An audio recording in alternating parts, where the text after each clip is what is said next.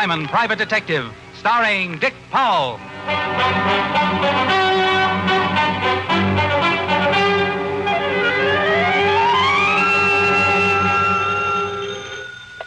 Diamond Detective Agency. Roses are red, violets are blue. Crime doesn't pay, but see that you do. Oh, Rick. Oh, hi, Helen, baby. Rick, have you ever thought of writing holiday greeting cards? No. But then you might just have a thought there. Christmas isn't far away. I think you'd better aim toward April Fool's Day. Oh, sweet. Helen, did you call just to insult my creative genius, or do I get an invitation to dinner? Well, the genius I didn't even recognize. The dinner, well, maybe. Here I am, a poor, starving detective, and you confront me with maybe. Oh, well, a girl can't be too careful about who she invites into her house these days. Do you have references? From the best crooks in town? Oh, well, I suppose it's all right. Come around to the back door, and I'll have Francis fix you a sandwich. Oh, now don't go to all that bother, Helen. I'll just stop off at the Mission. Oh, you fool. Are you busy? Haven't had a case since Well. What is it? I'm not sure, but I think a flying saucer landed outside and its occupant just walked in. Rick, what are you talking about? Who came in? Well, it looks like an Otis love loon, but it's awake. Oh, Diamond. Got a vocabulary like Otis, too. Look, Shamus, hurry up, will you? I got business with you. Helen, I have no choice but to hang up. This man speaks with such authority. Oh, Rick. If Otis is there, go easy on him. You'll tease that poor boy out of his mind. Helen, Oh, no, it's too obvious. I won't say it. I'll see you at dinner. Bye. Well, Sergeant Otis Loveloon. What brings you up here? Want me to sign your report card? The lieutenant sent me up, wise guy. Oh?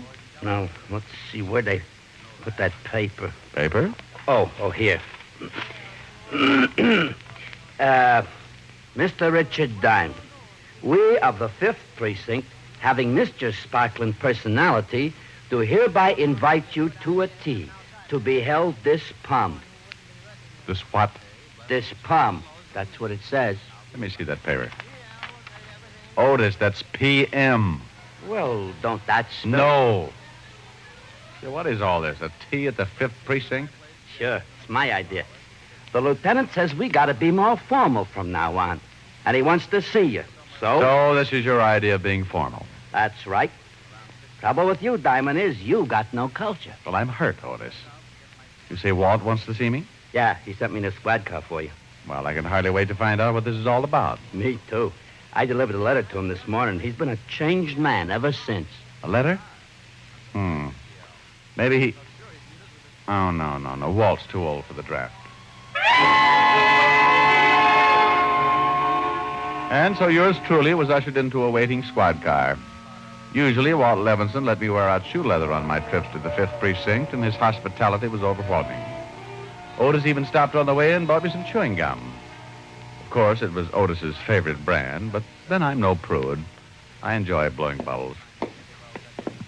He's in here, Diamond. Take off your hat. What? New rule. Oh, no. Here he is, Lieutenant. Well, I got eyes, you numps. Thank you, Sergeant Otis. Oh, thank you, Lieutenant. It was a pleasure.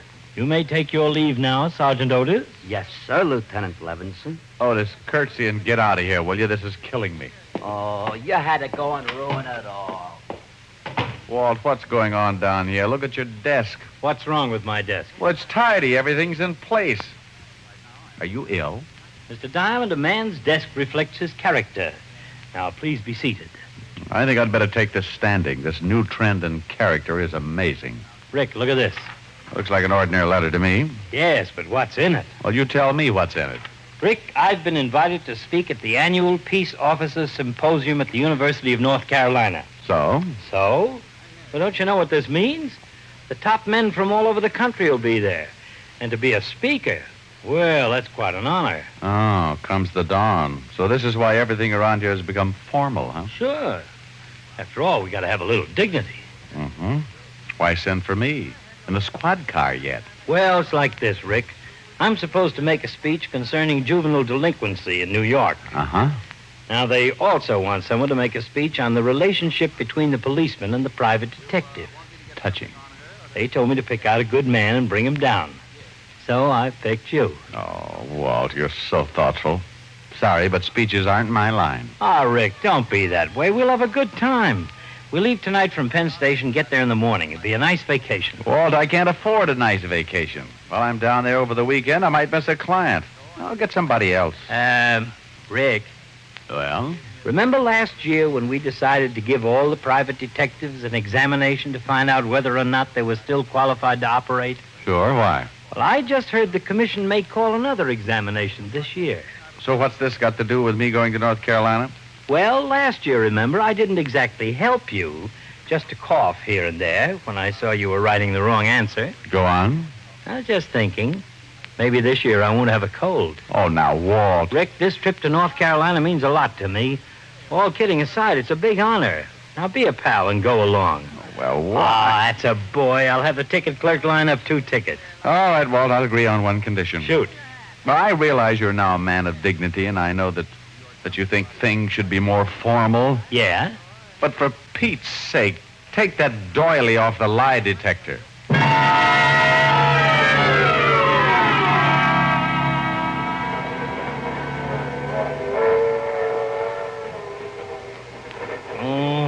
That's a nice, healthy groan. What's the matter, Walt? Train rides make you ill or something? No, but I just had a horrible thought. I was so excited about leaving, I forgot. Otis will be in charge while I'm gone. Oh, great. This is the biggest boon to crime since Prohibition. Don't remind me of it. No, I'll take your mind off of it. Look at the more pleasant things in life. Like that blonde up front? Oh, you're catching on, Fatty. Cute, isn't she? I guess so. Only she keeps looking around. Sort of suspicious-like. Walt, can't you take your mind off crime once in a while? All right. I'm sorry I brought it up. Everyone isn't criminal, you know. She's probably a co-ed on her way back to school. That's your opinion. Me? I say she's got criminal connections. Well, I have a buck that says you're wrong. All right, you're on. Now, how do we find out? Walt, you're so naive. Look, she's going to the club car. Come on.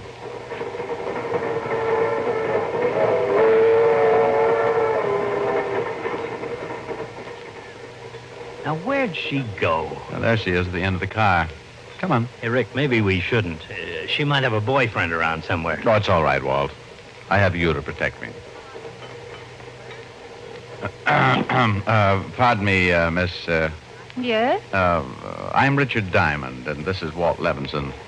Walt says he'd like very much to meet you, but he's the shy type and asked me to Miles Standish for him. Diamond.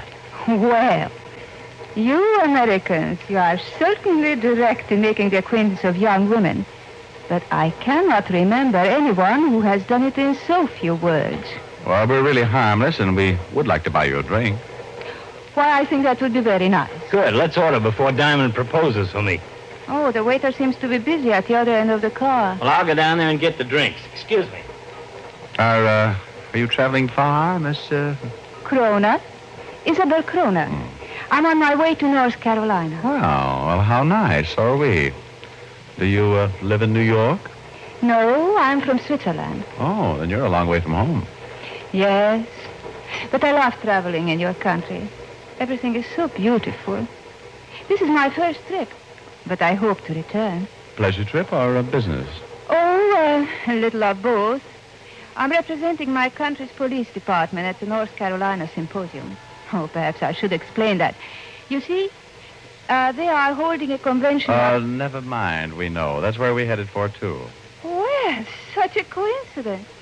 You're a police officer? Yes, that's right. Walt's a lieutenant, and I'm in business for myself. Well, here we are. Hope Scotch is all right. Fine. Thank you. Here, Diamond. Pardon my thumb. Scotch and fingerprint ink. What a combination. Mr. Diamond tells me that you are a policeman, Mr. Levinson. Yes, but don't let that frighten you. It's a tough life, but off-duty we're just like everyone else. Why, I remember... Walt, before you start telling her all about crime, let me tell you something. She happens to be a policewoman. What? Well, I'll be. You certainly will. A flatfoot in high heels. Well, sometimes it is advantageous, Lieutenant. If I were easily recognized as a policewoman, well, my usefulness would be at an end. Well, I wouldn't exactly say that. Let's have another. By the time our train reached Raleigh, North Carolina, we were old friends. From Raleigh, we took a bus to Chapel Hill, where the university was located. As we got off the bus, a short, red-faced man came up to greet us. Hello there. How do you... Hello, my name is Kevin, Christopher Kevin. I take it you folks are here for the Peace Officers Symposium. That's right. I'm Levinson from New York. This is Miss Isabel Crona, and this is Richard Diamond. Yeah, I'm very glad to. How are you? How do you do? I am the chairman of the Institute. We're taking a group picture on the front steps, and I think you're about the last to arrive. We can get started with the picture now. Ah, this is a police convention, all right. Here 2 minutes, and lawyer Phil Potts wants to mug you.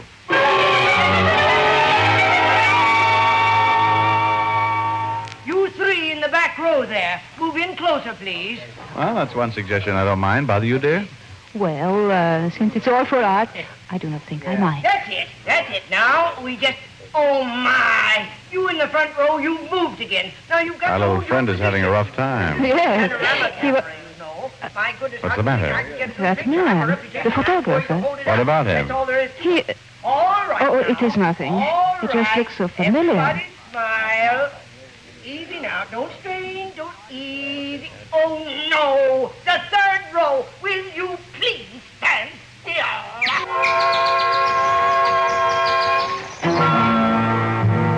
The little photographer pulled out a few hairs from his head and patiently rearranged his subjects. Half an hour later, he had succeeded in snapping enough pictures, and the group disbanded. Miss Crona promised to have dinner with us that evening. So a couple of hours later, Walt and I were walking down the hall to her room. Playing like gentlemen, we knocked on a door that was half ajar. No answer.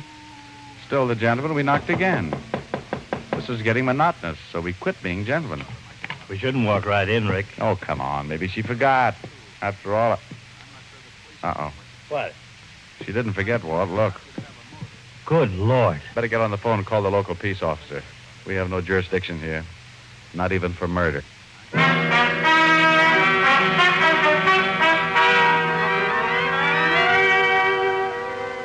Walt and I stared down at Isabel Croner's body on the floor.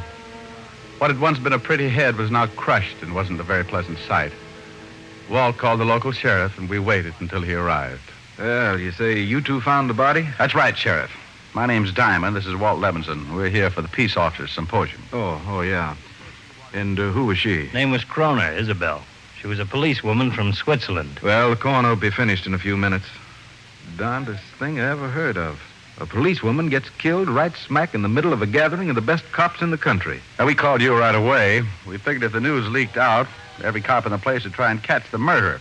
They'd all run into each other, make a real mess. Yeah, but we'd better keep it quiet till we can make an investigation.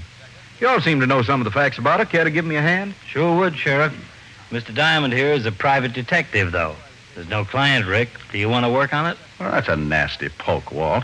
I'm as anxious as you are to catch this girl's killer. Good. Now, any reason you know of why anyone would want to get rid of her? Well, I can't think of any. She said this was her first trip to this country. Johnson, check with the hotel manager. See if he saw anyone come in who might have entered this room. Now, let's see. Looks like she was hit with a heavy instrument. Yeah. We noticed what might be a clue over here, Sheriff. There, on the floor. Ah, a little vial. We figured it might have fallen from the killer's pocket during the struggle. It's marked silver nitrate. There might be some prints on the bottle. Well, let's hope there are. We can use a few breaks in this case.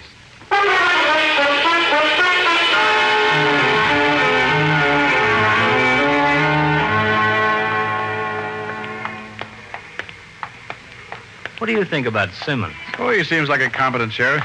He wants us over at his office after we have dinner. Yeah, he's sending the vial on to the lab in Raleigh. I hope they turn up something. What beats me is why was Isabel Crona killed? Who did she know here? Walt, What's the matter, Rick? I was just thinking. Remember when we had our picture taken earlier today? Sure, why? That little photographer? Isabel seemed to recognize him. She shrugged it off when I asked her about it, but she had a strange look on her face. Yeah, you might have something there. At least there's one person who might have known her. Let's look him up and ask him a few questions. Oh, no. On second thought, I don't think we'd better. If he did kill her and we asked questions, he might leave town. Let's just keep an eye on him till the lab has a chance to go over that vial. Right. Here's a drugstore. We can look up his address. Luckily, we found that the fair city of Chapel Hill had only one photographer. the little man who had snapped our picture that morning. His name was William Avery, and we jotted down his address. 10 minutes later, we were waiting outside his studio. Can you see him through that window, Rick? Yeah, he's putting on his hat. Move back into that doorway. He's coming out.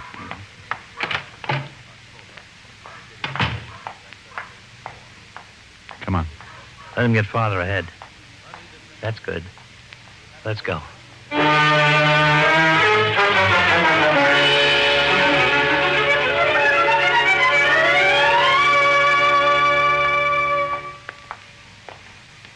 Oh, Rick, he's stopping. Yeah. Hey, there he goes into that restaurant. Come on, let's go across the street. Still think we ought to question him? No, wait. If he thinks no one suspects him, he may let his guard down. Let's just wait here. We can watch him through the window.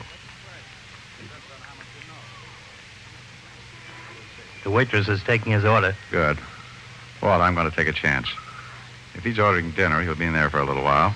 I'm going back to his studio and look around. Hey, now, Rick, you can't just break in there. We have no jurisdiction down here. And someone had no jurisdiction to kill Isabel Kroner.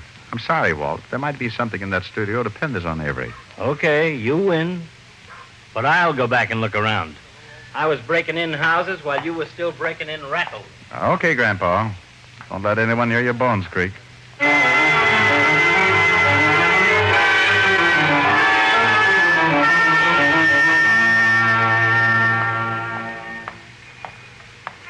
You find anything in his studio, Walt?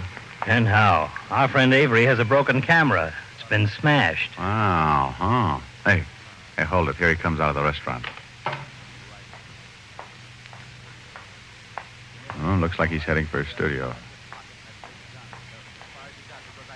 You say his camera was smashed? Yeah, I found it in the closet. Didn't the coroner say Isabel had been killed with a heavy instrument? That's right. You know, Walt, this may fit. After Avery took the picture, you recognized Isabel. Then still with his camera, you went to see her. They fought, and he bashed her with it. I'll buy that. Well, maybe we're just grabbing at straws.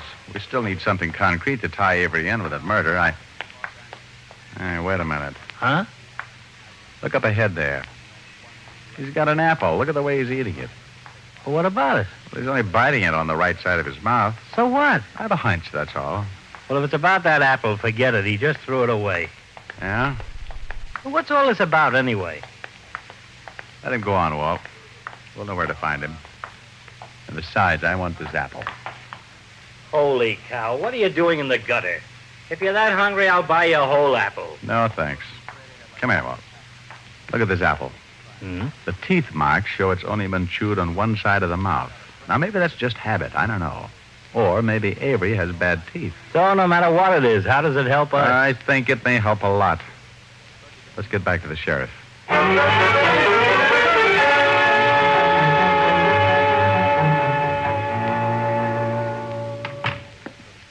Well, it's about time you fellas got here. Thought you were coming over right after dinner. We're sorry, Sheriff, but we followed a hunch. You know a photographer here in town named Avery? Bill Avery? Why, sure. He's the best photographer in town. Came down about a year ago. Why? We think he killed Isabel Kroner. Well, now, what makes you think a thing like that? Well, so far it's nothing concrete, but Isabel seemed to recognize him today. Yeah, so we followed him. And later I found a broken camera in his studio. We think it's the death weapon. Well, now, a broken camera is hardly enough to convict a man. Oh, we know that, Sheriff, but there's something else. You remember that vial of silver nitrate we found by Isabel's body? Sure. What about it? Well, some dentist prescribed silver nitrate for use on the gums in case of infected teeth. Now, look at this apple Avery was chewing. The teeth marks show it's been eaten only with the right half of the jaw. So? So that could indicate Avery has had bad teeth and may have been using silver nitrate on his gums. Now, that's downright clever. Of course, it still don't prove nothing. Well, it might, though. Send this apple on to the lab. If they find traces of silver nitrate on it, it will at least indicate Avery was in Isabel's room. Yeah, and I've been thinking. It might just be a wild guess, but if the girl recognized Avery, he probably recognized her. He might be a big European criminal. He was afraid she'd turn him in, so he killed her. Now, you may have something there, Walt. A transatlantic call to the Swiss Detective Bureau might clear up his real identity. Now, boys, before you go running up my phone bill, let's just take it nice and easy like. This broken camera, silver nitrate apple, and motive. It's all mighty interesting. But I don't think we'd better waste time sending this apple to the lab. Doubt if they'd find anything on it. Well, you'll at least check it, won't you? No. Like I say, all these things are real interesting. But there's just one thing stands in the way of me trying to arrest Avery. What are you getting at, Sheriff? Well, while you boys were out playing cops and robbers, I caught the murderer. What? Yep, nothing fancy. Just thorough, routine investigation. I sent a man to check the hotel manager. He hadn't seen anyone, but he said the maid was due to clean that room about the time of the murder. We questioned her. She got nervous and broke down. Confessed she killed Crona. But why? Lieutenant, what's the reason for most of the killings in your state every year? What's the motive? Well, robbery's mostly the motive. That's right. And it's the same down here. The maid told us she was going through Crona's purse when Crona came in and caught her. She got frightened, picked up a vacuum sweeper attachment, and hit her with it. You know how berserk a petty thief can get when they're afraid they'll be caught. Yeah, but the silver nitrate and the apple. Well, the apple's coincidence. The silver nitrate belonged to Crona. She, too, had bad teeth. Well, I'll be... Move over, Walt. That makes two of us. Yes, sir. When I heard all you fellas were having a big convention down here, I said to my deputy, Pete, I said, we're going to see ourselves some fancy investigating if anything should happen while those fellas are here. Only I'm sure sorry you went to all that trouble for nothing.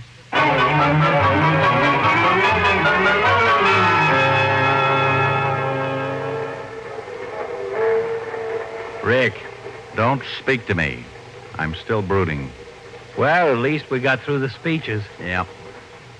Would have been a swell trip if it wasn't for that hunch of yours. Oh, now that's it. Blame it all on me. Apples and silver nitrate. And what about you?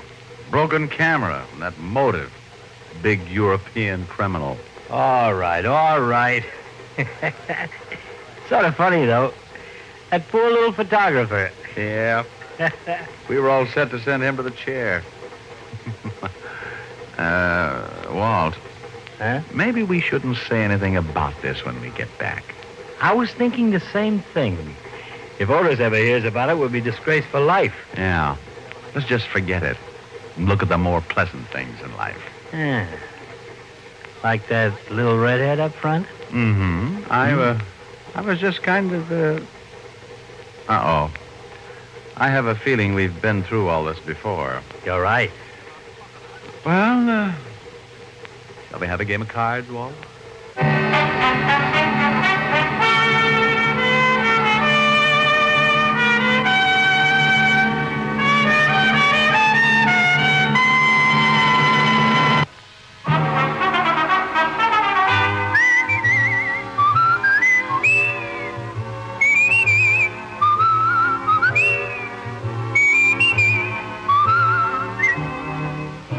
Richard Diamond, Private Detective, stars Dick Powell in the title role and was written by Blake Edwards with music composed and conducted by Frank Worth. This is Bill Foreman speaking. Richard Diamond, Private Detective is transcribed in Hollywood by Jaime Del Valle.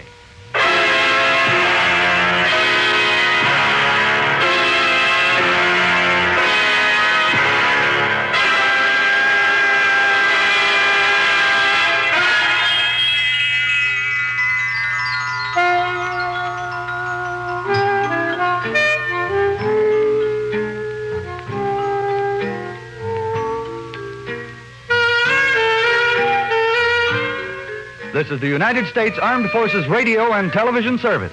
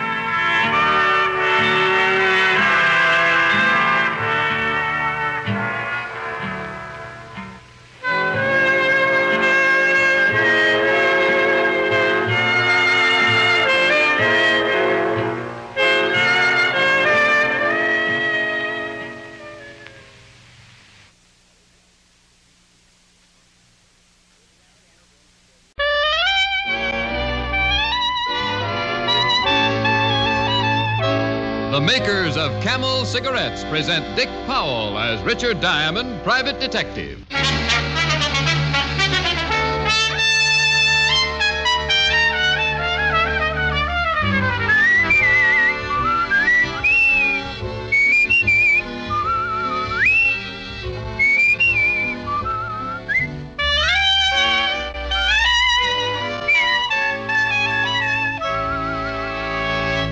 What cigarette do doctors themselves smoke? In a nationwide survey a few years ago, 113,597 doctors in every branch of medicine were asked, What cigarette do you smoke, Doctor? The brand name most was Camel.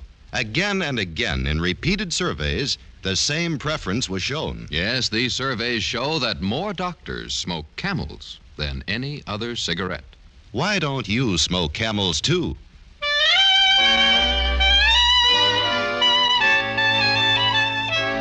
Now we bring you another transcribed adventure with Richard Diamond, private detective, starring Dick Powell.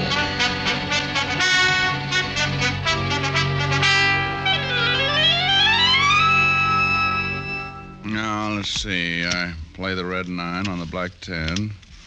Move the 8 of spades off this pile and put it over here. That gives me another king. Now, where's the 3 clubs? I'll sneak a look under here. No, ain't there. Hello? No.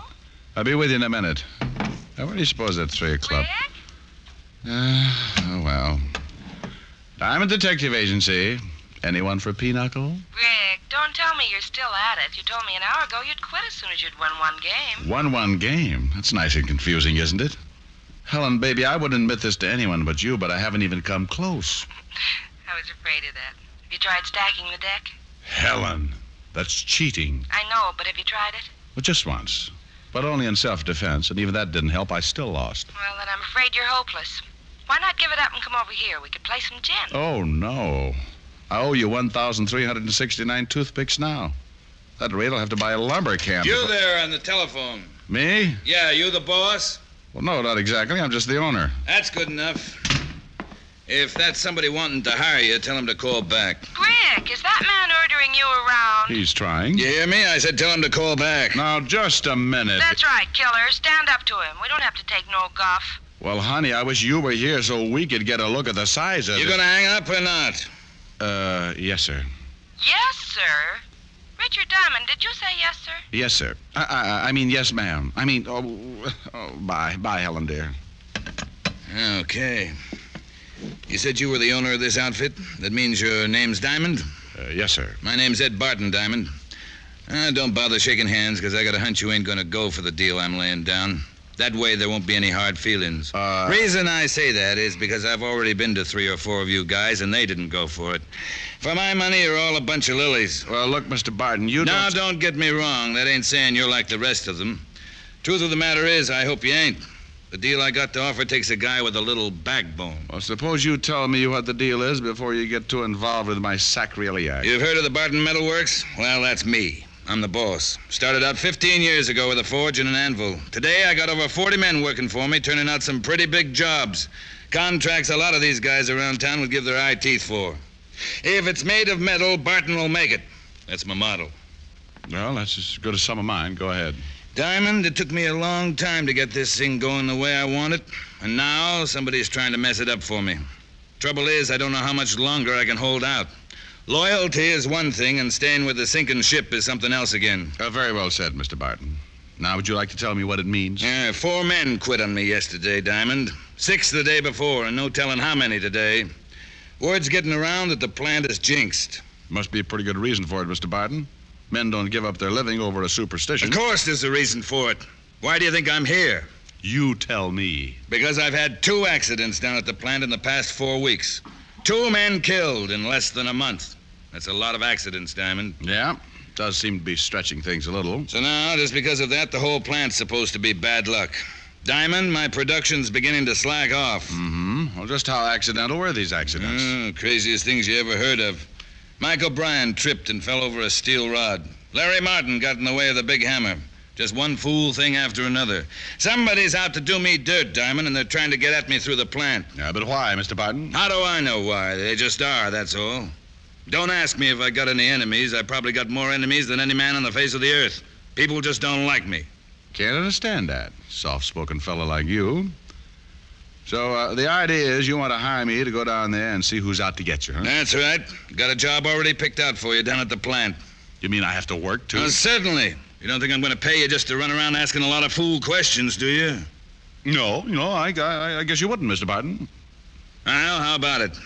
You going to back down, too? Mr. Barton, thanks to you, my girl already thinks I'm a coward. Looks like there's only one way to change your mind.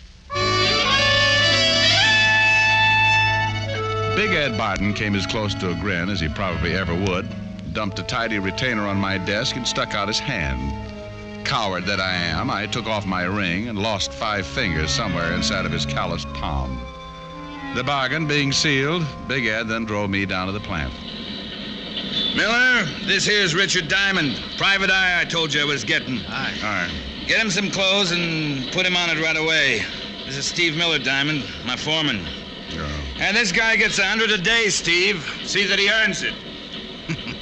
I don't mind Big Ed, Mr. Diamond. He means well, but if it isn't made of metal, he doesn't understand it. Yeah, I wonder how he'd react to a Geiger counter. Which way is the locker room, Mr. Miller? Down this way, Diamond. Oh, and just call me Steve. Oh, sure. A nice little place you got here. Being foreman must keep you pretty busy. Full-time job, all right. I suppose Ed told you what he wants you to do. Yep. Wait for an accident to happen to me. Yeah, that's about the size of it. Whoever's behind this will try to get rid of you right away. Oh, isn't there something else we could talk about? Income tax or the war or something pleasant like that? Sure. Oh, locker room's right in here. Good. Big Ed and I have both gone over the entire personnel looking for a possible suspect. But just about everybody down here has been with us over 5 years. With the plant, that is. Well, Big Ed seems to think he's got a lot of enemies, Steve. Oh, it's just his way, Diamond. Ed hasn't any more enemies than the next fella. Oh, here's some stuff that ought to fit you. Oh, thanks. That's quite a uniform you fellows wear. Uniform? Oh, the overalls, you mean? Oh, not so bad after you get used to them. Oh? How long you been wearing them, Steve? Oh, most of my life, I guess. I was practically born in front of a forge. My father was a blacksmith. All right. How long have you been with Big Ed? From the beginning. Since before he moved out of the old shop into the plant here. Of course, I haven't always been foreman. That's only happened in the last... Oh, hi, Fred. Come in for a smoke. Diamond, meet Fred Larson. Hey, what's the matter, Fred? I'm quitting, Steve. Quitting? That's what I said. Oh, now, wait a minute, Fred. Save your breath. My mind's made up. Oh, I see. So it's even got to you. Look, Fred. Who's he? Someone who isn't afraid to get down into the furnace room and take over Larry Martin's spot at the hammer. Diamond here knows the place isn't jinxed, don't you? Well, I... Better not answer that until you've been here a while, brother. I just about had it a couple of minutes ago myself. You? How, Fred? What happened? Railing gave way up on number 5 catwalk. Right there where the plates are stored. What? That's what I said. If it hadn't been for that scaffolding, I'd have cashed in right then. But those railings are always given out, Fred. You know that. It's been happening for years. Yeah, but this one just came too close. I ain't stopping to pick up my check, Steve. Mail it to me. Those railings aren't indestructible, Diamond. They just wear out. Mm-hmm. What was he talking about? Plates. Oh, I'll show you when we get up there. Number 5 catwalk's right above the big hammer. Oh, all right. No, I'm all dressed. How do I look? On second thought, don't answer that.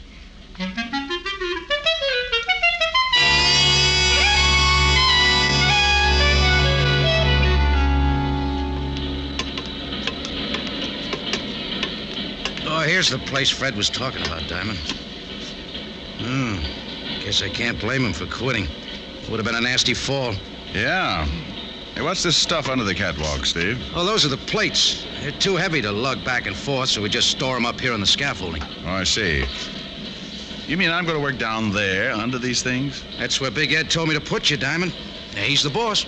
Yeah, I guess that's right. If I ever forget it, I guess he'll come around and remind me. Well, that hammer's a pretty big piece of equipment, isn't it? Sure is.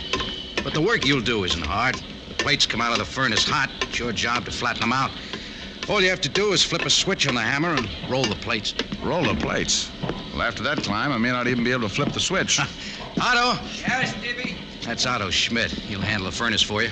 Well, looks like he can handle the whole factory. Hello, Stevie. Is the fellow going to take Larry's place? That's right, Otto. Rick Diamond, Otto Schmidt. Howdy, Otto. Hello. He's a new man, Otto. Never worked in a shop before. Yeah, I see that. Well, don't worry. I take care of him. Just how do you mean that? Now, take it easy, Otto. Production isn't as important as safety right now. Remember that. Yeah, I remember, Stevie. Now, you'll be working all alone down here, Diamond. Just you and Otto. Swell. The main thing is to keep your eyes open. Yeah, that's right. All right, Otto. You can take over now. Yeah, I take over now.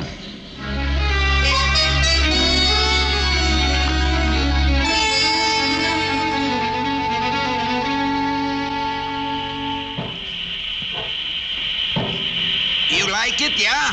Yeah? Just don't get too close to hammer. No home should be without one. It's great for straightening nails, pounding out meat. Yeah, maybe pound out home, too. You think maybe you stay? Sure. Why not, Otto? You not scared, huh? Should I be? Yeah, maybe not. What kind work you do before? Delivered telegrams.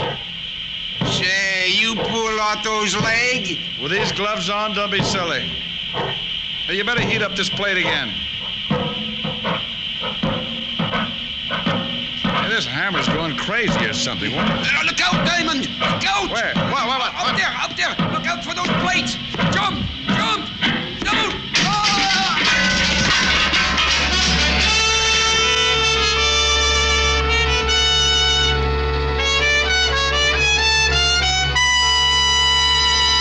Before we continue with Richard Diamond, here are a few words about smoking enjoyment. Among the many stars whose voices, whose throats are their fortunes, is Maureen O'Hara. Maureen O'Hara's cigarette must suit her taste and throat, and that's the reason camels get Maureen O'Hara's vote. Yes, Miss O'Hara tried the different brands and chose Camels. Beautiful Maureen found that Camels agree with her throat. And Miss O'Hara's only one of the many famous stars who regularly smoke Camels. Some of the others are Dick Hames, Dennis O'Keefe, Linda Darnell, Henry Fonda, Vaughn Monroe, and our own Dick Powell. Why don't you take a tip from the famous people whose throats are their fortunes and who smoke Camels? Make your own 30-day Camel test. Smoke only Camels for the next 30 days. Enjoy Camel's rich, full flavor, pack after pack. See how well Camels agree with your throat, week after week. Camels, smoke Camels, and see how mild a cigarette can be. And now, back to Richard Diamond, Private Detective, starring Dick Powell.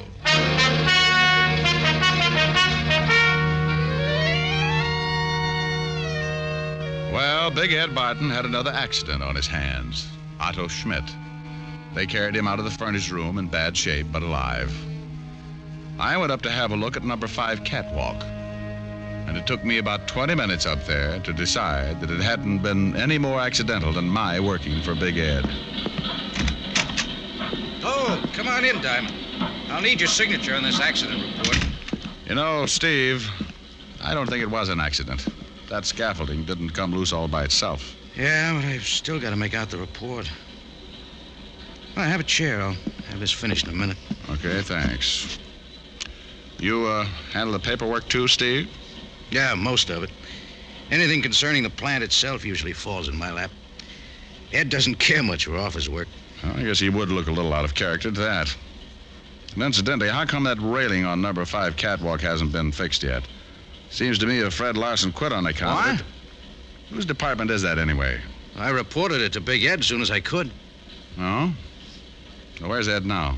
Home, I guess. Want me to call and see if he's there? No, that's all right. I think I'll just run over and surprise him. What's the address? 105 East Parkview.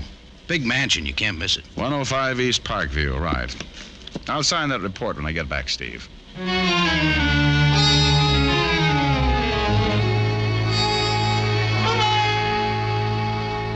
So, what if it wasn't fixed, Diamond? Those railings cost money.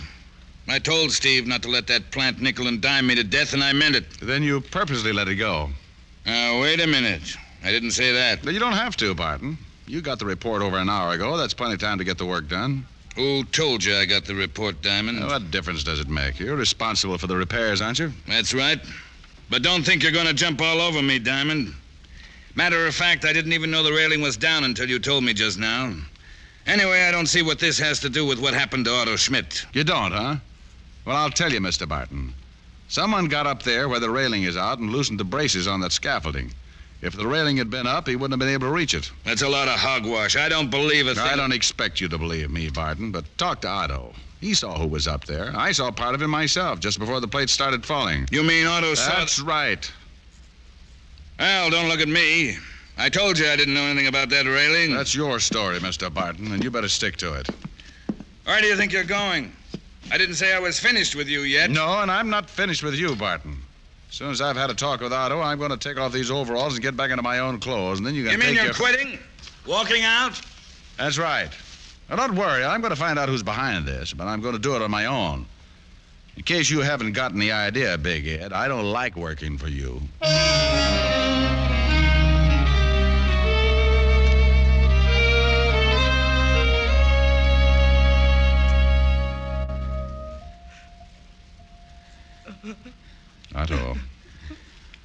Otto, open your eyes. I want to talk to you. No talk. Why? It wasn't an accident, Otto. You know that.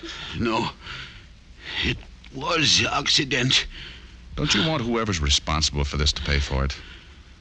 No. What are you afraid of, Otto? Who are you hiding? I'm afraid it's no use, Diamond. For some reason, he just won't talk. Yeah, but why? What's he afraid of? That's all the time I can let you gentlemen have. You'll have to have some rest now. Just a minute, Doctor. Mrs. Schmidt, talk to him, will you? See if you... No. Otto don't want to talk. All right. How long will it be before I can see him again, Doctor? Well, that's hard to say. Several hours, anyway. You might check with the front desk later this evening. They can tell you more about it then. All right, thanks. Would one of you mind dropping her off? It's getting late. There's nothing she could do here. I'll take her home, Diamond. You probably feel like a shower and a change of clothes anyway. Thanks, Steve. But I've still got some work to do.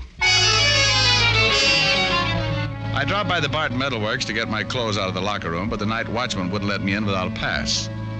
Too tired to argue with him, I hopped a cab to my apartment for a change of clothes.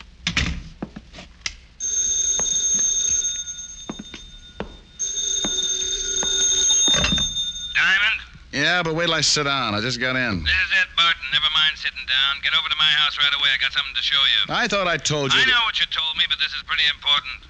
All right, what is it? A note. It was in my mailbox. No stamp, no address, nothing. Just the note. A note? What does it say? Well, the fellow used up a lot of words he didn't need, but the gist of the thing is I'm supposed to close down the plant or suffer the consequences.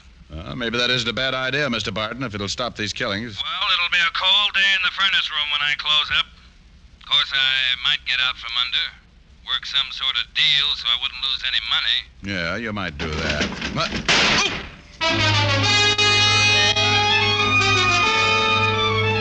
Whoever it was had been waiting out on the fire escape. The bullet thudded into the back of my best chair, and I got on behind it, wondering which drawer I'd left my gun in this time. After a while, when nothing happened, I sneaked a look around the arm of the chair. Diamond, what's all the noise? There was no one there. What's all the noise, Diamond? And then I realized Big Ed Barton was still talking. You hear me, Diamond? Speak up. What's going on over there anyway? What do you think?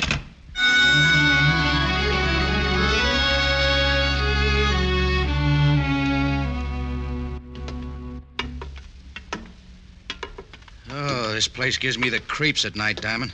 Especially way up here. No one around. Just a lot of machinery. Yeah. And what are we looking for, anyway?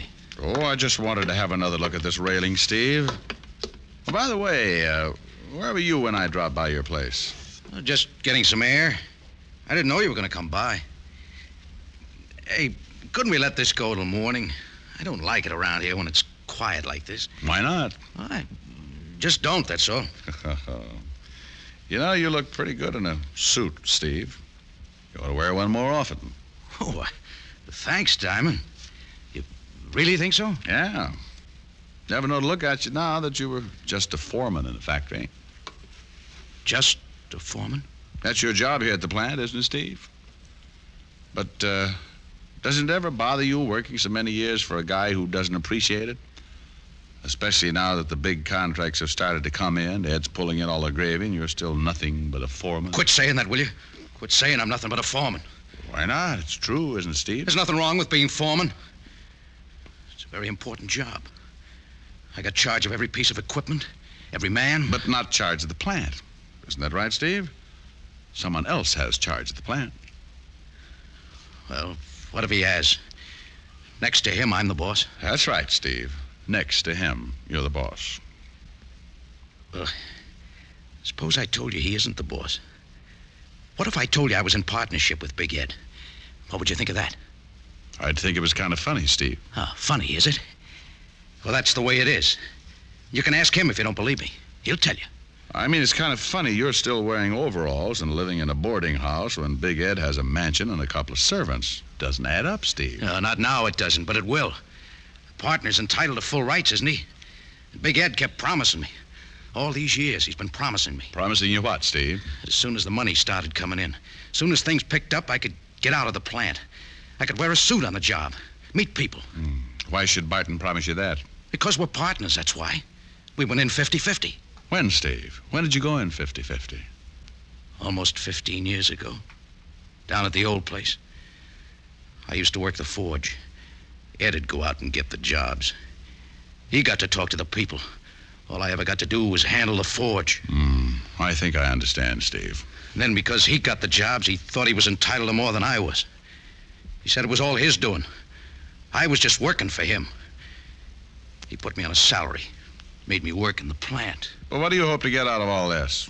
Hating Big Ed is all right, Steve, but if he closes up the plant, you'd be out of a job. But I won't be out of a job. I'll be in charge then. I'm a partner, ain't I? All right, Steve, we could go back down now. Down? Down where? Where are you taking me? Downtown, to talk to some people. You mean the police? That's right. And Steve, just in case you've still got that gun, I think it's only fair to tell you that this time I've got one, too.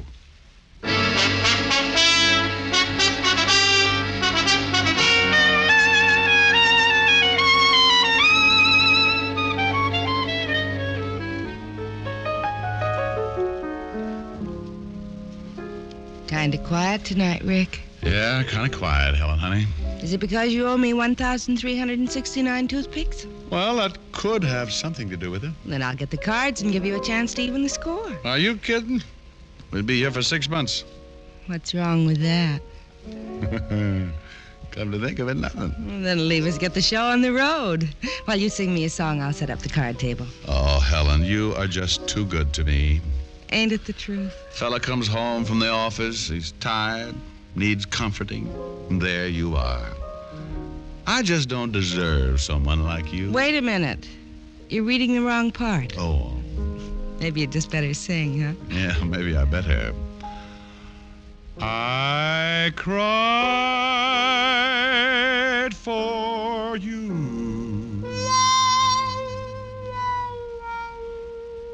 Now it's your turn to cry over me. Every road has a turning. That's one thing you're learning. I cried for you. What a fool I used to be. Now I found two eyes just a little bit bluer. I found a heart just a little bit truer. I cried for you.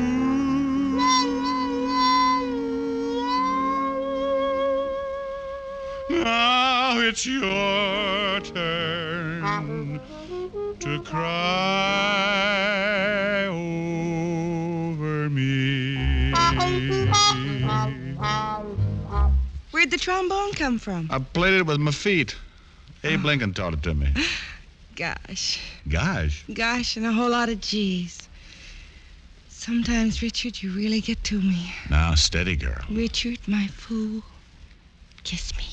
Oh, well, here. This is a kiss? Well, honey, after all, I'm tired, sleepy, worn out, bushed, beat. Had a busy day. You must have had a busy week. When I say a kiss, I mean a kiss. Come here. Now, that's what I mean when I say... Rick? Rick, what's wrong? It serves me right. I'm going to have to get myself a younger detective.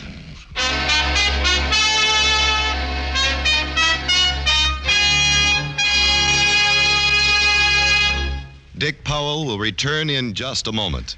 No other cigarette has Camel's rich, full flavor and cool mildness. That's because Camel's costly tobaccos are properly aged and expertly blended for flavor and mildness, for true smoking enjoyment. Yes, and it's one of the reasons why Camel is America's most popular cigarette, by billions of cigarettes per year. Are you smoking the cigarette that's enjoyed most in America?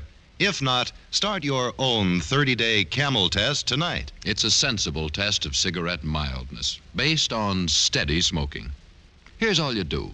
Smoke only Camels for the next 30 days. You'll soon see how rich, how flavorful a cigarette can be, and you'll discover why Camel is America's most popular cigarette. How mild, how mild, how mild can a cigarette be? Make the Camel 30-day test and you'll see. Smoke Camels and see. Here's Dick Powell with a special message. Thank you. Ladies and gentlemen, to help bring pleasure to hospitalized veterans and members of our armed forces, the makers of Camel cigarettes send thousands of packs of Camels to veterans and military hospitals every week. This week's gift Camels are on their way to Veterans Hospitals Dwight, Illinois, and Whipple, Arizona. Rapid City Air Force Hospital, Rapid City, South Dakota, and to all hospitals operated by the Far East Command of the U.S. Army. Now, until next week, enjoy Camels. I always do.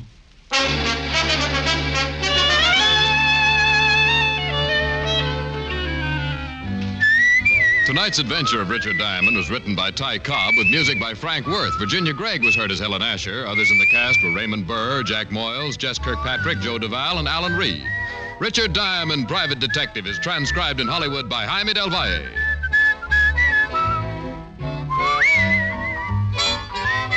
Be sure to listen to another great Camel show, Vaughn Monroe and the Camel Caravan, every Saturday night. Many millions of Americans enjoy cigarettes regularly. One thing about cigarettes that many smokers may not realize is that more than half the money we pay for our smokes goes for taxes. Yes, that's right. 8 cents of the price of every pack we buy goes to the federal government, and 3 or 4 cents more in most states goes for state or city cigarette taxes. So that actually means that better than half the price you pay for cigarettes goes for tax.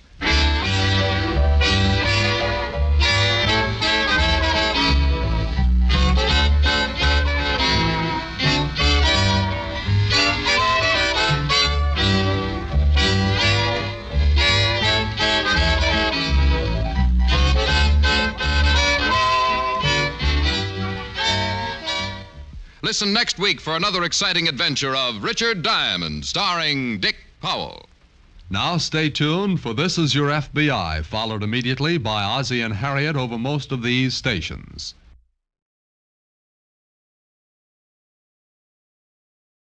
Here, transcribed, is another in NBC's great parade of new shows.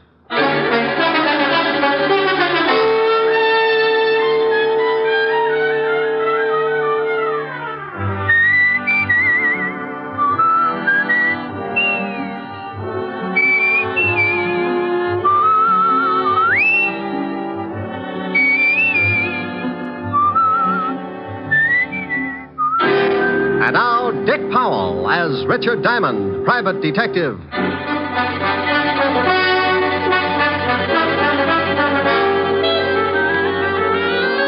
Hello there, this is Diamond. If you happen to wake up some morning and spot something walking in front of your house and it looks like Santa Claus with jaundice, don't turn the hose on him. He's not on fire. He's just wearing the newest thing in men's fashions. They call it the bold look, and it's supposed to be the masculine answer to Dior's new look for women. It's an answer, all right. Like walking up to your best girlfriend and slicing her down the middle with a broadsword. Now, if you haven't seen it yet, just close your eyes and try and picture yourself in the bold look. Imagine walking down Fifth Avenue, very casual, decked out in a new, bright purple, non-shrinking suit, pastel shirt, yellow maybe, hand-painted tie, and argyle socks. Got it? What do you think? Pretty bad. About the only thing I can think of that's more gruesome is that little murder I got mixed up in last week. It started in a house out on Long Island. A guy named Harry Baker was getting involved with his private secretary. Here are the papers you wanted, Mr. Baker. Oh, thank you, Connie. What time is Mrs. Baker going shopping? She didn't say. This afternoon sometime. Oh, where is she now? In her room. Come here, Connie. Harry, no. Supposing she comes down. I didn't see you last night. I missed you. I got hold of the man you wanted. His name's Nat Fox. He wants $500 for the job. Oh? Well, what's the matter? That's what you wanted, wasn't it? Connie, I had a lot of time to think last night. And? Well, I'm not sure. I don't know if this is the thing to do. You don't know? Oh, Harry, we've gone through this a dozen times, and I won't go through it again. If you haven't got the backbone... Oh, my dear, you know it's not that. No, I do not. I'm sick and tired of living this way. Not being able to be seen with you, watching you being pushed around by that old shrew.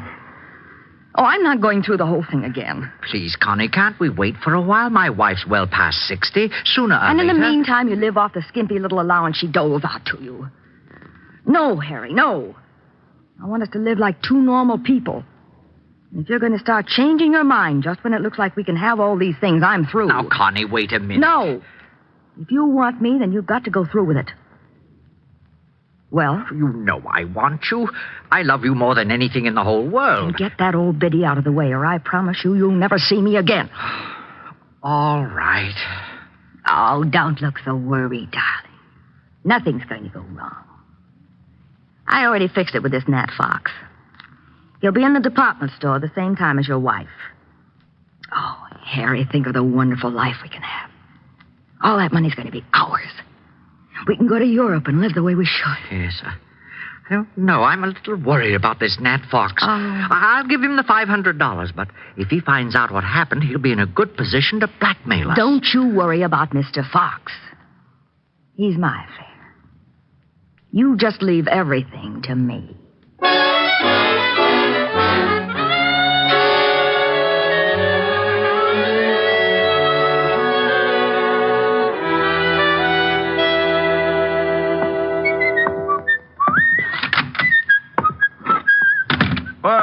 Well. Hello, Otis. What do you want, Diamond? I thought I'd drop in and see the lieutenant. Aren't you glad? You want me to make you feel good, or do you want the horrible truth? The truth, Otis. I'll steel myself. You turn my stomach. I couldn't without a bulldozer. Very funny. When are you going to go on a diet, Sergeant? You're beginning to look like Dumbo with a goiter. Hello, Walt. Oh, no. Who's dead this time? No, don't be silly. I just came down to talk to see how you were. I don't believe it. Say something without corpse in it. Your smile is like the first dawn of an Indian summer. You said Indian. So what? If you said it, he's dead. All right. If that's the way you feel about it, goodbye and good luck. Oh, now, wait a minute. Stop being an idiot. That's all right, Walt. I understand. Now, come back here. You know very well I'm glad to see you. And you think just because I come down to see you, I've gotten mixed up in some kind of a murder. Oh, a fine friend. Now, you stop acting like that. You're a worse ham than Otis. That did it. I'll never send you a good dead body again. Is that a promise? Is what a promise? That you'll never send me a good dead body again. Oh, want me to break the law, huh? Hold out police evidence. Of course not. You know I was only kidding. Just like the police force, making fun of a corpse. I have never made fun of a corpse. So that's what's the matter. What? Too serious. That's what's ruining your stomach. Oh, now stop that. You know what's wrong with my stomach. I've been working too hard, that's all. So the next time I find a corpse, you'll want to take a vacation. This precinct is more corrupt than I thought. What do you mean, corrupt? Just what I said.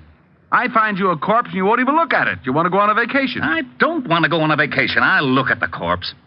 What corpse? The one you wanted me to look at. There you go, acting like I've gotten mixed up in another killing. Trying to make it look like the corpse is mine. What? Well, it's not my corpse. It isn't? No. Well, whose is it? Well, you know. You tried to frame me with it. I did not. Don't you try to shove that body off on me. Yeah, what is it? Oh, hello, Helen. It's for you, Rick. Thanks. Hi, baby. Hold it a minute. Walt, you better do something about that body. Oh, yeah. Otis, put in the general alarm. Diamond's found another killing. Oh, wait a minute. No, Walt, it's your killing, remember? Oh, yeah. Forget about the general alarm, Otis. I've got... Oh, Diamond. Sure, Helen. I'll meet you at the store. Oh. Sure. I love you. Bye. Oh. Walt. What a funny look. You're all red. Walt, you're turning blue. Well, I got to go shopping with Helen. I hope you find the body. Bye. Lieutenant, I'm still waiting. Sergeant. Yeah, Lieutenant? Shut up!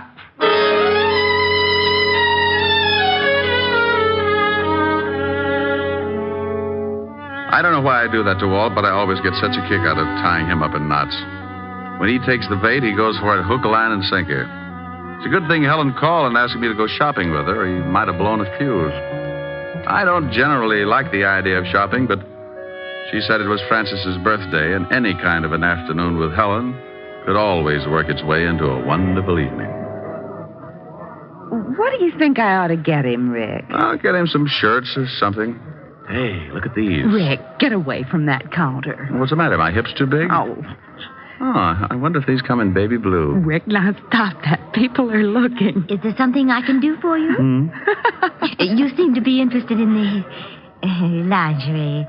Is there something I can show you? Oh, I'm looking for something for a birthday. Oh, well, then may I suggest a nightgown, perhaps? We have some lovely numbers. This is for Butler. A butler? Yes. Oh, then you were thinking of getting something for the lady, too. No. Just seeing whether the baby blue went with my eyes.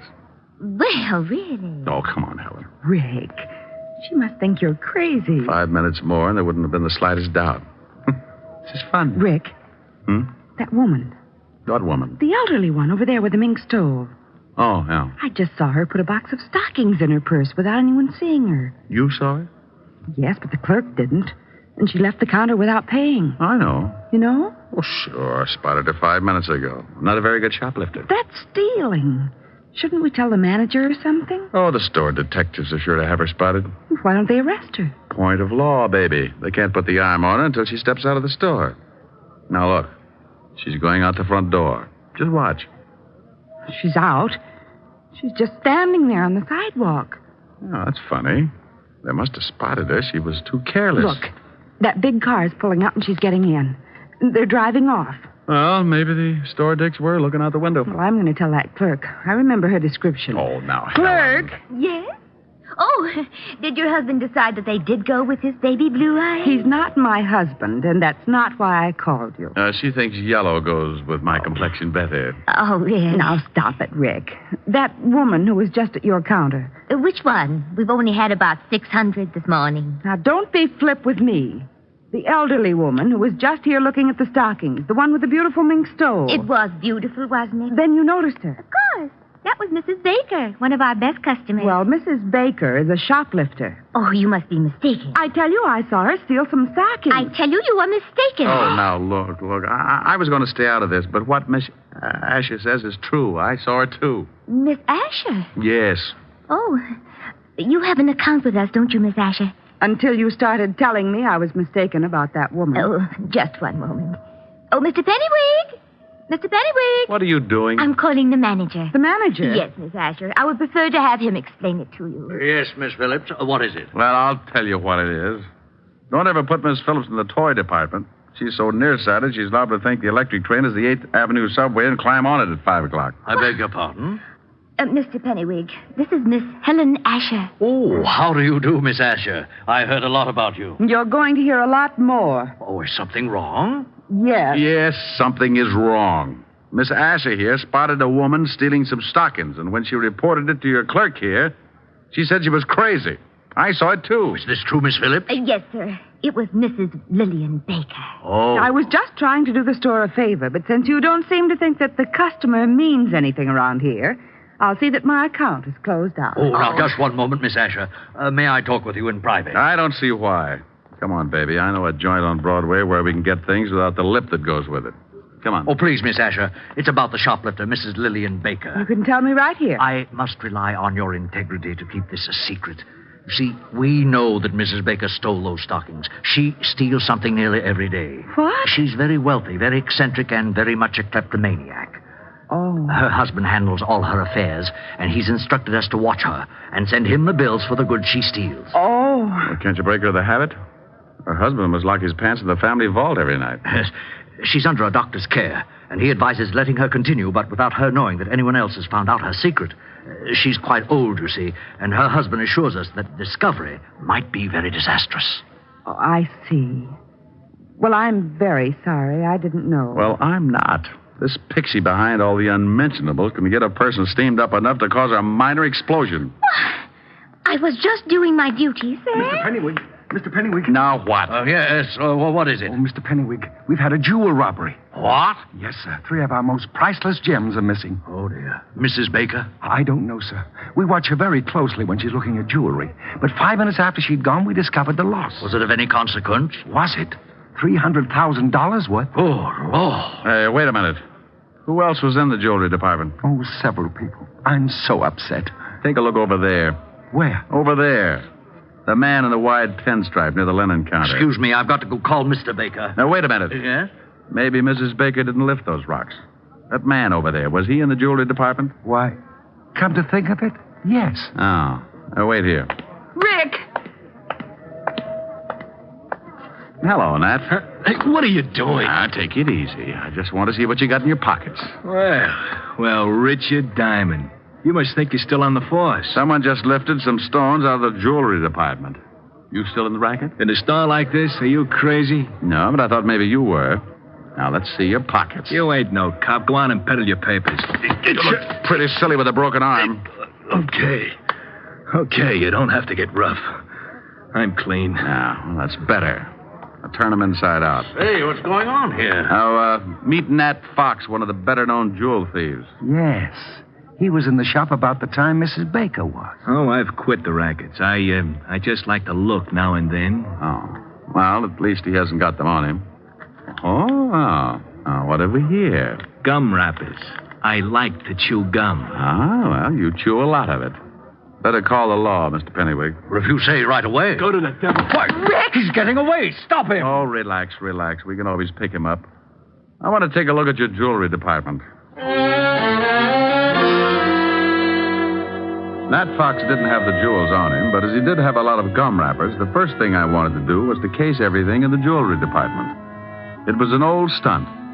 The thief chews a lot of gum, palms some jewels, and sticks them in the gum.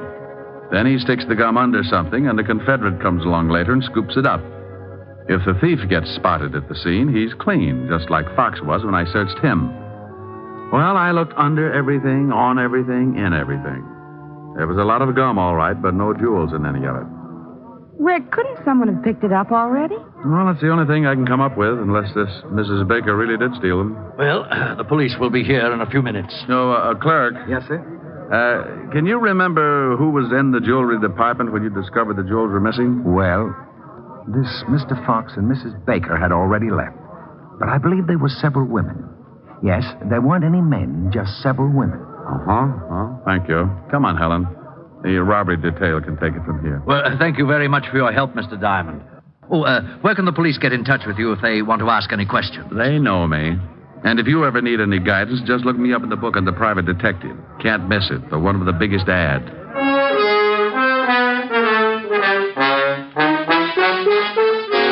Helen and I got out of there just as the prowl cars were pulling up at the curb.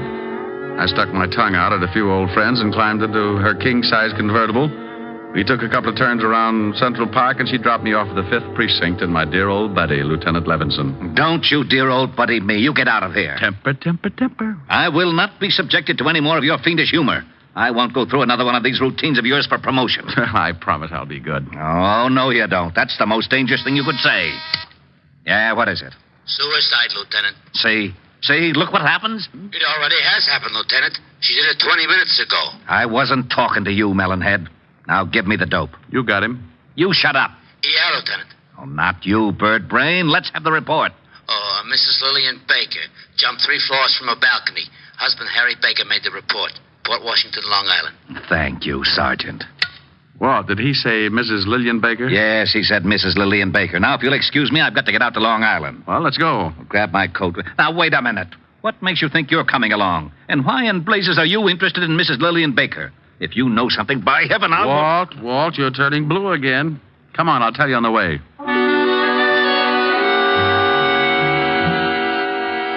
I briefed Walt on what had happened back at the store when Helen and I saw Mrs. Lillian Baker lift the hosiery. We reached the Baker estate about 3 o'clock in the afternoon and drove up a long circular driveway to the big house. The husband, Mr. Harry Baker, met us at the door. Oh, please come in, gentlemen. Thanks. You'll have to forgive me, gentlemen, but I'm still a little upset. My wife was a sick woman, but I never expected her to do anything like this. Where's the body? Out in the garden. Right this way. Have you any idea why your wife committed suicide, Mr. Baker? Oh, yes. There's the body. You don't mind if I go back inside, do you? I want to ask you some questions, then you can. I understand that your wife was a kleptomaniac. Is that right, Mr. Baker? Why, yes. How did you know? Mr. Diamond here saw her steal something from the store today. You mean the jewels? No, I mean the stockings. Did she steal the jewels? Why, yes. I found them under her mattress after the store called and told me of the loss. She was a sick woman. She's been stealing things for years, but she didn't think anyone knew about it. I had an arrangement with the stores that I could take care of all the things she took, but those jewels were too much. I had to confront her with the evidence.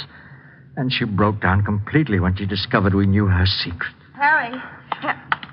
Oh. Wow. This is my private secretary, Lieutenant Levinson. Richard Diamond. Oh, Miss Constance Loring, Lieutenant Levinson, Mr. Diamond. How do you do? Well, pretty good. I'd like to tell you about it sometime. Don't dead bodies make you a little nervous, Miss Loring? What? Miss Loring was here when my wife jumped. She's already gotten over the initial shock. Oh. She's been in the library calling some of my firms to tell them I won't be at work for a while. How long has she been here? Why, all afternoon she's been taking some dictation. With her hat on? Oh, well, you see... forget it. Tell me, did your wife jump from that balcony, Mr. Baker? Yes. 3 floors. About a 4-foot railing around the balcony. If you think that there's been any foul play, you can check with her doctor. He'll tell you she could easily take her own life if her secret was discovered. I'd like to talk to him. What's his number? Evergreen 54469. Dr. Leonard Bischoff. Thanks. While you're calling him, Rick, I'd like to see those stolen jewels, Mr. Baker. Certainly. Right this way. Phone's right over there on the stand, Mr. Diamond. Would you open the safe for the Lieutenant, Connie? Mr. Loring?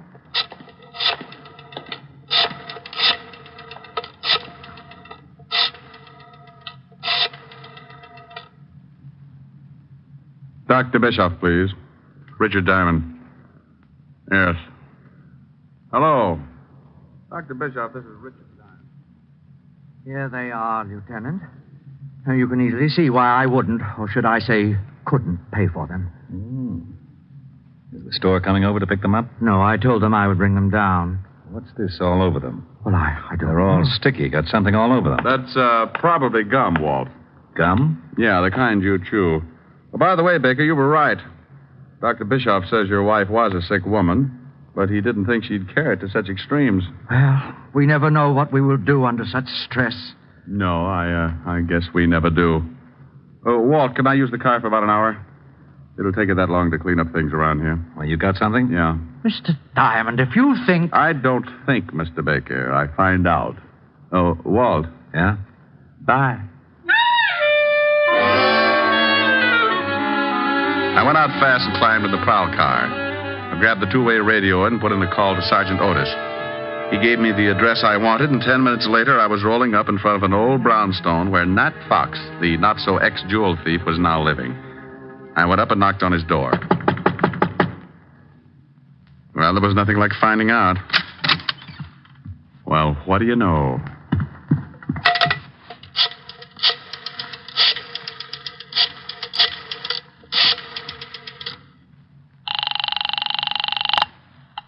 Mr. Baker's residence. Let me speak to Lieutenant Levinson, dear. He's right here. Hello? Walt, I'm over at Nat Fox's place. Now, don't say anything. Right. You remember I told you I spotted him right after the theft and shook him down? Yeah? Well, he's through giving the police department headaches. What do you mean? He can't explain the 2 bullet holes in his head. I called the station and had them send over the wagon, then I took off for the department store. I was sure that Mrs. Baker hadn't jumped, and I was pretty certain that whoever had knocked off Nat Fox was in on the Baker killing. Oh, hello again, Mr. Diamond. Have you heard we found out who stole those jewels? Nat Fox? Why, no, it was Mrs. Baker after all. Mr. Baker called us back and said that he'd found the stones. Oh, well, that's dandy. Well, I'm going to take your clerk who was in the shop at the time of the robbery. Take him? Yes, I want him to identify someone. I'll have him back in about an hour. Oh, well, I suppose it'll be all right. George? Yes, sir? I want you to go along with Mr. Diamond here. He wants you to identify someone. It's official, I guess. It's official, all right. When you point out a thief and a killer, it's always official.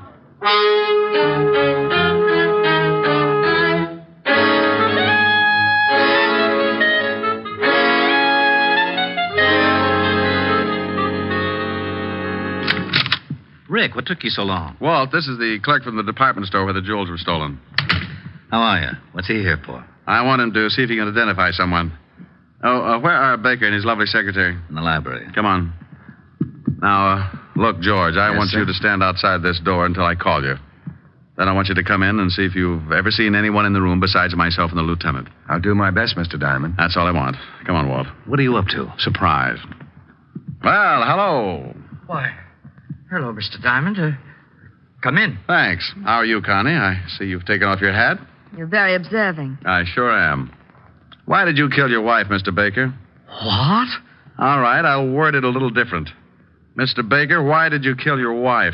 Are you insane? Everybody asks me that. Maybe I should see a good doctor. Maybe you should. Like Dr. Bischoff, maybe? He's the best in town. Mr. Diamond, you're being ridiculous. I was with Mr. Baker when his wife jumped. You shouldn't have said that. Makes you an accessory. What do you mean? I mean, you're lying if you try and tell me Mrs. Baker wasn't killed. She jumped. Over a 4-foot railing? Yeah. What are you getting at? How old was your wife, Mr. Baker? Oh, close to 70. Why? Pretty good health physically? Why, yes, of course. You say you were in the house and neither one of you gave Mrs. Baker a push off that balcony, Connie? Of course. Are you sure you weren't out putting 2 bullets in a cheap thug named Nat Fox? I don't know what you're talking about. Rick, what is this? Who has the money in the family, Mr. Baker? Why, my wife did. And who does it go to in event of a death? To me, naturally. Naturally. Walt, Mrs. Baker couldn't have taken those jewels. She was too much of an amateur. Helen and I spotted her swiping stockings at 50 paces. Whoever did lift those rocks was a professional thief. Well, why couldn't my wife have hired Fox to do the job? Who said anything about Fox doing the job? Why, you did. Harry. Shut up. I just said that Nat Fox was dead and that I thought Connie killed him. I didn't kill anybody. You were just coming back from it when you bumped into us. You hadn't even taken your hat off, and you were still carrying your purse. I was just going out. Let me see that purse. You stay away from that. Anything in it? Yeah, well, no gun, but she probably threw it in the river. Nice handkerchief. I'll sue you, Diamond. Look at the handkerchief, Walt. It's sticky. Give me that. Sit down, lover. Oh. Oh, I'm sorry. I thought there was a chair there. It's sticky, all right, Walt. That's gum. And gum on the jewels. She must have picked them up. Yeah, right after Nat Fox stuck them somewhere. Oh, you're both crazy. She was here with me all day. Yeah. George. Yes, Mr. Diamond. Who's this person? You just relax. I want to find out what's going on, too. Well, George? Yes, sir. That girl was in the shop right after Mrs. Baker. That's a lie. I wasn't. I didn't kill anybody. One of you hired Fox to steal the jewels, then you picked them up and brought them to Baker here. You killed Fox to keep his mouth shut. I did not. Yes, she did. Harry! We might as well tell them. You're right, but I didn't kill my wife. I can't get first-degree murder. Why, you dirty old man. You did kill her. You told me you were going to. You were up there and you pushed her off. Try to prove it. She jumped. No, she didn't. There was a 4-foot railing all around that porch. Well, she could have climbed it. That's right, Rick. She could have, but you should keep in touch with her doctor, Mr. Baker. When I was in the store today, I spotted your wife with a cane. A cane? Yes. Dr. Bischoff said she didn't want to tell you about it because she didn't want you to worry. Didn't want me to worry about what? She had arthritis, Mr. Baker. And Dr. Bischoff said she could barely walk upstairs, let alone climb over a 4-foot railing. He also told me that under the conditions, her age and everything, she couldn't have lasted more than a year. You were in too much of a hurry. Okay, Walt, you run with the ball from here on. I got a date.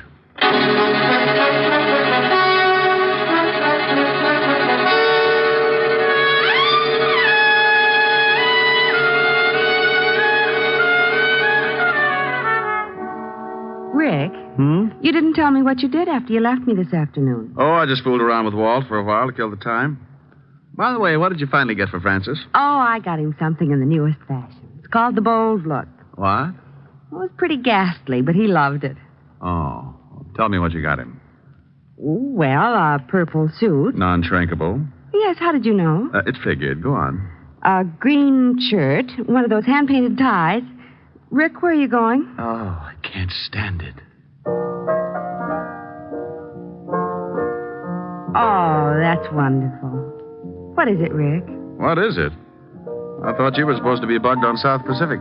Oh, is that what it's from? Yep. Goes on next to closing, right after Fink's Mules. It does? You better get those tickets again. See what it's all about. Well, give me a preview. You'll hate me in the morning. There's an answer for that. Yeah. Younger than springtime are you, softer than starlight are you, warmer than winds of June are the gentle lips you gave me, gayer than laughter are you, sweeter than music are you, angel and lover, heaven on earth are you to me. And when your youth and joy invade my arms and fill... Hey, what's that? What? That, standing in the corner. Oh, Francis. That's Francis, Rick.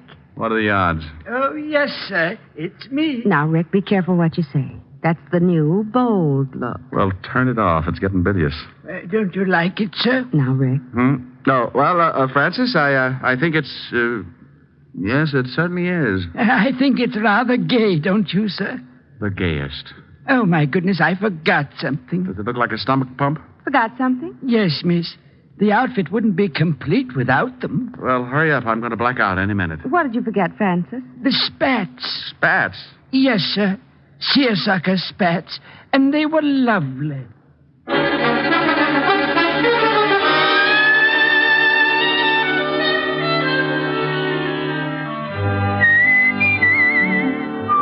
You have just heard transcribed Richard Diamond, Private Detective, starring Dick Powell.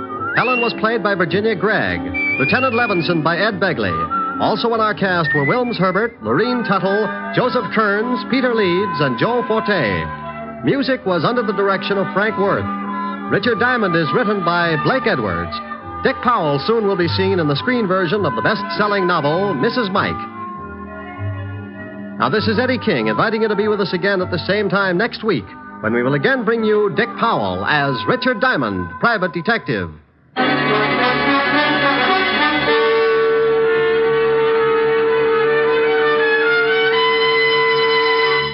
This is NBC, the national broadcasting company.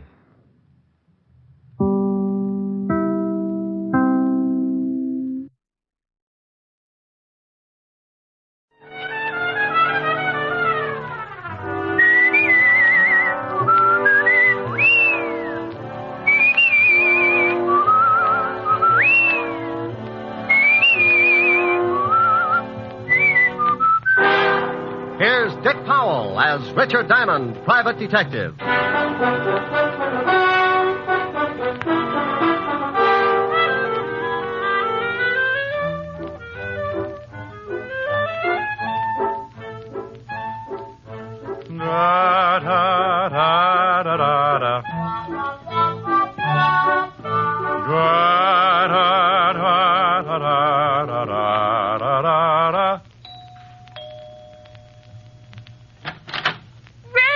Hi, baby. Why, what in the world are you so happy about? Why aren't you at the office? Now, don't confuse me, dear. One question at a time. Come on in the study, and I'll tell you all about it. Oh, now stop being so mysterious. You never come over here at this time of the day. Read some of these. What are they? Letters. Read them. All of them? Well, there must be at least half 100. Well, close. 53, and those are only about 1/10 of the pile that's in my office. Oh, Rick, are these... Yeah, the lovely, dear, sweet tenants in that gorgeous building right next to this one. They like your singing. Read a couple. Me, me, me, ho, ho, ho, de, de, de, de, de, de. Dear Mr. Diamond. La, la, la, la. Rick. Go on. Well, stop sounding like a whole quartet. All right. Dear Mr. Diamond, I live in the building across the way from Miss Asher's apartment. Right over there. At least once a week, I sit in my living room and listen to the sounds of your melodious voice. Last week, however, I waited for 7 straight days, but without result. You did not sing. Please, Mr. Diamond, for the sake of my family, continue to sing at least once a week. I am beginning to nag my husband, and yesterday I took the rubber bone away from my French poodle. Everybody shall be exalted. You see, it's getting to be a real problem with me, and if you want to save me the $25 a day, I would have to pay my psychiatrist. Sing. Yours expectantly, Mrs. Louise Cartwright. Rick, are they all like this? Well, certainly not. Some of them are really desperate. Now, here's the one I saved out. Read this one if you really want to get a charge. Me.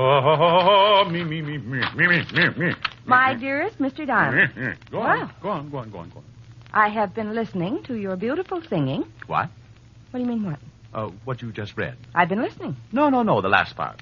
Your beautiful singing? Yes, I'm in a enchanted evening. Oh, you show off. Go on, finish it now. Finish it. Well, she's been listening to your beautiful singing. Oh, yes.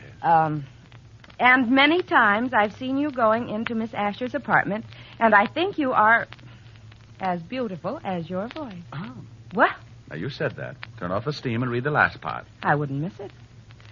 Last week, I waited and waited, but you didn't sing. Everybody shall be exalted.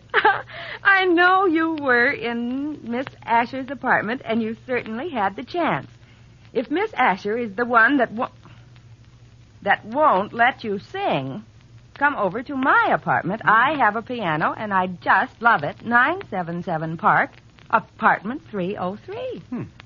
Signed, your most ardent fan, Ellen. Mademoiselle. Rick, what are you doing? Open your window. Don't you think it's a little stuffy in here? The air conditioning's on. Rick, now stay away from that piano. No, I knew it. Ellen's right. You really don't want me to sing. At 11 o'clock in the morning? No. I want you to sing tonight when it's more romantic. Oh, shame on you. Me? Yes, you. You want to deprive those poor, discouraged people of a little honest, simple pleasure? You want that woman to take her dog's bone away again? You idiot. Oh, no telling what'll happen. Those people might not leave their apartments for days. It'll get to be like a prison camp. Think of it. No food.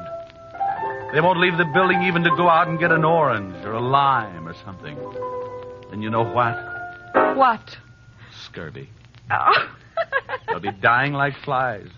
Well, go on. What's the matter? Dying like flies. I wonder who thought up that bright little simile. I've got a big green fly in my office that's so tough he carries a manslaughter. Oh! Well, you think it's funny, do you? Think what'll happen if those poor people stay in that building, withering up with scurvy, you fiend. I know it. Yes. It's just that, well, I don't want to share your tonsils with anyone. I'm selfish. Me. You're more than that. You're antisocial. All right. You mean? Yes. Sing. Stop, fellow. 101 pounds of fun. That's my little honey bun. Rick. Yes? Did you hear something? Oh, I think so. Try it again. All right. 101 pounds of fun. That's... Rick. Yes? I heard it. That's that grouch. Rick. Yes? There's an enemy in the camp. But what do we do? We can't just let those people die over there. Sink him. You mean? Yes. Sing. It's your duty. You're right. It's no longer a matter of personal pride.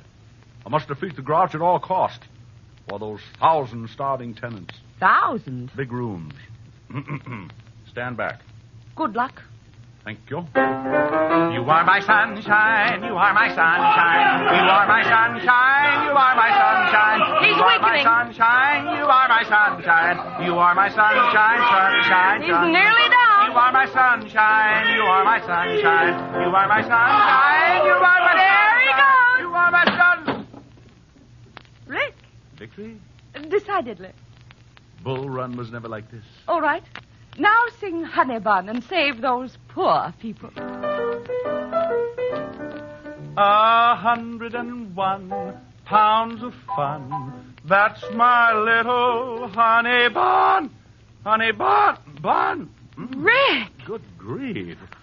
Bun! Rick! What happened? I don't know. I can talk all right, but the minute I go up, something happens. I hope you didn't hurt it. La, la, la, la, la, la, la, la. Oh, Rick!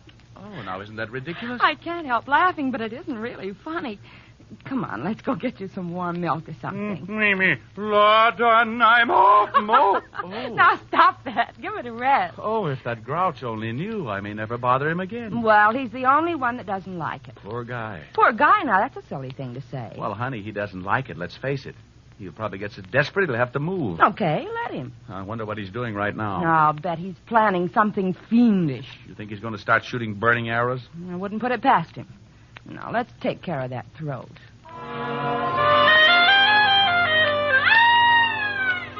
Well, sometimes silly things like that happen. I come on like a big baritone and lose my voice. Helen has to feed me hot lemon juice and honey for about 3 hours, and the grouch across the way in the next apartment starts thinking up the 10 best ways to eliminate Diamond. Think I'm kidding? Well, let me tell you. I didn't know it then, but that fast course of You Are My Sunshine with my own lyrics started more trouble than a hopped-up mouse in a herd of elephants.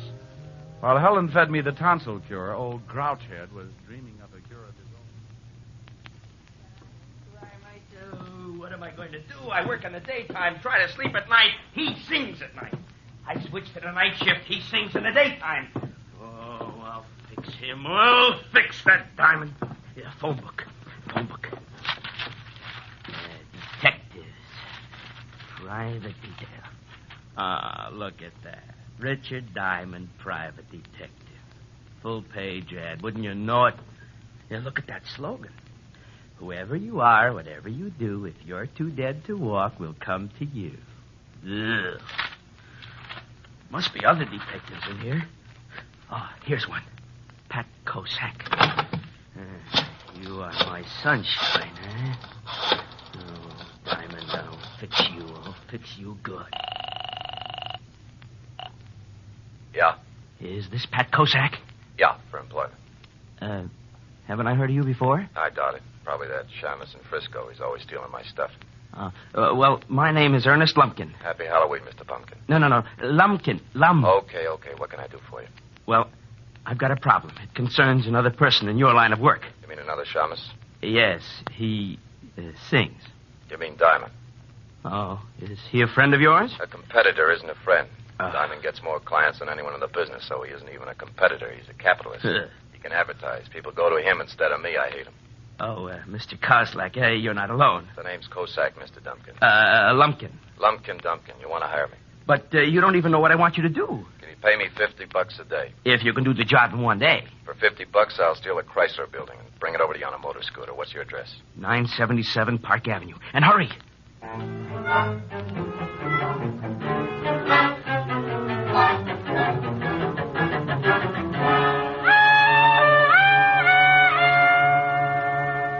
How does your throat feel now? Oh, scalded.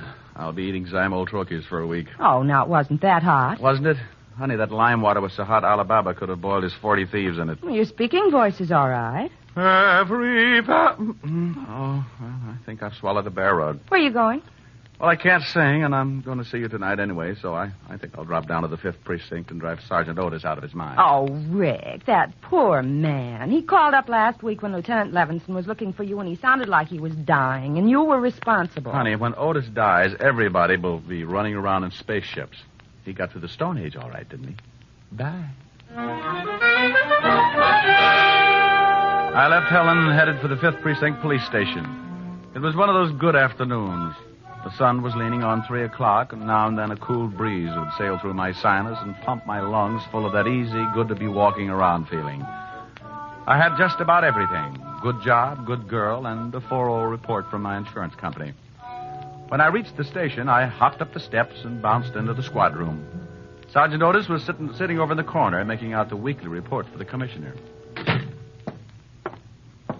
Hello, Otis. Oh. What do you want, Shamus? Well, really nothing. I just came by to see if I could borrow one of your shoes. I'm going sailing.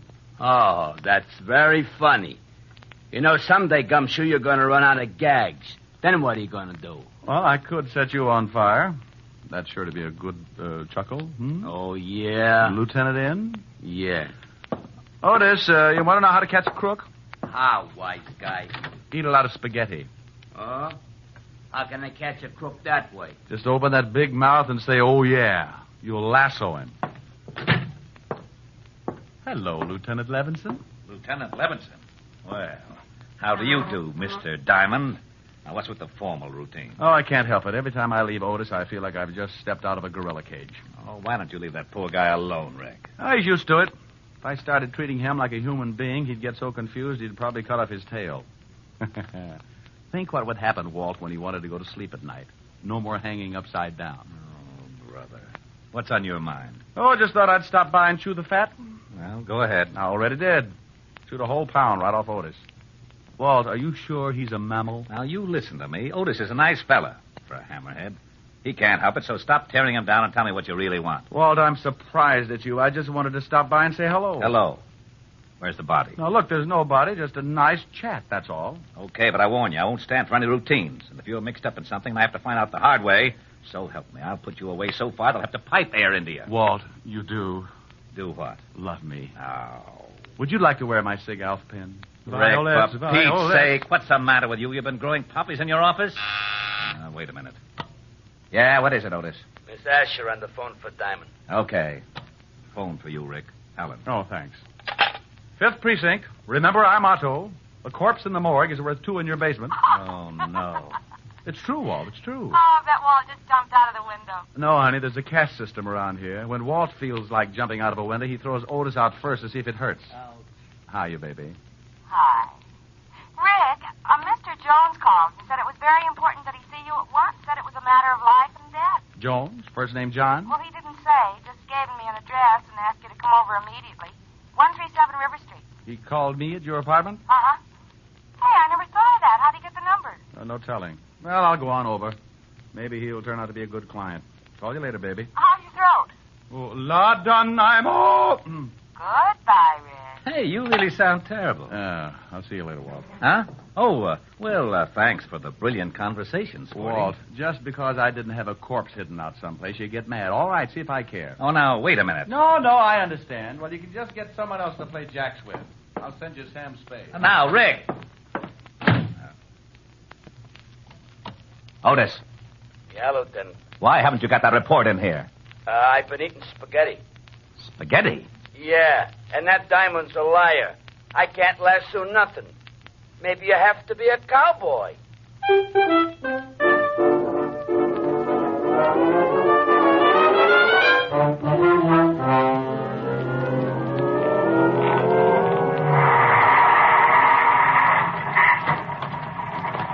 Thanks, Cabby. Keep the change.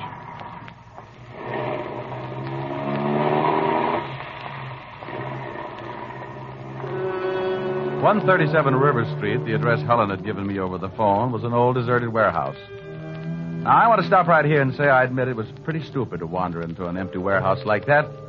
But I figured that this Jones guy must be in some kind of trouble to leave a message like that with Helen. The place was as empty as a fairground in the winter. I put my hand on my .38 and kept moving toward the back of the building. Then I saw a door. A sign on it said, "John Jones. Enter." And wouldn't you know it, I did. Hey! What's going on? Where am I? Let me out of here! Come on, Mr. Lumpkin, let's get out of here. Let me out of here! But I don't understand. He's liable to stay in there forever. I don't want him to stop singing like that. Somebody will come along, I promise you that. I just want him to stay in there for half an hour, that's all. And now, wait a minute. I want to know just what this is all about. You want him to lose his voice, don't you? Oh, I love it. Well, when he went through that door, he started losing it. How? Well, what's behind that door? An ice box. Come on, Mr. Grumpkin.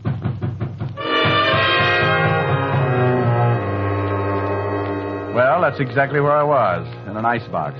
Not a very big one, but a very cold one. The kind a company might have to store fresh meat and drinks. I tried breaking down the door, but it was a foot thick. I struck a match and looked around. Lots of ice, no way out. So I turned up my collar and sat down to wait. I don't know how long I sat there, but I guessed it to be about 20 minutes. I could tell because my feet had frozen up about 20 minutes worth. Then I heard that lovely sound. Rick, you in there? Yeah. Hand me an ice pick. I want to get my feet uncrossed. How in the devil did this happen? Well, I think one of the frozen food companies got a new idea. What's the matter, Diamond? Forget your sleigh. Shut up, Otis. You think you can walk, Rick? Yeah, sure, but I might squeak a little. Ooh, got a Bunsen burner handy? Otis. Okay. How did you find me? We got a call. From a guy named Jones? Yeah. Said he was in danger and that you were coming down to meet him at the warehouse. Said he saw two guys lock you in this icebox. Oh, dandy. Did he say where he was? Yeah. Here's the address. Thanks. Hey, where do you think you're going? Well, I feel better now. I'm going over to find Jones. Well, you might get in trouble. Well, if I can find the two guys who locked me up, you can bet on it. Well, I'm going to send Otis along with you. Otis? I thought you wanted me to keep out of trouble. Oh, now, wait a minute. I can keep you out of trouble, Diamond. Oh, Otis, you couldn't find an elephant in an elevator. But come on and bring your head with you.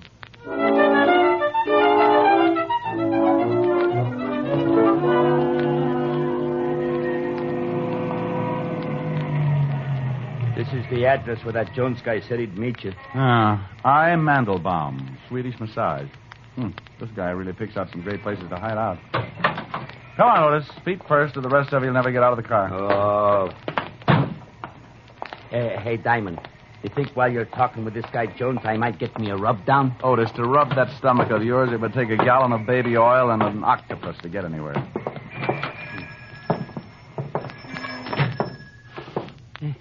Hey, it smells kind of good, don't it? Like a pine tree, maybe. Otis, how would you remember? The last time you smelled a pine tree was when you used to run with a pack. Now listen here, Diamond. You gotta lay off. I don't go around... Yeah, what can I do for you? Holy cow. Get the biceps. Oh, I'm looking for a guy named Jones. Oh, yeah? Who wants him? The name's Diamond. Oh. Well, Mr. Jones is expecting you. I think he's back in the steam. Which way is it? Straight back. I'd show you, but I gotta give a guy a rub. Come on, Otis. You must be at the end of the hall. That's a pretty bright observation, seeing as how there's only one door and it's at the end of a hall. Yeah, that's the steam room. How do you know? By this little window in the door. What do you see? Steam. Then, by golly, it must be the steam room. Hey, I can't see nothing. Mr. Jones? Hey, ain't that some guy lying over there on the bench? Looks like it. Mr. Jones? He don't answer. No. Otis, look, I'm going over there. Keep the door open. I don't want anyone to lock me in this place. Oh, okay. Mr. Jones, Well, hey, Otis, it's just a bunch of towels rolled up to look like somebody. Hey! Otis, what's the matter? Diamond. Yeah, where are you?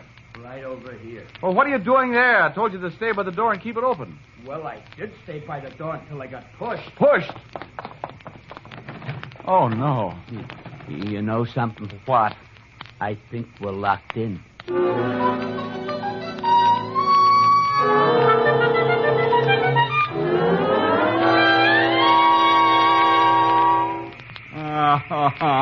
Oh, shut up, Otis. But I don't feel so good. What are we gonna do? Oh, why don't you be happy? It's the only chance you'll ever get to sweat off some of that blubber. Yeah, you want I should look like one of them atrocity pictures? Otis, you could lose 300 pounds and still weigh in with King Kong. Yeah, there's no time to get nasty. Well, relax. Read a magazine or something. What do you mean? Just what I said. Read a magazine. Isn't that one right over there? Yeah. Oh, for Pete's sake. How can I read this thing, Shamus? The pages is all stuck together. You couldn't read the first line of an eye chart anyway. Just look at the pictures and shut up. Okay. Hey! What's the matter? this magazine. Take a look at this. What is it? It's one of them movie magazines, Movie Stars Parade. So what? Well, get a load of these pictures. Ain't that you? Let me see. Well, how about that? Some guy acting like Richard Diamond, private detective. Well, it looks like you. No, it's that Powell guy, that actor. Tear it up. Oh, no, it's a good magazine. Give me that. Oh, hey, what'd you do that for? If it hadn't been for that juvenile, I could have been in pictures myself. Now try kicking in that little window again. It's no use. That glass must be bulletproof. Oh, swell. First an icebox and now a steam bath. I'm going to start thinking I'm in California. Well, don't just sit there sweating. Do something. My uniform's shrinking. Well, maybe now it'll match your head. I just can't figure this. If someone wants to get rid of me, why did they do it the old-fashioned way? Oh, don't say that. How long do you think we've been in here? I don't know. Hey, Diamond. Yeah? My socks just disappeared. Well, go kick on the door again. It's your turn. I don't think I can make it. We've been in here for days. Hey, look at your watch. It's all steamed up. I can't tell. You think there'll be anything left? Just your shoes, Otis. It'll take a blast furnace to get rid of those. Oh, wait a minute. What's the matter? I thought I heard somebody outside. Yeah? Hey, help! Help! Shut up. Here. Hey, what's going on in here? Who closed the bolt on the door? We're saved? Would you mind helping us out, old man? We seem to be a little limp. Hey, where's Mr. Jones? Hey, what are you doing in here with your clothes on? Trying to get them steam cleaned. Oh, fresh air. Now, would you two guys mind telling me what this is all about? Maybe you better tell us, Buster. I don't know what you mean. Who locked the door on us? How do I know? I give a guy a rub. When I come back, I find the door bolted. Hey, where's Mr. Jones? You sure he was in the steam room? Sure. He comes in and says he wants a steam. You should show up. I should send you back. I told him I was going to give a rub to stay in long as he liked. Did he ask you how long the rub would be? Yeah. Matter of fact, he did. I said it'd be about half hour. I don't get it. He wanted me in that steam room for just a half an hour. He wanted me in that icebox for about the same time. What's with this? Diamond, look at this uniform. Oh, I think it's lovely, Otis. You should always wear knickers.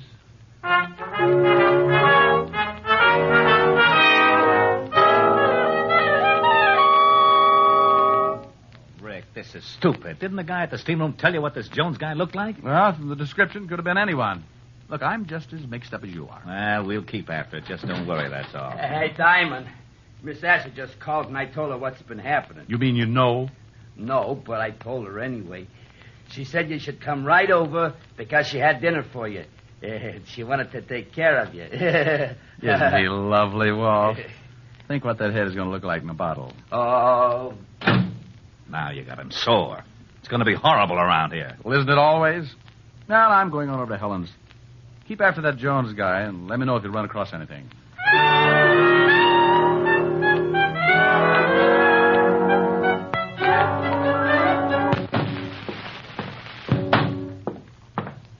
How are you, Mr. Klumpkin? Lumpkin.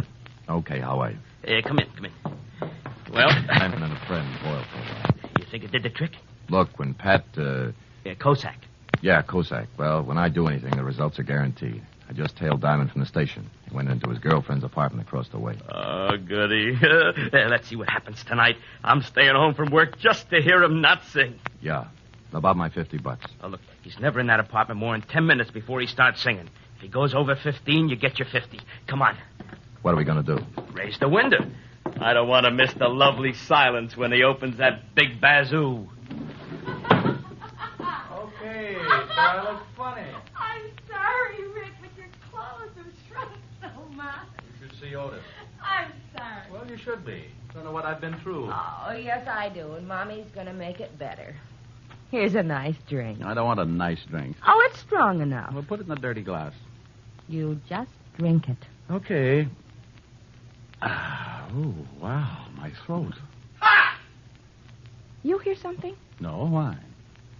Nothing. Your throat's still pretty bad. Don't know. Me, oh. Hey, it's pretty good. That sounds great. Oh, no! Now, I heard something then. Yeah, so did I. It's a grouch again. Give it to him. Oh, you bet. I feel mean. 101 pounds of fun. That's my little honey bun. Get a load of honey bun tonight. I'm speaking of my sweetie pie, only 60 inches high. Every inch is packed with dynamite. Her hair is blonde and curly. Her curls are hurly-burly. Her lips are pips. I call her hips. Whirly and whirly. She's my baby. I'm her pap. I'm her booby. She's my trap.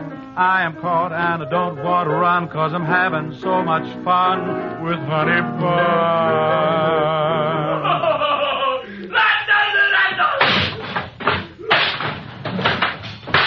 What's going on over there?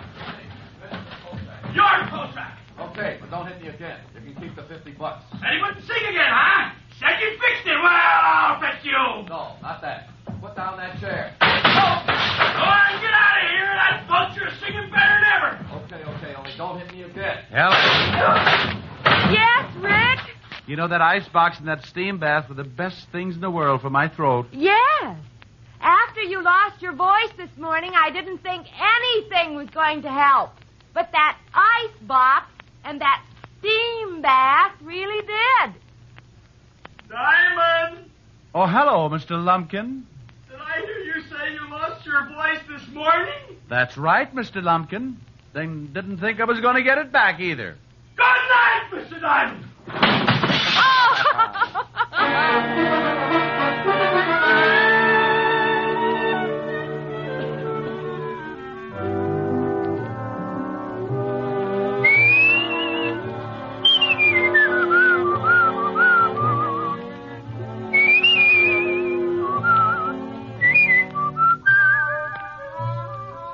You have just heard Richard Diamond, Private Detective, starring Dick Powell. Helen was played by Virginia Gregg, Lieutenant Levinson by Ed Begley. Also in our cast were Wilms Herbert, Jack Crucian, and Stephen Dunn.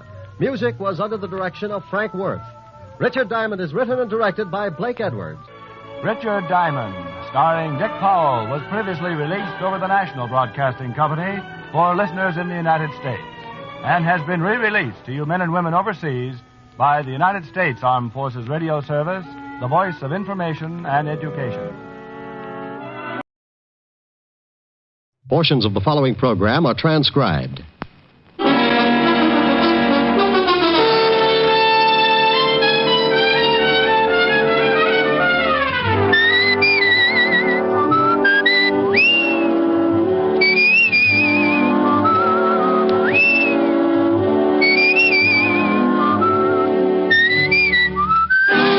Dick Powell as Richard Diamond, Private Detective.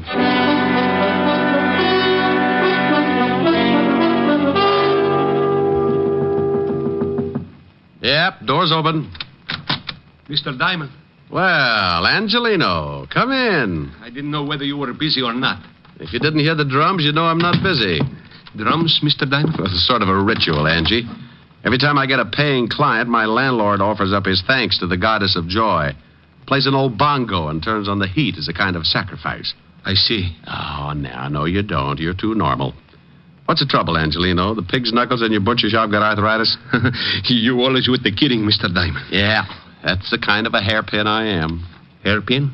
Angie, you got something on your mind. Forget my little asides and let's have it.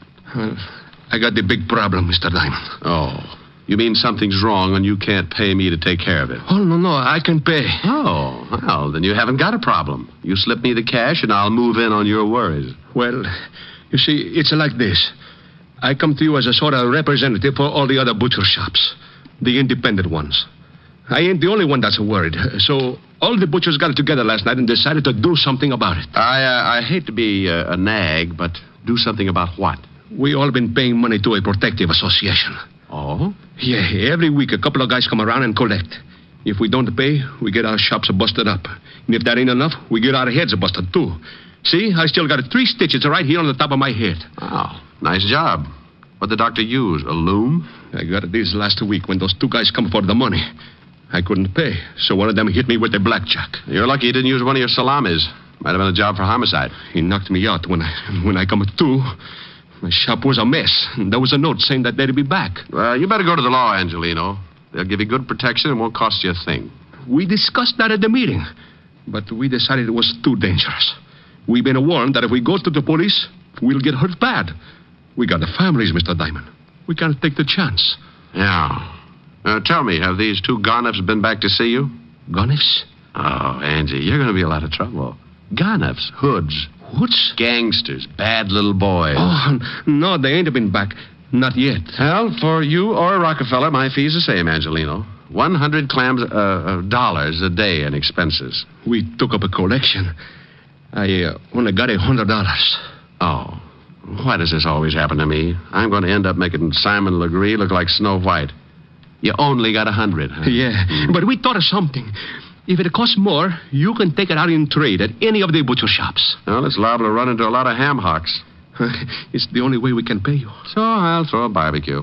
Let's go, Angelino. Where do we go? Well, you and the rest of the butchers have not only hired yourselves a private detective, but you've got a new addition in the Butchers' Union. You mean you... Yeah. Come on. I want you to show me how to carve a lox.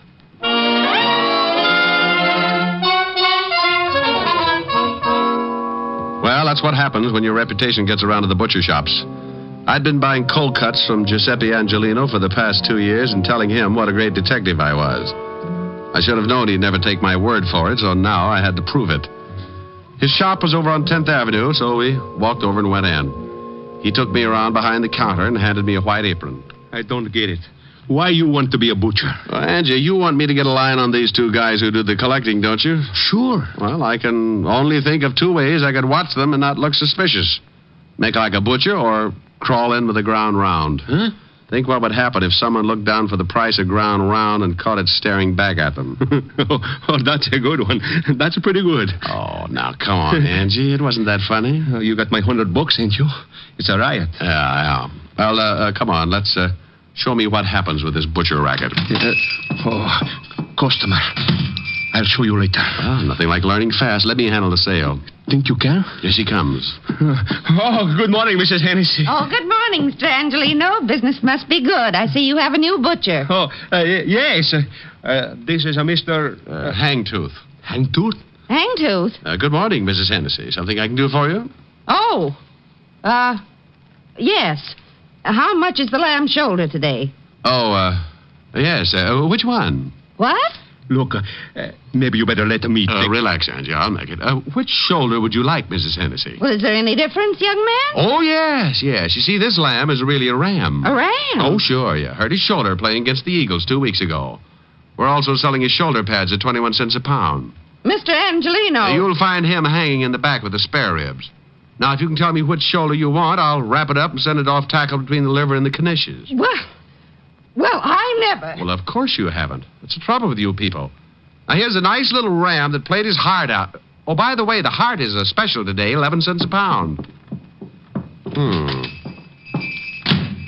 Angie.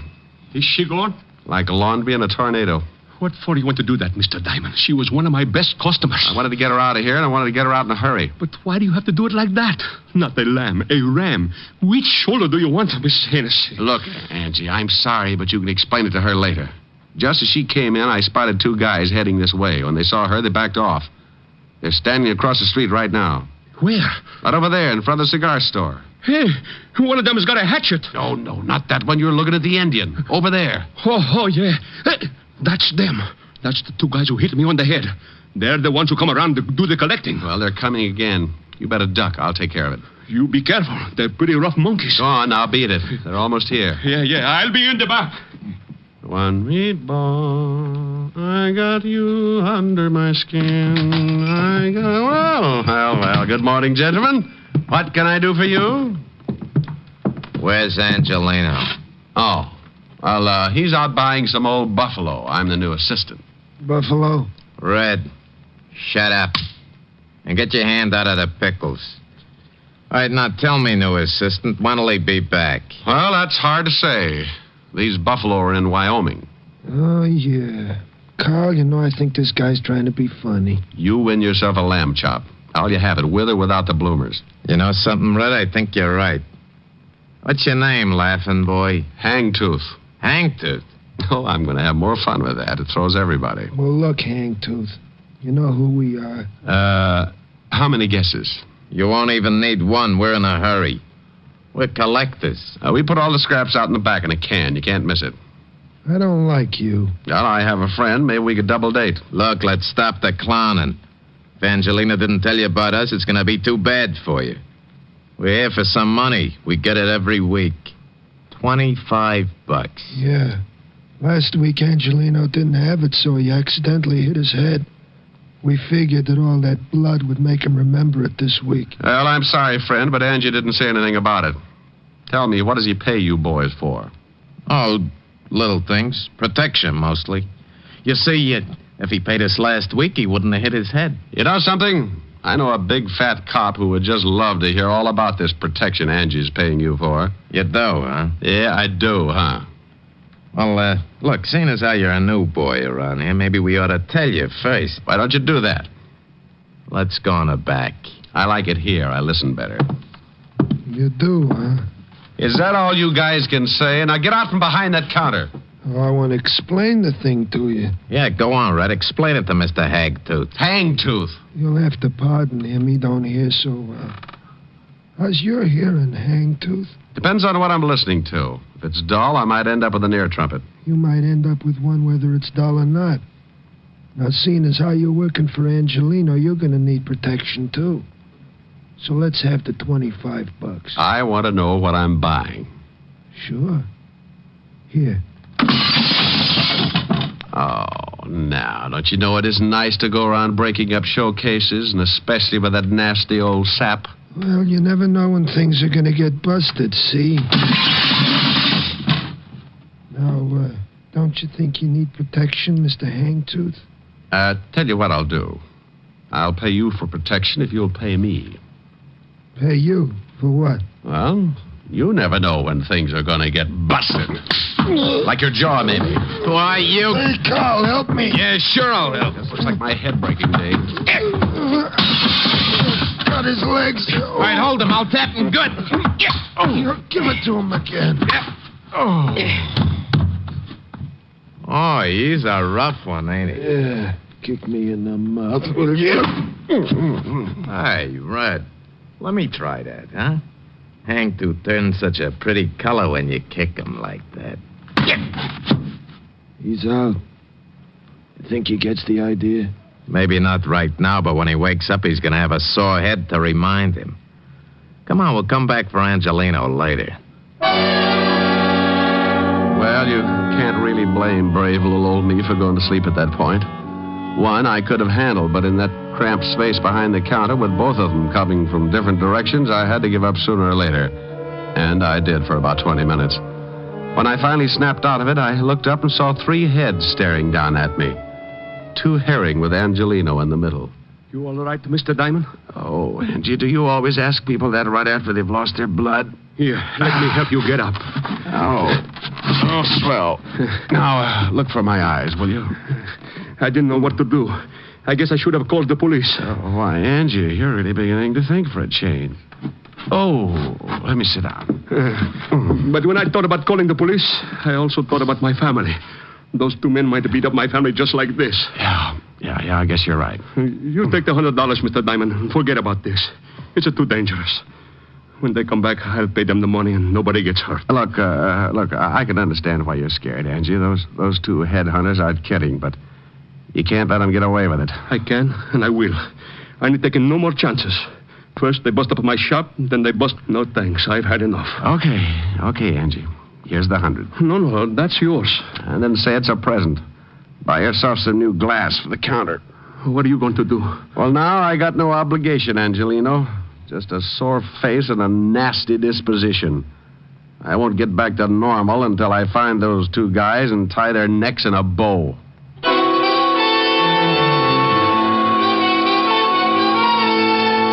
I left Angelino's shop and headed for the 5th Precinct Police Station. I wanted to look up 2 sure bets for the police gallery. One named Carl, the other Red. 2 guys who went around scaring poor little businessmen like Angelino. By the time I reached the station, the aches from the beating were making me very unhappy, and when I walked into the squad room, I spotted something that didn't make things any better. Yeah, what do you... Holy cow, Diamond. Well, Otis, I'm glad you noticed. It means I put myself together all right. What's the matter with your voice? I got a cold. Sounds like you swallowed a rattlesnake. Yeah? Well, what happened to you? Oh, don't be silly. I always bleed just before lunch. Yeah, how'd it happen? It wasn't easy. Is the lieutenant in? Sure, go ahead. Thanks. Say, Otis, when are you going to start shaving in the morning? Why? What's wrong? Your 5 o'clock shadow is 4 hours fast. Oh. Hello, Walt. Now you listen to me. Wow. You like it? What hit you? Wait till the bruises show up. I come on in Technicolor. Someone sure did a good job. And that someone is 2 guys, one named Red and the other Carl. Red, then Carl. Yeah. I got closest to Red. Name matches the hair, busted nose, about 190, and very nasty with a sap. And Carl? Dark greasy. Well-dressed if you like the type. Big boy with a scar under his right eye. You sure pick 'em.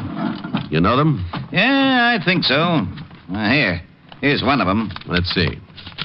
Yeah, you are so right.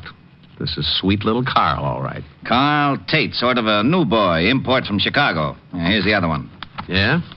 Yeah, that's Red. They work together, a couple of muscle men. Red Dillon. Arrests all over the place. One conviction, assault with a deadly weapon. What'd they go after you for? They've been pulling a protection racket on some of the independent butcher shops. Who do they work for? They used to work for Jack Arnold before he got sent up. Well, I know they're not working this setup alone. It's too big. No, they wouldn't be. Hey, Tiny Easter's in town. Tiny Easter? Oh, used to be Arnold's right-hand boy. That's right. Came in about a month ago. I'd love to get something on him. Nobody has ever been able to nail him. Well, it adds up. He used to work for Arno, so did Carl Tate and Red Dillon. Now, if we can't pick him up just because 2 of his boys worked you over, I'd just say they weren't his boys. I don't want him picked up. I want Carl and Red. If Easter goes along with the deal, you can have him. And what are you going to do? Get cleaned up and pay Mr. Tiny Easter a visit. What's his address? Well, he's got an office on East 48th Street, 804. Thanks, Walt. Tiny's a bad boy. Well, I'll take along my .38 just in case I have to spank him. Bye. I left Walt and went back to my office. Took a clean shirt out of the closet and washed up. I locked up again, went down to the street, grabbed a cab. 20 minutes later, I was standing in the reception room of Tiny Easter's office. A big guy with a bulge under his arm was trying to be as unreceptive as possible. So you want to see Easter? You got an appointment? No, I haven't got an appointment. Now tell Easter I'm out here. What's your name?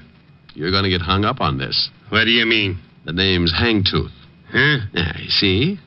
Now make like an office boy and tell Easter I got a message for him from Carl and Red. You're a pretty fresh guy, ain't you? Yeah, and I'm going to spoil if I have to stand around much longer. You can spoil rotten for all I care. You ain't going to see Easter. He's busy. Okay. You know, you get so excited you'll ruin your stomach someday. I don't think so. You don't, huh? Skeptic.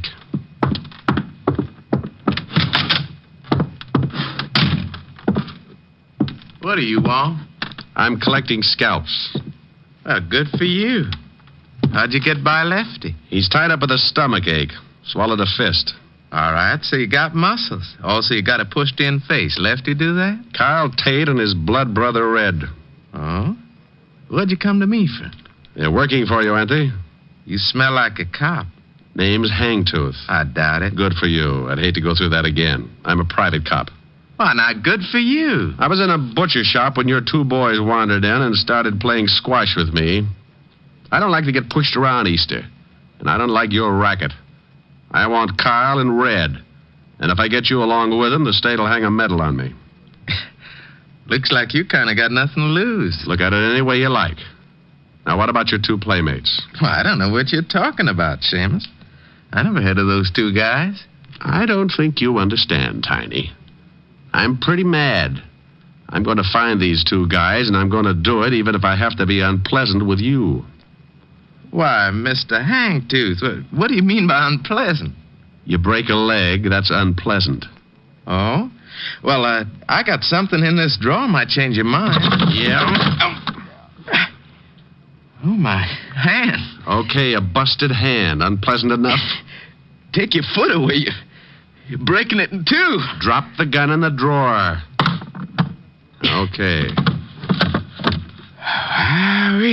Now, let me explain it again. If you go out and shoot 12 people tomorrow, I'm going to be sore about it. But when you start intimidating a bunch of hard-working little guys and their families, I go off like a skyrocket. Then when a couple of your cheap gunsels push me around, I explode. Look, friend, I tell you, I don't know these guys. Look, Easter, please believe me. I don't know. You worked with him in Chicago. I'm telling you the truth, Easter. I'll work you over like an eggplant in a subway. Look, whatever your name is, I got boys. They'll take care of you. Who's going to tell them to do it? I am. With your mouth swollen shut? Now, where do I find Carl and Red? Golly, you knocked one of my teeth loose. Then I got 31 to go. I guess you really don't understand. Yeah, friend, I understand. Now, where are they? You still need some encouragement? No, that's all right. They're in a warehouse by the 14th Street docks. What warehouse? Rogers and Sons, big sign on the top. Mind if I use your phone? Yeah, go ahead, by all means. Don't you know it's not polite to listen, Easter? Well, what do you want me to do? Go to sleep.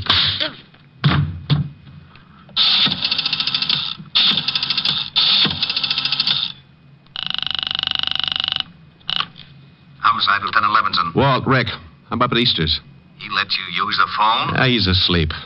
I'm going down to Rogers' warehouse near the 14th Street docks. Carl and Red are down there. May need some help. I'll be right down. You better hop down here to Easter's and pick him up first. On what charge? I'll give you a charge after I see Red and Carl. Now step on it. But... Contact. I left Easter's office looking like a second-class rest home and headed for the warehouse on 14th Street. It was getting late in the afternoon when my cab pulled up near the river and I got out. A cold breeze was kicking up little patches of white on the water, and a light fog was moving in from the Atlantic as I started toward a big building with a sign on the top that read, Rogers and Sons, Importing. The place was boarded up, but a window in the basement showed signs of recent use, so I jimmied it open and dropped down on the dark, cold pavement. I held my breath and listened. There was a radio playing from somewhere in the front of the building, so I started moving toward it. I went up a flight of stairs and onto the first floor.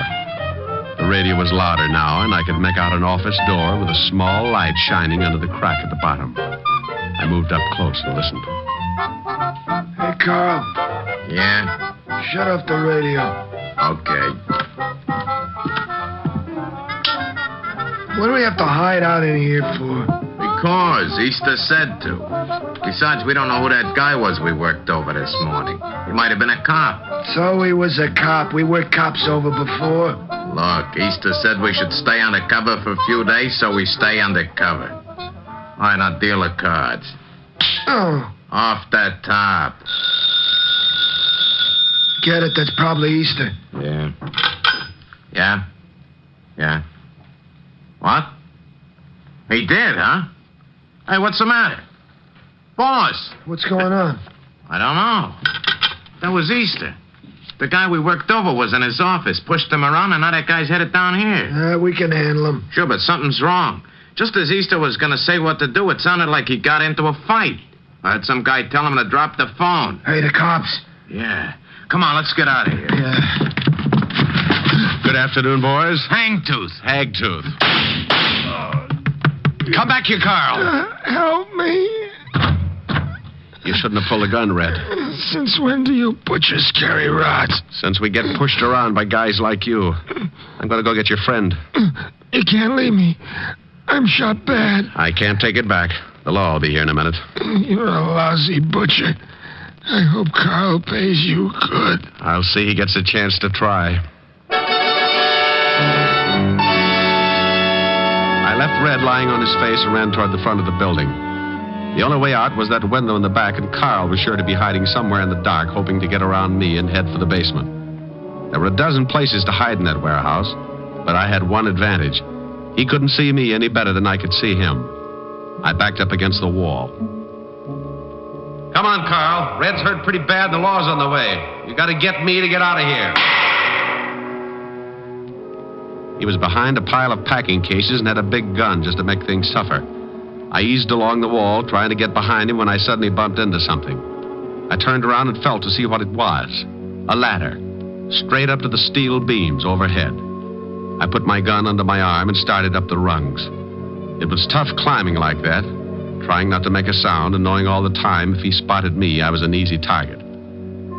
About halfway up, I stopped, held on with one hand, took off my shoe with the other. The idea was to drop the shoe, draw his fire, and nail him before he found out where I was. I dropped the shoe.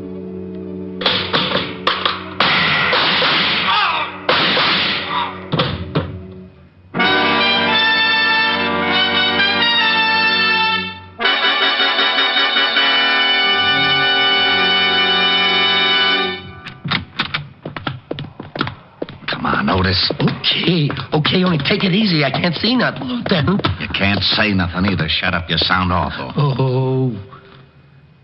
Rick? Walt? I hear him, Lieutenant.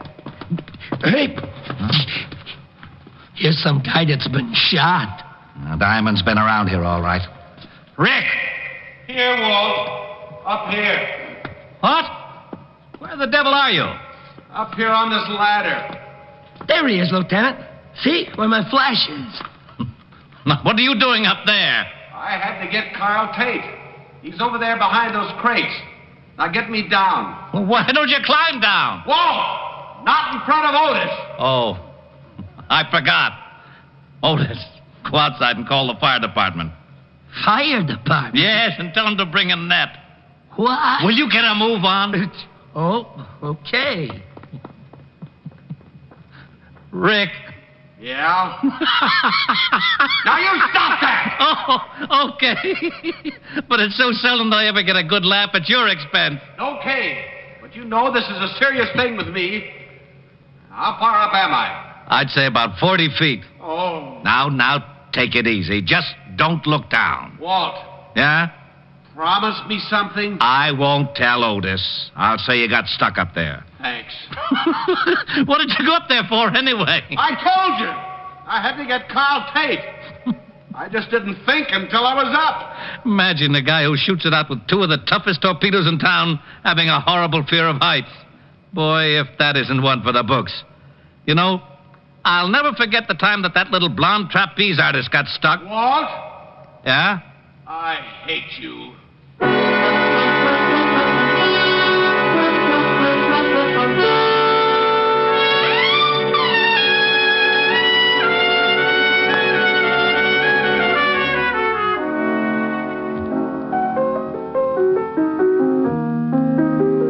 Rick. How's your face? Fine. How's yours? Now you stop that. Oh, nice and soft. Rick. What's the matter? I'm just nuzzling a little. You're just nuzzling a lot. You want to nuzzle, you got to sing. Oh, no. No nuzzling. Oh, yeah. No sing, no nuzzle. Fiend. Piker. Just a real nuzzle. I think you're after my earrings. No. If I sing? Yes. I was ready. I was listening. I will remember you in the silent and lonely night, and the memory of your smile will bring me back the light. I will remember you when the leaves lie upon the ground, with the memory of a kiss in summer found. When the winds of winter come crying through the darkness, your lovely voice will come to me. Even though in spirit across the miles that part us, crying I love you, I will remember you. till the spring of another year, till I hold you close again. I will remember you. Okay? Come here. Oh, wait a minute. Oh, now what? I just remembered. I got a surprise for you. Yeah? Got a new television set. Now you can watch the fights. Well, great. Where is it? In the den. But first you've got to do one thing for me. What's that? Well, the reception isn't very good yet. I called the repairman, but he said to check the aerial. He can't come over until tomorrow. I'll fix it. Where is it? On the roof. The roof? But be careful. You've got to climb a ladder to get to it. What's the matter? Look, Helen, wouldn't you rather... Fix the aerial first. First? First. Oh. Whom are you calling? Hello, operator. Give me the fire department.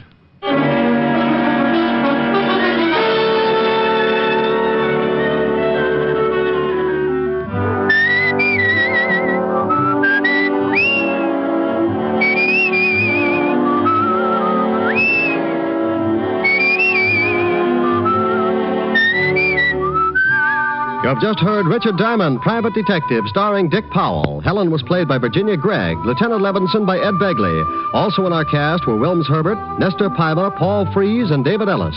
Music was under the direction of Frank Worth. Richard Diamond is written and directed by Blake Edwards. Portions were transcribed. Dick Powell soon will be seen in the screen version of the best-selling novel, Mrs. Mike. Now, this is Eddie King with an important reminder. Richard Diamond will next be heard on Sundays 1 week from tomorrow. Remember, Richard Diamond, starring Dick Powell, will next be heard on Sundays beginning January 15th. Consult your local paper for time of broadcast. What's on NBC tomorrow? The hilarious Phil Harris Alice Faye Show. And for mystery, Sam Spade, directly following Phil and Alice. Next, Hollywood Star Theater with Dorothy Lamour on NBC.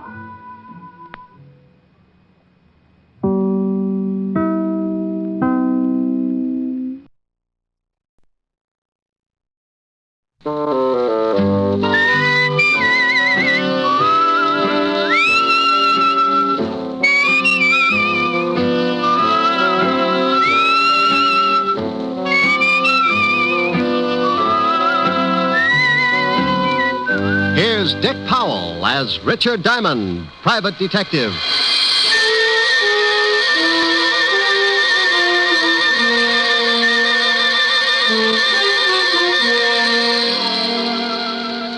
Hello there. My name's Diamond, and I'm known along the big street as a guy who manages to keep his nose pretty clean and still make a few bucks while I'm doing it. Oh, sure, it gets a little grimy, but you gotta expect that. I'm a shamus, private eye, gumshoe. To the guy who hasn't ever been worried because he tripped over a corpse in his breakfast nook, I'm known as a private detective. And to some guys, I'm known by a lot of other names. Not the kind you'd find in a book on manners and social usages, but there are times when you might turn up on your desk calendar under the heading of what I must do today. Who hires me? How do I make a living? Well, maybe this will give you an idea.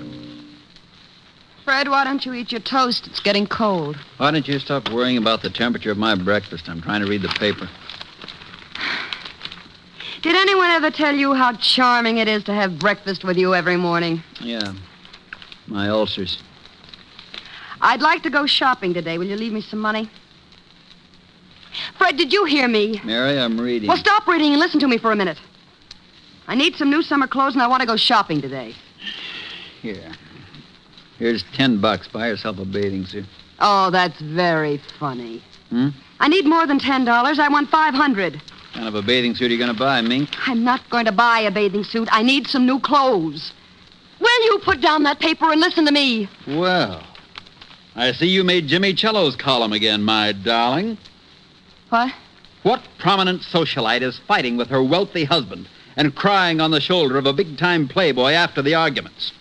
Is that It's supposed to be me? Can you remember 5 minutes in the past 5 years when we haven't been fighting? Are you accusing me of running around with some playboy? Running around is right. I expect one of you to be the first to do a 4-minute mile. How dare you? How dare me? Why, you lushed-up little tramp. Tramp? Yeah, tramp. Everybody in town knows you're seeing Lorne Oliver. All right, so I've been seeing him. We're just friends. Well, that kind of friendship is grounds for divorce in this state. Why, you dirty... Shut up. I'm sick of this whole rotten mess. And I'm going to do something about it. You're going to do something about it? Why, you conceited, pompous... You're going to do something, are you? Well, you better hurry up because I've got some ideas of my own.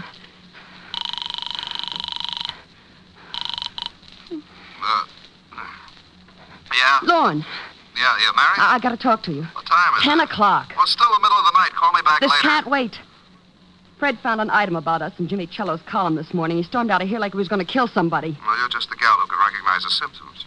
Well, that's a nasty line. What do you want at 10 in the morning, Longfellow? Look, honey, I'll take care of Cello, and if that husband of yours gets out of line, I'll take care of him, too.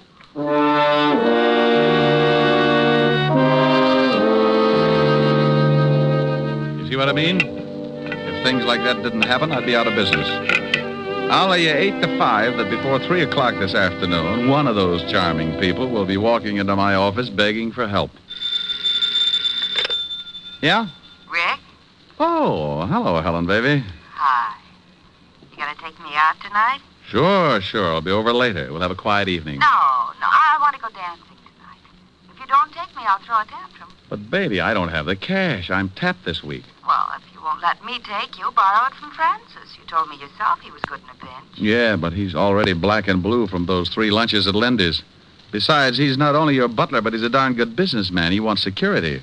Well, give it to him. He's already got my badge, my book on the 10 best ways to sneak through transoms, complete with illustrations, and my gun. Haven't you got something else? Yeah, but I'm saving the right eye in case of an emergency. Keyholes, you know. Look, honey, let's go take in a quiet movie and... I want to get dressed up and go to a nightclub. It's summer. The flowers are blooming, and the fox has left his lair. Is what? I've been hibernating all winter, and I want to get out into some nice, smoke-filled dance floor. Why, Helen. Why, Helen, nothing. Please, Rick. Hold it. Someone's knocking at my chamber door. Come in. Mr. Diamond? Yeah, pull up a chair. I'll be right with you. Who is it? I'm afraid to look. I haven't paid the light bill. This is a detective agency, isn't it? You, sir, have just won yourself a new economy home-size murder sampler, complete with a matching set of bodies. Me? No. I haven't got time to listen to your bright remarks, Diamond. I want to hire you. What did he say? He doesn't like my bright remarks. You won't even admit they're bright. What else? Oh, something about wanting to, Something about what? What was that last statement, sir? It sounded rather cozy. I said I wanted to hire you. What? I'll call you later, baby. Bye. Rick, wait a minute. Now, Mr. Sears. Mr. Sears, what can I do for you? I want you to follow my wife. Will I like the view? She's running around with another man. Well, if they're just running around, don't worry about it. It's when they get tired and slow down that things start to pop. There was a veiled article in Jimmy Cello's column this morning about my wife and this man. Yeah, I know Cello. So do I, but I'm not interested in Cello at the moment. Well, what do you want? Enough on your wife so you can get a divorce? Yes. Oh, well, that comes kind of high. I don't like cases like this, and I usually turn them down. If you want me to swallow my pride, it'll take a $200 retainer and $100 a day in expenses. I'll write you a check. Oh, just like that, huh? I am quite wealthy. That's why I want the divorce, Mr. Diamond. There you are. Yes, sir. There I am. Now, what's the man's name that your wife is seeing? His name is Lorne Oliver. Well, this is turning into a family gathering. You know him? Sure, runs the Monarch Club. That's right. What's your wife's name, and we're going to get a look at her? Mary Sears. You can see her tonight at the Stork. We'll be there for dinner, 9 o'clock. I'll be there. Oh, incidentally, that comes under the heading of expenses, in case you have a short memory. I have a good memory, Mr. Diamond. You can send me the bill. Oh. Address and phone number? 45 East 65th Street. 45 East 65. Evergreen 41793. 41793. Now I've got to be going. Goodbye, Mr. Diamond. Goodbye, Mr. Sears. Yeah? What'd you hang up on me for? Honey, this is because you always give me an argument. You never want to go anywhere. I'm getting tired of shows and hot dogs. I want to go dancing. What? And I don't mean Roseland. I want to go to the Stork. I'm a growing boy, and I like to see the bright lights and throw my money around. But, Rick, you I'll pick you up at 8:30, and this time, don't wear slacks. You're an idiot. Bye, idiot. Yes, that's the way it goes, just as I told you. The word private in front of detective means you're married to all the troubles in the world, and that includes everything. So if a guy turns up who's unhappy with his wife, you listen to him howl, and if he's got enough money, you take the job. It's for better or for worse. And until Mr. Sears came in, it was decidedly one-sided. I'd teach cooking to a bunch of headhunters for a fee like the one he'd given me. When I looked at his $200 check, I started getting that big man complex again. So I closed the office and went back to my flat. We'd probably be up late, and Helen always had some extracurricular activities after we'd get back to her place. You know, roasting marshmallows, fast game of canasta, or an exciting round of Emmys on the living room rug. Anyway, I always got home pretty late in the a.m., so I spent the rest of the afternoon taking a nap. At 6 o'clock, I got up and dressed, and at 8:30, I picked up Helen. Wow. And at 9 o'clock, we were sitting at the Stark Club bar, right on schedule. Rick, when are you going to ask for a table? Well, honey, the drinks come faster here. But I want to dance. Oh, no. I mustn't overdo it, lover. How do you know? Maybe some mountain climber will ask you on a 20-mile hike tomorrow. Think of your feet. I am. And I want to move them around that dance floor. Oh, Rick, I know you. If you do something, you do it all the way. Yeah, let's nick. Oh, now you stop that. You're on a job, and you don't want to go in there because you've got to watch somebody. Well, Helen Asher, how are you, darling? Well, hello, Lauren. How have you been? Oh, couldn't be better. Why don't you ever stop over to my club? I'd like to show you around. She just brought a seeing eye dog. Oh, hello, Diamond. You two know each other, don't you? Yes. How did we make such a grisly mistake, Oliver? I don't know. I tried taking penicillin for it, but it didn't do much good. Well, it probably helped out in the other things. Why don't you try hanging yourself? Rick. You always did think you were a pretty funny man, didn't you, Diamond? It's easy being a comic. You just find an idiot for an audience. How do you like the performance? Stinks. Pardon me, Helen, but I see some people I know. You'll excuse me, won't you, Diamond? Oh, sure, yes. But the next time you drop around, bring some airwick, huh? Rick, even if you don't like him, you shouldn't say those things. It's liable to start a fight. Oh, he wouldn't take a swing at a midget if he was riding an elephant. I wonder who his friends are. They don't seem to be too glad to see him. The name's Sears. Is that who you're watching? Yeah, the wife. I don't know whether I approve or not. She's very attractive. Isn't she, though? Rick. This is business, baby. Business. I'm only drooling because I haven't had anything to eat since this morning. Well, then let's get a table. You've seen her. You've observed what she's doing. Now let's get something to eat. Wait a minute. Here comes somebody else I know. Where? Standing at the check room. The little man? Yeah, here he comes. Who is he? Name's Cello, Jimmy Cello. Writes a gossip column. I read it all the time. Yeah? Hello, Jimmy. Well, a Broadway shamus. Who's the lovely redhead, Diamond? Helen, meet James Cello, but be careful what you say. Jimmy, Helen Asher. Hello, Mr. Cello. How do you do? Is this an item, Rick? If I don't get us a table soon, she's going to make me give back her sorority pin. Oh, speaking of tables, I see some people I know. Nice meeting you, Miss Asher. Thank you. Goodbye, Diamond. Bye, Jimmy. Rick, he's going over to Sears' table. Hello, Walter. Hi, Doll. Hi. Well, good evening. What do you want, Cello? Oh, I just dropped by to see how the happy little family was getting along. Well, just drop away. Nobody asked you to stop by. Yeah, why don't you do that? And take Oliver here with you. Nobody asked him to stop by Fred, either. keep your voice down. This is my table, and I don't like a lot of crumbs lying all over it. Who's a crumb? Come on, Lorne. I guess Mr. Sears has forgotten a few things. I haven't forgotten a thing, Cello. When you print one thing in that lying sheet of yours, and I'll have you sued for libel. Listen, Sears, if I did print anything, they'd put you away so far they'd have to pipe air into you. Oh, do go on, Mr. Cello. This is getting interesting. You'd better get out of here, Cello. No. Go on, Cello. What have you got on old Moneybag? He's a lying, dirty gossip monger. He doesn't have a thing. Wait a minute. I don't like that. Why don't you ask your husband about North Africa sometime, Mrs. Sears? Just a minute. Fred, stop it. Fred. All right, now pick yourself up and get out of here, Cello. Maybe you're right. I've got a column to get out. It'll be all about you, Sears, in big type. Go on, get out. How about me? You gonna throw me out, too? You can bet your life I am. I'm getting out of here. You stay right where you are. Don't talk that way to Mary. I'll talk any way I like to my wife. Lorne, maybe you'd better leave. Here come the waiters. Now I'm gonna push his fat slob's face in. Yeah? Yeah. Lorne, don't. Push him, boys. All right. Come on, break it up. Come on. Hey, waiter, give me a hand. Come on. Take your hands off me, Diamond. Now, calm down, Mr. Sears. I'll kill that slob. Oliver, you shut up or I'll pull your pants up over your head and shove you in a glass like a breadstick. I don't like people meddling in my affairs, Diamond. You're fired. I'm what? You heard me. Now take your filthy hands off me. Well, they were lily white before I palmed that check of yours this morning. You can have it back. Here, eat it. What?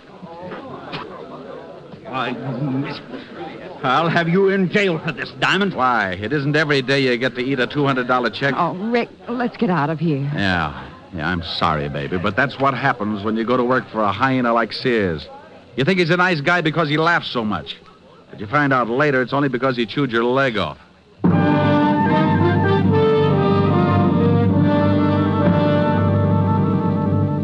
We left Sears still spitting out pieces of the check I'd shoved down his throat and headed for Helen's apartment. I was sore. When I get hot under the collar, I don't make for good company. So I dropped her off with a kiss and went back to my flat and climbed in the sack. I smoked a dozen cigarettes before I got to sleep. And when I finally did, it must have been with a big smile on my face. All night I kept dreaming that Lauren Oliver and Fred Sears were beating themselves to death with hot paper sacks.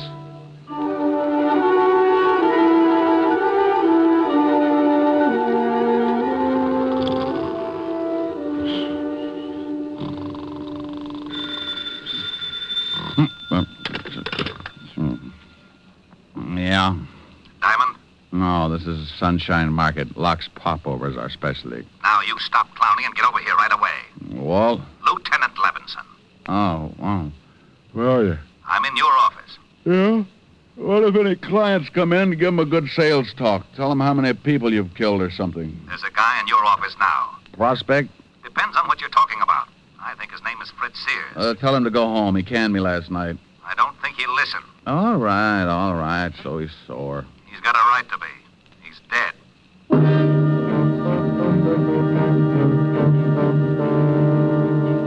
Stop acting like an idiot, Walt. You know I didn't have anything to do with it. I know you didn't, but we find the stiff in your office, and we get a report that he fired you last night, but you had a fight with him. I gotta tell the commissioner something, Rick. Tell him Sergeant Otis is teething. Now, you stop that. No, what do you know about the killing? The coroner just left. He said that Sears had been dead about 8 hours. The cleaning woman found him at 9 this morning and called us. That puts the time of the murder around 1 a.m. We found this clenched in the dead man's hand. What is it? An article torn out of the morning papers. Here, read it. Jimmy Cello's column. Read it. All right, I will. Don't yell at me. Fred Sears, wealthy import-export man, is having troubles. He's finding it hard to explain about his past doings in North Africa, and at the same time, he's finding it just as hard to explain his wife's interest in the local playboy, nightclub owner Lauren Oliver. He got so mad at the Stork Club... Oh, I was there. He got so mad at the Stork Club last night that he took a poke at your columnist and then tried to beat up Lauren Oliver. Will this lead to a rematch between Oliver and Sears? We're having a whole bunch of them picked up. Walt, before you do that, give me a couple of hours, will you? Try to dig up your killer. I can't. You know what we've got to do. It's routine. Well, the commissioner's already having fits every time he hears my name. Now, look, Rick. Walt, I got a business to protect. And if he finds out the stiff was killed in my office, he'll probably haul in my license. Yeah. 1 hour, Rick. That's all I can give you. I got a job, too. Thanks, Walt. I suppose you've got an alibi for 1 o'clock? Call Helen. We were toasting marshmallows.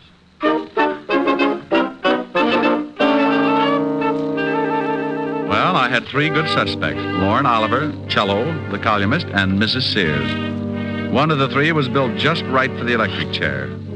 An hour isn't much time to dig up a killer, so I grabbed a cab and headed for Lauren Oliver's office in the back of his club. Yeah, come in. How are you, Oliver? Oh, what do you want, Diamond? Not particular about who comes into my club. Oh, I'm surprised you can operate with that kind of policy. People probably see you in here every night. I think I'll have you thrown out. Where were you at 1 o'clock this morning? None of your business. Herman. Yeah, boss? Come in here and show a guy out of my office. Oh, we get rough, huh? Yeah. Okay. I'll let you tell the cops who knocked off Fred Sears. Hey, this the guy, boss? Yeah. Wait a minute. Did you say someone knocked off Fred Sears? That's right, but don't start crying about it. It makes me feel so helpless. I'll tell my story to the cops. They'll get a lot tougher than I will. You won't get tough at all, Mac. Oh, stop flexing, Herman. You'll snap your girdle. Well, I guess it doesn't make much difference as long as Sears is dead. I was with his wife from about 12 o'clock to well, it was a long time after 1. Well, where were you all that time? At my place. Now, take a walk, Shamus. You got my alibi. One more question. Did you go out at all? Yeah, I went out and got the late papers. So what? I like to read. Okay. You don't mind if I stop by and see Mrs. Sears, do you? No, go ahead. I'll see you later. Oh, Herman. Yeah? You can let the air out now. Your muscles are lovely.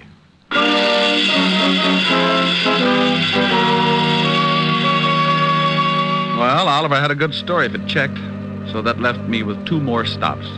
Cello's newspaper office was the closest, so I grabbed another cab, and 10 minutes later, I was sitting at his desk. Oh, you don't think I had anything to do with it, do you, Diamond? Where were you at 1 this morning?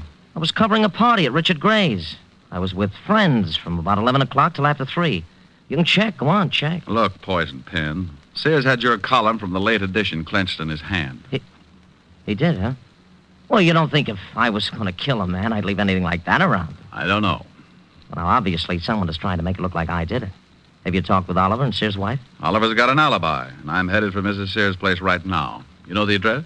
Yes, yeah. 45 East 65th. But Mrs. Sears couldn't kill her husband. I know her too well. No? Well, thanks, Cello. I'll check your alibi. If it stands up, then I'll have to really go to work on Mrs. Sears.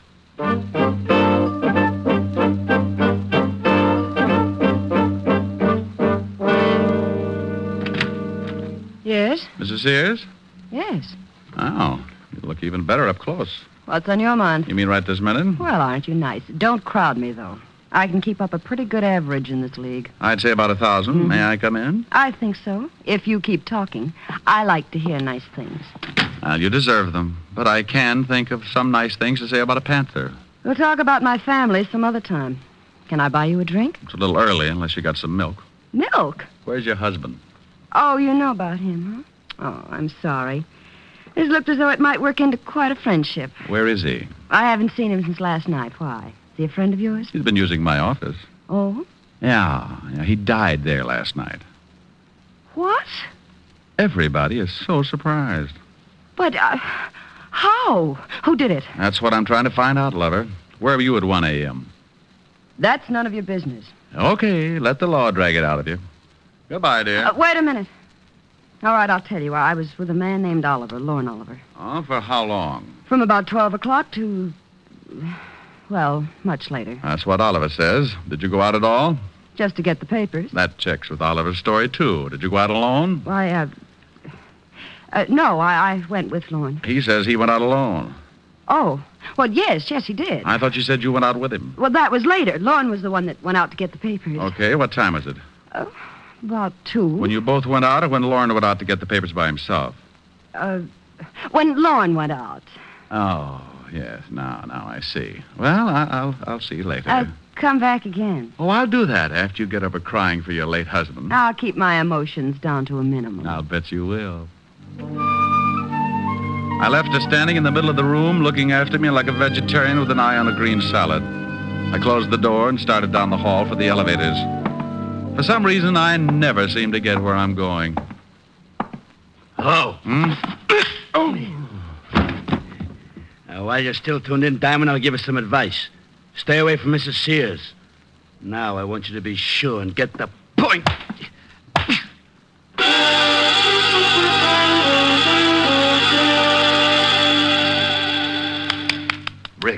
Rick, come on, snap out of it. I'll go away. Come on, you don't look so good. It matches the way I feel.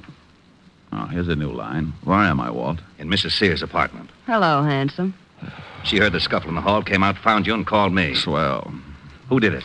I didn't see him, but his voice sounded like a thug that Lorne Oliver keeps around to patty cake with. Oh, that was probably Herman. Lorne is so jealous. Well, your hour is up, and now I'm going to haul them all in, including this Herman. Oh, do you know Herman, Walt? Sure, Herman Sharp. Got a record a mile long. Walt, if a guy wanted to hire a killer, where would he go? You know all the stoolies as well as I do. Yeah. Mrs. Sears, what was the fight about last night at the Stork? Oh, a columnist named Cello threatened my husband that he was going to print something in his paper. He said something about North Africa, and Fred hit him. North Africa? This is really getting mixed up. Was your husband ever in North Africa? Yes, during the war. He was a captain in the Army. Walt, can you get me this Herman Sharp's address? He's the boy I want. Sure, but I'm coming along. Have your boys pick up Cello, Oliver, and take them both down to the station along with Mrs. Sears here. Well, you don't think I had anything to do with it, do you? I've known Jimmy Cello a long time. About 5 years ago, he used to run around with a little dancer named Mary Carroll. Sure he did. I married Carroll, but I broke up with him when I met Fred. Yeah. Well, you'll see him at the station. You can pick up where you left off. Come on, Walt. We went down fast and climbed into the prowl car. Walt put in a call and got Herman's address over the two-way radio. 20 minutes later, we were standing in front of Herman's door. It was an old apartment house on the Lower East Side. I started for the door, but Walt had other ideas. Rick, we can't go in there. Why not? Because I haven't got a search warrant. Well, you got to go in if you want to crack this case. Not without a search warrant. Search warrant for what? To go in. Well, what do you want to go in for? I don't want to go in. You do. Do what? Go in. Well, go ahead. I haven't got a warrant. Well, what are you looking for? Herman Sharp. He's probably in there. He is? Sure. Well, what are we waiting for? Oh, what did I do that for? For that. What? Herman Sharp. Oh. Is he dead? Yeah, been shot.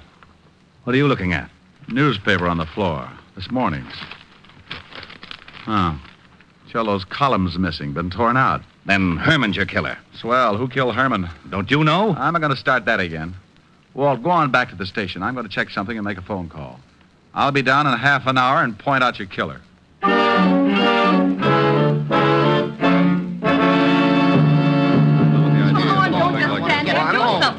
Now, calm down, everybody. This is ridiculous. I want my lawyer. You'll get one later. Relax, Oliver. They can't hold us much longer.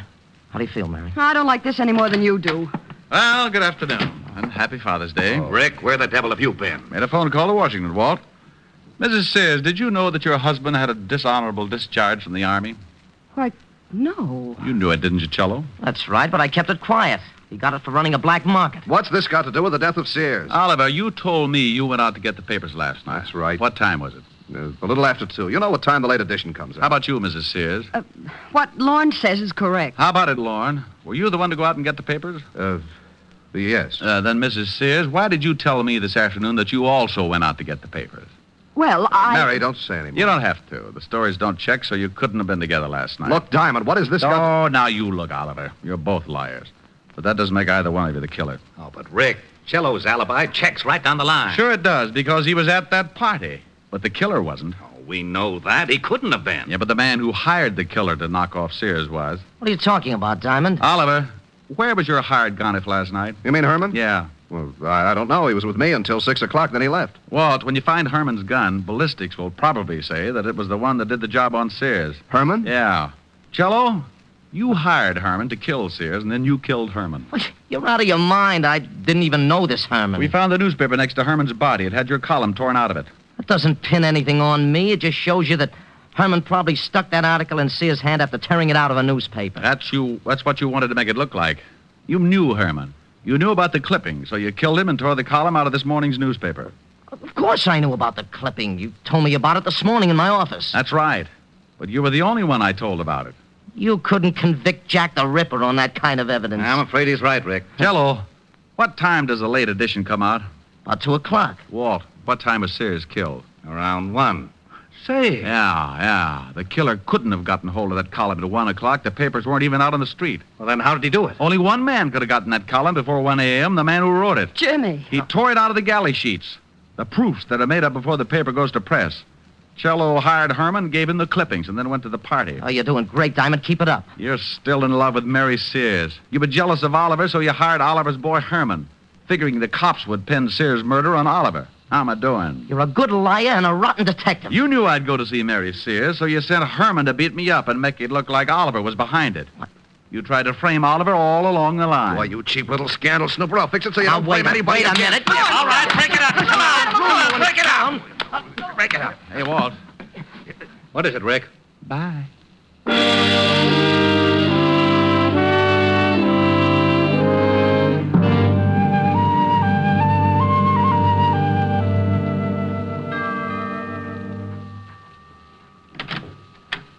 Oh, good evening, Mr. Diamond. Evening, Francis. Miss Asherin? Yes, sir. She's in the library. She's a little tired from last night. I think she's taking a nap. Well, I'll walk on my tippy toes. How about a glass of warm milk, Francis? I'm a little tired, too. Yes, sir. Right away, sir. Well, look at the little baby. Mm-hmm. Oh, hasn't dreaming. Poor little tired baby. The evening breeze caress the trees tenderly. Oh, Ricky. The trembling trees embrace the breeze tenderly. Hello, baby. Don't stop. All right. Close your pretty eyes. Then you and I came wandering by. Oh, wonderful. And lost in our sigh were we. Ricky. The shore was kissed by sea and mist tenderly. Ricky. I can't forget how two hearts met breathlessly. Ricky, come here. Your arms opened wide and closed me inside. Ricky, come here. What is it, dear? Just this.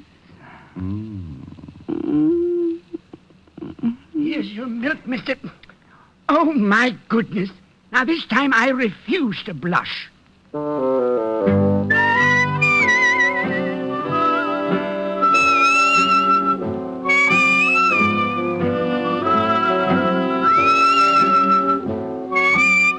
You have just heard Richard Diamond, Private Detective, starring Dick Powell. Helen was played by Virginia Gregg, Lieutenant Levinson by Ed Begley. Also in our cast were Wilms Herbert, Hy Averback, Joan Banks, Parley Bear, and Sidney Miller. Music was under the direction of David Baskerville. Richard Diamond is written by Blake Edwards and directed by William P. Rousseau. Now, this is Eddie King inviting you to be with us again at the same time next week when we will again bring you Dick Powell as Richard Diamond, Private Detective. This program has come to you from Hollywood. This is NBC, the national broadcasting company.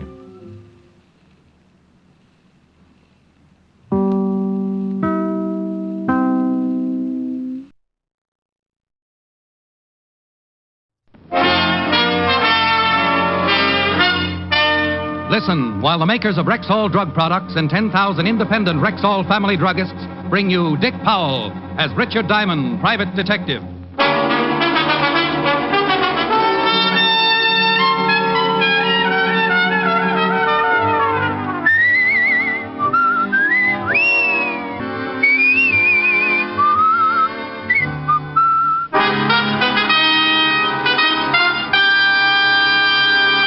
Good evening. This is your Rexall family druggist speaking to you for the 10,000 independent druggists who have made the word Rexall part of our own store names and who recommend and sell the 2,000 or more drug products made by the Rexall Drug Company.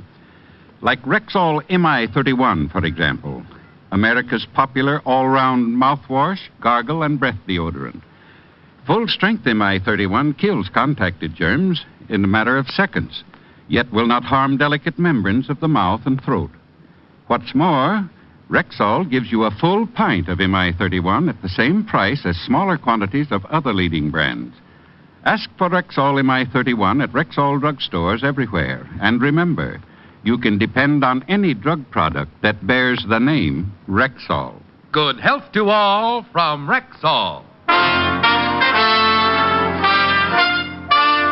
And now your Rexall family druggist brings you transcribed another exciting half hour with Richard Diamond, Private Detective, starring Dick Powell.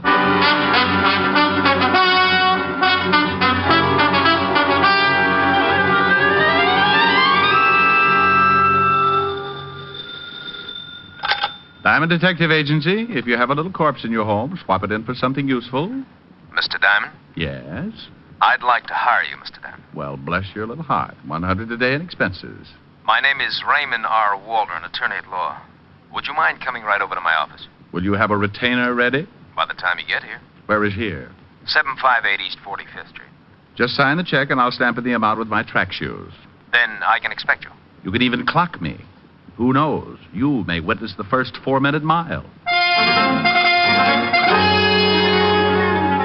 I quickly bounded over to the sink, pulled out a bundle of soaking laundry, grabbed a straight razor that looked like it had been used to hack out shrapnel, applied the Brillo to my overnight beard, and 20 bloody strokes later I observed myself in the mirror.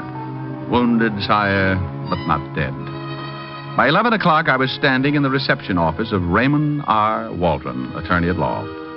I looked for the secretary, but none was to be seen. Then the door of Mr. Waldron's inner office opened, and a man about 6 feet tall, sporting a heavy black beard and thick horn-rimmed glasses, stood facing me. I suppose you're Mr. Waldron? Yes. Take this chair, if you will. Thank you. Now, what's your trouble? Oh, not mine. My client's. You see, I'm supposed to give you $100 as a retainer until you speak with my client this evening.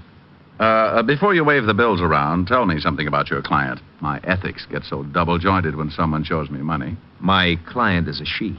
Well, you certainly present the beginning of an interesting argument. Her name is Miss Mary Bellman. Miss? 28, blonde, showgirl, very attractive. So she killed 30 members of the volunteer fire department. I like tough cases. She's in fear of her life, Mr. Diamond, and since I'm her attorney, she called me and asked me to hire a good detective. You said Miss Bellman was in fear of her life. Somebody trying to kill her? I think it best to let Miss Bellman tell you. She has all the facts. Here's her address, and here's your retainer. She expects you at 8.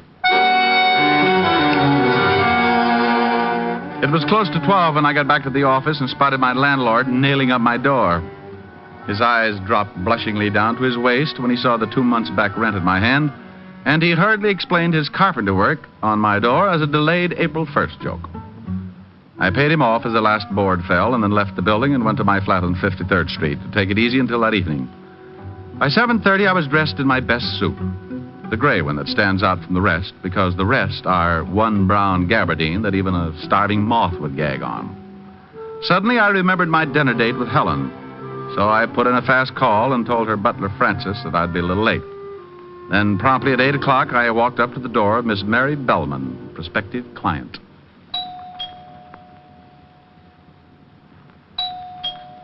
Yes? Who is it?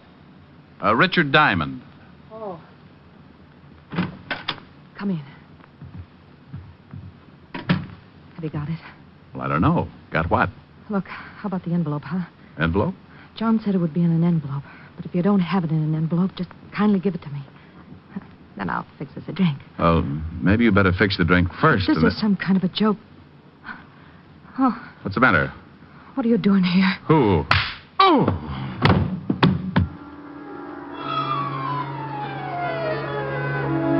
Everything happened so fast, I didn't even have time to guess what it was all about. Someone belted me with the Chrysler building, and I went down like a loose ski in a snowslide. As I hit the floor, I felt a pair of hands pull open my coat and relieve me of my .38. The floor fell away, and I dropped into a deep black pit that smelled something like a dirty carpet. When I finally came around, it was like squeezing myself out of a starched diving suit. I got my eyelids apart, and there, standing in front of me, were 2 very good reasons for wanting to go right back to sleep. Oh, he's coming around, boss. Good. I want him to see it when I give it to him. Oh. Slap him around so he comes to in a hurry. Sure. Come on, you. Wake up. Wake up. You hear me? No, okay. Come on, sit up. All right. Oh, my head. It's going to be your stomach in a minute. Full of slugs, you dirty, no-good gumshoe. Oh, well. Oh, Louis Hall, huh? You slugged me, Louis? Why'd you kill her? Huh, Shamus? Why? What? Mary. Look at her, Shamus. Oh, where? Holy smoke. Yeah. My pretty Mary. Tell me why you shot her, huh? You think I shot her? You're gonna die anyway, Diamond. In a minute, I'm gonna kill you. But I gotta know why you done it to Mary. What makes you think it was me? This your gun, ain't it? You got an empty shoulder holster. Well, that's your gun, ain't it? Yeah. Sure. Well, this is a gun which shot Mary. 1 slug gone. See, the slug's in her. Oh, you got the wrong boy, Hall. Oh, knock him off, boss. He's lying. He done it. Shut up. Oh, sure. I killed the girl and slugged myself, hoping that someone would come in and pin it on me. Boss, I think you're the... Yeah. Anybody in there? What's that? The U.S. Marines. Keep it quiet. Okay, Otis, use your pass key. If that doesn't work, use your head. Okay, Lieutenant. Lieutenant, the cops. Come on, Tony. We're getting out of here. Great, but what about the Shamus? I don't want to knock you off if you didn't do it, Diamond, but I'm going to find out. Then maybe we talk more. Let's go. Right, out the back way. You mallet head, you've tried everything but your button hook. Well, I guess maybe we better bust it in, huh? Okay, give me a hand. Put your shoulder against the door. Now, 1, 2... Hello, Walter. Diamond, what are you doing here? I came to see a client. We got a report on a homicide. Where is it? In the other room. Take a look, Otis. Yes, sir. How did you get mixed up in this, Rick? That's a pretty good question. Lieutenant, Yeah? it's a dame. It's the dress and high heels. He spotted them right away. Who is she? Name's Mary Bellman. Hey, who called you to come over? I don't know, but we traced the call, and it came from a phone booth right next door to this building. How long ago? 8:15. Right after I got slugged. You got slugged. Thoroughly. Otis, go call the coroner. Right. Let's see. One shot came right out between the shoulders. Yeah, when I came to, I could still smell cordite. Well, where's your gun, Rick? Well, right now, it's with Lewis Hall. Louis Hall, the gambler? Yeah, the guy who owns the Ace High Club. When I came to, Louis and one of his boys were getting ready to kill me for killing the girl. He waltzed out of here when you showed, took my gun with him. Maybe he knocked her off. Maybe. Anyway, I think whoever did it used my gun. I still don't see how you figure in this deal. Well, a character by the name of Raymond R. Waldron, attorney at law, called and told me to come by and see my recently deceased client. Come on. Let's see what we can find out about a Mr. Raymond R. Waldron, attorney at law. Well, I was in it up to my earlobes again. Walt had Otis put out a pickup on Lewis Hall in his torpedo. Then we climbed in the squad car and headed for the offices of Raymond Waldron. On the way over, I told Walt what had transpired since that morning. 1, Waldron hiring me for Miss Bellman, saying he represented her. 2, seeing Mary Bellman in the strange way she had greeted me, as if she expected me to have an envelope for her. We got to the building, found the night watchman, went in, and in 2 minutes we were standing in front of the door marked 402. Isn't there usually a name on the door of an attorney's office? Usually. Maybe that's why I saw it there this afternoon. Oh, let us in, will you, Pop? Sure, boy, but there ain't nothing to see. We know Mr. Waldron's not in, but we want to look around. Sure, boy. Look as much as you like. Reception room? Boy. Where's the furniture? Pretty dull looking, huh, boy? What about the inner office? No sense going in there. It's as naked as this. Well? It was all here this afternoon. Was there someone in this office this afternoon, Pop? You think the boy's lying? Sure, like he said, some lawyer fella. Had all the furniture moved out, run out on a week's rent, too. Landlord's in an oxygen tent.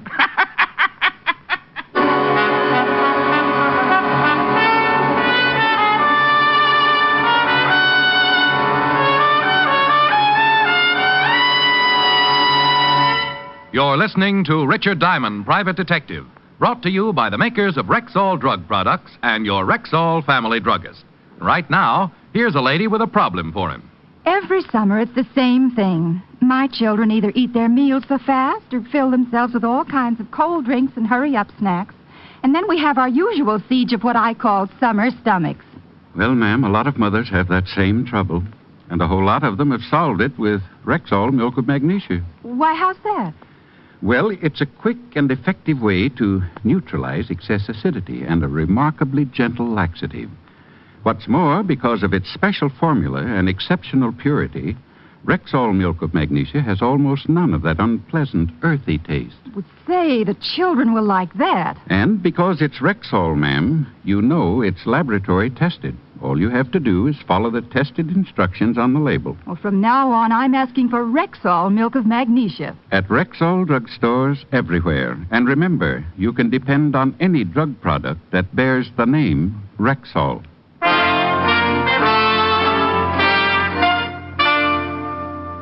And now, back to tonight's adventure with Richard Diamond, Private Detective, starring Dick Powell. Well, Mr. Raymond R. Waldron had skipped, furniture and all. We thanked Pop, went downstairs, climbed into the squad car, and Walt checked in with the precinct. He put a tracer out on Waldron and learned that Lewis Hall and his henchmen were yet to be found. The coroner's report of the dead girl, Mary Bellman, confirmed the obvious. Death by a .38, the slug having been found in the wall. Ballistics had a full report and were waiting for the gun to show up. It was 6-2 and even that Louis Hall still had it and that it was mine. On the way over to Hall's nightclub, Walt told me that Hall had been going with a girl named Willis, Jean Willis. And he was a little surprised when I told him of Hall's recent interest in the late Mary Bellman. It seemed that Jean Willis and Louis had been an item for nearly a year. In fact, she was working as a headliner in his nightclub.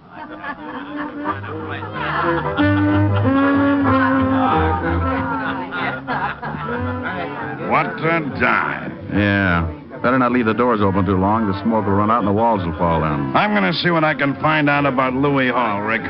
You want to try looking up Jean Willis? Meet you back at the bar. Rick, I'm on duty. Well, who said you got a drink? You've got on shoes, but you're not walking. Oh. A table, sir? No, thanks. Now, where can I find Jean Willis? Your friend? I might be. I'm afraid Miss Willis... Oh, my goodness. I dropped $10. So you did. Looks a little messy. I hate to see you dirty your hands, sir, so I just keep it and you can go wash up. Huh? Washroom's right next to Miss Willis' dressing room. Right down that hall. I'll see that you're decorated by the Department of Sanitation.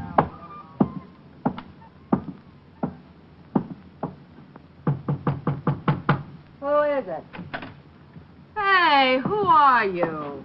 Name's Diamond, honey. I'm a private detective. Good for you. I hope you're happy in your work. Now beat it. I'm looking for Louis Hall. He's out.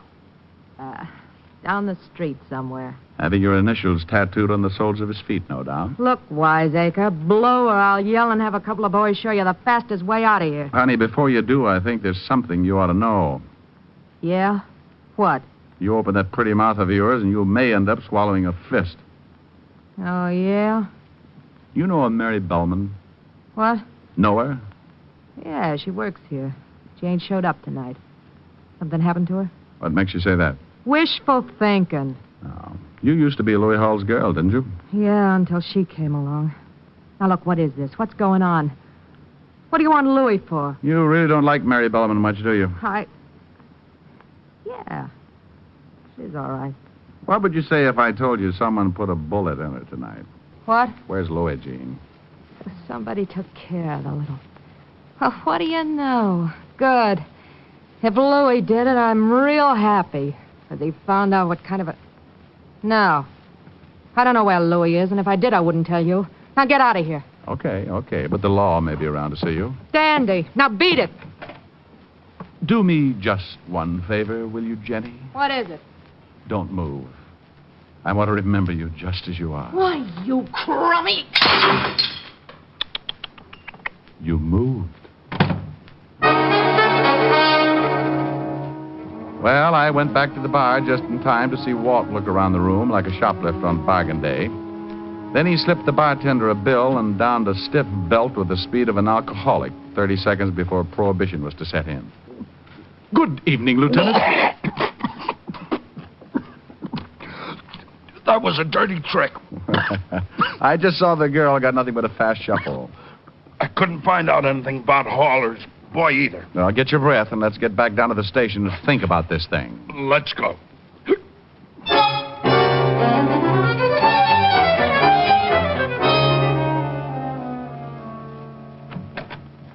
Hiya, Lieutenant. Hello, pink eyes. Huh? Oh. Anything on the dead girl? Here's the report. Thanks. How are you, Shamus? Fine, Otis, fine. Still under contract to the Museum of Natural History? That ain't very funny. Wait till they pick up your option and try to collect your head. Shut up, you two. Listen to this, Rick.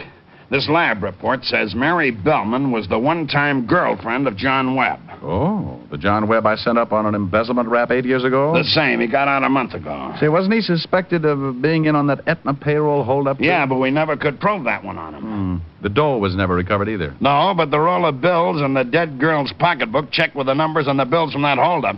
Walt, I'm getting an idea. When I sent Webb up, he was pretty unhappy. Made a lot of threats to me. You got the serial numbers from that holdup? Here's the whole list. Well, check him with this money. Your own dough? Okay, but I don't get it. Otis, did you find out anything on Raymond R. Waldron? The guy that was supposed to be the attorney? Yep. He ain't no attorney. He ain't even with the state bar, and I can't even find a Raymond R. Waldron in the phone book. Rick, where'd you get these bills? Well, they check. You bet they do. Where'd you get them? Raymond R. Waldron. Gave them to me when he hired me. Otis, go get a picture of John Webb. Right. You think Waldron and Webb are one and the same? Waldron had a beard and wore glasses. It's been 8 years since I've seen Webb. Hey, it fits. If Webb is Waldron, he's got a motive. For one thing, he'd love to frame you. Yeah, but we're going to have a hard time proving Waldron is Webb without fingerprints. Not only that, we're going to have a hard time just finding him. Here you are, Diamond. Thanks, Otis. Give me a heavy lead pencil, Walt. Right here. Get him, some artist. Oh, shut up, Otis, shut up. Now, let's see. There's a beard. Put some glasses on him. Uh-huh. There you are. Well? Raymond R. Waldron. Or John Webb with glasses and a beard. I'll put out a general. Oh, wait a minute, Walt. I got an idea. Let's pull a real old stunt, huh? A real old stunt would be a cinch for us. Let the papers print a story that Mary Bellman is not dead. Webb must have made sure. Look, I didn't say that I was positive that Webb did the job. Louis Hall was standing with my gun in his hand. Gene Willis hated Mary Bellman for stealing her boy Louis, and we're loaded with suspects. Well, she did only have one bullet in her, and there is a possibility that she could have knocked herself off. Oh, stop sitting on your badge and call the papers. Say that Mary Bellman is in Bellevue in a serious condition. That due to an anonymous phone call, the police found her and rushed her to the hospital. I know, and she's expected to recover consciousness at any moment. Right. Otis, how would you look in a blonde wig? Huh? Come on, I'm going to put you to bed. Lieutenant!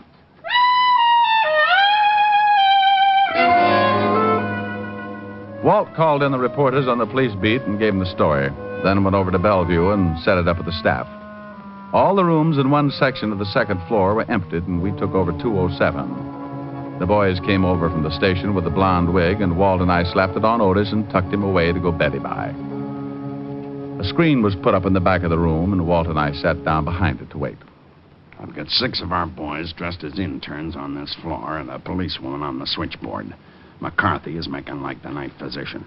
If anyone tries to see Mary... Bless her little heart. He's to show them up. Tell them they can't stay long. The minute anyone shows, they'll call us on... Oh, that might be it. Yeah? A girl, Lieutenant. Nice looking. Wearing a big mink and carrying a handbag. Right. Girl. Gene Willis. Might be. Be here in a second. Keep well behind this screen.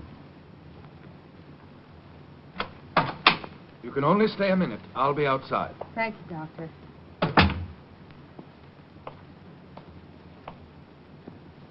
Mary? She's digging into her handbag. Let's take her. What? Let's have the... Stick your hands over me. Hang on to her, Walt. What's the meaning of this? Ah, you always carry a gun, Jeannie? She was gonna kill me. Who's that? That ain't Mary. She was gonna kill me, Lieutenant. Shut up, Otis, or I'll give her back the gun. You can't pin anything on me. I think we can, baby. Holy cow. More company. Yeah? You can't do this. Dear, shut up now. Yeah. Okay. More company? Yeah, Hall and his gorillas. Said they were Louis. Oh, no. Honey, I no. warned you. Keep it down, no. lady. I won't let him get caught. I don't want him to get caught. Shut her up. I don't want him to get caught. Sorry, honey, but I have don't want to. him to get caught. Okay. Lift her over behind the screen. All right. Yeah. There. All right, let me back there. Who's making noise? You can only stay a minute. Okay, Doc. You stay out here, Tony. Right, boy. Mary. Mary, baby. I'll get the guy who done this. All right, Louis. Who's there? The police, and you're covered. Okay. Try anything, and the guy on the bed will start shooting. The guy in the frame. Give me your gun. Then, Mary, She's really dead, Louis. I guess maybe I wish too much. I ain't smart. Here's your gun, Shamus. You had the right gun, all right, but the wrong boy. Here, Walt, give it the ballistics. We got Jean Willis over behind that screen. She came up here with some crazy idea of protecting you. Janie, she think I done it. Yeah, the crazy kid, she ain't got no... It's getting crowded. Yeah? What's going on? Trying to run down a killer, Louis. Okay. A guy just came in. Wearing a beard? No, he asked what room Mary Bellman was in and then left some flowers, walked out. Oh, we better get that girl out of here. Get her out in the hall. All right. Come on, honey. Louis. Louis, I didn't mean to. I'll give you a hand, Lieutenant. Hey, Lieutenant. The fire escape. Somebody out there. Louis, I only wanted to help you. Quiet. Don't move anybody. Maybe without the light, he won't see us.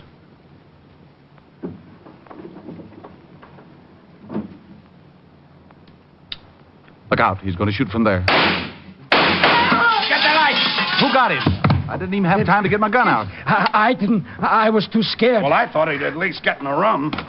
Lieutenant, you okay? Yeah, keep everybody out of here. Where'd you get the other gun, Louis? I only give you yours. Remember, chumps? Let's have that one, Louis.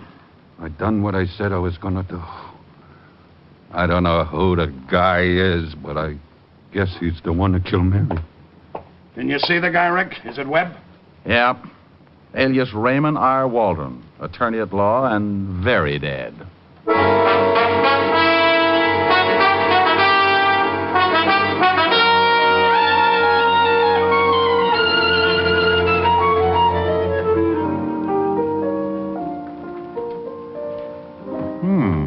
New outfit, Helen, baby? Uh-huh. You like it? Make a silkworm lose his mind. I fixed some sandwiches. Thought you could eat them in here in the study. Oh, beats the kitchen. How can I see what I'm eating? A moth would crack up if he had to land by one lousy candle. Thought it was kind of romantic. Soft lights, music. Oh, honey. My rural stomach has been neglected all day. Food should make it happy. I hope so. Hard day? Yes.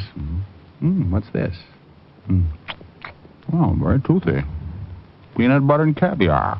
You make them? Of course. Oh. Yes? Walt, Helen, Rick there. Beating his face. Wait a minute, Walt. No. Here's the way it breaks down. Waldron or Webb decided to kill 3 birds with one stone. Oh, the big pig. He wanted you for sending him up. He wanted Mary Bellman because she was blackmailing him. Seems she threatened to tell the police that he was the one who got that payroll. Oh, that's why she asked for an envelope. She thought I was bringing the payoff. Yeah. Well, Louis Hall was the 3rd bird. For stealing Webb's girl while he was doing time. That's it. You've been a living doll. What are you eating? I think this one's cheese and liverwurst. How are you going to sing? I hadn't thought about it. Me. You'll never make it. Don't bet on it. I will bet on it, a double sawbuck. I know you haven't got it, but you're on. Hoop-de-doo, hoop-de-doo. I hear a polka and my troubles are through. Hoop-de-doo, hoop-de-dee.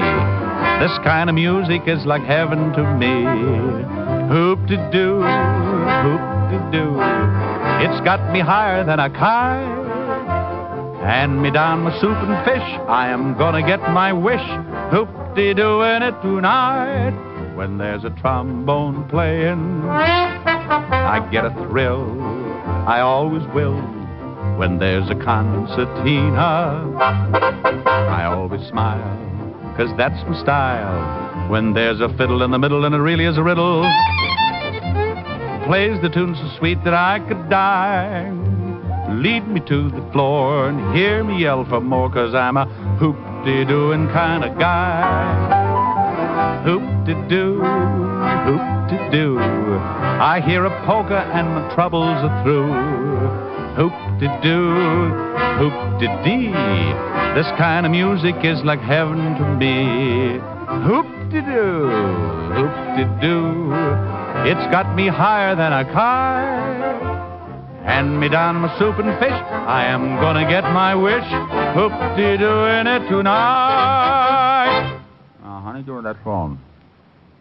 All right, Fatty, what do you got to say now? Didn't think I could sing with a mouthful of liverwurst. It was worth the 20. I bet you feel awful. No, but I'm sure glad I wasn't eating spaghetti. Why? Well, I strained so much on that last note, I would have knitted a T-shirt for my tonsils.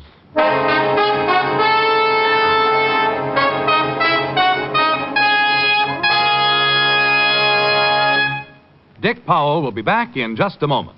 And now, once more, here's your Rexall family druggist. It's the time of year for a friendly warning about sunburn. Remember that overexposure may cause serious and painful burns. But in case you do get a sunburn, I want you to know about Rexall Gypsy Cream. You'll actually be amazed at the immediate cooling, soothing relief you get with Rexall Gypsy Cream. And what's more, it's not a messy ointment, but a quick-drying, greaseless liquid, easy to apply, harmless to close. Ask for Rexall Gypsy Cream at Rexall drugstores everywhere. And remember, you can depend on any drug product that bears the name Rexall. Good health to all from Rexall.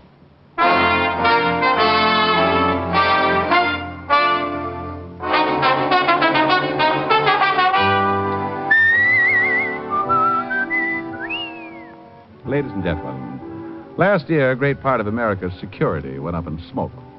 When traveling this summer, you can guard against forest fires by following these few simple rules.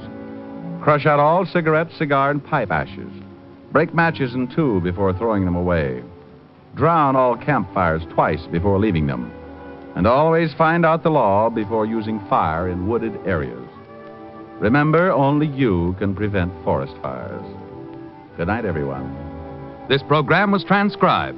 This is Bill Foreman inviting you to be with us next Wednesday at this same time when we will again bring you Dick Powell as Richard Diamond, private detective.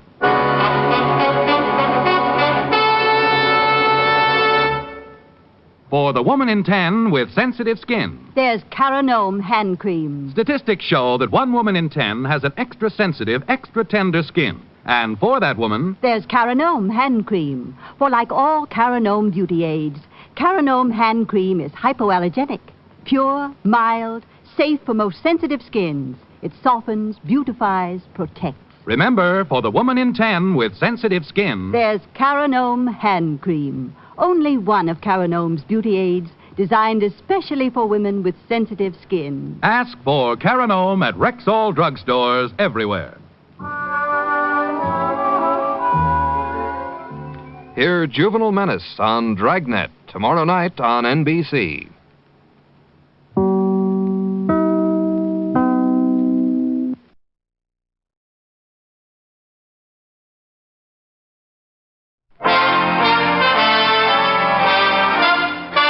Listen while the makers of Rexall drug products and 10,000 independent Rexall family druggists bring you Dick Powell as Richard Diamond, private detective.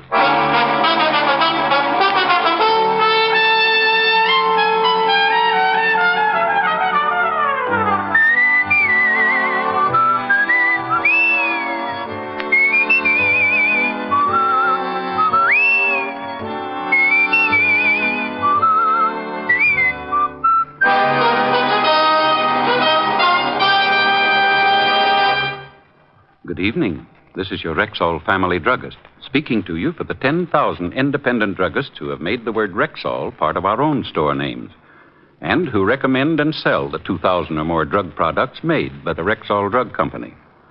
Like Rexall MI31, for example. Rexall's popular and versatile mouthwash, gargle, and breath deodorant. Full-strength MI31 kills contacted germs almost instantly, yet will not harm delicate membranes of the mouth and throat. Yes, for a dependable, refreshing mouthwash, remember Rexall MI31. And remember also, you can depend on any drug product that bears the name Rexall. Good health to all from Rexall. Now, your Rexall family druggist brings you a transcribed half hour with Richard Diamond, private detective, starring Dick Powell.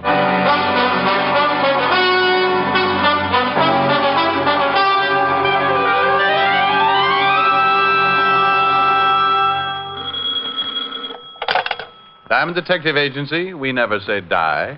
Mr. Diamond? That's right. How would you like to make $1,200? Do I have to name the mystery melody? This is not a quiz show, Mr. Diamond. I have a proposition for you, a business arrangement by which you may profit to the tune of $1,200. Oh, well, that's my favorite tune. My name is Evans, Dr. William Evans. I have an office in the Grant Professional Building, Suite 409. Grant Professional Building, Suite 409. Yes, I'd appreciate it if you would come right over. Well, it's after 6 now. I'll stay in my office until you get here. And so as to save time with explanations, on your way over, pick up a late afternoon Times and read the article on page 3, column 2. A story about a man called Farmer. I locked the office, went downstairs, and out on the street, where I purchased a late afternoon Times, and then the cab headed for Dr. Evans's office. I read the article on page 3, column 2. George Farmer burns to death, and a picture of the deceased. According to the article, Farmer had been on a vacation in the North Woods. He'd gone to sleep smoking a cigarette, and that was that. Mattress caught fire, and before anyone noticed, the whole cabin was burning. My cab let me out in front of Dr. Evans's building, and one look at the large crowd, plus the very familiar black sedan in the passenger loading zone, tied my stomach in a knot. All right, now, get back, you. You? Evening, Sergeant Otis. Lieutenant, what are you yelling about, Melonhead? Oh. Evening, Lieutenant Levinson. Oh, no. I hope you were just passing by, Mr. Diamond. I saw the crowd, Lieutenant Levinson, and came over to find out if you and Otis were playing hopscotch or possibly kick the can. This is a swell time to make with the jokes. Some guy took a dive out of the 4th floor window. 4th floor? Dead?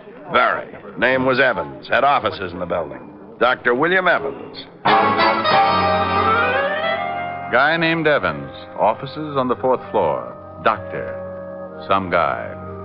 Just 20 minutes before, he'd called me with a $1,200 proposition. And now it looked like the only thing I was going to get out of the deal was a late afternoon paper and a story about a guy named Farmer.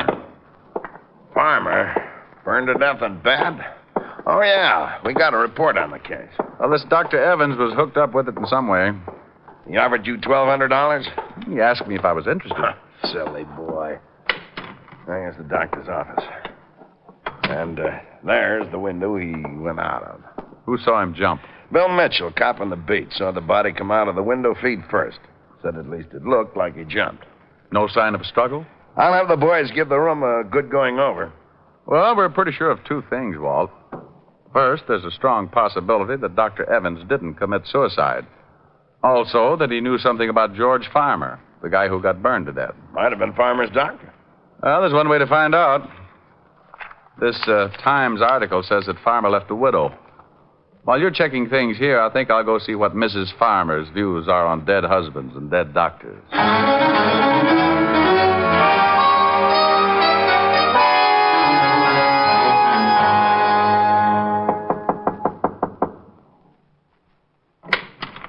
Yes? Mrs. Farmer? Yes, what is it? I'd like to talk to you about your late husband. Are you from the police again? Well, I just left them, but this is my own idea. My name's Diamond. I'm a private detective. Oh? You working for the insurance company? No. Well, then just what do you want? I'm tired of questions about my husband's death. I've told the police and insurance company everything I know. Well, I know it's been difficult, but I won't take long, and there are a few things I'd really like to find out. Well, what are they? Do you know a Dr. Evans? Dr. Evans? No. No, I don't know any Dr. Evans. Your husband never mentioned him, said he knew him? No, he didn't. Besides, what has this doctor to do with my husband? Well, I don't know yet. You mentioned an insurance company. Was your husband insured, Mrs. Farmer? Yes, with the National Mutual. But if you're not working for the insurance company or the police, who are you working for? Me. You? Look, would you mind telling me what possible interest you could have in the death of my husband? Tell you the truth, I really don't know. But there's $1,200 mixed up in it somewhere, and that's enough to keep me well interested until I find some answers. Thank you, Mrs. Farmer.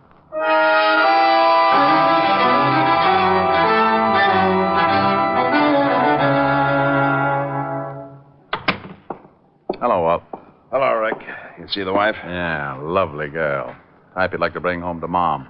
You find out anything? Nothing in the room to indicate the doctor was pushed out of the window. Mrs. Farmer didn't know the doctor.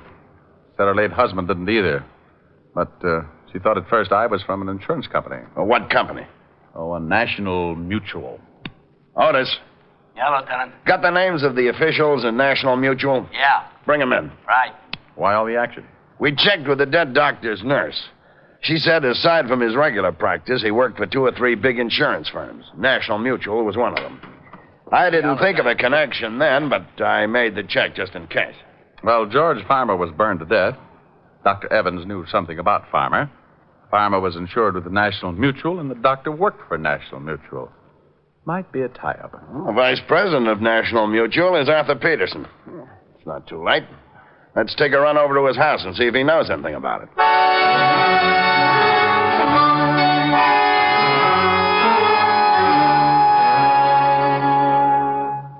Well, gentlemen, in answer to your questions, yes, we did insure the late George Farmer, and Dr. Evans does work for us.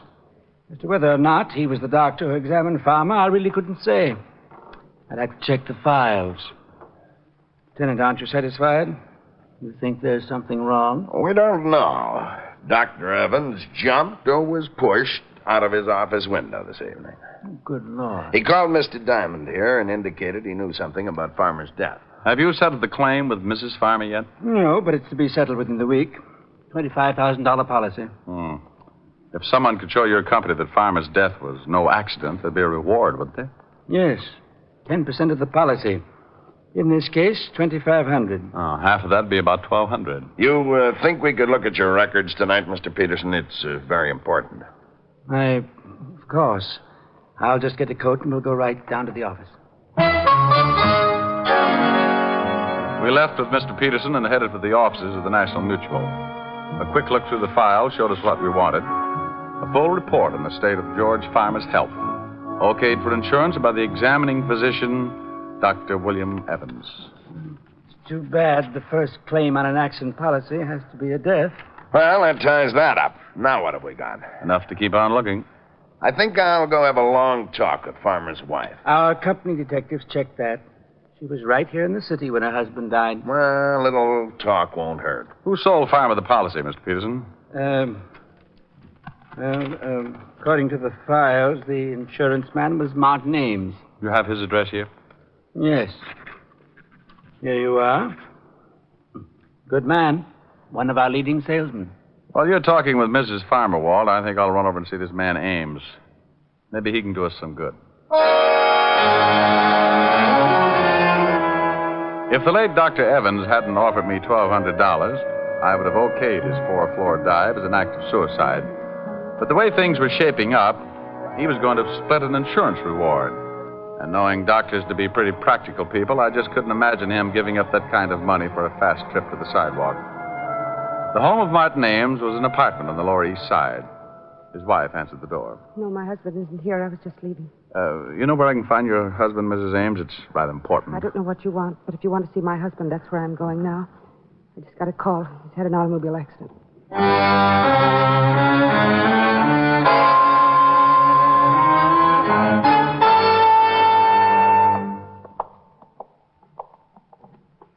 Miss? Yes? I'm Mrs. Ames. I was told my husband. Oh, yes, Miss Ames. If you'll just have a seat, I'll call Dr. Tully. He's in charge of your husband's case. But I want to see my husband. Can I see him? You'll have to see Dr. Tully first. But I want to know how serious it is. I should be with my husband. If it's you'll serious... just be patient for a moment, Miss Ames, I'll get Dr. Tully. Come on, Mrs. Ames. Let's sit down over here.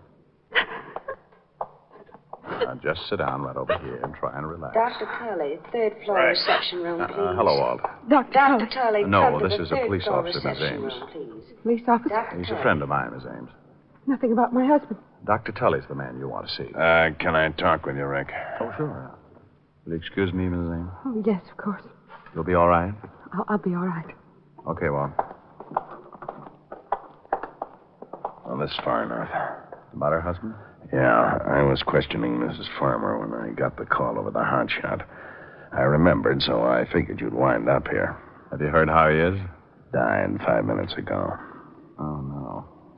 Accident? Hit and run. Before he died, he told us a car ran him off the road. Went down a 20-foot embankment and right into a cement retaining wall. The wall stopped him from going any further, but broke his neck. Any lead on the other car? No, lonely stretch of road. No one else saw it. It happened too fast for Ames. Wait a minute. That must be Dr. Tully going over to Mrs. Ames now. Yeah, Mrs. that's Ames, Tully. I'm afraid that He did everything he could. I don't envy him. Your Miss. husband is dead. Oh, no. Mrs. Ames. Oh, dear Mrs. God, Ames, please no. control yourself, Mrs. Ames. Come on, Walt. This is turning into a rotten case.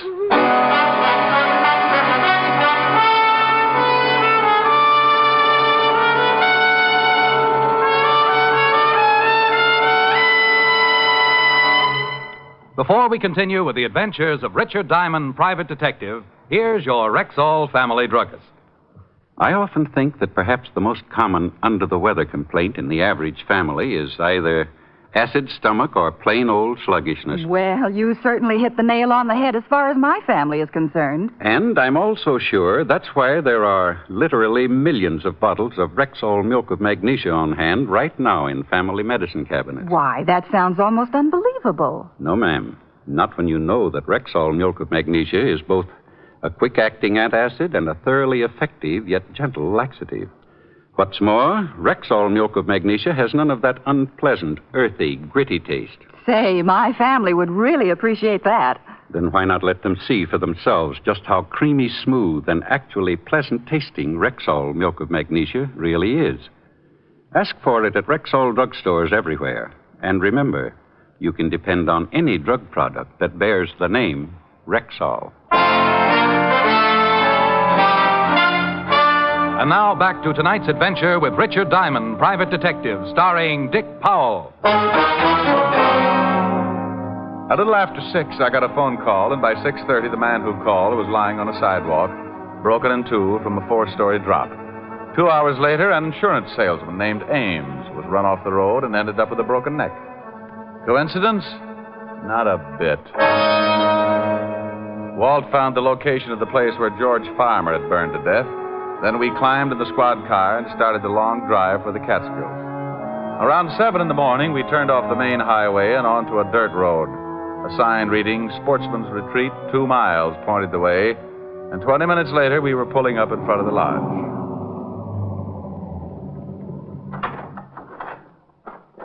Morning. Welcome to Sportsman's Retreat. Morning. Police car, ain't it? I'm Lieutenant Levinson, 5th Precinct, New York Police. This is Mr. Diamond. Oh, howdy. Oh, yeah. You up here about Mr. Farmer's death? Unofficially.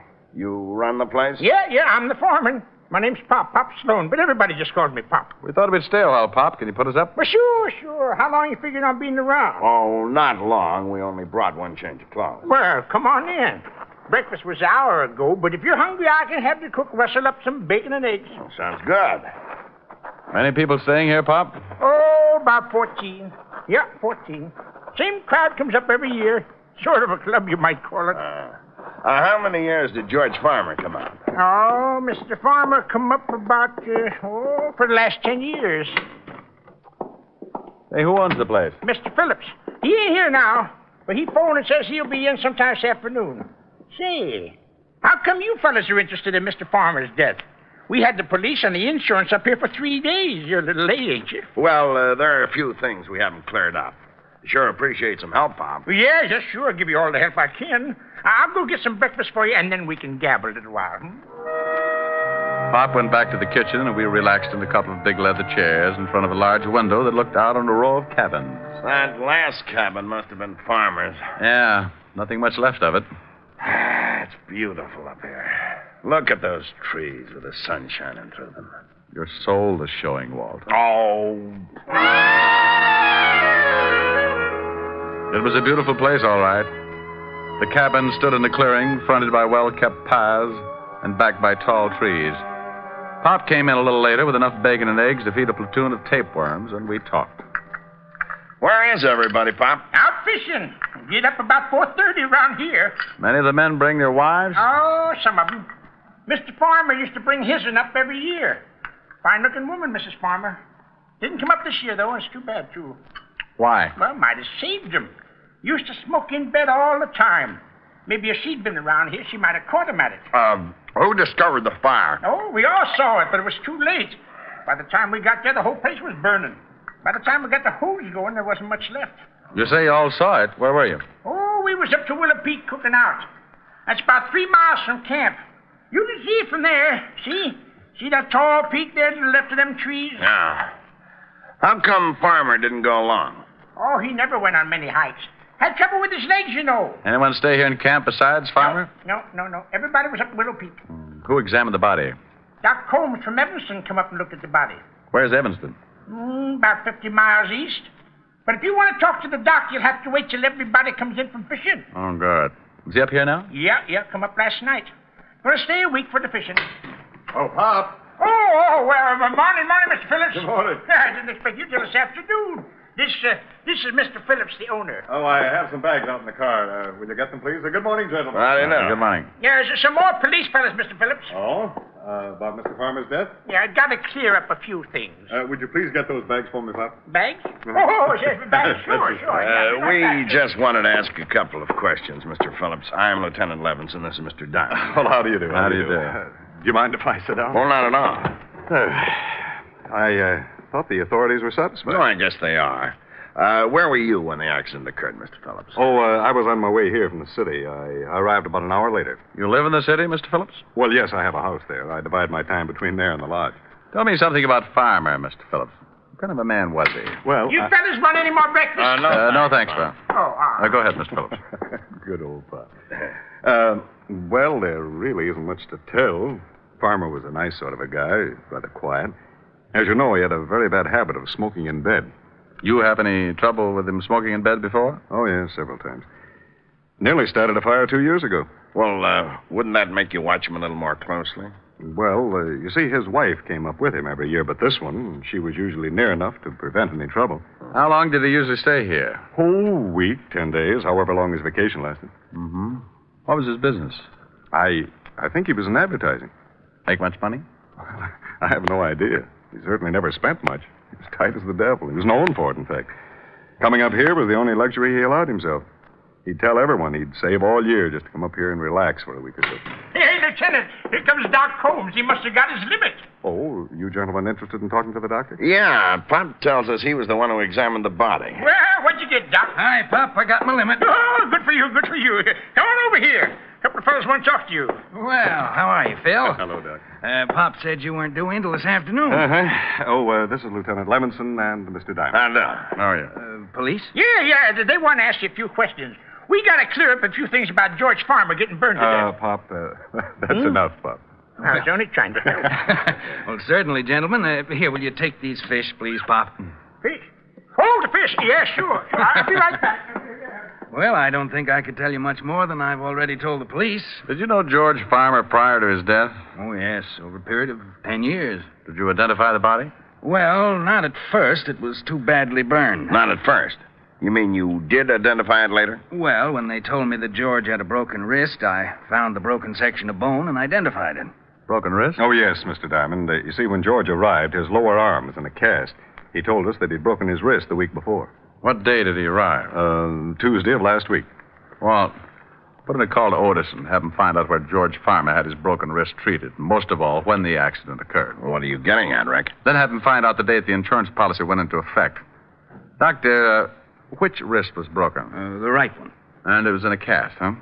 Mm-hmm. Would you say he could move his fingers well enough to write? It depends on how recent the accident. Step on it, Walt. Okay, but I don't get it.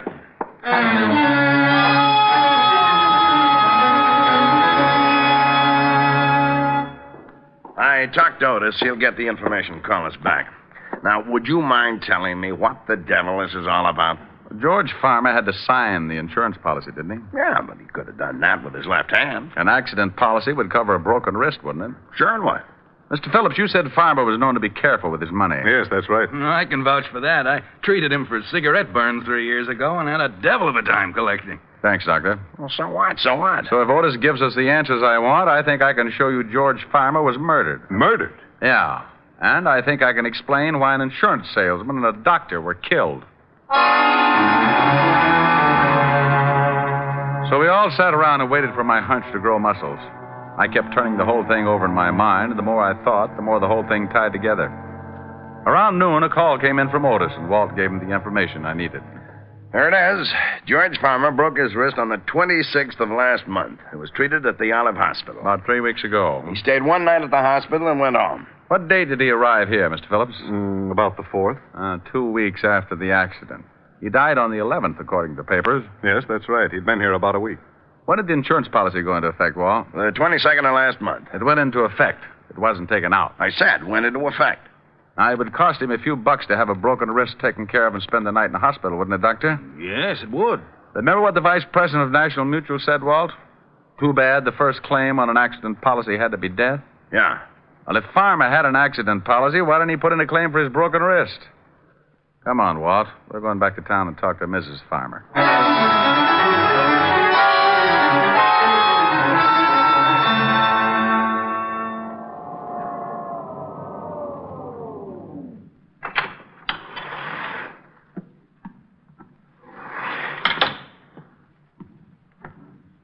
You got your men spotted around the building? Whole block surrounded. Peterson and Evers are covering the front.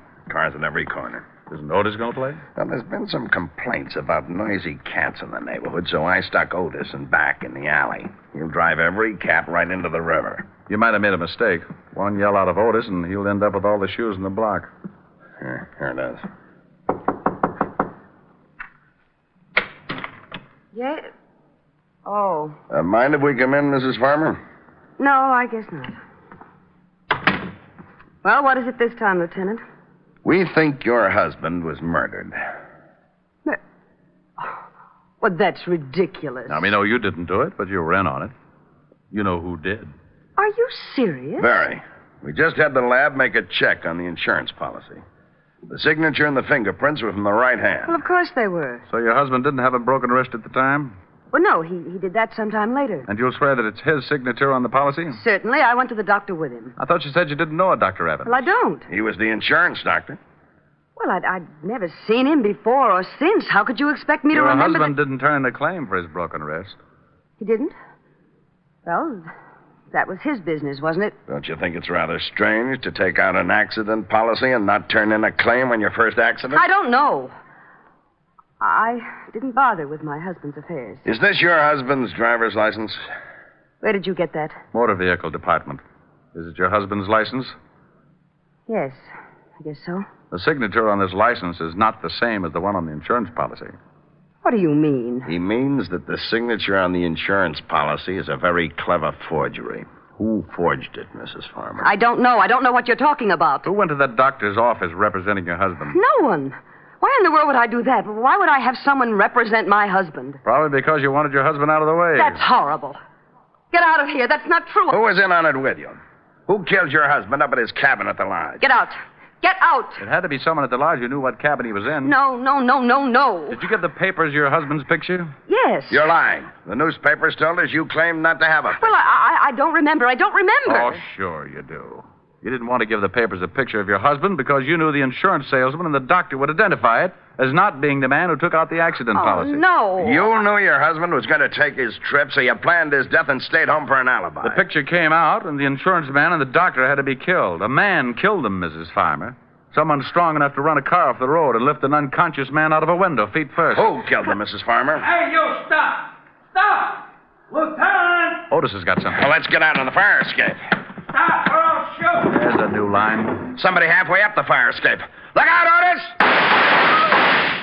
Move over a wall. Otis is going to hit a herd of elephants in a broom closet. I got him, Lieutenant! He got him. Oh, make him happy, Walt. Climb out there and see what we got. Okay. Now, just take it easy, honey. Fred! Yeah? It's that guy Phillips, the one who owned the lodge. And he's dead. Well, Mrs. Farmer, that's it. Want to tell me about it? Oh, yes, it doesn't make any difference now. Phillips killed your husband and the other two men? Yes. We fell in love 3 summers ago. But he planned it. The whole thing was his idea. Oh, sure, I know. But the state is pretty narrow-minded about those things, honey. Guy like that gets ideas and gets dead for it. You like his ideas, and you just got to get in some kind of trouble along the way. Go on, Melonhead. Climb in. You're not hurt that bad. I am told. You get shot, Otis? No. But I'd like to ask you something, Shamus.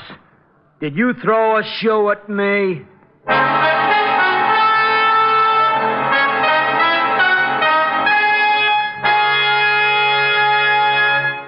Again, here's your Rexall family druggist. Whenever you're suffering the pain of a headache, remember, there's no faster-acting aspirin made than Rexall aspirin. When swallowed with water, the 5 full grains of pure aspirin in every Rexall tablet are ready to go to work for you even before they reach your stomach. Ask for Rexall aspirin at Rexall drugstores everywhere. There's no faster-acting aspirin made. And remember, you can depend on any drug product that bears the name Rexall. Good health to all from Rexall.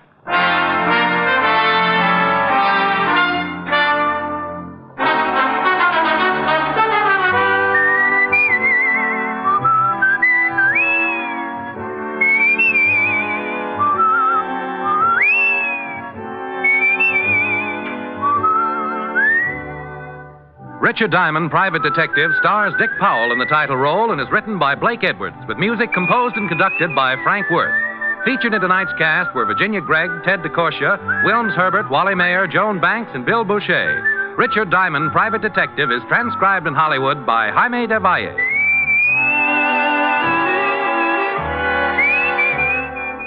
This is Bill Foreman inviting you to be with us next Wednesday at this time when we will again bring you Dick Powell as Richard Diamond, Private Detective.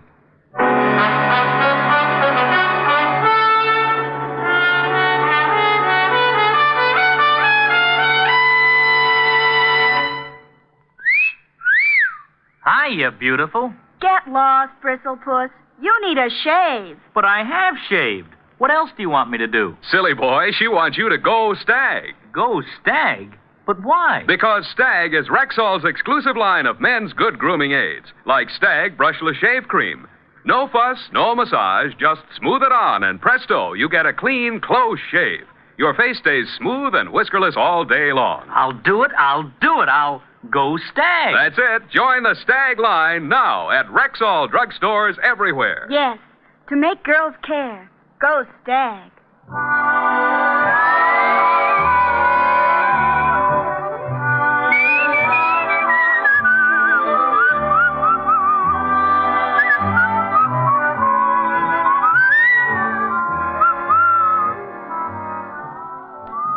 Wednesdays this fall, hear Groucho, Gildy, and the Halls of Ivy on NBC.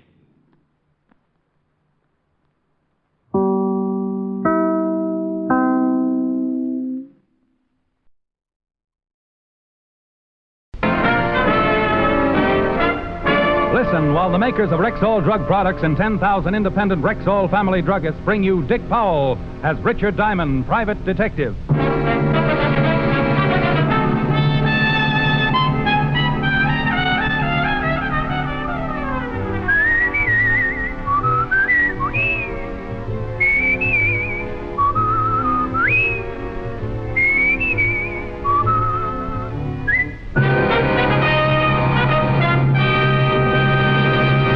Good evening. This is Bill Foreman, speaking to you for the 10,000 independent druggists who have made the word Rexall part of their own store names. They've done that because they recommend and sell the 2,000 or more drug products made by the Rexall Drug Company. All this month, Rexall family druggists are offering 4 of these products at attractive bargain prices. Just listen. Rexall Hydrogen Peroxide, USP 3%, a pint for only 30 cents. Rexall Epsom Salt, medicinally pure, regular 41-cent pound, now only 27 cents. Rexall Mineral Oil, extra heavy body, non-habit forming, and non-fattening, the regular 69-cent pint, down now to only 46 cents. Alco-Rex Rubbing Alcohol Compound, top quality, the regular 49-cent pint, yours now for only 32 cents. Remember, these bargains are available all during August at Rexall drugstores everywhere. And remember this, too. You can depend on any drug product that bears the name Rexall. Good health to all from Rexall. Now, your Rexall family druggist brings you a transcribed half hour with Richard Diamond, Private Detective, starring Dick Powell.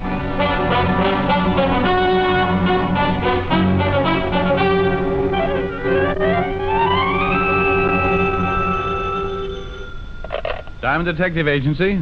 We can solve any crime but television. Diamond, stop clowning and get right down here. Well, Sergeant Loveloom. What's the matter, Otis? Didn't the zoo pick up your option? Oh, now quit that. You gotta get right down here. Something terrible's happened. They haven't made you commissioner. Worse than that. Lieutenant Levinson's been kidnapped.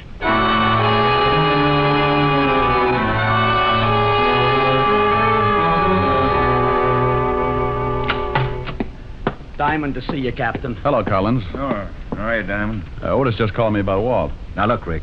I know Walt's a personal friend of yours. He's a good friend of mine, too. But this is police business. A cop's been kidnapped. Diamond was a cop for 6 years. I don't need a case history, Sergeant. Oh, get off it, Charlie. I'm down here to help. Of course you are. But there's one thing I won't stand for, Rick. The way you operate. Well, what's the matter with the way I operate? I know how you feel about Walt, and when a guy feels that strongly about someone, he's liable to do a lot of things to get a few answers. Oh, for Pete's sake, Charlie. What are you going to do, hold a tea party and hope someone will spread some gossip? That's not fair, Rick. Well, if you think I'm going to sit back knowing that Bert Fisher's got Walt... Who said anything about Bert Fisher? Well, nobody had to say anything. It's pretty obvious, isn't it? Walt sent Bert's brother Art to the electric chair. Bert swore he'd get Walt for it. Fisher dies tonight, doesn't he? Yeah. Sure, I think it's Bert Fisher, too. And we're going to do everything about it we can. Bert's been in Detroit, hasn't he? Yeah. I've got a call into Detroit. Should be hearing any time. This phone call you got saying they had Walt. I didn't have time to trace it. The guy said Walt was being held, and when Art Fisher dies tonight in the chair, so does Walt. Charlie, I'm going to work on this thing whether you like it or not. Yeah, that figures. But I promise you, Rick, I won't save your skin if you get out of line. Any leads yet? No. You're rounding up the usual stoolies. Well, I know a couple of boys who might have a few angles. Who? Nobody who would give you any information. These guys aren't stoolies. They might tell me because I think they like me. You see, Charlie, sometimes it pays not to be a cop. I'll expect any information you get, Rick. Oh, sure. Well, I'll see you later. Rick? Yeah? Be a good boy, will you? Collins, if we don't find Walt by 11 o'clock, can you hold up Fisher's execution? No. Oh, it's swell. I'll keep in touch. Hey, Diamond, do you think you can do anything? And I can try. Do me a favor, Otis. Okay. Get me a complete background on Bert Fisher. Everything. All his friends, his record, as far back as you can go. Gee, Diamond, I'm scared for the lieutenant. You're not alone with that one, Otis. In the Bowery, living in a broken-down rooming house, was a man. 20 years ago, he'd come to the big city with his trumpet tucked under his arm. He'd started playing with little combinations along 52nd Street, and pretty soon the word got around. Everyone came to listen to him. They called him the Dean of Jazz, and the title stuck. Then one night he had an argument with one of the Fusari mob, and the next morning they found him in an alley, half dead, his face beaten to a pulp. It was a long time before the Dean could get around again, and it was a lot longer before he could play his trumpet. And by then, no one would have him. He couldn't make enough with the horn, so he tried crime. That's where I met him. I did him a favor, and a short time later he went straight. He'd still kept his underworld connections, but he wasn't a stoolie. I'd just done him a favor once.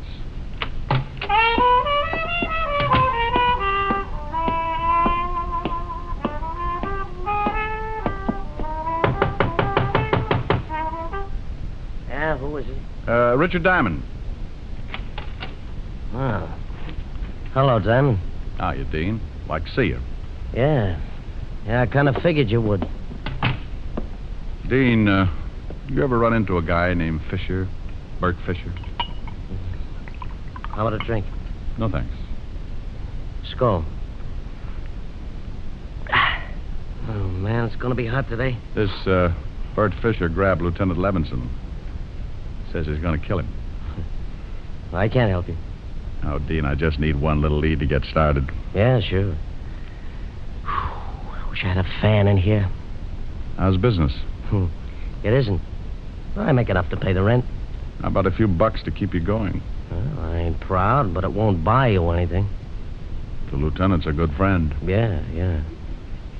Word got around this morning. Here. Here's 10. Buy yourself some groceries. Oh, thanks. You did me a favor once. Forget it. Bert Fisher's got a lot of rough hoods working for him. They're most all from Detroit, but they kill the same as anyone from here. Mm-hmm. Dean, do you know anything at all? I might. Who wants to die?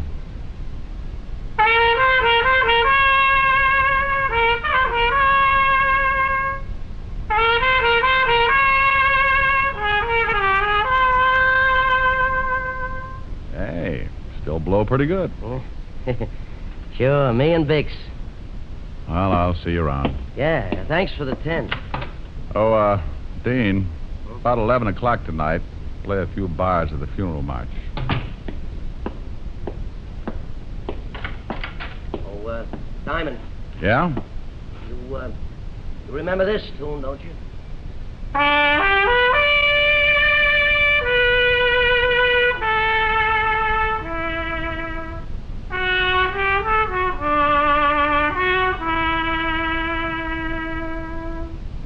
For it was Mary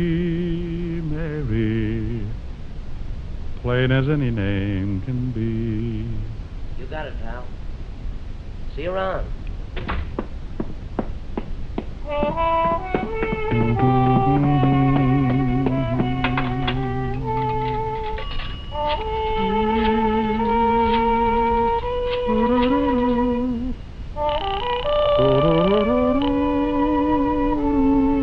Precinct Sergeant Loveloon.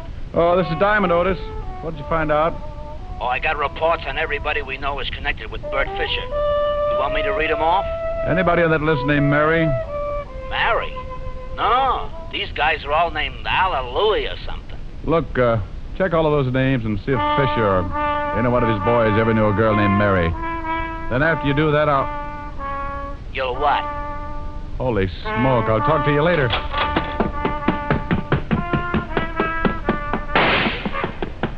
Dean! Dean! Dean! Dean!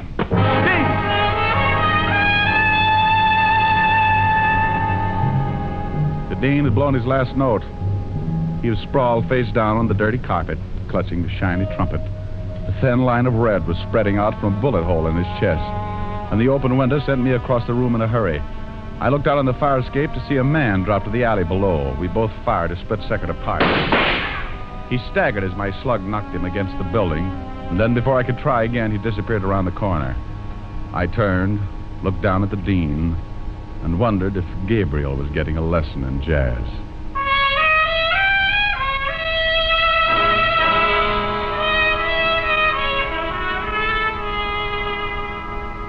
Diamond, I warned you before you left here Okay, Charlie. A nice guy's been killed, but all the crying in the world isn't going to help.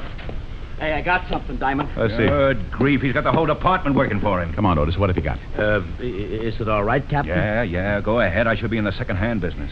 Report on one of Fisher's old mob, Lou Baxter. Only one of the whole bunch who had a girl named Mary. Mary? Who's Mary? Charlie, look at this picture. Lou Baxter. I've been looking at it all morning. Oh, take another look. This is the guy I shot climbing down off the fire escape after he killed the Dean. What? Holy smoke. You know where you can pick him up? Oh, he's a local boy, all right. Didn't go back to Detroit with Fisher. I've had a call on him since 10:20 this morning. Hey, what about that girl, Otis? Name's Mary Sinclair. Used to go with Lou Baxter, Captain. No address on her. Mary Sinclair and Lou Baxter, huh? Well, it's the first lead we've had. I'll get the boys on it. Charlie had his methods and I had mine.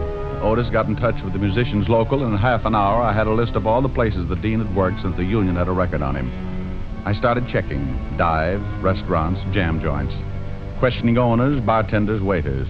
No one knew a girl named Mary Sinclair. Around 3 o'clock, I wandered into a place on 52nd Street known as the Red Parrot. Hi.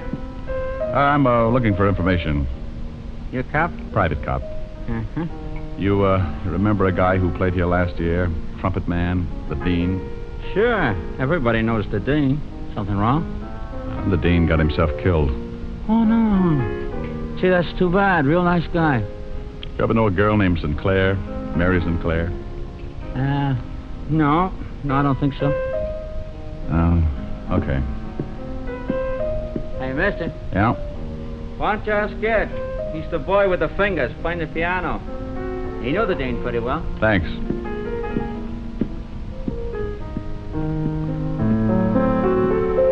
You, Ed? Yeah.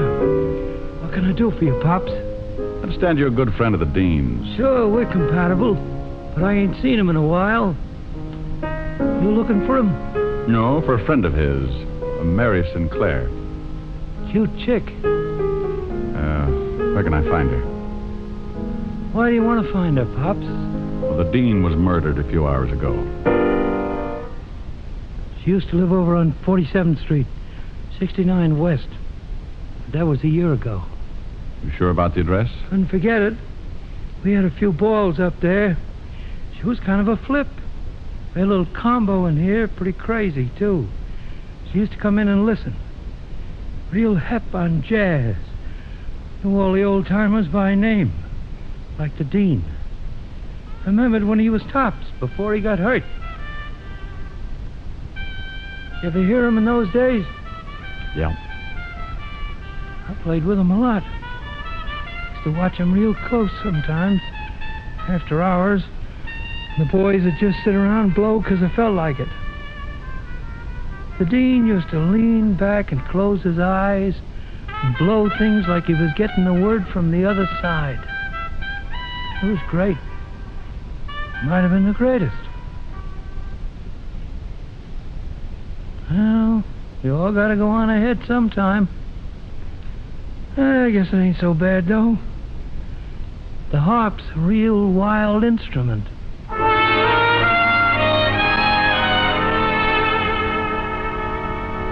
I left the piano player and headed for the address he'd given me. There was a good chance Mary Sinclair wasn't living there anymore, but it was the closest I'd come to any kind of a lead. When I got there, I held my breath and looked at the mailbox. Score for Diamond. Miss Mary Sinclair still lived in the building.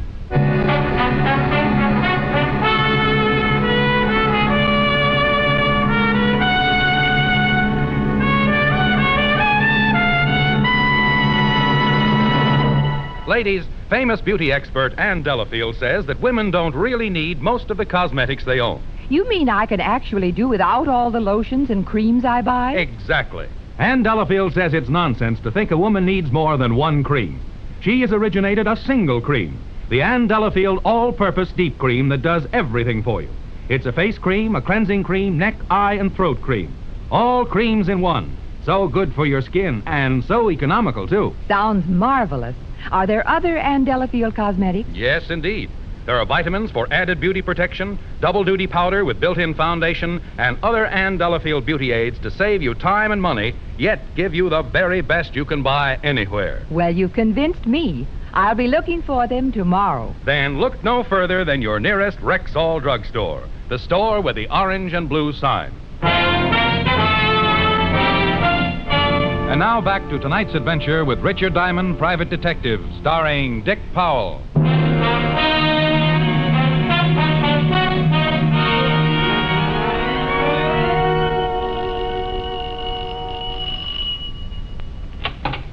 Yeah?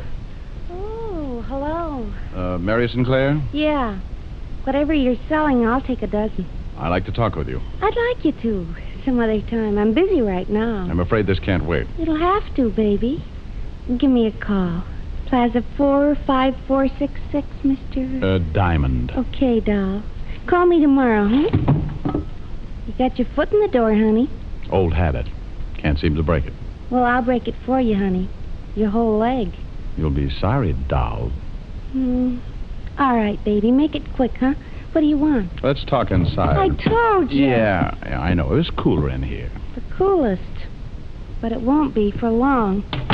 Where's Lou Baxter? Who? You know, the boy you used to run around with. I ran around with a lot of boys. Ever since I was in grammar school, I ran around with boys. It's a hobby. Where's Lou Baxter? Baby, I don't know. You want to twist my arm? Go ahead, it might be fun. He just killed the dean. He did? Shame on him. Forget it, Mary. Hey, Lou. Get out of the way. That's the guy who put a slug in me. Look like you're in pretty bad shape, Baxter. Doctor's coming. But he ain't gonna be able to help you. See, honey, you should have come back tomorrow. Shut up. Well, wouldn't have been half so painful. I want Bert Fisher. Well, good for you. Get away from that door. Now, walk into that other room. Drop it back. Didn't want to play. You shouldn't have done that, Charlie. I needed him alive. That's gratitude for you. I knew you'd get into trouble, Diamond, so I tailed you from that last bar on 52nd. Is this, Mary Sinclair? Charmed, I'm sure. Ought to stay here. Call a wagon. Right. There's a doctor coming up. I doubt if he's legit. Wait for him, then bring him down to the station, Otis. Right. Come on, Miss Sinclair. Sure, honey. You know, Mr. Diamond, I think I'll have to break that date for tomorrow.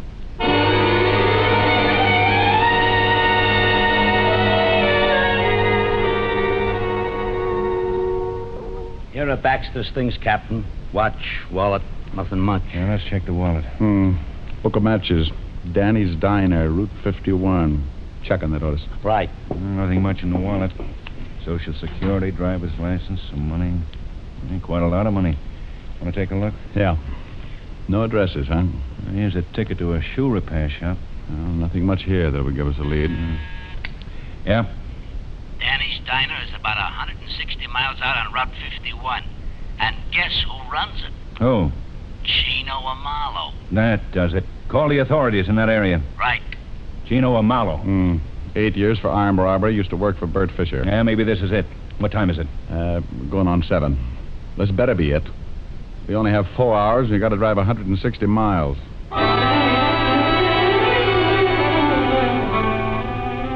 Captain Collins talked to the sheriff's office and set up a rendezvous with him near Danny's Diner. Then we piled into a squad car and roared across the 59th Street Bridge for Route 51. Step on it, Otis. We're doing 80 now. 10 to 90. It's getting late. Now, Rick, you think we should bust right in the diner and take Amalo? No. Amalo doesn't know me. Never seen me. You stake out your men around the place and I'll go in. Give me a couple of minutes, then you come in, work on Amalo a little, and then leave. If he knows where Fisher is, he'll try to get in touch and I'll tag him.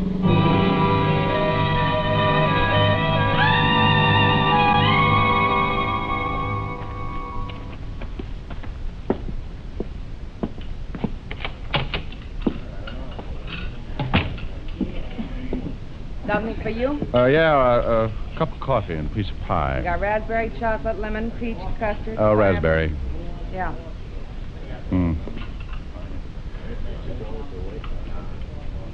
Here you are. Where's the closest gas station? About a mile down the road, but I think it's closed. It's after 10. Closes at 10. Oh, thanks. Miss? Oh, miss. Yeah. Where's Chino Amalo? He's in the back. You want him? Call him. Sure. Hey, Mr. Amalo, someone wants to see you. Okay, be right there. Yeah, something I can do. Oh, what are you doing way out here, Captain? This your book of matches? Yeah, that's the name of my place. These matches on Lou Baxter. Baxter's dead. Oh, that's too bad. You're not going to tie Baxter up with me, are you? Lots of people come in here and take my matches. If Baxter came in here, you saw him. You're an old friend. Well, sure, I know Lou, but I ain't seen him in years. We got word your old boss is in town, Bert Fisher. Oh, is that right? Know where we might find him? No, I haven't seen Bert in years either. Look, Captain, I've been going straight. Sure. You're a little out of your territory, ain't you? This is unofficial. If you were in my jurisdiction, I'd haul you in. Look, I tell you, I'm going straight. I don't know nothing about Lou Baxter or Bert Fisher. Okay, Amalo. You may hear from me again. Well, nice seeing you again, Captain. No, miss. More coffee? Yeah. Where's the phone? Right over there on the wall. Is there another one? In the kitchen, but you can't use that. Hey, you can't go back there. Honey, it's the police. You stay where you are. Oh, okay. Yeah. This is Chino. Let me talk to Fisher. Hey, what are you doing? Don't move, Amalo. What is this? Cover up that mouthpiece. Cover it up. Okay. Now, when you get Fisher on the line, say what I tell you and hold that receiver out so I can listen. Look, friend. You look. Say one thing wrong and I'll use this gun. You a cop? None of your business. Well, look, Yeah, what do you want, Amalo? There he is. Tell him you just heard Baxter was killed. Hello. Tell him. Hello. Look, I just got news that the Baxter was killed. Yeah? Okay, anything else? Say no, that's all. No, that's all. So what's the matter with you? Oh, nothing. Okay. You got any more news? Keep in touch. Hang on. Now, where's Fisher hiding out? Get up. Where's Fisher hiding out? You dirty flat-foot, you nearly bust my jaw. Only nearly? Where is he, Amalo? Well, look, you kill me if I tell you. That's getting late. Are you going to tell me? Okay. He's in a cabin about a mile up the road. Come on. You're going to show us.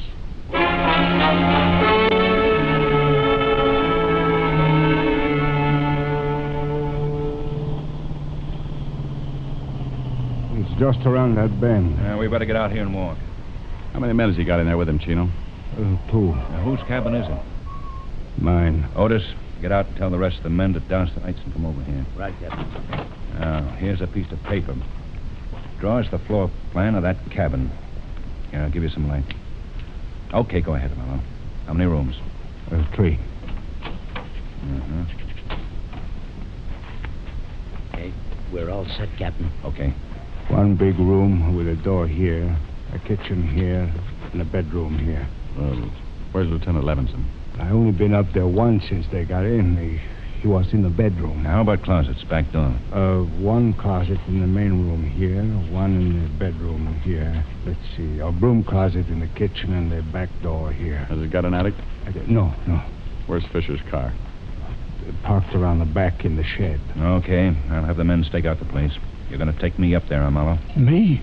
He's going to take us up there. You're a civilian, Rick. If there's any shooting to be done... If there's going to be any shooting, I'm going to be in on it. Wait a minute. Who said I was going to take you guys up there anyway? I did. I told you everything I know. I ain't going to get my head shot off. You're going to walk us up there, Marlowe, and you're going to knock on that door. No. And you're going to get them to open up. Look, they're loaded with artillery, shotguns. When the door opens, you duck. Okay, suicide. You heard what the captain said, Marlowe. I'm a civilian.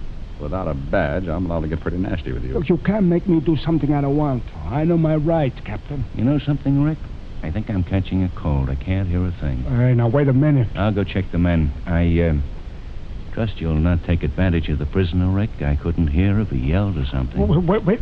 Okay. Fine cop. All right, let's go.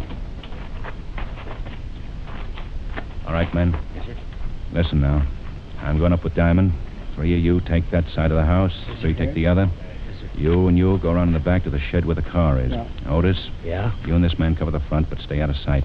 If it comes, it'll come in a hurry, so close in fast. And look, boys, the lieutenant's in the back room, so try and be as careful as you can. All set? Yeah. Let's go, Amalo.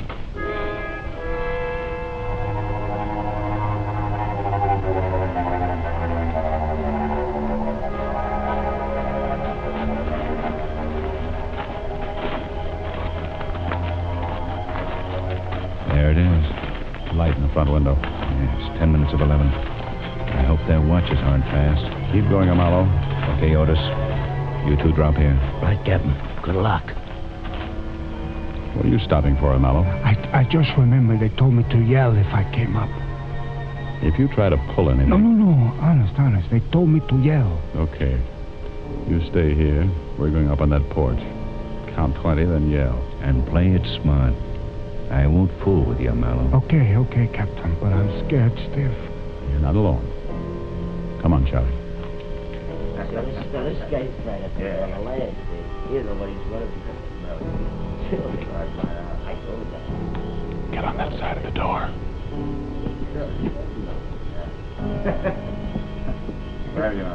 Hey, Bert, it's me, Chino. Hey, Bert, I gotta see you. You alone? Yeah. Can I come up? It's all right on the mat. Okay, come on up. Get him, Rick. What are you doing? Stop! One going into the bedroom. Look out! Okay. Don't shoot anymore. I'm hurt. See you, Walt, okay. Walt? Well, it's about time. Get these ropes off me. You okay, Walt? Yeah. Thanks, Charlie. What time is it? 11 o'clock. Happy birthday.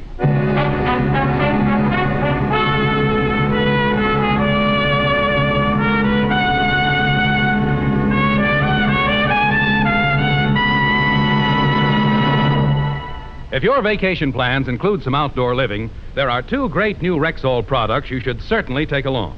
One is Rexall Sunburn Cream, a wonderful new soothing lotion that actually forms a protective film over the skin, spreads more evenly and stays on better than ordinary sunburn remedies.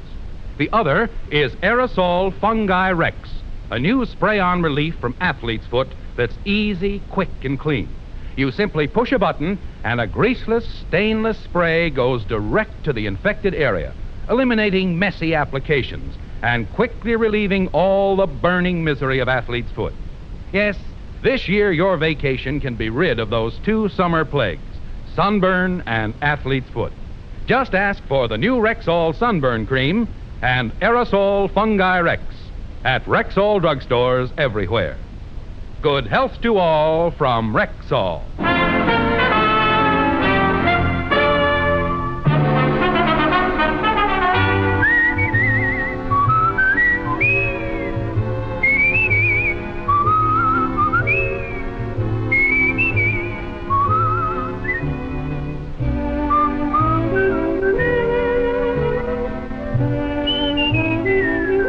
Richard Diamond, Private Detective, stars Dick Powell in the title role. and was written by Blake Edwards, with music composed and conducted by Frank Worth. Dick Powell directed the RKO production Split Second, which is now in release, and his latest film appearance was in the Metro-Goldwyn-Mayer award-winning The Bad and the Beautiful. Featured in tonight's cast were Wilms Herbert, Bill Johnstone, Sidney Miller, John Stevenson, Arthur Q. Bryan, Virginia Gregg, and Jay Novello. Richard Diamond, Private Detective, is transcribed in Hollywood by Jaime Del Valle.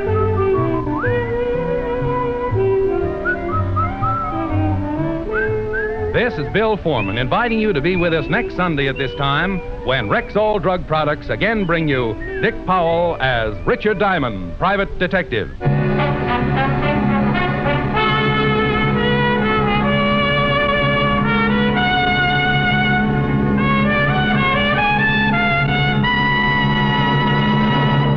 Now, a non-fattening sweetener in granulated form. It's Rexall Sweetenette Sprinkle, the sugar substitute in a shaker. Just sprinkle it on for all the taste and none of the calories. Remember the name, Rexall Sweetenette Sprinkle, at Rexall drugstores everywhere.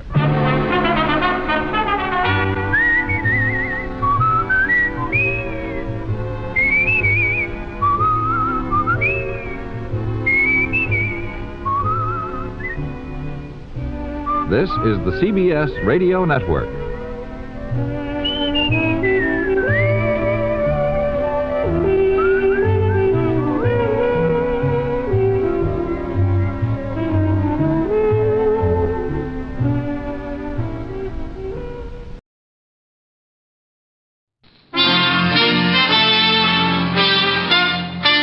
Listen while the makers of Rexall Drug Products and 10,000 independent Rexall family druggists bring you Dick Powell as Richard Diamond, Private Detective.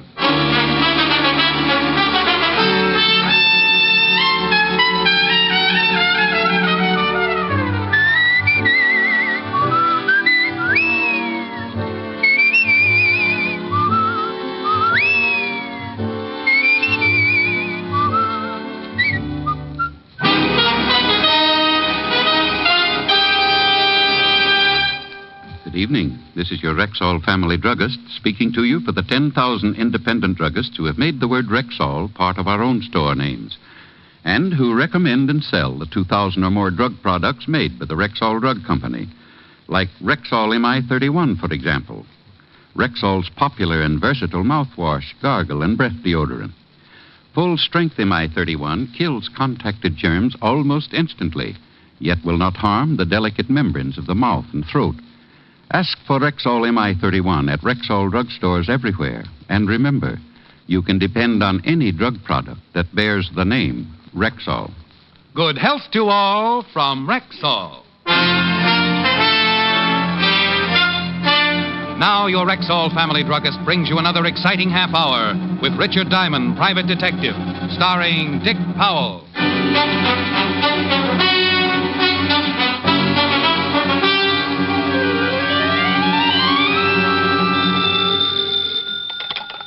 Diamond Detective Agency. When it's murder or less and you're caught in the mess, if you can't pay my fee, my advice is confess. Rick, you old son of a gun. This is Frank. Frank? Oh, Frank Bowers? Yeah. Oh, it's good to talk to you again, Rick. How you been? Well, no complaints, Frank. What's with you? Doing great, Rick. Yes, great. Bought me a half interest in a gym here in town. Yeah? Sell all your fighters? Oh, all but one. Boy by the name of Max Farmer. Say, he's going to the main event tonight. You want to catch him? Well, all depends. Who's throwing him? No, Rick, no. This boy's really good. Say, why don't you drop by the arena tonight? Oh, sorry, Frank. I got a date, and she hates the sight of blood. Talk her into it, boy. I'll leave a couple of passes for you at the gate.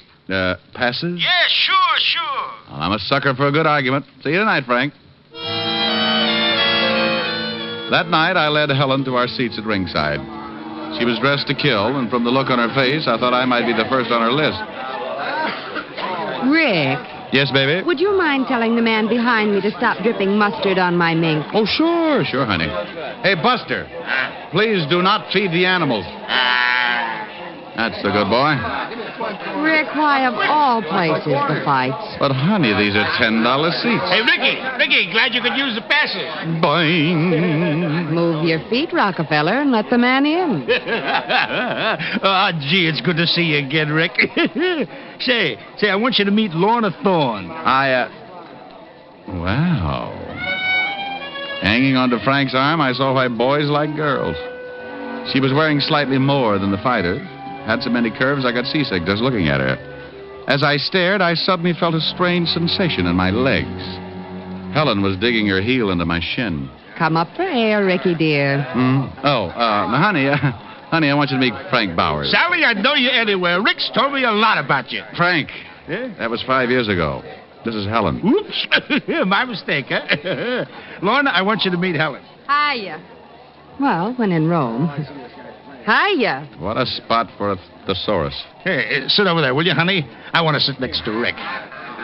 Oh, Rick, it's a shame I didn't tip you to this fight earlier. You could have put some dough on my boy and really cleaned up. You think he'll win, huh? Yeah, I know he'll win. He's fighting Lou Scott, strictly a bum from upstate. The syndicate made the match just to build up Farmer's name and pick up some easy dough on the side. Now he tells me. There's my boy getting in the ring now. I watched Max Farmer climb through the ropes, stop, smile at the television cameras, then at the crowd, and then at the cameras again. If the people at home thought they were seeing a reissue of The Hairy Ape, then television had improved. Because that's exactly how Max looked. Ladies and gentlemen, this is your main event. 10 rounds of boxing. In the white corner, wearing black trunks, weighing 175, and hailing from Buffalo, Lou Scott.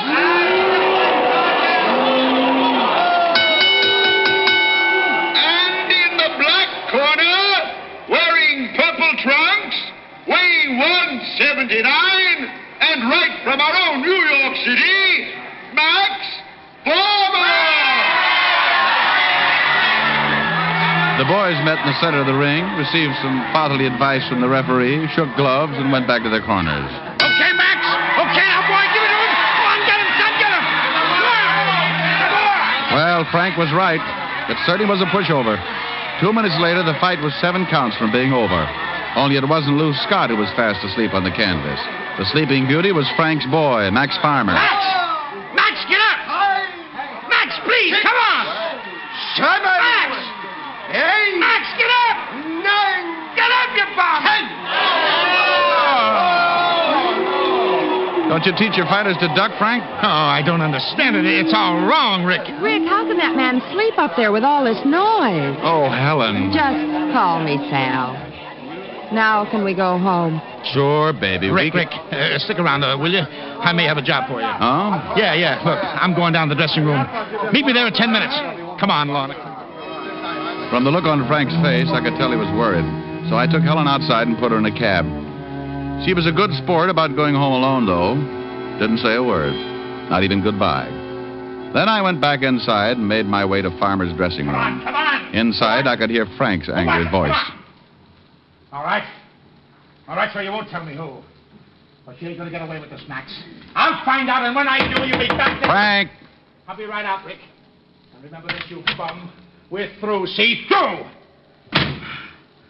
Hello, Rick. Aren't you a little tough on the guy just for losing a fight? Farmer lost that fight before he ever got into the ring. It was fixed. Well, that's strong talk, Frank. Got anything to back it up? Look, I know this boy. I trained him myself. He could have won tonight's fight with his eyes shut. Somebody paid him to take a dive. Maybe it was his own idea. Max don't get ideas. He's too dumb. Whew. Rick, I want you to find out who is behind this fix. Well, you make it sound simple. Got any leads? Maybe. Drop by the gym the first thing in the morning, and we'll start from there.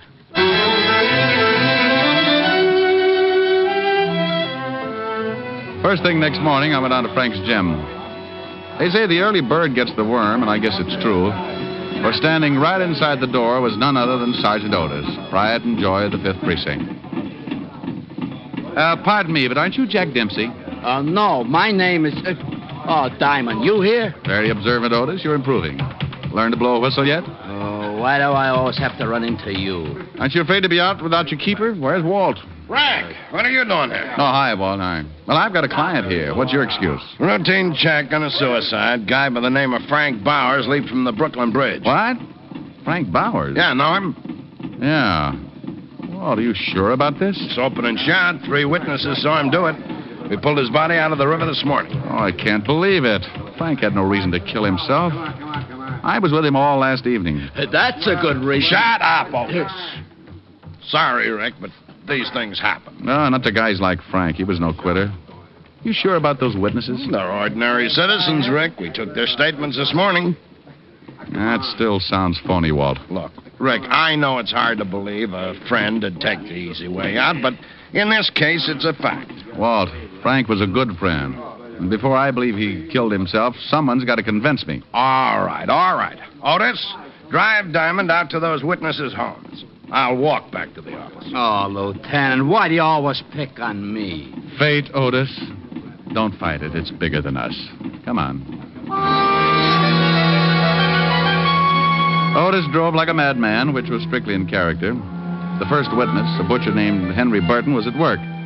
But the butcher's wife, a typical homemaker, gave us her version of Frank's death. And just like I told the police, off went the overcoat and over he went. Oh, it was awful. The woman trembled, Otis gloated, and I grabbed my hat. Her husband worked at a nearby market, and their stories checked. That took care of the first 2 witnesses. Then we drove to the home of Bill Voss, the third and final witness. Well, I was coming home from a late movie, and I started across the Manhattan approach to the bridge. This guy, Bowers, was about 10 yards in front of me. It was foggy, and I couldn't see him very well. But I could make him out when he stopped. He threw off his topcoat, climbed the guardrail, and dived in. I yelled, but it was too late.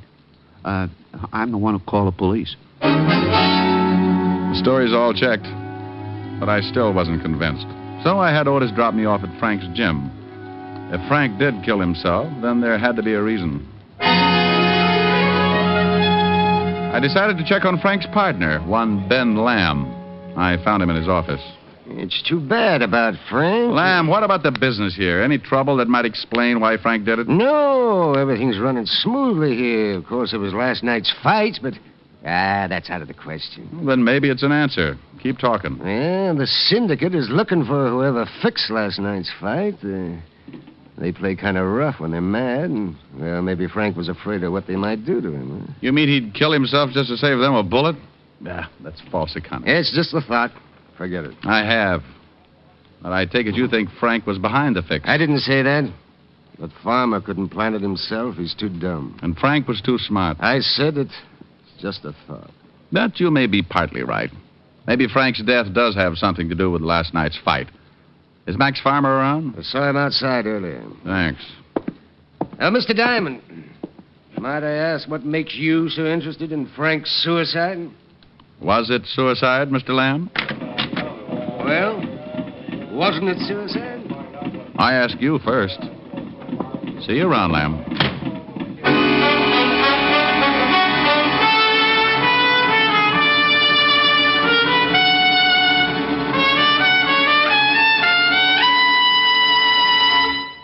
Before we continue with the adventures of Richard Diamond, private detective, here's your Rexall family druggist.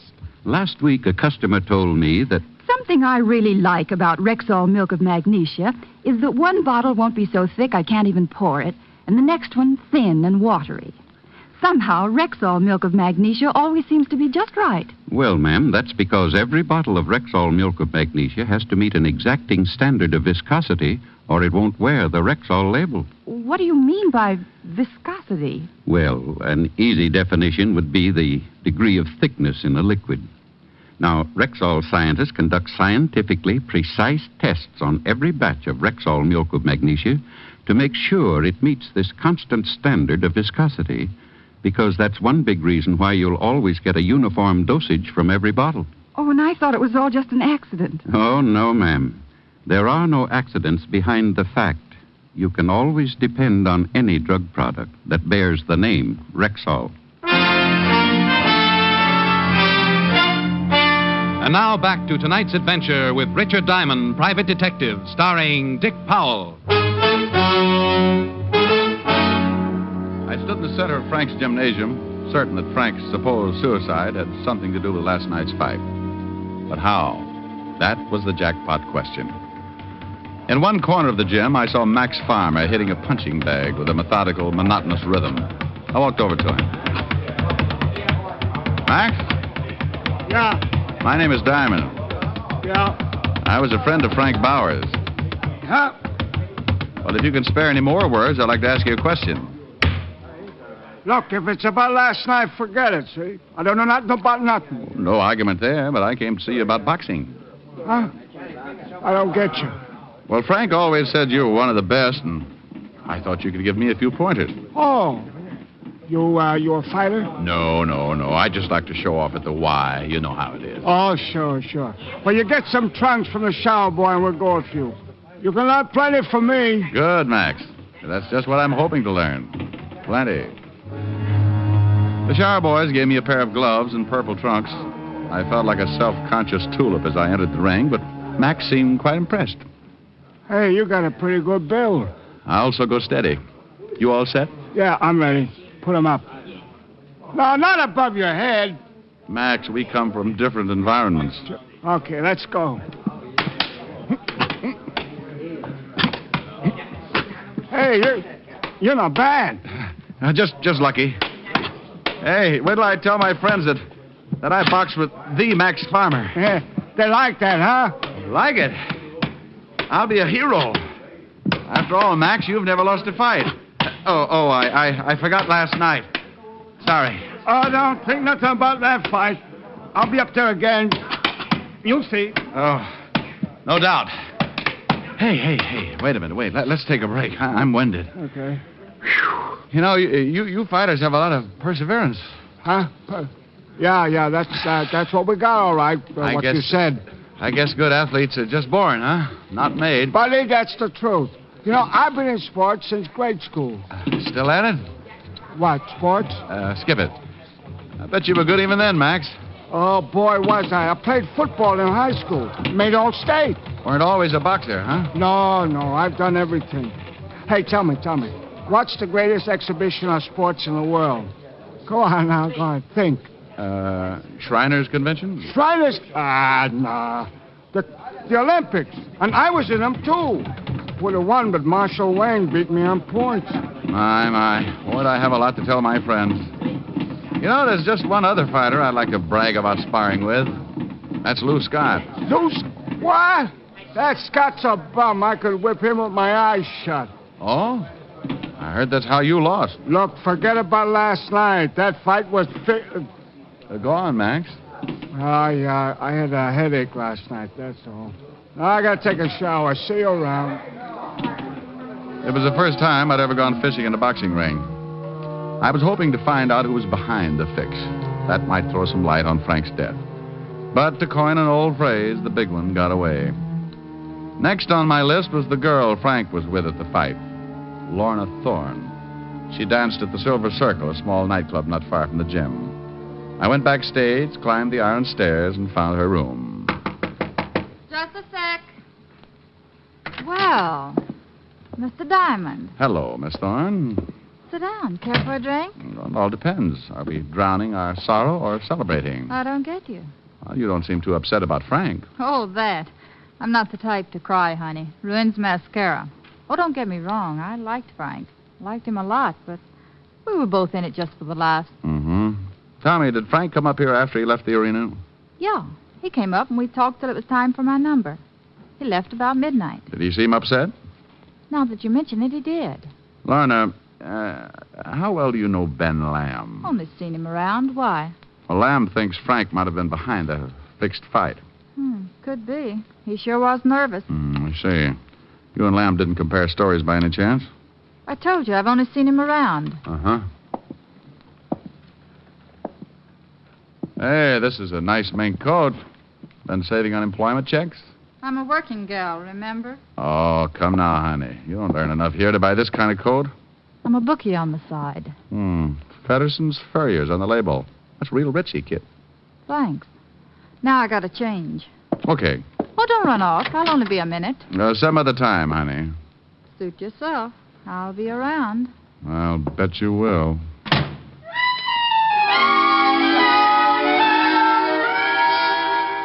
I went back to my office, locked the door, put my oxbloods up on my dusty desk, and tried to think. There was no logical motive for suicide, but there was plenty for murder. Lamb would inherit Frank's half of the business. Farmer might have been afraid Frank would blackball him with other managers. And Lorna was the type who would do anything for a fast buck. But then there was that constant headache, the 3 witnesses. My thoughts were all jumbled up. I kept trying to remember everything that had been said today. I kept hearing voices in a jumbled sequence. Yeah, the syndicate plays rough. Frank may have been afraid. Well, I've been in sports since grade school. It's an open and shut case, Rick. You're a hard man to convince, Shamus. Then over he went. Oh, it was awful. Frank behind it? Yeah, it was only a plot, Diamond. I'm not the type to cry, honey. It ruins mascara. Then he climbed the rail and dived in. I won 2, and Marshall Wayne beat me on points. Climbed the rail and dived in. Marshall Wayne beat me. Marshall Wayne. Wayne! Then he dived in. Dived.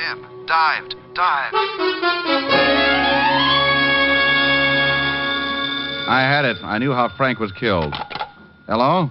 Mr. Diamond, this is Francis. It was Helen's butler calling to invite me to dinner that evening.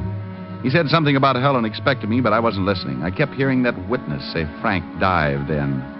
It was the answer to the whole thing. Mr. Diamond, sir, are you listening? Francis, if you were going to commit suicide... Sure, sir. I beg your pardon, sir. Look, if you were going to kill yourself from the Brooklyn Bridge, what would you do? Oh, dear, I'd reconsider. No, Francis. If you really were, would you jump or would you dive? Why, I'd probably jump, sir. Yes, I'm sure I would. Well, of course. It's a natural thing to do. See you later, Francis. The pieces began to fall into place. I remembered something Max Farmer had said earlier. Marshall Wayne had beaten him on points. Marshall Wayne. I had associated that name with boxing, but now... I checked in the sports almanac. Listed under the 36 Olympics, I found Marshall Wayne won the high diving competition that year. And Max had competed with him. Now I was certain. First, I put in a call to Fedderson's Furriers for some information. So far, so good. Then I called Walt and told him to meet me at the gym. It was closing time when I got there, and most of the fighters were leaving. But I caught sight of Max Farmer as he made his way out of the showers. How's the water, Max? Huh? Diamond. What's the matter? You don't look happy to see me. What are you doing here? The boys at the Y, remember? I came for some more pointers. It's closing time. Oh, that's too bad. That's the only reason you don't want to spend some time with me, huh? Yeah. You're not too tired. Me? I'm never tired. It's just closing up, that's all. Well, Max, old pal, I've got good news for you. I fixed it with Lamb for me to lock up when we're finished. Huh? Well, Not scared by any chance? Me scared of you? Why? Get some trunks. You'll see who's scared. I wondered if my Blue Cross plan was still in effect as I changed clothes and followed Max out to the ring in the middle of the deserted gymnasium. Max had an ugly scowl on his face, and I knew that this time he would pull no punches. Ouch. Hey, playing rough, eh, pal? You got a lousy guard. That's all. Hi. You act nervous. Tired of boxing? Maybe you'd rather be swimming, huh? Huh? Oops, sorry. Now your guard is down. Of course, a born athlete like you would be happy doing anything in the way of sports, I suppose. Maybe even diving. Your guard, pal, your guard. You don't make sense. No, I think so. Oh, your mind's wandering, Max. Keep your guard up. You know, for a real sport, like, say, high diving, there's really no place around here to practice. Unless, of course, you tried the Brooklyn Bridge. I'll bet a really good diver could make it from the Manhattan approach without a scratch. Now, listen, what's the... The guard, Samson. Better watch it. Hold it a minute. What's the big idea? The big idea came when I figured out how 3 witnesses could see a suicide that wasn't a suicide. You're loony. Am I? Those witnesses didn't see Frank because he was already in the river. You had pushed him in. You waited for some people to show up, and then you dived in. No. Yes, Max, yes. But you weren't alone in this. Someone had to talk you into taking a dive in the fight, and a different kind later on. You'd have thrown the fight for any man's money, but you'd only risk your neck for a particular species. Female. Men are funny that way. It ain't true. It ain't true. Max, Lorna confessed an hour ago. What? I'll kill you for this. That's your 3rd and final dive, Max. That's a nice right cross, Rick. Oh, I seen better. Ah, the little boy's in blue. About time. Walt, when Joe Palooka here wakes up, I think he'll confess. He believes the girl already did. Yeah, so I heard. Rick, how did you figure her in this mess? Well, like most females, she couldn't wait for a mink coat. According to Fedderson's Furrier, she bought an expensive coat the day after the fight, paid cash for it. These amateur criminals. Yeah, someone had to be the brains behind Max's action, so I put 2 and 2 together and got 2. Max and Lorna. Yeah. Otis, go pick up Lorna Thorne. Well, stop fixing your tie and move. Oh, let him alone, Walt. First date he's had in years.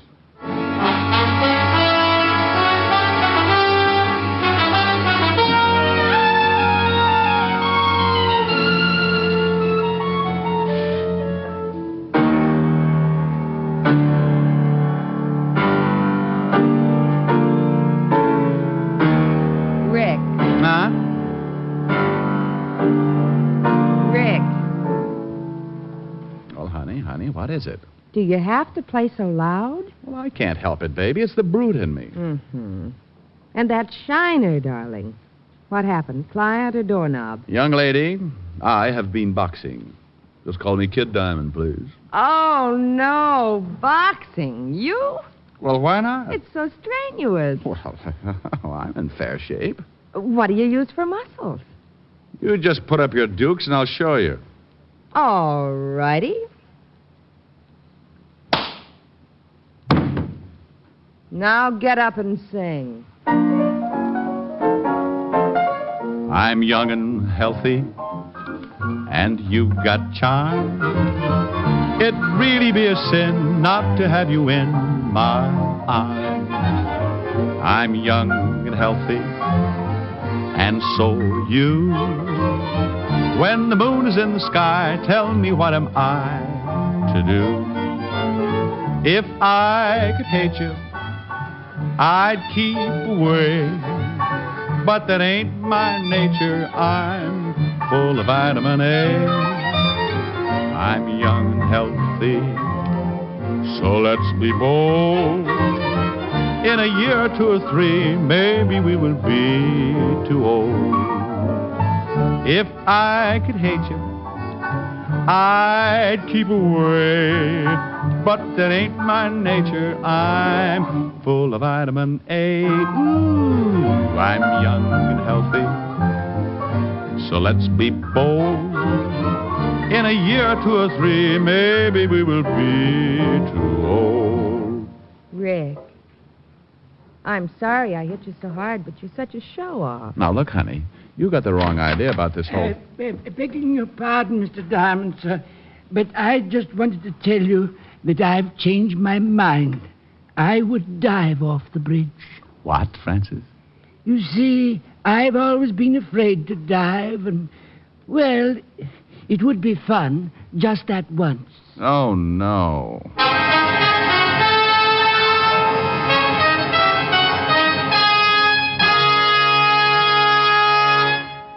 Again, here's your Rexall family druggist. Whenever you have a headache, remember this about Rexall aspirin. When taken with water, the 5 full grains of pure aspirin in every Rexall tablet are ready to go to work for you even before they reach your stomach. So whenever you have a headache, remember that about Rexall aspirin. Ask for it at Rexall drugstores everywhere. And remember always, you can depend on any drug product that bears the name Rexall. Good health to all from Rexall.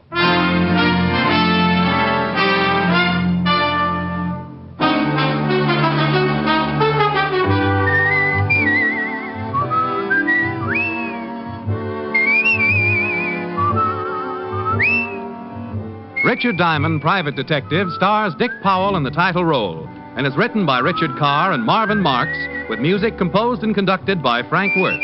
Featured in tonight's cast were Virginia Gregg, Ted DeCorsia, Wilms Herbert, Dee Tatum, Wally Mayer, Howard McNear, Hy Aberback, and Jay Novello. Richard Diamond, Private Detective, is produced and directed by Jaime Del Valle. This is Bill Foreman inviting you to be with us next Wednesday at this time when we will again bring you Dick Powell as Richard Diamond, Private Detective.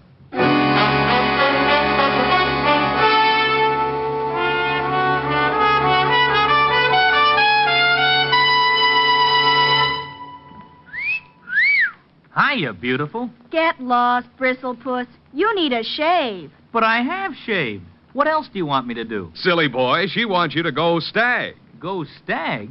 But why? Because Stag is Rexall's exclusive line of men's good grooming aids, like Stag Brushless Shave Cream. No fuss, no massage, just smooth it on, and presto, you get a clean, close shave. Your face stays smooth and whiskerless all day long. I'll do it. I'll go Stag. That's it. Join the Stag line now at Rexall drugstores everywhere. Yes, to make girls care. Go Stag.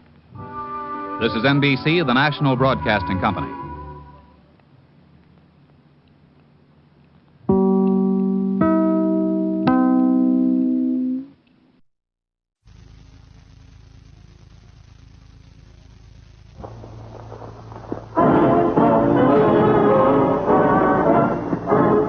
Listen while the makers of Rexall drug products and 10,000 independent Rexall family druggists bring you Dick Powell as Richard Diamond, Private Detective.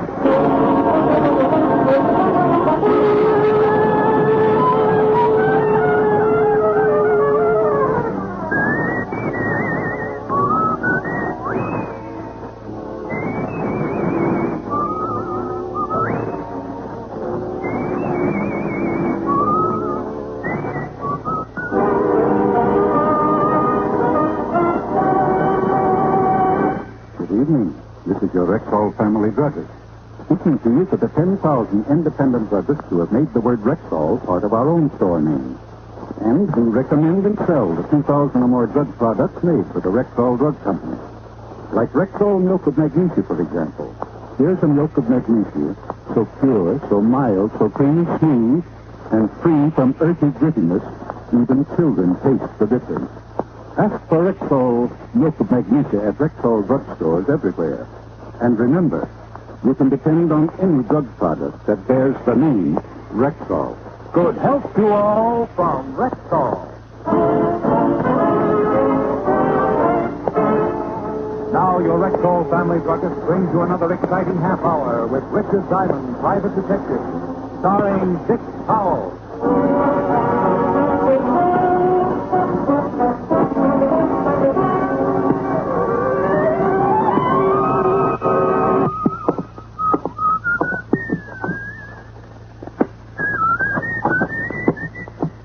Well, hello. Mr. Diamond? Well, depends on who you are and how you got my office. I got tired of waiting in the hall, so I presented a scrum room with a $5 bill. So it cost you $5. $5 bill. So? My name's Roger Blake, Vice President of Intercontinental Indemnity in Bond. My company holds an insurance policy. I don't know what you want, but doesn't a big company like yours have some pretty good insurance detectives? Yes, but none of them have been able to do any good. Oh, what's the problem? The jewels were stolen. That's a pretty good problem. The jewels were stolen from Mrs. Carter's safe some 3 months ago. Until yesterday, neither our men nor the police had a clue as to the thief. Thief? Only one? Only one that we know of. Last night, we got a tip that a certain man was responsible for the theft.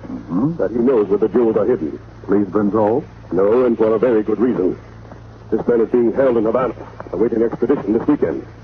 When he gets back, he's bound to serve at least 10 years, and we are due to pay off Mrs. Carter's policy by Monday noon of next week. And you want to know where he stashed the jewels before they put him away? Exactly. Well, now, let's see. This is Thursday. You haven't much time. Yes, we must hurry.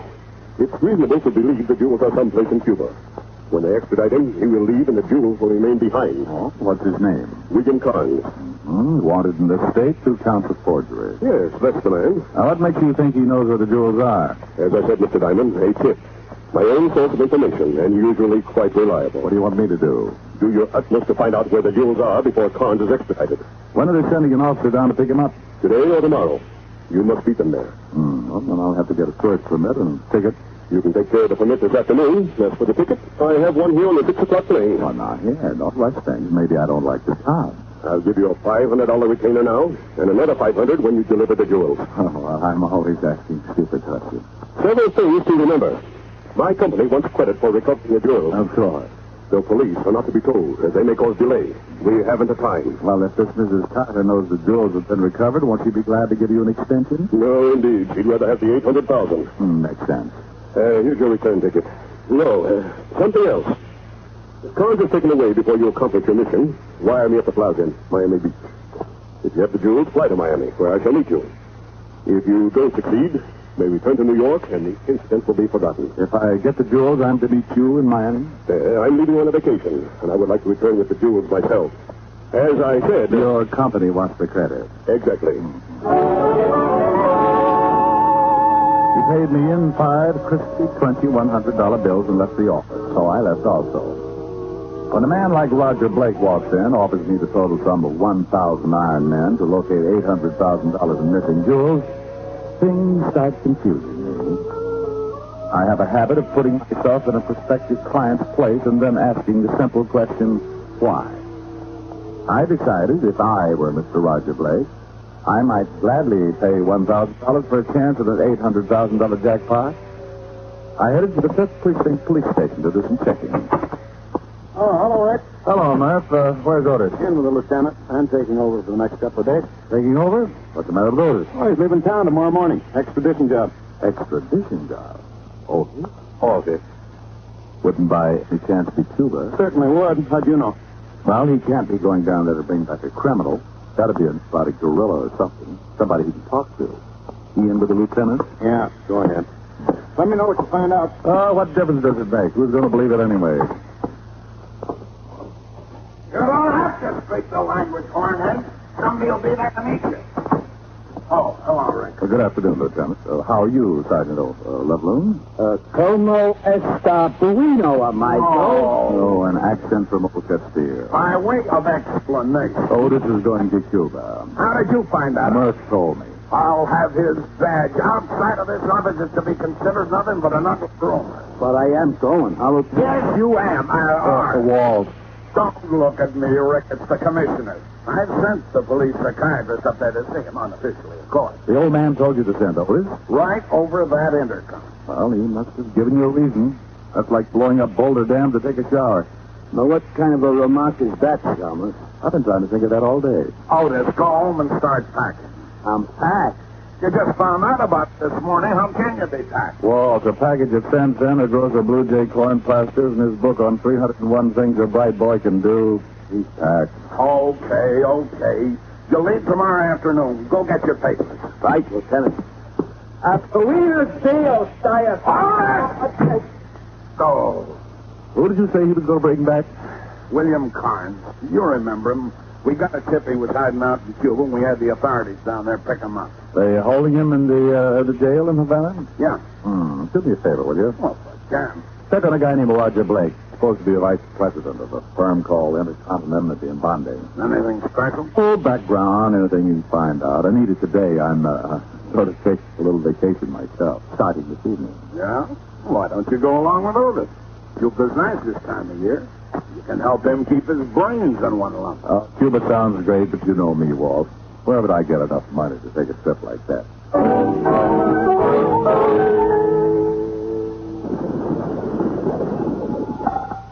Diamond talking. Walt, nothing wrong with Roger Blake, Rick. The vice president of the bonding corporation, like you said, married once, wife died 4 years ago. Has a brother somewhere in the West, William Blake. Nothing on him. What else? Well, let's say, vacations in Florida every year about this time. Used to be in charge of the Cuban office of Intercontinental, whatever that is. And you working for him? You're getting nosy now. Well, he's got a good record. Gambles a lot when he's down in Florida, but who doesn't? How about his financial statement? Not bad, not good. He's got about $15,000 in the bank. Okay, thanks. I'm in a rush, Walt. Well, have a good time. You'll hear all about it.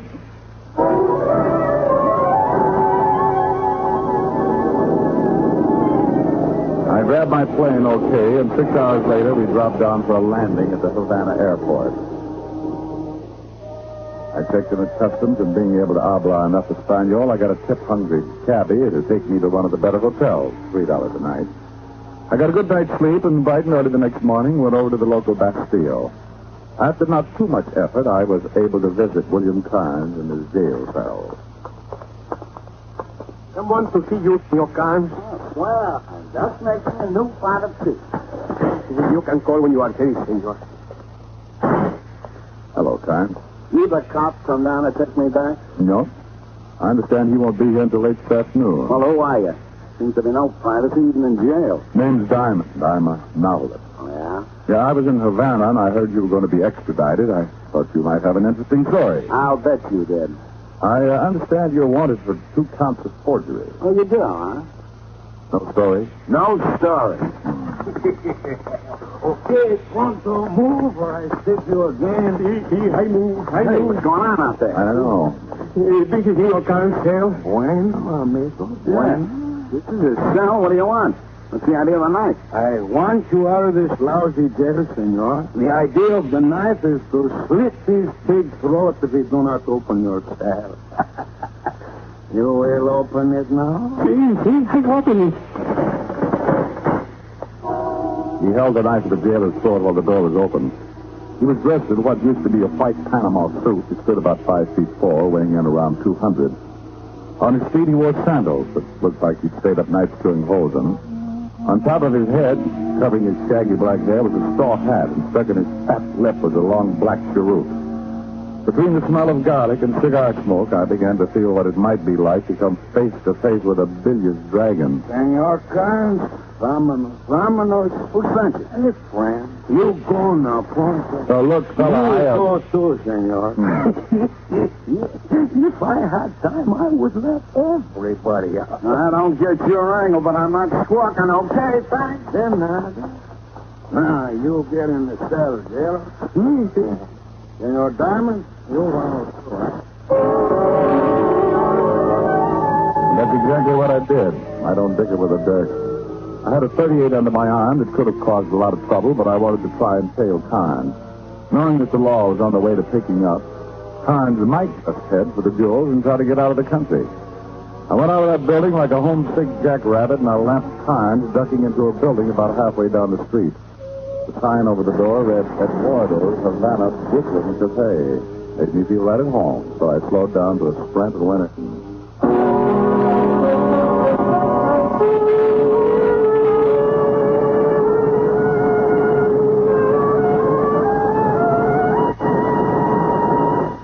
You're listening to Richard Diamond, Private Detective, brought to you by the makers of Rexall Drug Products and your Rexall family drug. And here he is. Whenever warm weather rolls around, people start talking about air conditioning, and I start talking about the air-conditioned aspirin tablet. You mean Rexall aspirin? Exactly, ma'am. Well, why do you say it's an air-conditioned aspirin tablet? Well, it's the extremely low moisture content of Rexall aspirin that makes it break up so quickly. And in order to keep it that way, Rexall aspirin is compounded in specially sealed air-conditioned rooms, where the humidity and temperature are kept at ideal levels. That's one reason why Rexall aspirin, when swallowed with water, disintegrates even before it reaches your stomach. Well, that's good enough for me. And it's good enough for 10,000 independent family druggists, too. Quality like that is what we're talking about when we tell you you can depend on any drug product that bears the name Rexall. Now back to tonight's adventure with Richard Diamond, Private Detective, starring Dick Powell. The bar room in Eduardo's Havana Brooklyn Cafe was small and dark. Carnes was nowhere in sight, so I walked over to a long bar and watched the lazy bartender move slowly up the counter with a wet bar rag. Something for you, Mac? Yeah. You American? Yeah. So I got sold on siestas. Where did the guy go who came in here just before I did? I didn't see no one. Now, look. A guy by the name of Carnes just romped in here, and he didn't go back out the front door. Are you going to tell me where he went, or I'm going to fix it up so you take your siesta early? You know, friend, I got a bunch of bottles back here. Good. Line them up. I'll see if I can shoot the corks out. You in, Mac. Carnes went up to see Maria. She thinks in the evening. Saw her at the top of the stairs. I took off up the stairs like the V1 and didn't remember to knock at Maria's door.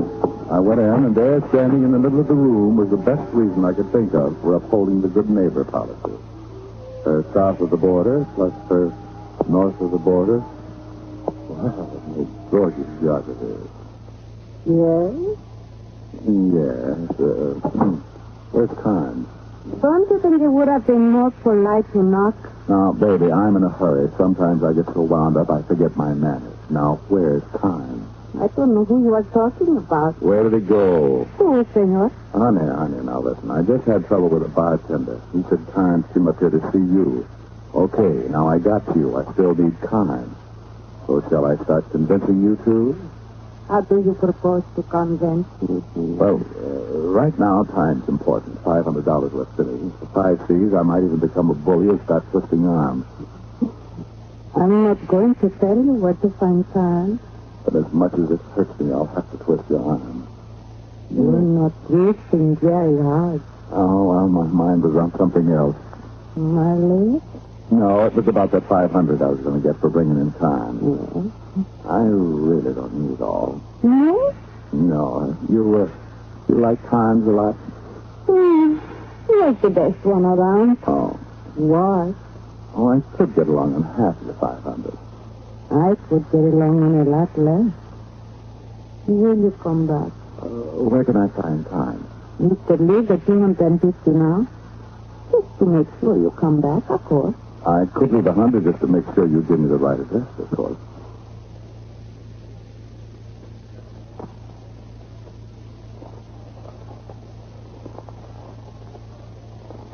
Número 3, Avenida Porteria. Thanks. Forget 200. I trust you. When you come back, you can bring everything. I may be bald. I think my hair just caught on fire.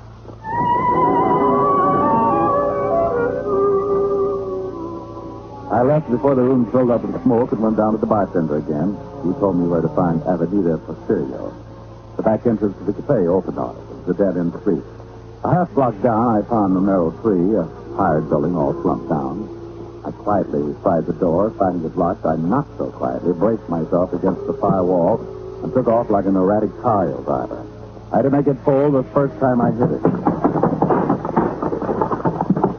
It did, and I sprawled in just in time to see Carnes dive for a dresser drawer. He stopped cold, and he saw the 38 in my hand. Okay, don't shoot. All right now, Happy Fingers. I won't unless you get too frisky. For a rider, you're carrying a funny tool. Yeah, and it writes in lead on all 6 cylinders. Where's the stuff? Now get with it.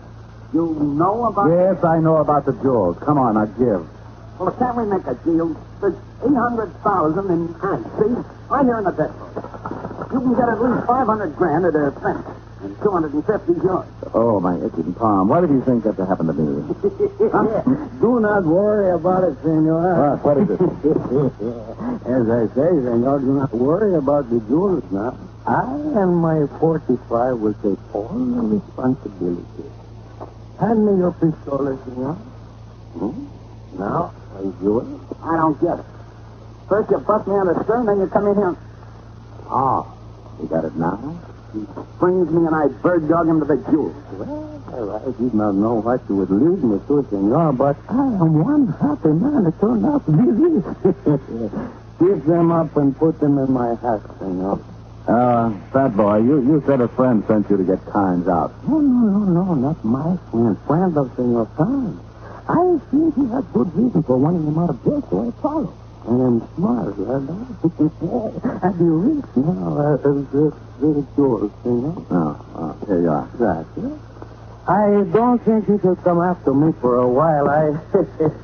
Looks pretty good, eh? Adios, senor, and once more, bro. Carnes and I both went for the gun in that dresser drawer like a maid for the gin bottle. It was bargain day in Klein's basement until Carnes decided to pick up a piece of the metal bedpost and start me on the siesta habit.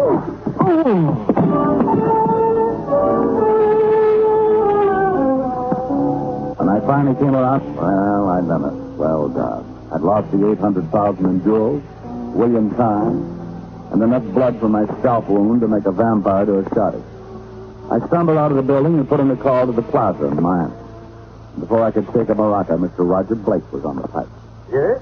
Mr. Blake, this is Diamond. Yes, Diamond. I was in touch with the party you sent me to see, and he took me to the item you wanted me to get hold of. Well? A big bundle of garlic, speaking broken English and carrying a pistola is now in possession of the item. You mean you had and you let someone take them away from you? Yes. So there's something bothering me.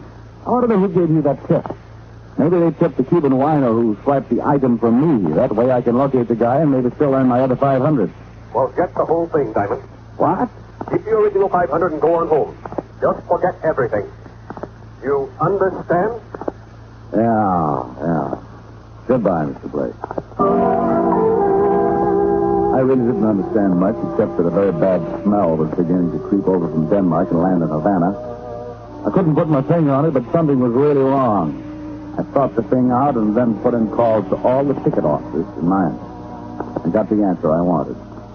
United Airlines in Miami said a Mr. Roger Blake had booked passage and was due in Havana at 5 that evening. I was waiting at the airport when Mr. Roger Blake, as big as life, stepped down from the big transport, and I trailed him out to the cab stand. He climbed in a hack and took off with my cab right behind. Blake's cab reached the outskirts of town and stopped on a dirt street, fronted by adobe buildings. I had my cab pull up a safe distance behind and got out. Blake went up to one of the buildings and knocked on the door. Someone let him in, and I went around back to find a way to get in. I found it in the form of an open window. I could hear voices coming from the front of the place. I'm certainly glad to see you, Senor Blake. Can I get you some Bacardi or something? You can stay right there and tell me where they are, Juan Guglielmo. I slipped quietly in and started moving in their general direction. It was thick dark. So I made like a bat, feeling the walls and hoping I wouldn't bump into something. Through a crack in the door, I could spot 2 people, Mr. Roger Blake and short, fat, and dangerous himself. I want the jewels, Juan. So do I, Senor, and I do not give them unless you want to pay me for it. I've already paid you well. To get Senor parents out of jail, okay, I did that. Well, I warn you. No, you do not warn me, Senor. I don't care of you. That's when I heard it. Some copycat who climbed in the same window I had was heading to the front of the house. While Juan and Blake continued to argue, I ducked into the shadows to the side of the door and waited. I didn't have to wait long. The left snuck William Times, and in his hand was the .32 we'd wrestled over earlier. He poked the muzzle of the gun into the room and went in after it. Roger Blake turned to meet him, and for the first time I saw the gun in Blake's hand. They both froze, keeping their sights on each other's breakfast. Juan took on a swamp alligator smile and sat down to watch. Well, William, I am so glad to see you again. I'll bet you are. Better drop the gun. My dear. He is your brother. Senor Times is your brother. We don't brag about it. Especially when one of us is a cheat. And the others are no good double-crossing louse. You get the police when I was in them. What do you say? Hey, if you're brothers, how come your name's Carnes and your name Blake? I changed mine a long time ago when I got into some trouble. I didn't want to ruin my beloved brother's reputation. Senor Blake got a good reputation. He hired me to get you out of jail so that diamond fella could follow you. He said nothing about the jewels, but I knew Senor Blake when he used to work in Havana. You could not trust him. Rat. I hired one to do a job for us. Senor Carnes had the jewels. Half of them were supposed to be... Mother looked me up and asked me to steal. Oh, sure, I swiped them and forgot to split. So what? Well, you got it. Point for nothing. Little mistake. One who has the jewels, and I am not giving to anyone. Well, I might as well get in on this. All the out's been free. Carnes turned and tried his luck. I felt the bullet part my hair and hit the linoleum.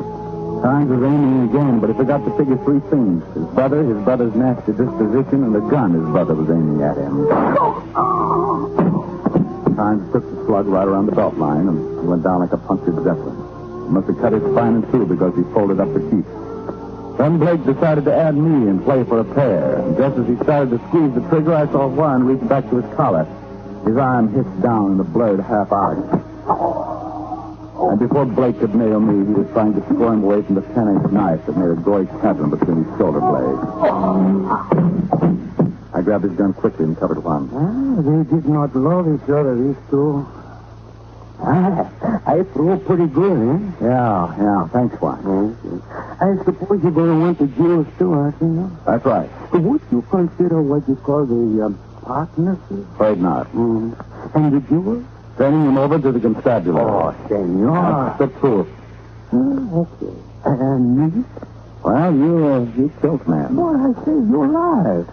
I'm not the police, so I can't arrest you. And I would think a long time before I'd shoot a man who saved my life. Oh, you would. But I warn you, don't try to make a break for it. Oh, I think I got to. I do not want to stay in jail. The jewels are in my hat. I leave them in the middle of the floor. Adios, amigo. Come back, Juan. Stop her, I'll shoot. Miss. Well, Maria will understand.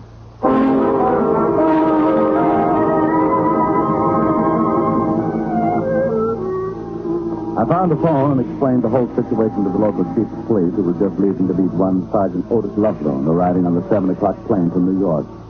I ducked out because in my blood was the call of the wild goose, and in 20 minutes I was sitting in Maria's room over the cafe. I'm glad you came back. I didn't get that extra 500. Oh, Jim, I'm really glad. Because you must have come back just because you wanted to see me. Well, yes, that had something to do with it. You like me to play to you? Oh, sure. Love it. Oh, love it.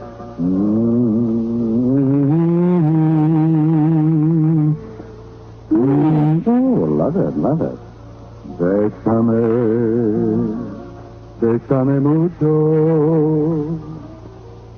Each time I cling to your kiss, I hear music divine. Bésame mucho. Hold me, my darling, and say that you'll always be mine. This joy is something new, my arms enfolding you. Never knew this thrill before. Whoever thought I'd be holding you close to me, whispering if you adore. Dearest one, if you should leave me, each little dream would take wing and my life would be through. Bésame mucho. Love me forever and make all my dreams come true. Oh, God. Oh, well, it's, you know.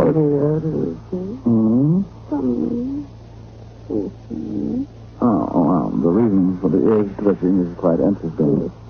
It seems that when I was very young, There's not too much light in here. You see, I have a terrible fear of light. Masophobia, they call it. Well, I... Oh, no. Come on, Simon, you better open up. Oh, no. Otis. Who is it? I know you're in there. Let's rush you down. Goodbye, dear. Call him, will you? His name's Loveloon. You better open up, Simon. Will I see you again? Not if you don't call him. Goodbye. Goodbye.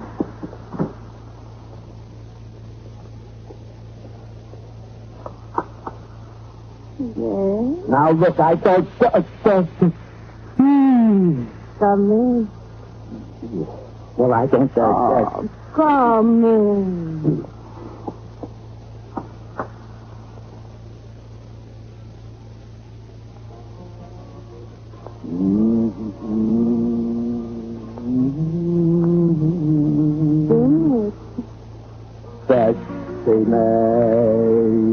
Sexy macho.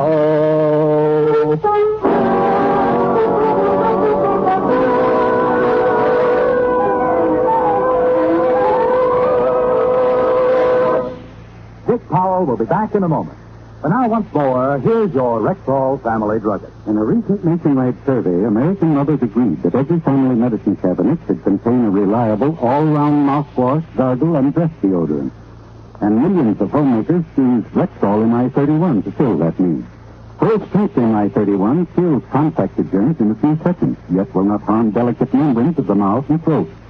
Ask for Rexall MI31 at Rexall drugstores everywhere. And remember, you can depend on any drug product that bears the name Rexall.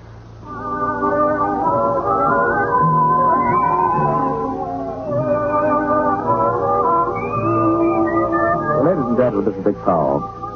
This is our first show in our new series of the Rexall Drug Company. We want to thank you and the 10,000 independent Rexall druggists for making it possible.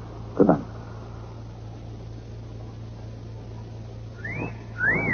Hiya, beautiful. Get lost, Bristlepuss.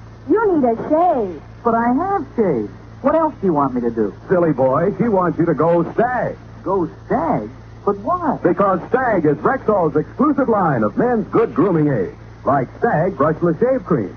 No fuss, no massage, just smooth it on and presto, you get a clean, close shave. Your face stays smooth and whiskerless all day long. I'll do it. I'll go Stag. That's it. Join the Stag line now at Rexall drugstores everywhere. Yes, to make girls care. Go Stag. This is NBC, the National Broadcasting Company.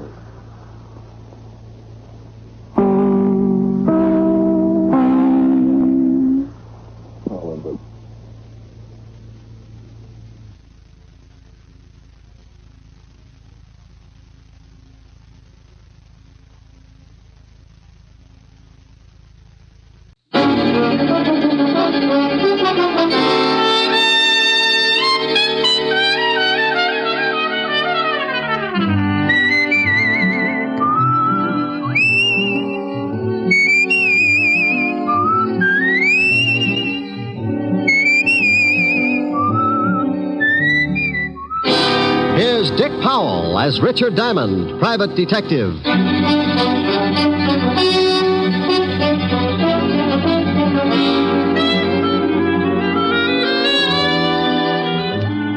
Hello there. This is Diamond. Hey, what about this heat? I can think of a lot of times I've been uncomfortable, but this runs itself right up to the top of my list. But the only thing good I can say about it, get your laundry dry in a hurry. I usually wash a few things out in my office because the soap's free. Come to think of it, I was scrubbing a pile of things the day we had that big wind. 97 degrees in New York, and we get a tornado to cool us off. I had so much dust in my office, I could have supplied mud pies to the whole neighborhood. And after it was all over, the cigarette ad on Broadway was blowing smoke rings through the trap door of one of my scattered longies. The waves in Long Island Sound were so rough, a friend of mine capsized, and when he came up, he found 3 terrified herring hiding in his nose. Oh, it was swell.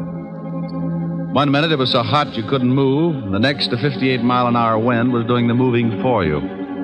Then to top it off, I got mixed up in one of the grisliest cases I'd ever worked on. It all started one evening. The car was moving down a lonely road, 2 people in it. In a couple of minutes, one of them would be pretty dead.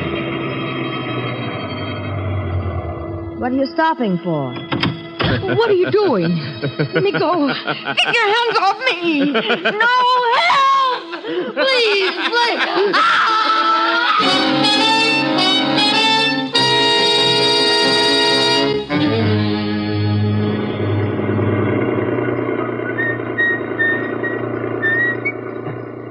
Hey, Ed.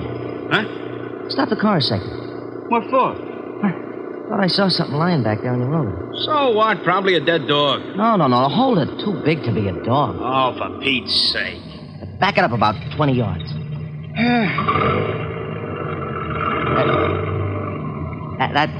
That's good. Okay, where is it? Right over there. Yeah. Hey, come on. Hey.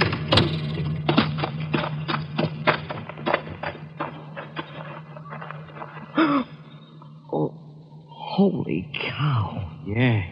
She dead? She's wrecked. I think I'm going to be sick. Me too. Let's get to a phone, call the cops.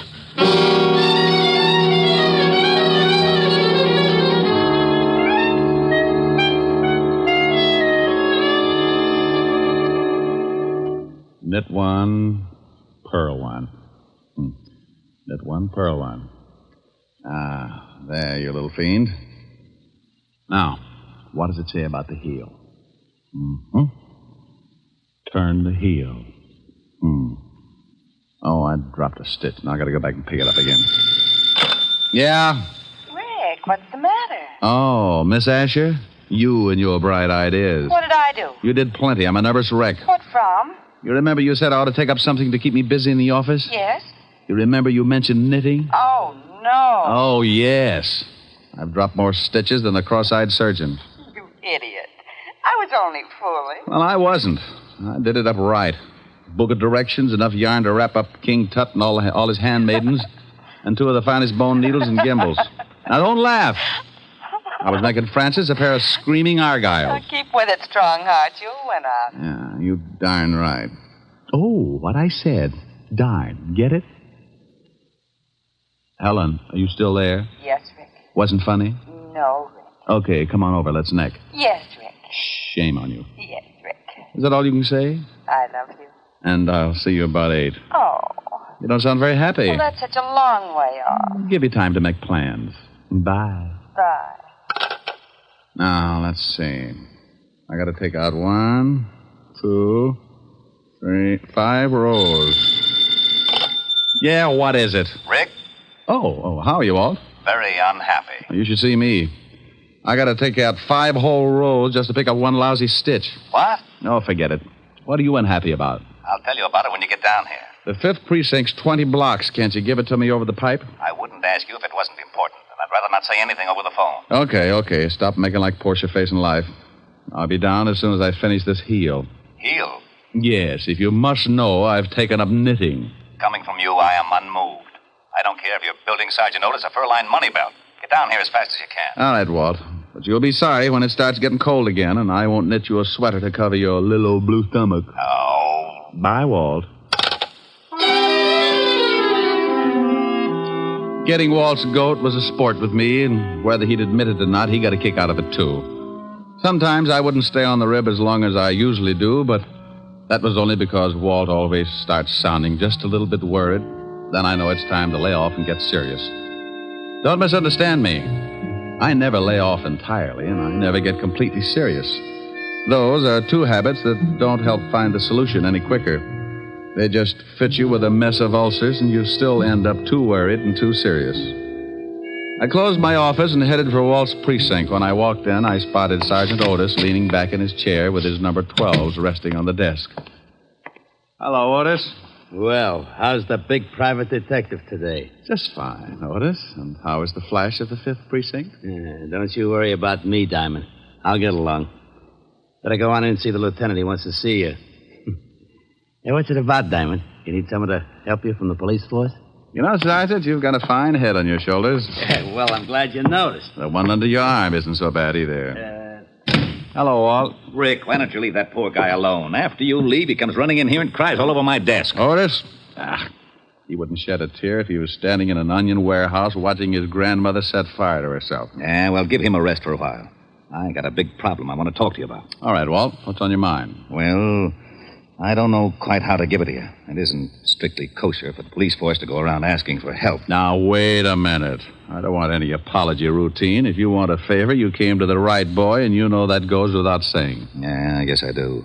But this is a pretty big favor, Rick. The commissioner's on my back. So is everyone else that's got anything to do with this city's government. Sounds rough. What did they do? Find out you were hiding a chimpanzee in a cop's uniform and calling him Sergeant Otis? Oh, now be serious for a second, Rick. Sure, if you'll get to the point. All right. I guess you've been reading about these homicides we've been having for the past 3 weeks. Yeah, pretty messy. Well, the powers that be say solve them or turn in my badge. Oh, well, now, wait a minute. Don't they know that this is the toughest kind of a killing? The killer's obviously got a lot of screws loose, and a maniac doesn't need a motive to kill. Don't those swivel chair bigwigs know that a crime without motive is the toughest job in the world to crack? Sure, they know all that, but the public and the press is yelling its head off, so the pressure is on. Well, what do you want me for? You've got one of the best departments in the state. When you were on the force, it was the best department in the state. Now you stop that. Then stop twisting my arm. What do you want? I want help. I've got to crack this case by next week, or I'm out of my ear. You're the best detective we had on the force, and you're the best private gumshoe in the city. Oh, that's better. Now, what about these killings? Each time they find some dame looking like the last of a hamburger sale. Oh, excuse me a minute, Rick. Yeah? Lieutenant? No, Jack the Ripper. What do you want, mallet head? We just got a report from a guy out in the River Road. Another one of them butcher killings. What? Yeah, some dame all hacked up and lying beside the road. Okay, get the car out. I'll meet you downstairs.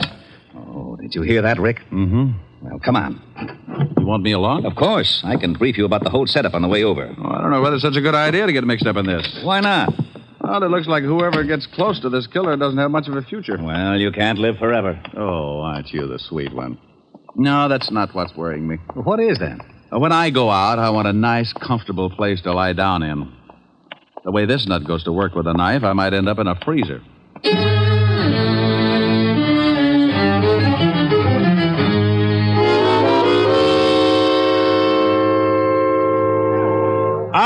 All right, everybody's back. Go on through, Lieutenant. Show him your biceps, Otis. Comic. How did all these people get out here? This is 10 miles from anything. Someone must have heard me call the police. When I left the phone booth, the whole crowd followed me out here. Who are you? My name's Ed Cody. Me and my friend here found the body. Where is it? Right over here, Walt. Oh, how does it look? The way you thought it would. Oh, Otis. Yeah, Lieutenant. Yeah, here's your bicarb. Now you see what I'm up against, Rick. Pardon me. This is the third killing like this in 3 weeks. Oh, I don't feel too good. Let's walk over this way. Yeah. Cody, you and your friend come along. We want to ask some questions. Yeah, okay. Well, whoever the guy is that's pulling these murders is a complete lunatic. Are they all like that, Walt? You should have seen the last one. How'd you guys happen to spot the body? Oh, well, I saw it first, and I told Ed here. Yeah. We were just driving along when Max spotted something lying beside the road. I backed her up, and we got out. I saw what it was. I left Mac here, went back to town to call you. What's your full name, Mac? McCarthy, John McCarthy. Okay. What are you doing, Rick? Looking at the road. Hey, that's your car up there, Cody? It's Max. I was just driving. You went ahead how far? Oh, I'd say about 20 yards. Then we backed up and left the car where you see it now. You won't find much even if the road is soft. Their car and any other car would have blocked out the killer's tracks. Maybe he didn't use a car. Maybe he walked her out this way and then killed her. No, this place is 10 miles from anything. He drove, all right. This crowd has ruined any footprints for sure. Oh, here come the boys. Come on, Rick. As soon as they start examining things, we can get back to the station. Yeah, I want to go through the whole file on the last 2 killings. You won't find much. Well, a change of reading never hurts anyone. I'm getting tired of reading those dime novels. Too bloody.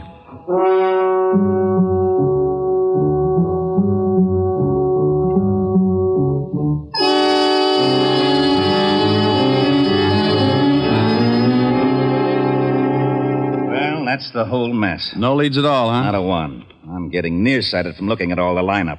We've picked up everything from drunks to safecrackers. Not a lead. Same type of crime in every case. This killer's got a crazy streak as wide as Broadway. Oh, wait until the commissioner hears about this one. Walt. Yeah? Give me a pencil. Now, tic-tac-toe is out. I got a headache. Stop waving your gills and give me a pencil. Here. What are you doing with that map? Drawing circles. Now, you stop that. That's a scale of this city, and I don't want it loused up by your doodling.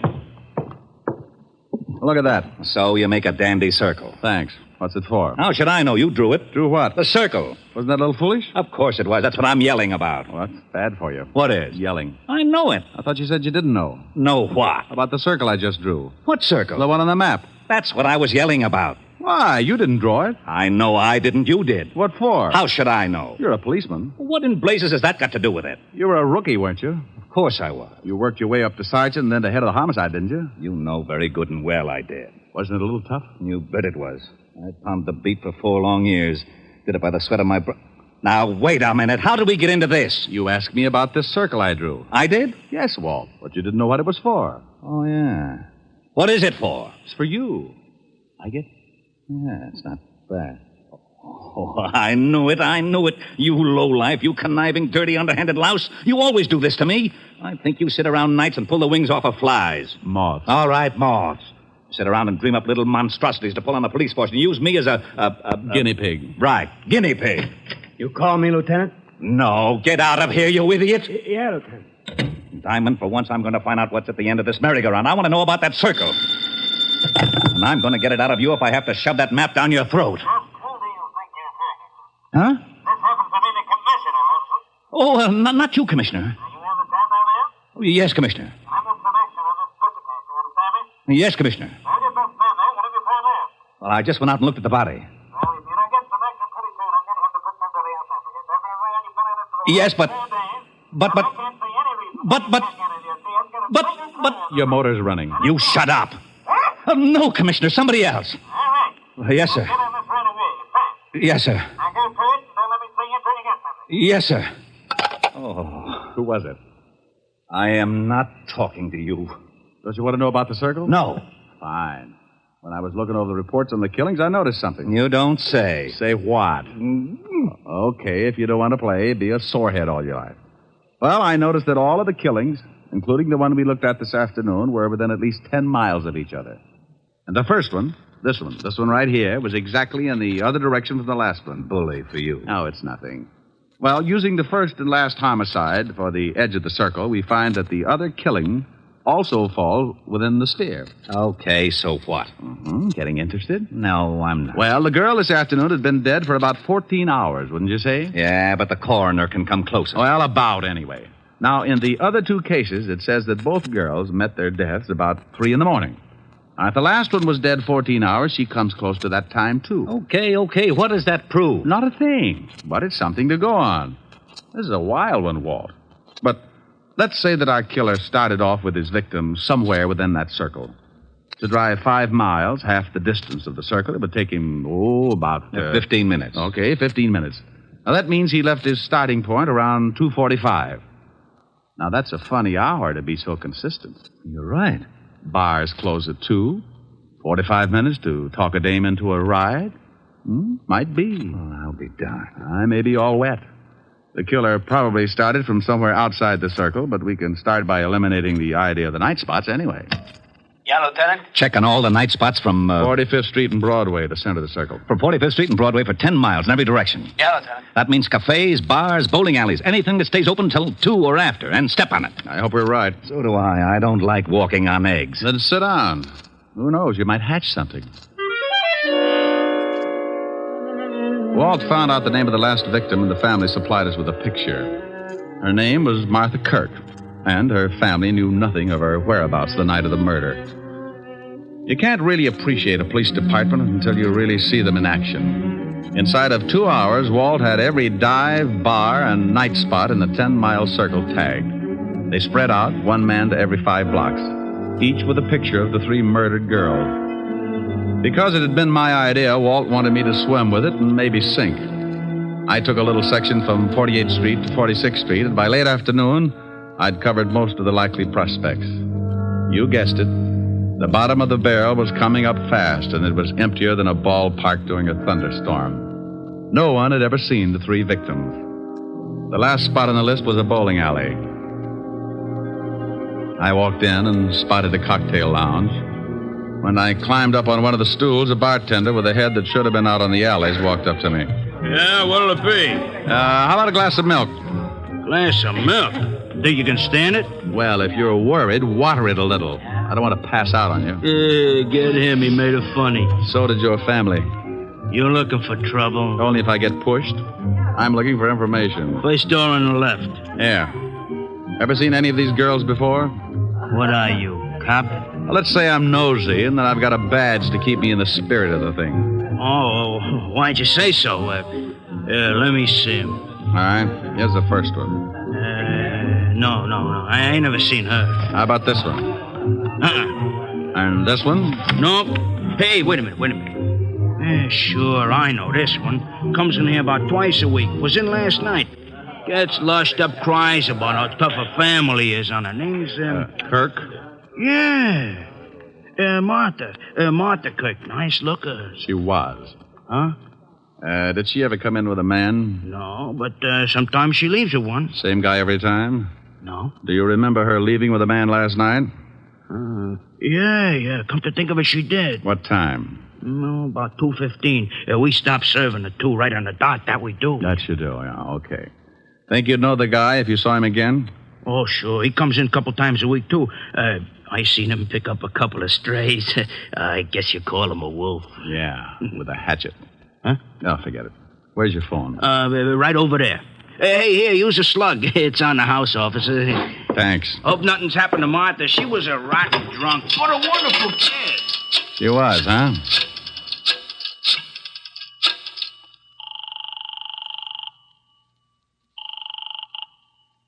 precinct, Sergeant Otis. Otis, let me speak to the lieutenant, and if you crack just once, I'll come over there and shove your head so far down you'd have to untie your shoelaces to cough. Okay, Diamond. You don't have to get nasty.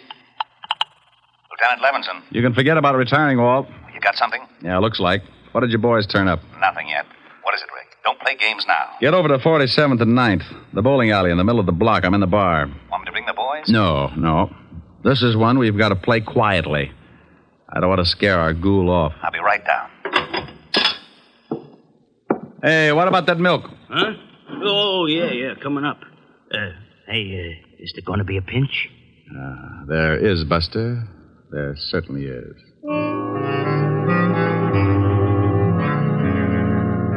Walt romped in about a half hour later, and he talked to the bartender. He finally looked satisfied. He had to, because it was the only lead that had turned up. We told the bartender to tip us if the guy showed again, and we sat down to wait. Maybe my rabbit's foot started thinking it was back with the quartet because around 1 a.m. it started kicking. The bartender gave us a nod just as a big guy wandered in and sat down at the bar. He weighed in at about 220, and his clothes were sloppy. He ordered a drink and started eyeing a cute little number sitting at the other end of the bar. Let's take him. Hold it, Walt. He's making a pitch. What? The dame at the end of the bar. So he's making a pitch. What do you want to do? Wait around till he takes her out of here? Maybe you'd like to help him sharpen his axe. Look, you haul him in now, you'll have to beat it out of him. You want him to pick the dame up? Well, is that against the law? Arrest me. Now, you stop clowning. You'd rather catch him with the goods, wouldn't you? Yeah, but... Now, don't start that again. You butted the commissioner to death. Just relax, and maybe you can pick up a few pointers. Our big boy moved all right. Right up to the seat next to the cute little girl. She was under full sail, didn't seem to mind it at all. He landed at 1:15. At 1:30, he'd established a firm beachhead, and by 2 o'clock, there was a flag raising. Okay, he scored. Now, the joint's closing. They're leaving. I'm going to tail him. How? He's probably got a car. And if he gets away with that girl, he may kill her. Look, Walt, I promise you he won't get into that car unless I go too. Now, come on. We'll both stick close to him until I can think of something. We followed the man and the girl outside and walked a few yards behind, making like we had a little load on.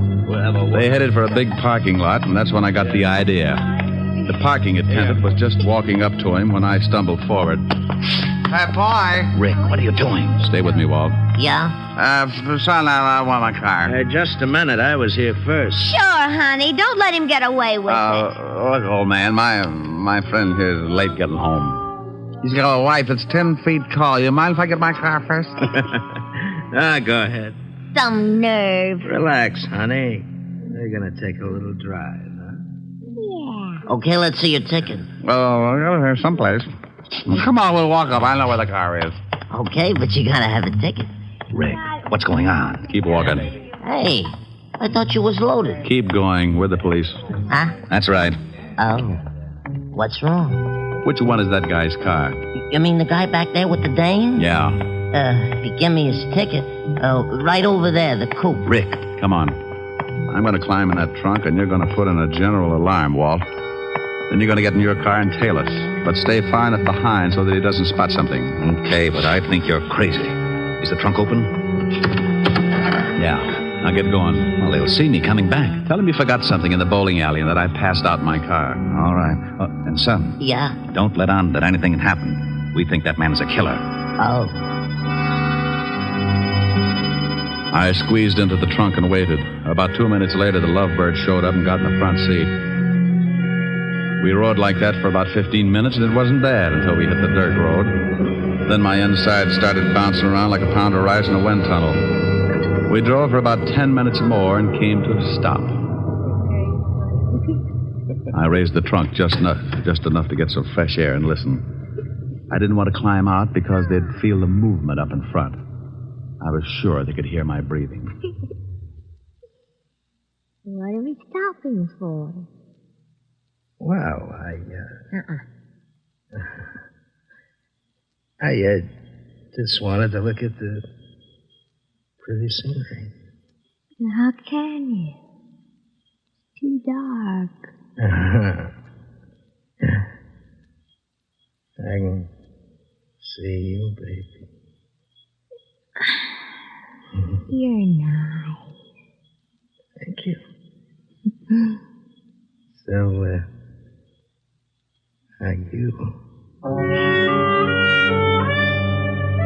on like that for another half hour, and I started thinking I'd picked the wrong guy. Then the conversation changed. What's the matter? What's so funny? Don't you know? No, and I don't like the way you're acting. Women. That's what's funny. They're all the same. Huh? Just like my wife.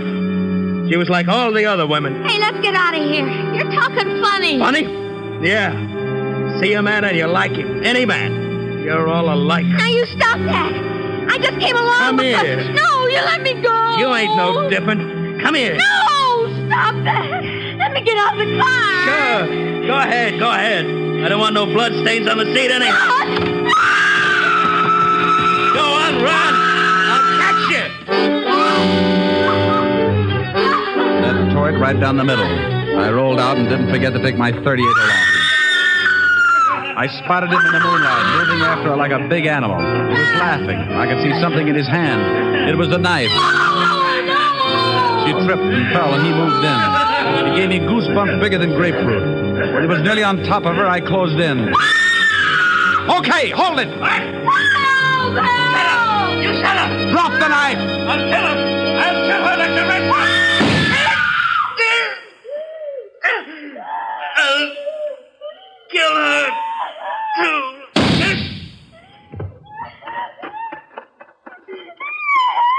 You all right, honey? No. Just take it easy. Take it easy. It's all over. I'm so glad you got here. Come on now. Let's get back to the car. Easy. You sure you're all right, dear? You know something? No, what? I think that man was crazy.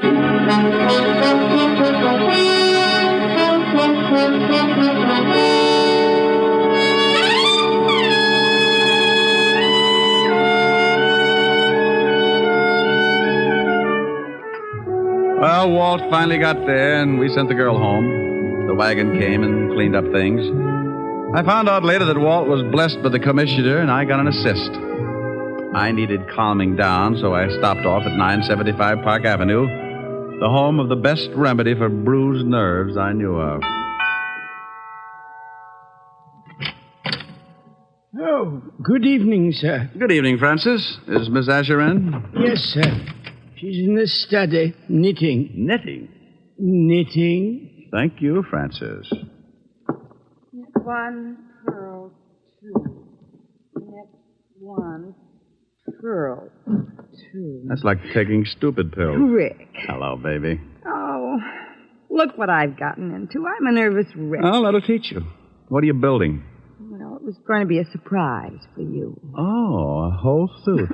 Silly. Ricky. Yeah? I need relaxing. You need relaxing. Oh, swell. Ricky, come here. I know just the thing. No, come over here. There's an old spinning wheel in the parlor, spinning dreams of a long, long ago. Ricky! What's the matter, dear? What about this? Cruising down the river on a Sunday afternoon. Ricky. With one you love, the sun above, waiting for the moon. Ricky. The old accordion playing. Ricky. A sentimental tune. Rick! Oh, honey, what's the matter? You can sing later. Oh. Please. What is it, really, baby? Come here. Oh, you know something? What? I may never sing again. Okay.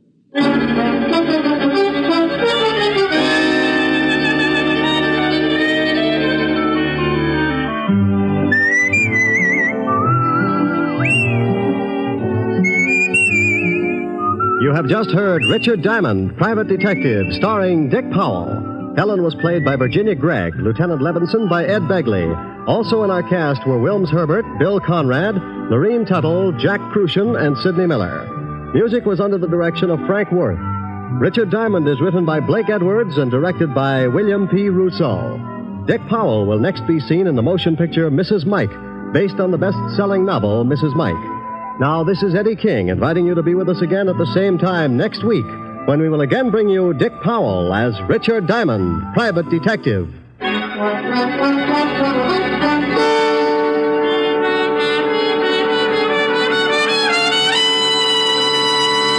This is NBC, the national broadcast.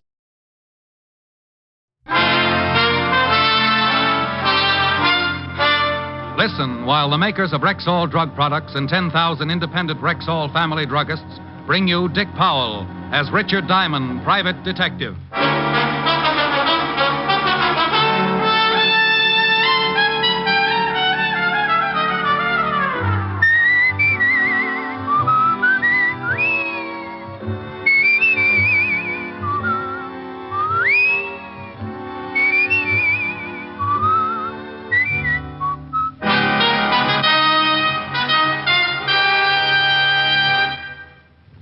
Good evening.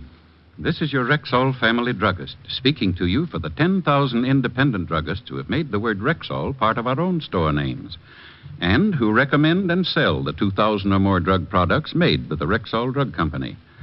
Like MI31, for example, Rexall's popular mouthwash, gargle, and breath deodorant. Full-strength MI31 kills contacted germs in seconds. Its zippy, tangy quality leaves a happy aftertaste. For a reliable yet refreshing mouthwash, use Rexall MI31. And remember, you can depend on any drug product that bears the name Rexall. Good health to all from Rexall. Now, your Rexall family druggist brings you a transcribed half hour with Richard Diamond, private detective, starring Dick Powell. Dick's special guest star tonight is what was your name again? I'm sorry, but I really can't tell you. You can't tell me. Well, Rexall brings you Richard Diamond, starring Dick Powell.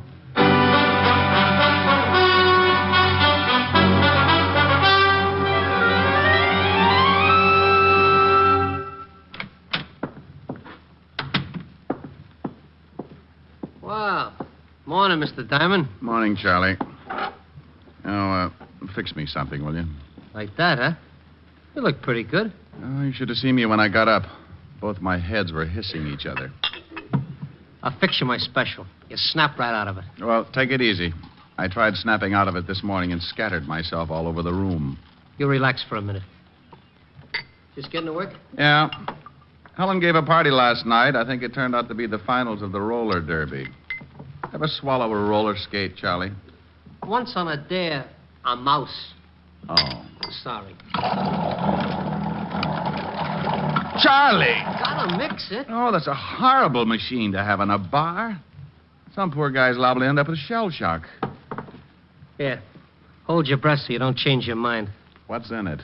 In your condition, that is a very touchy question. You just drink it, you'll feel better. Okay. No fudging all the way. Charlie! All the way? What are you, chicken? Oh, I knew it. You snitched this stuff from a fire extinguisher. Tastes terrible, don't it? What are you going to thaw me out with, a chisel? Now, I know it ain't that bad. No? A mortician would pay good money for the formula. Well, look what came in the front door. Oh, yes, sir. Pardon me, but I'm looking for someone. There's nobody here but me and Mr. Diamond. Here's a picture of him. Has he been in here? Oh, lady, a lot of people come in here. No, I mean this morning. Mr. Diamond's my first customer. Oh. Something wrong, miss? I've just got to find him. I don't know where to look. What made you think he'd be in here? I'm trying every place that's open. I lost him in this block someplace. Lost him? Well, he just disappeared. Who is he? My husband. Oh. I stopped to look at some hats in a window. I started talking about how pretty they were, and the next thing I turned around and he was gone. You called home? We're living at a hotel. He hasn't shown up there. I've called everyone I know in New York. You're from out of town? Yes. Oh, I'm so worried. Well, honey, from this picture, your husband looks old enough to find his way around. Why don't you go on back to the hotel and You don't understand. My husband had quite a shock earlier this morning, and he was acting strangely. So you figure he might have gone looking for a drink? I don't know what I thought. It isn't like him to wander off like that. I'm so worried. Well, if you're that upset, why don't you go to the law? Missing persons. I thought about that, but I can't. You can't go to the police? I can't explain why. It just wouldn't be good. Would you mind a completely new remark? What? Haven't I seen you before, Miss... No. Nice name. Mr. Diamond sees a lot of people. Used to be a cop himself. Oh. Private detective now. Private detective? Seems to me I've seen your husband someplace before, too. Is this an old picture? Yes, I carry it around in my wallet. Are you really a private detective, Mr. Diamond, Miss... Like Sam Spade? Well, no. Sam drinks and runs around with women. I lead a rather sheltered life. Steady, Charlie. Mr. Diamond, I'm really frightened. I'm sure something awful's happened to my husband. Will you help me? I might, if you tell me two things. What are they? Why you can't go to the police, and if you can afford $100 a day in expenses. Oh, I can afford the money. You should have answered the first question first. Now I'm almost tempted to forget the last one. But I can't go to the police. Dear, when people can't go to the police, it worries me. Your old man got a record or something? A record? Well, I've seen both of you someplace. You sure you aren't working some kind of a racket? Oh, now, lady, take it easy. I lose my husband.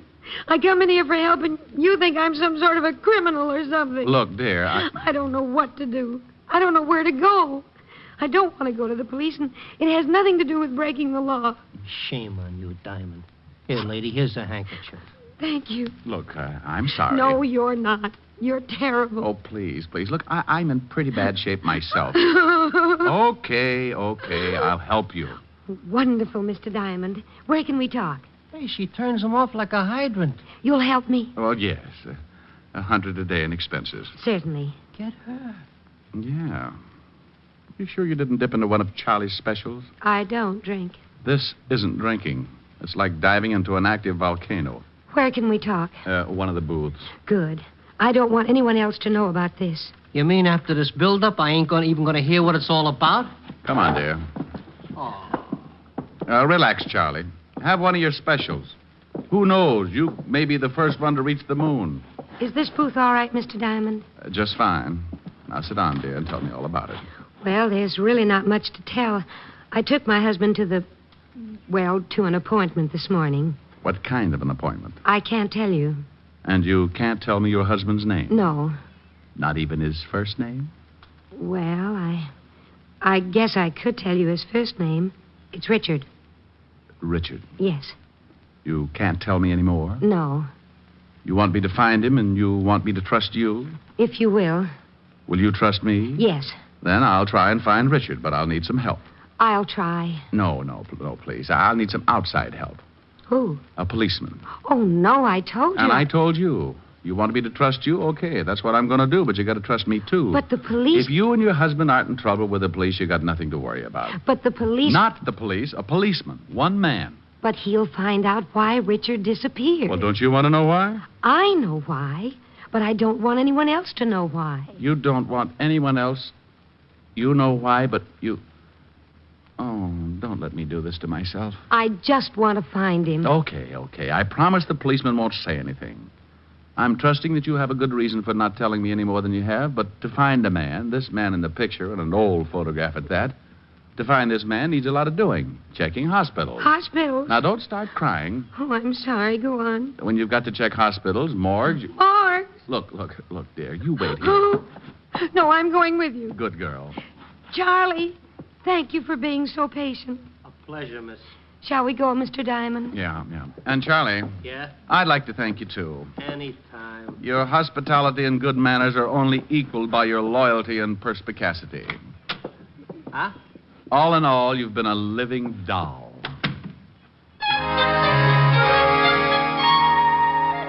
Being a person who lives out in left field most of the time myself, I realized that these little disturbances in my life were pretty average. So with cute little Anonymous tagging along behind, I left Charlie's fancy bistro and headed for the 5th Precinct Police Station and the good Lieutenant Levinson. When we walked into the squad room, we bumped right into the one thing that science had been working 24 hours a day to find a cure for. Well, good afternoon, Sergeant Otis. Oh, how are you, Diamond? Hey. Oh, unpucker, Otis. Mrs. X will think the lieutenant uses you to unstop sinks. Mrs. X? What kind of a name is that? You want to meet the lady? That's the name. Mrs. X? How do you do, Sergeant? Oh, hey, ain't I seen you someplace before? Otis, haven't I seen you someplace before? Now, what are you talking about, Shama? Sure you've seen me before. Mr. Diamond? Yeah, but this is nothing. Stick around him for a whole day sometime. Come on, let's see the lieutenant. I'll see you later, Mrs. Yes, Sergeant. It's been a pleasure. Otis. Yeah? Your eyes are hanging out so far they cover your badge. Oh. Hello, Walt. Hi, Rick. Yeah. This is Mrs. X, Walt. Dear, this is the mighty arm of the law, Lieutenant Levinson. How do you do, Lieutenant? How do you do, Mrs. X? Oh, let's not go into this thing again. The young lady prefers to be known as Mrs. X. Now, Walt, I want you to do me a favor. Yeah, young lady, haven't I seen you someplace before? Yeah, Walt. Even Otis is with us on that one. I said the same thing when she found me in Charlie's bar. Now, the young lady's lost her husband, and I'm going to help her find him. Here's his picture. See if you got anything. Oh, yeah. Are you sure I haven't seen you? Walt, we'll solve that one later. The picture. Go make like a policeman. Okay. She got a record? Lieutenant. Oh, well, I never forget her face. He's been trying to ever since he got Otis. Now, come on, Walt. Get a report for missing persons. Check the hospitals and the morgue. The morgue? Lady, please. It's a habit. Honey, we got to do these things just in case. But you think he's... Give me that picture. Lady, please. Now. What's your husband's name? She can't tell you that, Walt. What do you mean she can't tell me that? I can't. Now, you look, Diamond. If this is one of your... His first name is Richard. Richard what? That's something I really can't tell you. I wouldn't have told Mr. Diamond the Richard part, but it just sort of slipped out. Now, wait, what are you two trying to do to me? You come in here and ask me to locate this guy in the picture, and you won't even tell me his last name? Look, Walt, I promised you'd do me the favor without the questions. The young lady seems to have a very good reason for not wanting to give her name or her husband's. Now, all I want you to do is check the morgues. What's the matter with her? She wants her husband. Yes, I want my husband.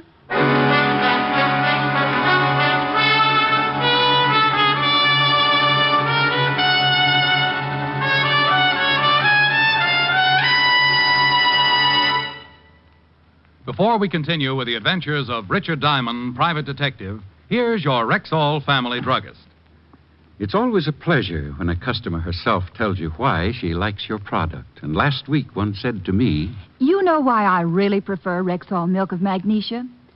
It's because one bottle won't be so thick I can't even pour it, and then the next one thin and watery. Somehow Rexall Milk of Magnesia always seems to be just right. Well, ma'am, that's because every bottle of Rexall Milk of Magnesia has to meet an exacting standard of viscosity, or it can't wear the Rexall label. What do you mean by viscosity? It's the degree of thickness or pourability in a liquid. Rexall conducts scientifically precise tests on every batch of Rexall Milk of Magnesia to be sure it meets this constant standard of viscosity. And that's not done just to please you with its consistency. What's much more important, it means you'll always get uniform dosage from every bottle of Rexall Milk of Magnesia. And I thought it was all an accident. Oh, no, ma'am. There are no accidents behind the fact. You can depend on any drug product that bears the name Rexall.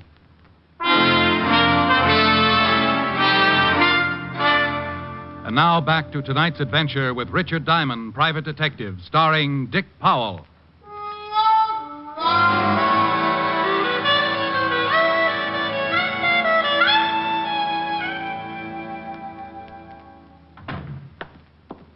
Well, I checked, and no one that looks like this guy is in any of the usual places. Well, that's fine. Now let's start looking for him where I lost him, Mr. Diamond. Oh, swell. Well, Walt, we really just stopped by to say hello. Killing time, you know. Sure. I appreciate everything you've done, Captain. Lieutenant. Of course. Thank you very much. But now Mr. Diamond and I have to go and find my husband. Richard, Yes. I think you'd better wait a few minutes. What for? Yes, we've got to hurry. I've got to find my husband before the 8 o'clock plane leaves this evening. You're leaving tonight? You didn't tell me that. Well, Richard has to be in California by tomorrow morning. Got a little job to do? A very big job, Captain. Lieutenant. Well, what do you want us to wait for? Because I've got Otis checking on this girl, this Mrs. X. Oh, no. Walt, you promised. I promised nothing. You assumed. Oh, you're a fine buddy. Buddy schmuddy. You might be taken in by her sweet innocence, but not me. You double-crosser. Mr. Diamond, you promised. But I didn't, lady. I just checked the morgues. Oh, now you shut up. Walt. Well, I never. I've seen this girl someplace, Rick, and I've got a sneaking suspicion she's wanted. Wanted? You can't cross me like this, Fatty. Wanted? Won't tell me her name, huh? No. Won't tell me your husband's name, huh? No. Then you're hiding something. Yes. Yes? Y-E-S, meaning of course. Now you stop that, Rick. Rick. Is your name Richard, too, Mr. Diamond? No, my friends call me Rick. You ever in Chicago, lady? Of course. Of course. O-F-C-O-U-R-S-E. You stay out of this. You run around with Tony Capone when you were in Chicago? You talking to me? I'm talking to her. Well, I'm glad. Tony never gave me back my elk's tooth. Well, I don't know why you're talking to me, Captain. I never gave Mr. Capone an elk's No. tooth. It's Lieutenant, dear. You got to stop promoting him. You'll get a swell head. Oh, you rat! You call me, Lieutenant? No! Well, gee, don't scare me like that. I got something on this picture you gave me. Her husband? Yeah. Hello, Mrs. X. Hello, Corporal. Otis. Yeah. You won't like it, Lieutenant. I won't like what? What I got on this picture. Something's happened to Richard. Now, take it easy. Well, what did you find out? I'll tell you whether I like it or not. Well, I sent it down to the boys in the morgue. No! Look what you've done, you mallet head. Well, gee, what did I say? You said morgue. No. Now, honey, listen. This morgue is where they keep photographs. Oh. Well, what did they come up with, Sergeant? She sure looks pretty when she cries like that. Otis. Well, I shall quote from the report. Person in said photograph resembles one Richard Diamond, private detective. What did you say? Come to think of it, you do, Mr. Diamond. I shall continue. Member of the New York police force for 7 years. Height 6'1", 190. 80. The general conformation of the head. Note, right ear... Otis, shut up! Oh, it gets real interesting. You didn't tell me about getting mixed up with that fan dancer back in 39, Diamond. I was simply interested in starting an ostrich farm. Otis. Yeah? Do you think that picture looks like Mr. Diamond? Kinda. Thank you, Patrolman Lovelow. Patrolman? Yes, and if I ever catch you wearing a sergeant's stripes again, I'll put you on a beach so far out that I'll have to fly food into you. Now get out of here. Sergeant Levinson. Lady, please, it's Lieutenant. Well, I don't care what it is. I think you were just horrible to that nice little policeman. Is that right? It certainly is. And I'm going to write a letter to the governor about you. Now, wait a minute. And what's more, I'm going to tell him what a horrible, mean, impolite person you are. But I come in here with Mr. Diamond, and simply because I won't tell you my name, you accuse me of being a mop. Mop? Yes, mop. One of those gangsters' girls. Moll. Yes. And just because everyone thinks they've seen me before, I'm accused of all sorts of things. But, lady, No telling what's happened to my poor, wonderful husband. Lady, please, lady. You big bully. Yes. Well, okay, I'm sorry. I apologize. Can Sergeant Loveloon have his stripes back? Yes. No, thank you very much. Come on, Mr. Diamond. We've got to find Richard. Goodbye, Major.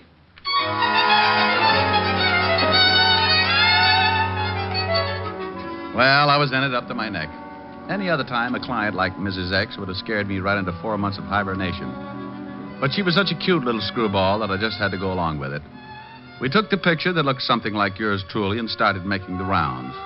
Starting with the last place Mrs. X had seen her husband, we showed the picture to every shop owner within a 4-block circle, but no one had seen him. Mrs. X kept checking with the hotel, making me stay at a good distance so I couldn't hear the conversation. But no one had seen her husband. We ended up right back where I first ran into her, Charlie's.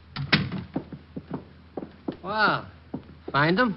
No. Look, dear, why don't you check again with this place that you and your husband went to this morning for his business appointment? Maybe you went back there. Well, I guess I could try it again. Phone in the back on the wall. Thanks, I'll call him. No luck, Diamond? No. How do I get into these things, Charlie? When someone wants to give you $100 a day in expenses, you get into them. Phone. Brilliant deduction.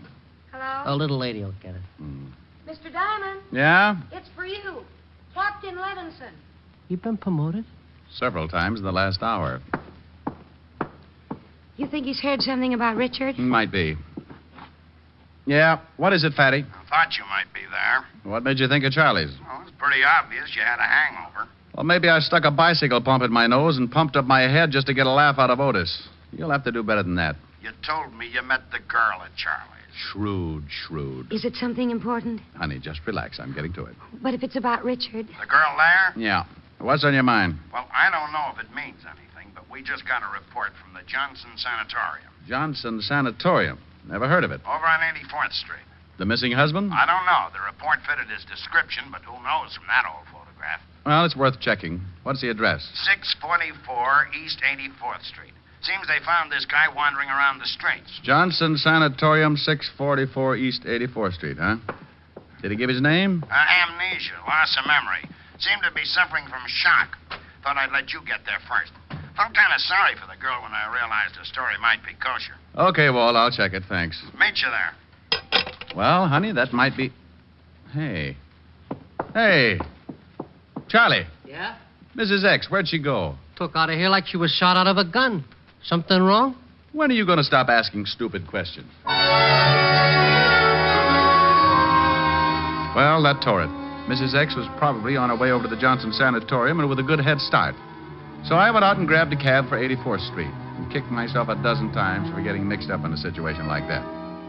Why not forget the whole thing and get some rest until my head returned to a normal circumference? Answer. Because I'd wasted a whole afternoon looking for the missing husband and hadn't even got a retainer. Yes, sir. Is something I can do for you, perhaps? I'm looking for the man you reported as... Hello, Rick.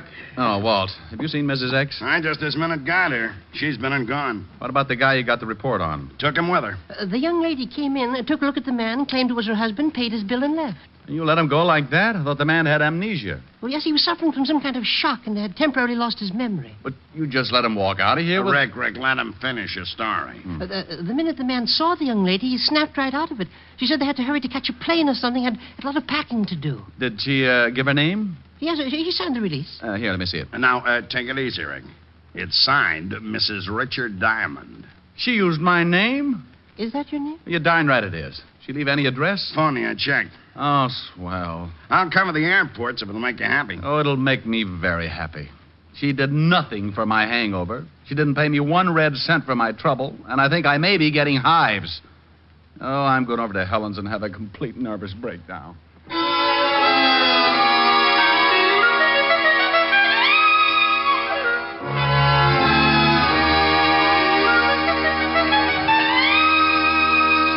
How do you feel now? Oh, I'm all right, Helen, dear, but my ulcers just had a parade. Any word from Walt? No.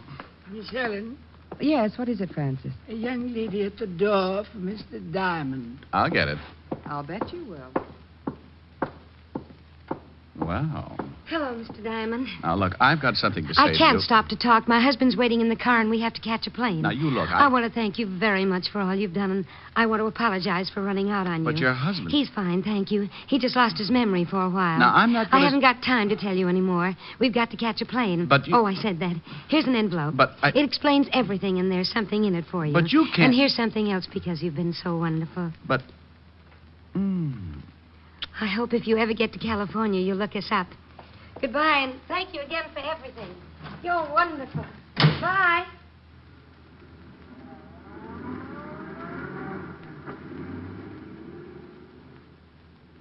Well, Hmm? all right, Blue Eyes. What was that all about? Oh, no, that was her. She. The girl. The girl. Mrs. X. What's that? Oh, it's an envelope. Said it would explain everything. I hope it does, especially that fond farewell. Oh, that. She was just being grateful. Yeah. Go on, open the envelope. Pardon, Miss Helen. Now it's the phone. Lieutenant Levinson for Mr. Diamond. I better tell him about the girl. You'd better read what's in that envelope. Hello, Walt. Reg, that dame phoned Otis. Asked where she could find you. Oh, that's how she found the place. Yeah, the melonhead told her you might be over at Helen's. Gave her... She's been there? Just left. And she left an envelope that she said would explain everything. Well, what did it say? I haven't read it. Well, read it. I want to know what this is all about. So does Helen. Well? Well? $500. The explanation? What about the letter? Well, it says, Dear Mr. Diamond, I know that I've caused you a great deal of trouble, so I wish to take this opportunity to thank you for your patience and understanding. As for an explanation, well, here it is. But I count on your discretion and hope that you will keep my secret. This morning, my husband and I went to a doctor because I hadn't been feeling well. We discovered and were overjoyed to find out that I was going to have a baby. Immediately, I informed my husband that I had decided to give up working until after I had the baby. The realization that I wasn't going to make any more money for the rest of the year was too much for him. The shock made him lose his mind, and he just wandered off. Although he has recovered his memory, the thought of having to support us both for the rest of the year has left him nervous and despondent. So I'm taking him back to the coast to the family psychiatrist. I wish to thank you from the bottom of my heart for all your kindness and help. Signed, Signed who? Rick! Helen, what's wrong? He's fainted. What? He looked at the signature on the letter and just flopped over. Well, what about the signature? It's signed June Allison.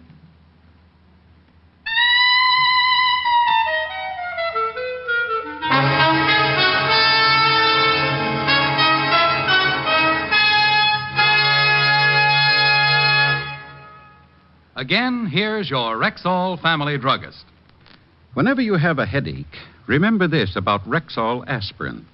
When taken with water, the 5 full grains of pure aspirin in every Rexall tablet are ready to go to work for you even before they reach your stomach. Yes, whenever you have a headache, remember that about Rexall aspirin. Ask for it at Rexall drugstores everywhere. And remember always, you can depend on any drug product that bears the name Rexall. Good health to all from Rexall.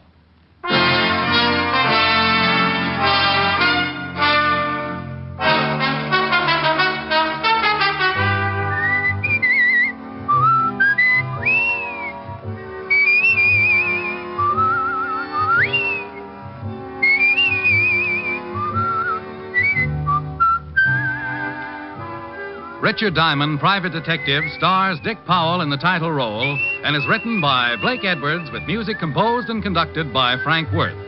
June Allison appeared through the courtesy of Metro-Goldwyn-Mayer and will soon be seen co-starring with Dick Powell in the MGM motion picture Right Cross. Featured in tonight's cast were Virginia Gregg, Ted DeCorsia, Wilms Herbert, and Bob Sweeney. Richard Diamond, Private Detective, was transcribed in Hollywood by Jaime Del Valle. This is Bill Foreman inviting you to be with us next Wednesday at this time when we will again bring you Dick Powell as Richard Diamond, Private Detective.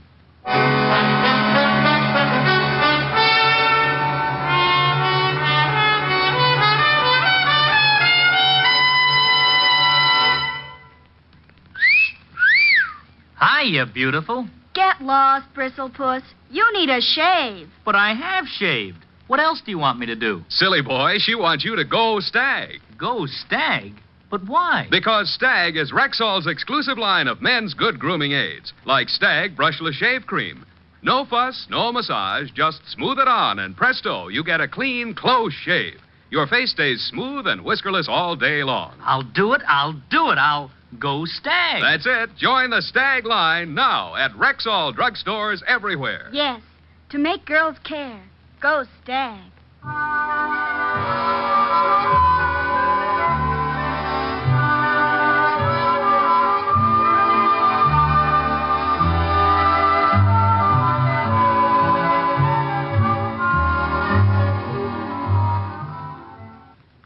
Bill Bendix leads The Life of Riley again Friday on NBC.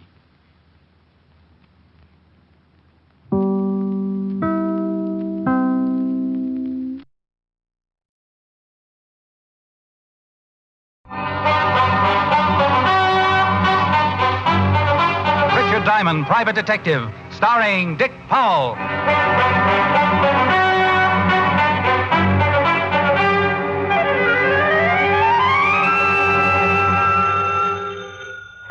Diamond Detective Agency.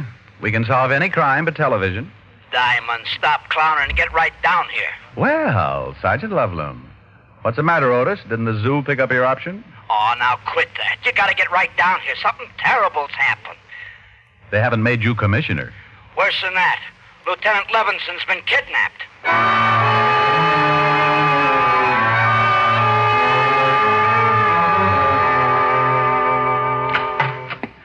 Diamond to see you, Captain. Hello, Collins. Oh, all right, Diamond. Otis just called me about Walt. Now, look, Rick. I know Walt's a personal friend of yours. He's a good friend of mine, too. But this is police business. A cop's been kidnapped. Diamond was a cop for 6 years. I don't need a case history, Sergeant. Oh, get off it, Charlie. I'm down here to help. Of course you are. But there's one thing I won't stand for, Rick. The way you operate. Oh, what's the matter with the way I operate? I know how you feel about Walt, and when a guy feels that strongly about someone, he's liable to do a lot of things to get a few answers. Oh, for Pete's sake, Charlie. What are you going to do? Hold a tea party and hope someone will spread some gossip? That's not fair, Rick. Well, if you think I'm going to sit back knowing that Bert Fisher's got Walt... Who said anything about Bert Fisher? Well, nobody had to say anything. Pretty obvious, isn't it? Walt sent Bert's brother Art to the electric chair. Bert swore he'd get Walt for it. Fisher dies tonight, doesn't he? Yeah. Sure, I think it's Bert Fisher, too. And we're going to do everything about it we can. Bert's been in Detroit, hasn't he? Yeah. I've got a call into Detroit. Should be hearing any time.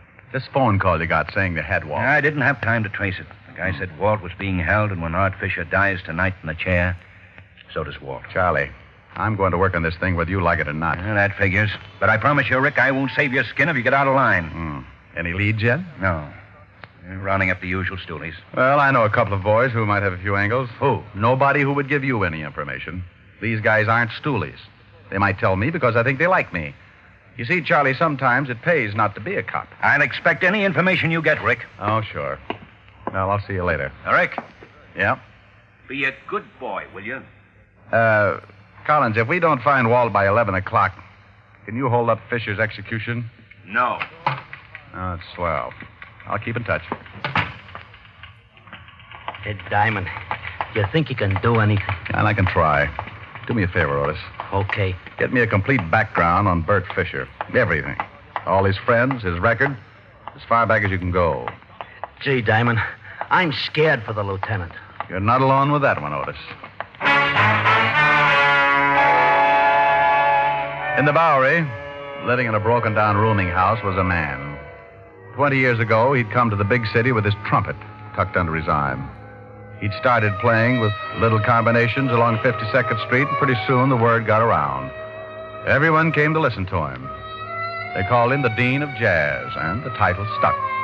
Then one night he had an argument with one of the Fusari mob, and the next morning they found him in an alley, half dead, his face beaten to a pulp. It was a long time before the Dean could get around again, and it was a lot longer before he could play his trumpet. And by then, no one would have him. He couldn't make enough with the horn, so he tried crime. And that's where I met him. I did him a favor, and a short time later he went straight. He'd still kept his underworld connections, but he wasn't a stoolie. I'd just done him a favor once.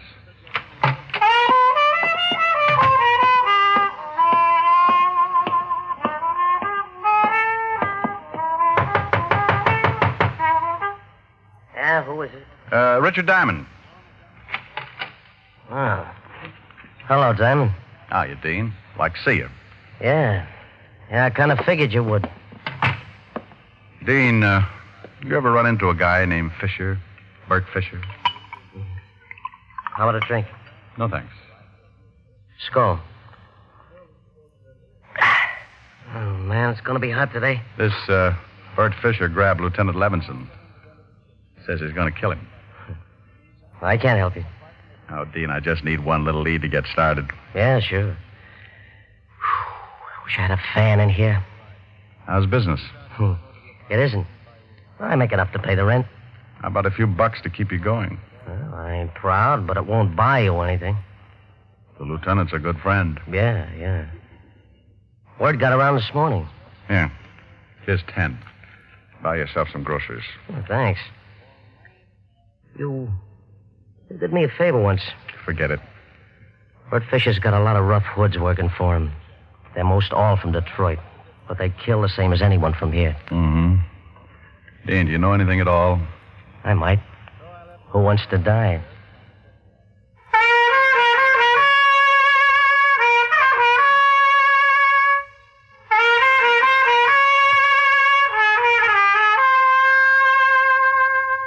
Hey, still blow pretty good.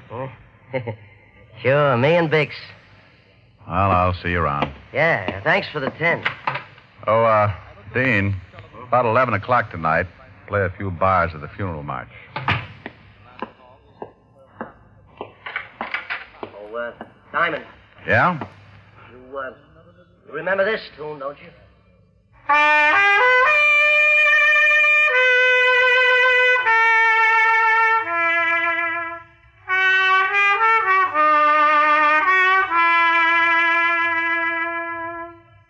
For it was Mary, Mary, plain as any name can be. You got it, pal. See you around.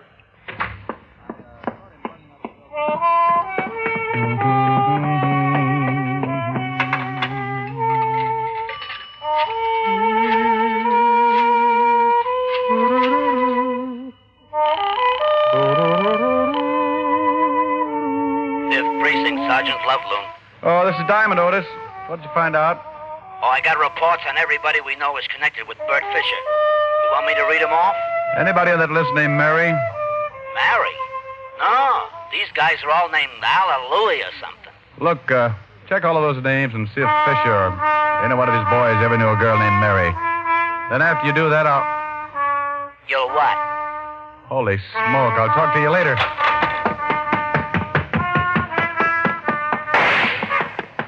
Dean!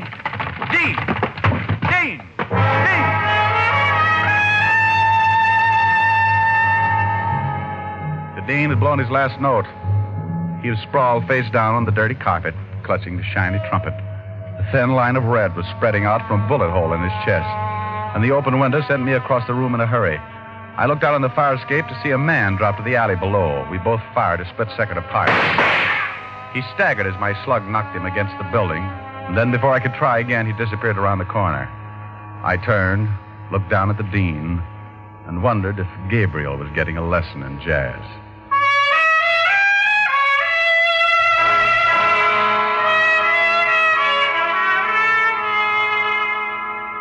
Diamond, I warned you before you left here Okay, Charlie. A nice guy's been killed, but all the crying in the world isn't going to help. Hey, I got something, Diamond. Let's see. Good grief, he's got the whole department working for him. Come on, Otis, what have you got? Is it all right, Captain? Yeah, go ahead. I should be in the second-hand business. Report on one of Fisher's old mob, Lou Baxter. Only one of the whole bunch who had a girl named Mary. Mary? Who's Mary? Charlie, look at this picture. Lou Baxter. I've been looking at it all morning. Oh, take another look. This is the guy I shot climbing down off the fire escape after he killed the Dean. What? Holy smoke. You know where you can pick him up? Oh, he's a local boy, all right. Didn't go back to Detroit with Fisher. I've had a call on him since 10:20 this morning. Hey, what about that girl, Otis? Name's Mary Sinclair. Used to go with Lou Baxter, Captain. No address on her. Mary Sinclair and Lou Baxter, huh? Well, it's the first lead we've had. I'll get the boys on it.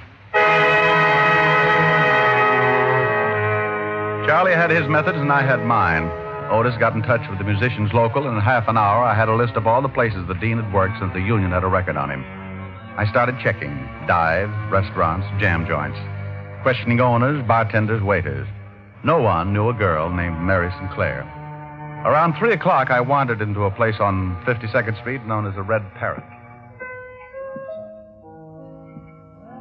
Hi. I'm looking for information. You a cop? Private cop. Uh-huh. You remember a guy who played here last year? Trumpet man, the Dean? Sure. Everybody knows the Dean. Something wrong? The Dean got himself killed. Oh, no. Gee, that's too bad. Real nice guy. You ever know a girl named Sinclair? Mary Sinclair? No. No, I don't think so. Oh, okay. Hey, mister. Yeah? Why don't you ask Ed? He's the boy with the fingers playing the piano. He knew the Dean pretty well. Thanks.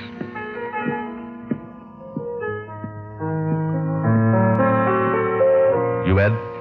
Yeah. What can I do for you, Pops? I understand you're a good friend of the Dean's. Sure, we're compatible, but I ain't seen him in a while.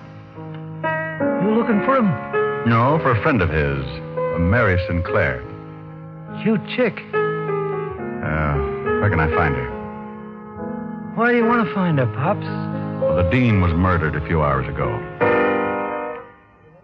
She used to live over on 47th Street, 69 West. That was a year ago. You sure about the address? Couldn't forget it. We had a few balls up there. She was kind of a flip. We had a little combo in here, pretty crazy, too. She used to come in and listen. Real hep on jazz. Knew all the old-timers by name. Like the Dean. Remembered when he was tops, before he got hurt. You ever hear him in those days? Yeah. I played with him a lot. Used to watch him real close sometimes. After hours. The boys would just sit around and blow because I felt like it. The Dean used to lean back and close his eyes and blow things like he was getting a word from the other side. It was great. Might have been the greatest. Well, we all gotta go on ahead sometime. I guess it ain't so bad, though. The harp's a real wild instrument.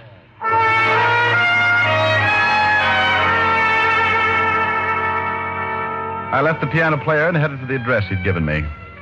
There was a good chance Mary Sinclair wasn't living there anymore, but it was the closest I'd come to any kind of a lead. When I got there, I held my breath and looked at the mailbox. Score for Diamond. Miss Mary Sinclair still lived in the building.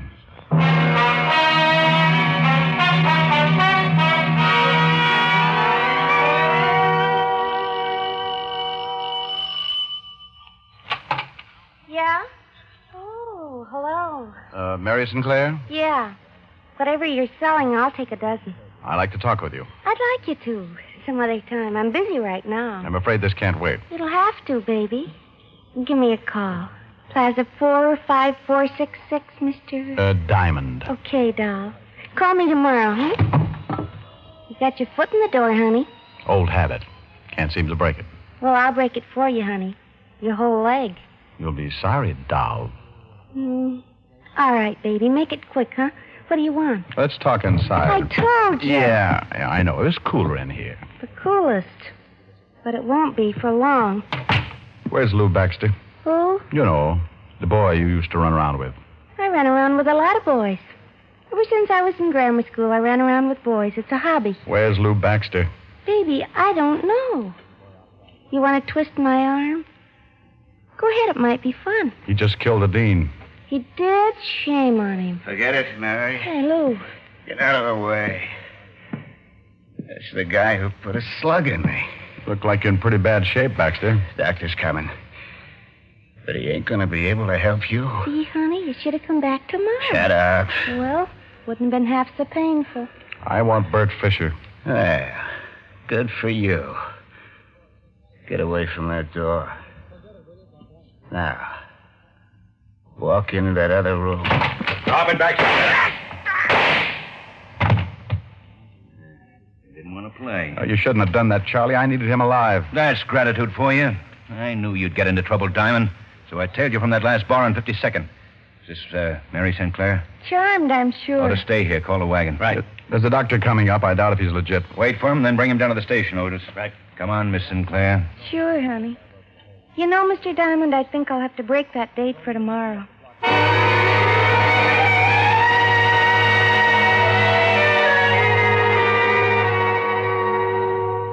Here are Baxter's things, Captain. Watch, wallet, nothing much. Yeah, let's check the wallet. Book of matches. Danny's Diner, Route 51. Checking that, Otis. Right. Nothing much in the wallet. Social Security, driver's license, some money. Yeah, quite a lot of money. Want to take a look? Yeah. No addresses, huh? Here's a ticket to a shoe repair shop. Nothing much here that would give us a lead. Yeah? Danny's Diner is about 160 miles out on Route 51. And guess who runs it? Who? Chino Amalo. That does it. Call the authorities in that area. Right. Chino Amalo. 8 years for armed robbery. Used to work for Bert Fisher. Yeah, maybe this is it. What time is it? Going on 7. This better be it. We only have 4 hours, and we got to drive 160 miles.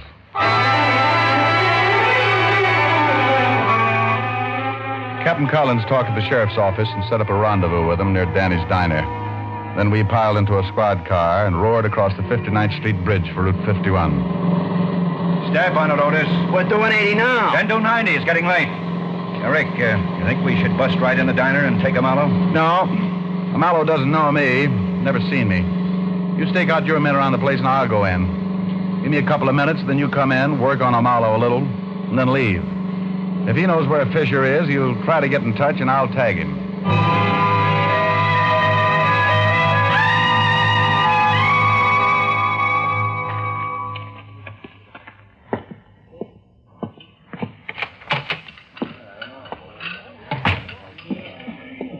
Something for you? A cup of coffee and a piece of pie. You got raspberry, chocolate, lemon, peach, custard? Raspberry. Yeah.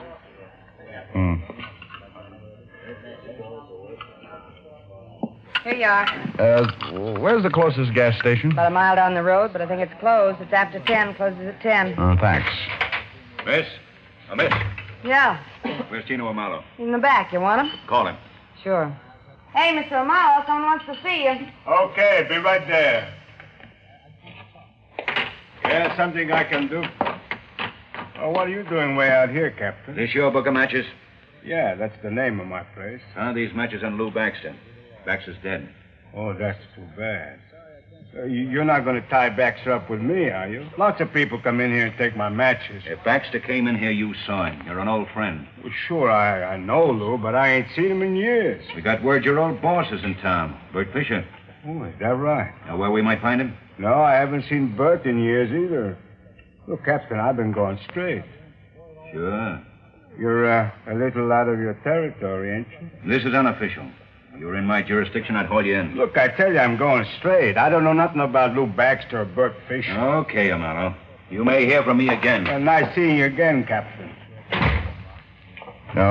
Miss. More coffee? Yeah.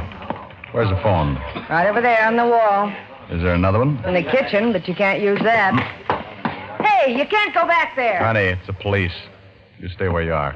Oh, okay. Yeah. This is Chino. Let me talk to Fisher. Hey, what are you doing? Don't move, Amalo. What is this? Cover up that mouthpiece.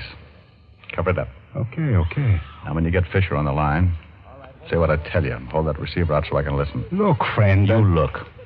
Say one thing wrong, and I'll use this gun. You a cop? None of your business. Well, look, I thought... Yeah, what do you want, Amalo? There he is.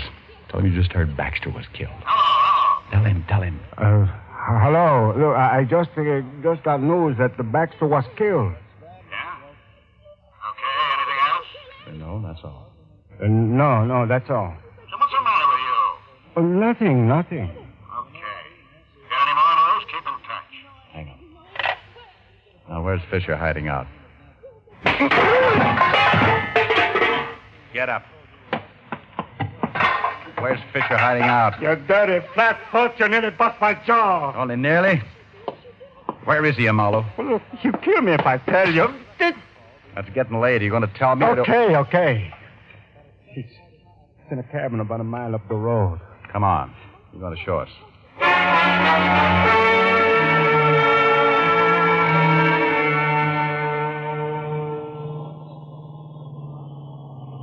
It's just around that bend. We better get out here and walk. How many men has he got in there with him, Chino? 2. Whose cabin is it? Mine. Otis, get out and tell the rest of the men to douse their lights and come over here. Right, Captain. Here's a piece of paper. Draw us the floor plan of that cabin. Here, I'll give you some light. Okay, go ahead, Amalo. How many rooms? 3. Uh-huh. Okay, we're all set, Captain. Okay. One big room with a door here, a kitchen here, and a bedroom here. Where's Lieutenant Levinson? I only been up there once since they got in. He was in the bedroom. How about closets, back door? One closet in the main room here, one in the bedroom here. Let's see. A broom closet in the kitchen and the back door here. Has it got an attic? No. Where's Fisher's car? Parked around the back in the shed. Okay, I'll have the men stake out the place. You're going to take me up there, Amalo. Me? He's going to take us up there. You're a civilian, Rick. If there's any shooting to be done... If there's going to be any shooting, I'm going to be in on it. Wait a minute. Who said I was going to take you guys up there anyway? I did. I told you everything I know. I ain't going to get my head shot off. You're going to walk us up there, Marlowe, and you're going to knock on that door. No. And you're going to get them to open up. Look, they're loaded with artillery, shotguns. When the door opens, you duck. Okay, suicide. You heard what the captain said, Marlowe. I'm a civilian. Without a badge, I'm allowed to get pretty nasty with you. Look, you can't make me do something I don't want to. I know my rights, Captain. You know something, Rick? I think I'm catching a cold. I can't hear a thing. Hey, now, wait a minute. I'll go check the men. I trust you'll not take advantage of the prisoner, Rick. I couldn't hear if he yelled or something. Wait. Okay. Fine cop. All right, let's go. All right, men. Listen now. I'm going up with Diamond. 3 of you take that side of the house. 3 take the other. You and you go around in the back to the shed where the car is. Yeah. Otis? Yeah? You and this man cover the front, but stay out of sight. If it comes, it'll come in a hurry, so close in fast. And look, boys, the lieutenant's in the back room, so try and be as careful as you can. All set? Yeah. Let's go, Amalo.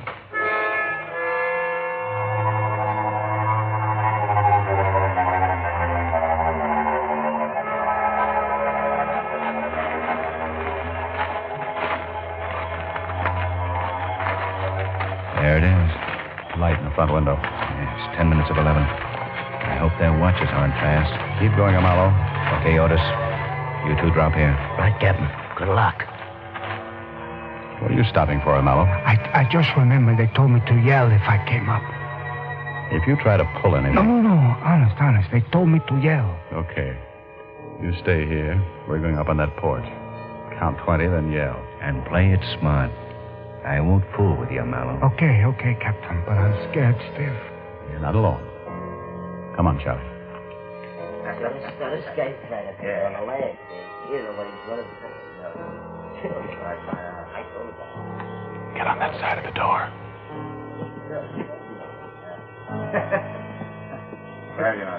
Hey, Bert, it's me, Chino. Hey, Bert, I gotta see you. You along? Yeah. Can I come up? It's all right on him, Ed. Okay, come on up. Get him, Rick. What are you doing? Stop! One going into the room. Look out! Okay. Don't shoot anyone. I'm hurt. See you, Walt, okay. Walt? Well, it's about time. Get these ropes off me. You okay, Walt? Yeah. Thanks, Charlie. What time is it? 11 o'clock. Happy birthday.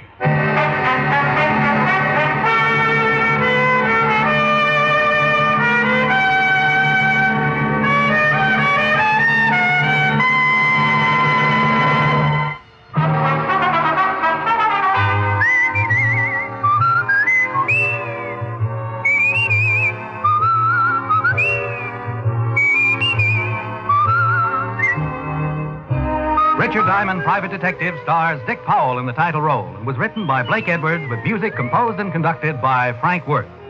This is Bill Foreman speaking. Richard Diamond, Private Detective is transcribed in Hollywood by Jaime Del Valle.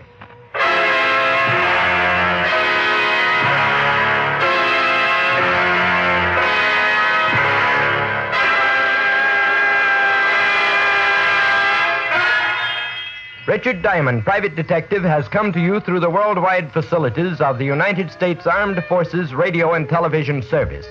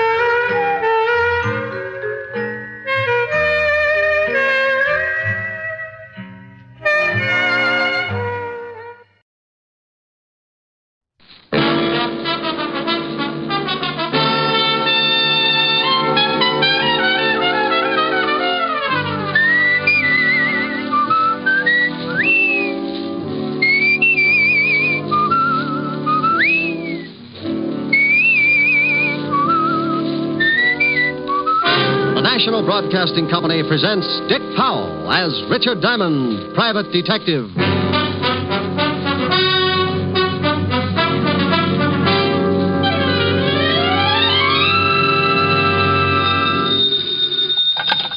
Diamond Detective Agency, a corpse in every plot. Oh, Rick, that's awful. I know, Helen, but my sense of humor's out of gas. Aw, what's the matter? No business? Not for a week. If a client walked in now, I'd probably swear it was an hallucination and referred to Bellevue. Walt's been trying to get you. He called here about 5 minutes ago, said it was important. I just got in the office. I'll give him a call. Am I going to see you tonight? You know it. Me and my empty wallet will be glad to stop over for dinner. Well, I'll have Francis fix something healthy. Tell him to cook some money. I'll see you around 7 then. Don't forget to call Walt. Bye. Bye. That Irish eyes are smiling, sure it's flying on in May. Lieutenant Levinson, homicide. Oh, you want to talk to me, Fatty? Rick? How many people called you Fatty? Where the devil have you been? I called you at your apartment all morning. Helen just told me I slept late. Well, why didn't you answer your phone? Rent was due. Could have been a trap. Can you come down here? Well, if it's important, I can come down. But if a potential client gives up because he can't find me, I may have a crying jag all over your office. I'll stock up on hankies. I wouldn't ask you, Rick, but it is important, very. Well, don't sound like the last course of Gloomy Sunday. I'll be there. Relax. I knew Walt was on the level because every time he thought something was important, he came on in a higher register and began to sound like a harp. Well, I closed the office, set the bear trap in front of the door in case of a client, and left a box lunch. I might be gone for a good while this time, and if I caught something, there was no sense in let it starve. The 5th Precinct was 20 blocks away, so being a practical man who always regards that lonely feeling in his pocket as the sure makings of a pedestrian, I insulted a few well-meaning cab drivers, and 30 minutes later, I limped into the squad room of the 5th Precinct Police Station. Yes? Is there something I can do for you? In my business, you have to be conditioned to anything. Nothing should surprise you. But in my business, like any other, there's always a first time for everything. And it looked like this was it. For over a year, I had been walking leisurely into the squad room of the 5th Precinct and smiling inside when I spotted a cop with a battering ram for a head and landing barges for feet. He was always the best straight man I'd ever run across, and his name was Sergeant Otis Loveloon. But this day, dear old Otis was not to be found. Instead, sitting at his desk, looking up at me through a pair of thick horn-rimmed glasses, was something else. It pulled out a clean white handkerchief, removed the glasses, clouded them up with a quick breath that filled the room with the essence of sen-sen, and said, Well? Where's Otis? You mean Sergeant Loveloon? He's been transferred. He's been what? Transferred. Who are you? Sergeant Andre Clume. Is there something I can do for you? Andre Clume? Sergeant Andre Clume. Sergeant Andre Clume. Just one moment. Yeah? Where do you think you're going? Look, Sonny, I'm going in to see the lieutenant. You'll have to wait until I find out if he can see you. Oh, he'll see me. He just called me. May I have your name, please? What? Citation. Mr. or Mrs.? Hey, this may not be so bad after all. No? No. We're going to have fun, Andre. Are we? Yes, indeed. Now, call in to the lieutenant and tell him Mr. Diamond is coming in to see him. Yeah? The gentleman you were expecting, Mr. Diamond. He's getting introductions now? Send him in. Yes, sir. The lieutenant will see you, Mr. Diamond. Thank you, Sergeant Clume. And something else, Mr. Diamond. Yes? Sergeant Loveloon warned me about you, and I can assure you right now that I have no intention of becoming the brunt of your obvious, crude comedy. Sergeant Clume, I don't think there's much you can do about it. Oh, Walt, I want to go on record right now as saying Don't. I know. Well, what is that out there? The commissioner says he's one of the most valuable men on the force. But how can you put him in a cop's uniform? It's like dressing Rasputin and the Mother Hubbard. I miss Otis as much as you do, but strictly off the record, Sergeant Clume has relatives. Oh, I thought so. Been scratching all the way in here. Otis moved over to the 11th Precinct. Who's he working for now? Lieutenant Crawford. They've had a suicide watch on him all night. What's this Andre Clume supposed to be so good at? He's only been with us for a couple of days. I don't know. Well, if I keep thinking about him, I may have to be dipped in hot tar. You better tell me what you want to see me about. You may not like it, Rick. Oh? This is new? Remember Ralph Baxter? Sure. I sent him up while I was still on the force. Yeah. Well, you worked on that case for over a year, didn't you? You were in charge of the department. You know darn well I did. Rick, you knew Baxter's habits better than anyone on the force. Oh, now, Walt, what's it all about? Is Baxter loose? Very loose. Busted out at 8 o'clock this morning along with 7 other guys. Oh, all got away clean? Every one of them. One of the best planned breaks I've ever heard about. Well, if Baxter was in on it, it had to be. He's a smart boy, Walt. One of the smartest. Yeah, well, the commissioner says we've got to pick him up before he does any damage. Just like that, huh? Just like that. I need someone who knows him so well he might have a chance of nailing him before the trouble breaks loose. And you know Baxter and trouble. How come you're in on this, Walt? Somebody already get killed? Truck driver. Oh. Baxter's an unhappy boy. He kills to make up for it. Really does a fancy job. You want to help me out? You in trouble if they don't nail Baxter in a hurry? The commissioner is relying on me. Okay, then. It's got to be official in case you have to make an arrest. Oh, now, wait a minute. Got to swear you in as a deputy. Look, Rick, we've got to. I don't really care how you bring Baxter in and who gets the credit, but what will the commissioner say if... Yeah, I know. I'm sorry, Walt. Every time I used to put on that badge, a book of rules and regulations went with it. I do it my way or not at all. Now, don't start running your motor. I don't want the credit. The department can have it.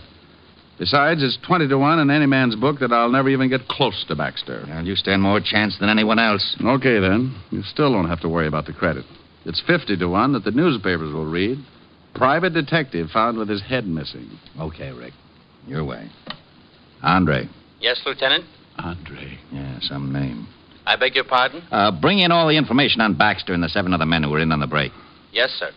Andre Clume. Yeah.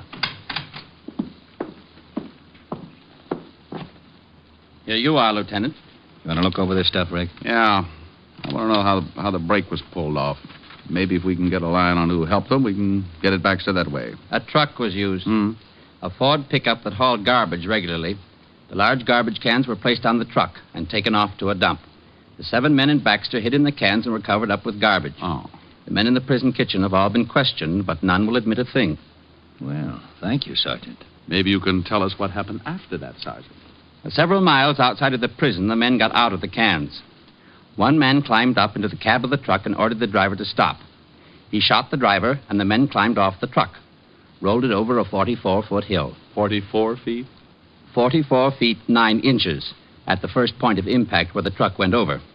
The hill, of course, varies at other spots. Of course. 2 cars were waiting for the 8 men. Tire tracks were found and casts made. A report on these casts should be in at any minute. Synchronize your watches, men. Rick. Tell me, Sergeant Clume, have you any idea who might have been driving the 2 cars? No. Turn in your MiGs and your ray gun. You're through. Very amusing. Now, please, Rick, for the sake of my psychiatrist, don't start on Clume like you did on Otis. Might be a woman. Clume? Driving one of the cars. Oh. Baxter was a known woman hater. You don't say. I suppose the other 7 guys got together with him and formed a club. 4 of the 7 men were known to have had women friends at one time or another.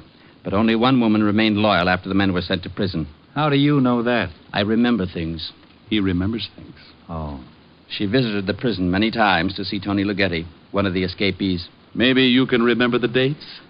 The first time was right after Tony was sent up, November... All right, Sergeant. What's the girl's name and where does she live? Jean Lawrence, 1782 East 12th Street, apartment C. B. Butterfingers. I'll take this list of histories on the 7 guys. You going to check on the girl? Yes, and thank you, Sergeant Andre Clume. You've been a brick. I left Clume polishing his glasses, Walt looking sick. Jean Lawrence did live at 1782 East 12th, apartment B. So I looked up the landlady, a nice old reproduction of Worcester's mother with a hangover, Mrs. Shook by name. She was a little unhappy that I'd bothered her, but I finally sold her on the idea that she could shave any time, and aided by my best smile and the promise of a fast 5th, I finally got her to open the door to apartment B. There you are, lover, but I can tell you right now, Jeannie ain't in. Well, what's in this room? Bedroom.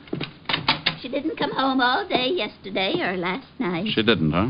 You know, I shouldn't be showing you around like this, except that you look like a real nice fella. And you're thirsty. Oh, go on. You see anyone else hanging around, say, in the last week? Yeah, come to think of it, about a week ago, some dark fella started coming over to see Jeannie. Used too much hair oil, greasy type. Think you'd recognize him? You bring me that present, lover boy, and I could recognize a clove of garlic in an onion warehouse. I'd make book on it. May I use the phone? Go right ahead, lover. Oh, by the by, 100 proof, huh? 100 proof. Homicide, Lieutenant Levinson. Walt, this is Rick. I'm up at the girl's apartment. Not here. But the landlady says she can identify some guy who's been hanging around here for the last week. So look up Hold it a minute, Rick. Something coming over with a hot shot. Okay. Oh, bottle and bond, is that right, dear? Oh, lovely, lovely. Lovely. Rick? Yeah? Get that landlady in here, then meet me out at the end of River Street, Pier 14. Something up? Sus came up. Someone didn't want it to. When she hit bottom, the bricks in the sack must have torn it open. What? A dock worker spotted her floating near one of the pier pilings. Jean Lawrence? Yeah. I'll see you over there. Something happened to little Jeannie. I could hear... Found her floating in the river. Oh. Well, if we're going down to the station, can we stop off and get that present? Yeah. Bottled in bond, you promised. I grabbed a cab and took Mother McCrae over to the 5th Precinct, making one stop on the way for the promised present. I turned her over to the desk sergeant and took off for Pier 14 at the end of River Street. When I got there, I spotted the homicide prowl car and Walt standing near the ambulance. On the wooden floor of the pier, covered with a sheet, was the dead body of Jean Lawrence. The coroner had just finished his examination. Well, give me a full report as soon as I get at the lab, Lieutenant. This is a rush, Coroner. It always is. Oh, hello, Rick. Hi, Charlie. Shot twice, then thrown in the drink. Yeah, nice. Anything else? Book of matches in her coat pocket. Probably don't mean a thing. Lieutenant, we just got a report from the precinct. Hello, Diamond. Oh, good afternoon, Clume. You're looking fine. Oh, you'll be kissing each other on the cheek in a minute. What about that report, Sergeant? The landlady Diamond brought in 22 minutes ago has just identified a picture in the morgue as a man who had been visiting Jean Lawrence for the past week. Anyone we know?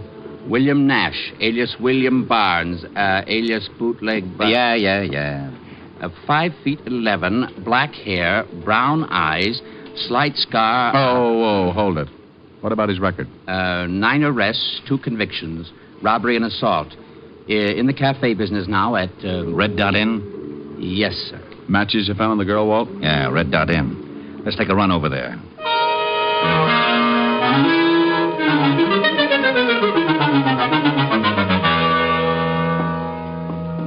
Yes, gents, what'll it be? William Nash, he around?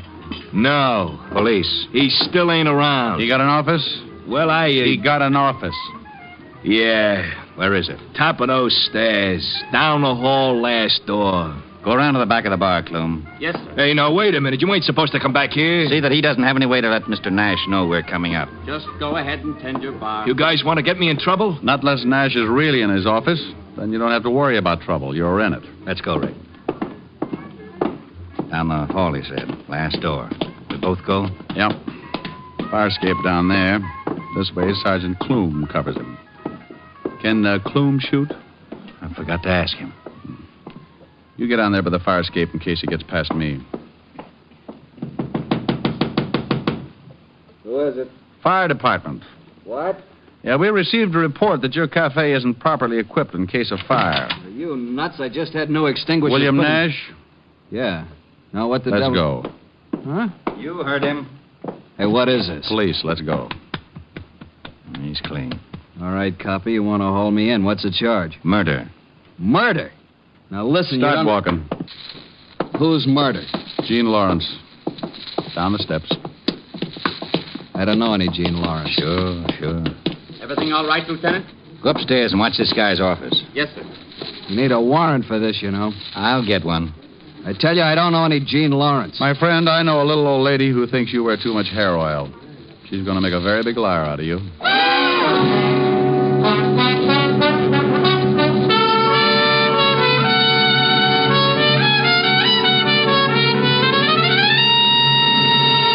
NBC is bringing you Richard Diamond, Private Detective, starring Dick Powell.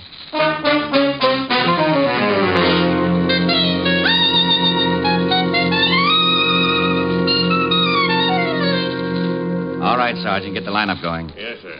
Henry Phipps, Henry Phipps, alias Henry Phipps. I ain't never seen a lineup before, lover. The man you identified earlier from the picture. See if you can pick him out. George Chalmers. No, ain't him. George Chalmers, alias George Lippert, alias Geo the Lip, charged petty theft. Ain't him neither. William Nash. That's him. William Barnes. All right, hold him. You sure that's a man who was calling on Jean Lawrence? Yep, that's him. Why don't he use bay rum on his hair? Nash. Yeah? Yes, Lieutenant. Yeah, Lieutenant. You know Miss Jean Lawrence? I told you I don't, Lieutenant. He sure is a lousy liar. All right, run him off. Step down. Hal Ennis. He killed Jeannie. We don't know. Yes, sir. He sure should use bay rum. Well, Walt and I and a couple of the boys took Nash downstairs and worked on him for about a half an hour before I got tired and decided to see what I could turn up myself. Nash still wouldn't admit he knew the dead girl, and we still weren't any closer to finding Ralph Baxter. I was pretty sure that Nash was connected with Baxter in some way, or he would have admitted knowing the girl and denied the killing. So I went back to the Red Dot Inn with a warrant to search Nash's office. Sergeant Andre Clume was guarding the door in the best prescribed manner. Legs spread, arms folded, back straight against the door. You're flat. Mm-hmm. What? Oh, Diamond. I have absolutely no excuse. I'll understand if you report me to the lieutenant. No one could get by, could they? Not without waking me. Then you did what you told to. You guarded the place. But there is no excuse for falling asleep on duty. Unless you get tired. Now, forget it. I got a warrant here. Let's give this officer going over. And that's exactly what we did. We took the place apart, piece by piece. And I have to go on record by saying that Clume really knew his business. He didn't miss a thing. This might be important, Diamond. What is it? Bills to William Nash from the garage. Let me see. Nick's Garage, 13th Street. 1,000-mile service on both cars, $14.90. Parking space rental on both cars, $25. 2 cars. May not mean a thing. I'll check it anyway. 2 cars were used in the escape, Diamond. Now, don't get excited. You stay here. I'll call you from the garage. I left Clume and went over to Nick's Garage, looked up the owner, and he showed me the 2 cars, both sedans.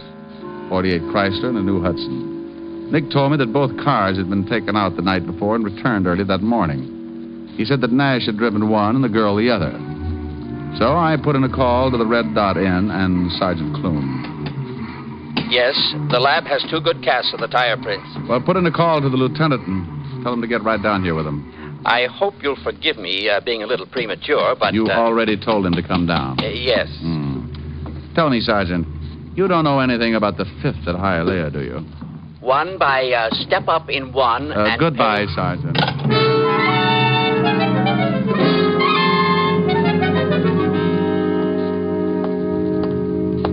Hello, Rick. Well, this is Nick Miller, runs the garage. Hi, Lieutenant. Hello.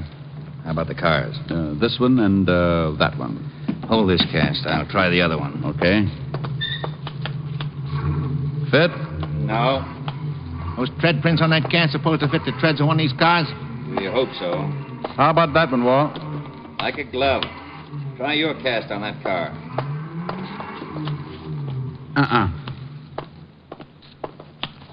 Fits this one, Walt. Rick, both of the cars were used in the getaway. What happens now? Go back to headquarters and tell Nash we got him dead to rights. We'll sweat him till he cracks. I got a better idea. Turn him loose. What? Nash knows that it's only a matter of time until we turn up his evidence anyway. And he knows something else. He knows Ralph Baxter. He knows if he spills anything, Baxter will kill him sure. But we'll promise him protection. Against Baxter? Baxter'd get him if it took 10 years. Not if we get Baxter first. Nash probably knows where he's hiding out. Walt, even if Nash knows where Baxter is, he'll be a long time telling you. In the meantime, Baxter can cause a lot of trouble. All right, so I let Nash go. So what? Get a hold of the newspapers. Tell them to run a story that you've picked up Nash for questioning in the prison break, but that you had to release him because of insufficient evidence. You think Baxter will go after him? Well, he'd at least send some of his boys. I think the girl was knocked off because she got out of line. You can bet that Baxter won't want Nash around for a witness. Okay. Gee, you're kind of making Mr. Nash a sitting duck, ain't you? Oh, I guess you'd say that, Mr. Miller. Now, why don't you come on down to the station with us and answer a few routine questions? Hey, I don't know nothing about this. That's what Mr. Nash said, but you can see what a liar he turned out to be.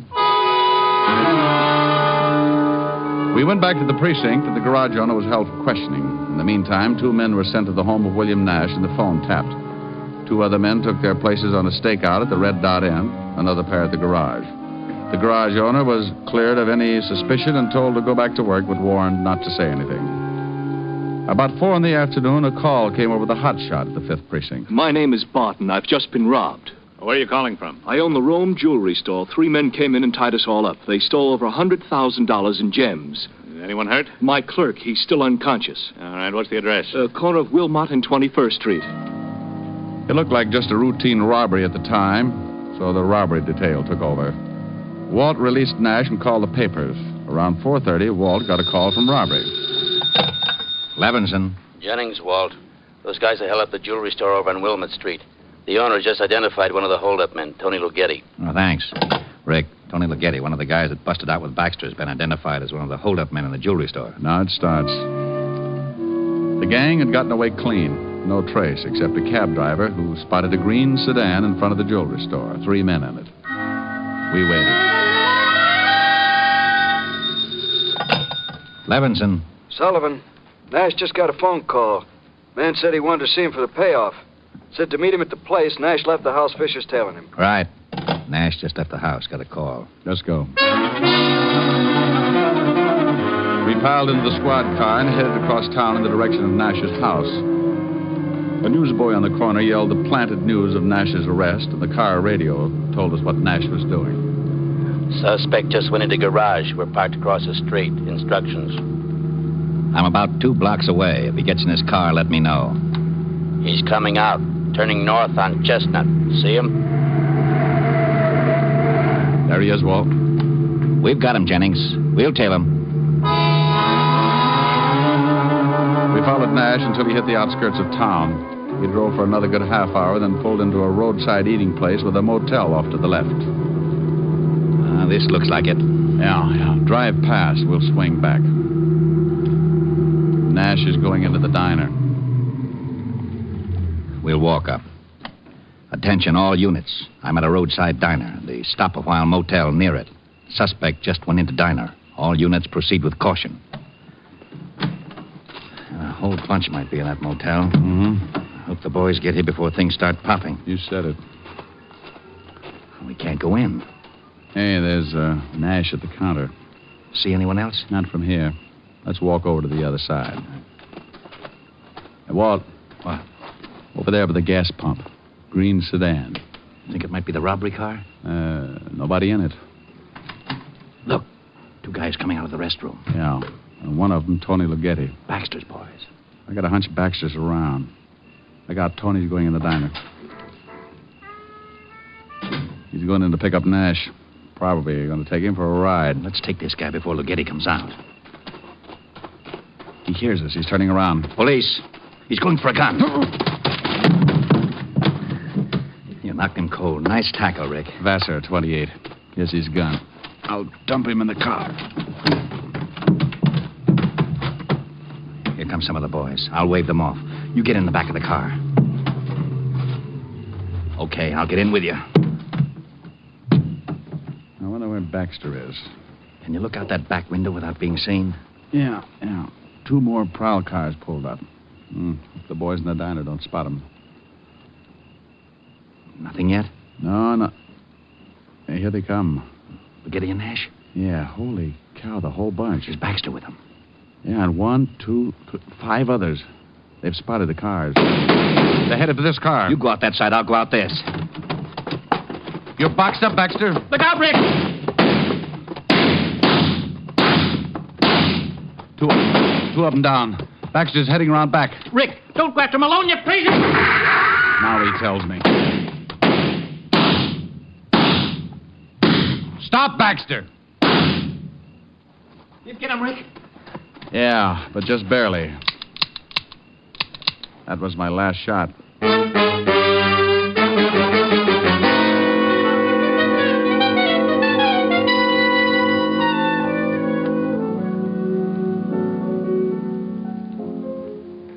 How was the dinner? Oh, if I'd eaten any more, I'd I'd need a new belt. You gonna tell me what you did all day and why you were so late? Went for a long walk in the park. Oh, that's what I love about you. Gone all day. Come in smelling like a shooting gallery until you tell me you went for a walk in the park. Oh, no. I get it. Yes? Oh, Rick, you going to give me a routine, or do you want to hear about Baxter? Oh, Harold Appleknocker's tired. Let's have it. Well, Getty's dying in the hospital. 2 of the other boys died on the way. The guy you tackled is singing all over the place, and Baxter will have a quiet funeral tomorrow. The others we got locked up. Your boys all right? One of them got it in the leg. Otherwise, okay. You were right about the girl. Baxter killed her because he was afraid she'd talk. Seems she had a beef and walked out. Baxter got worried. Nash was to get his tonight, just like you figured. Okay, Walt, thanks. I'll talk to you tomorrow. And thanks, Rick. Sure. Well? Well? Wanting to know if his boys were all right. Now, Rick, you've been doing something exciting, and I want to know about it. Honest, baby, the park's very dull in the afternoon. Want to go stir up some action in it now? Good mood. Rick, why do you lie to me? Oh. All right, come on. Oh, wait. We're forgetting something. I got to sing a song first. Oh, Rick, now that you brought it up, I want to go to the park. Oh, this will only take a few seconds. You just pucker up and hold. Well, look who's here. I haven't seen you in many a year. If I knew you were coming, I'd have baked a cake, baked a cake. Baked the cake. If I knew you were coming, I'd have baked the cake. How'd you do? How'd you do? How'd you do? Had you dropped me a letter, I'd have hired a band, grandest band in the land. Had you dropped me a letter, I'd have hired a band and spread the welcome mat for you. Now I don't know where you came from, 'cause I don't know where you've been. But it really doesn't matter. Grab a chair and fill your platter and dig right in. If I knew you were coming, I'd have baked a cake, hired a band. Goodness sake, if I knew you were coming, I'd have baked a cake. How'd you do? How'd you do? How'd you do? Now I don't know where you came from, 'cause I don't know where you've been. But it really doesn't matter. Grab a chair and fill your platter and dig right in. If I knew you were coming, I'd have baked a cake, hired a band. Goodness sake, if I knew you were coming, I'd have baked a cake. How'd you do? How'd you do? How'd you do? Oh, how'd you do? How'd you do? How do you do? Well, still puckered? Mm-hmm. Think you can hold it till we get to the park? Now, you see, if you're patient, I always make it up to you.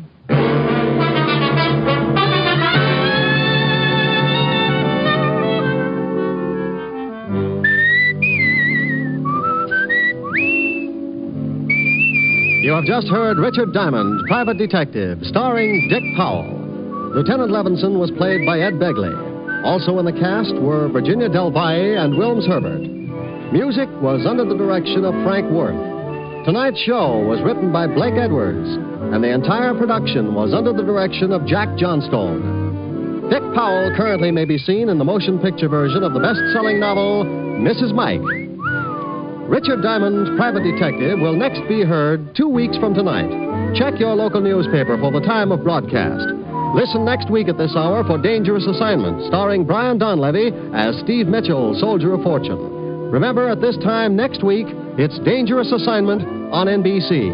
This is Eddie King, inviting you to be with us 2 weeks from tonight when we will again bring you Dick Powell as Richard Diamond, Private Detective. For all the family, try Father Knows Best tomorrow on NBC.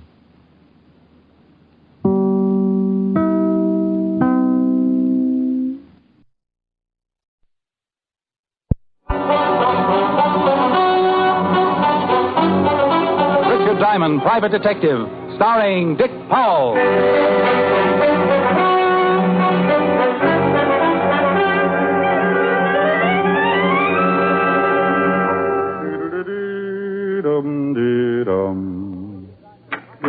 Mr. Diamond, Detective Agency. What does the sign say on the door? Diamond, Detective Agency. Now read the second line, please. Recommended good housekeeping. And the last line, please. Homicides delivered at the rear. That's fine. 20/20 vision. Now, if you just hop around on one foot while I classify you in 1A, I'll see that you're on the next boat to the Aleutians. Are you Diamond? Are you a prospective client? Yes. I'm Diamond. I charge $100 a day in expenses. You ever leave town, Mr. Diamond? Occasionally, but I can never get used to the tar and feathers. I'd like you to go to California with me. Oh, just lonesome, or have you got a problem? I represent a very wealthy man in Hollywood. He has a problem. A very wealthy man, huh? Millions. I'd love to meet him. I'll arrange it. When can you leave? Well, now, that's a bit of a problem. Let's see. Close the office, do some packing, take care of a few engagements. It'll take me at least 13 minutes. 4 o'clock now. We can leave LaGuardia by 5. You have the tickets already? No tickets are necessary, Mr. Diamond. Mr. Harvey's private plane and pilot are standing by. The gentleman's name turned out to be Kane, Fred Kane, from Beverly Hills, California. Obviously representing a client with more than a cozy income. Private plane, private pilot, and worth millions. How cozy can you get? I called Helen, told her I'd send her a starlit swimming pool or something, and by 5:30 I was riding with Fred Kane in Mr. Harvey's private plane, headed for sunny California. Comfortable? Oh, I haven't seen furnishings like this since I got lost in the men's lounge at the Waldorf. Drink? Later. The time has come, the walrus said. To talk of many things. Right. I represent Mr. George L. Harvey. The big motion picture producer? Yeah. He's being blackmailed. Well, I come all the way to New York for me. You've got some pretty good boys in California.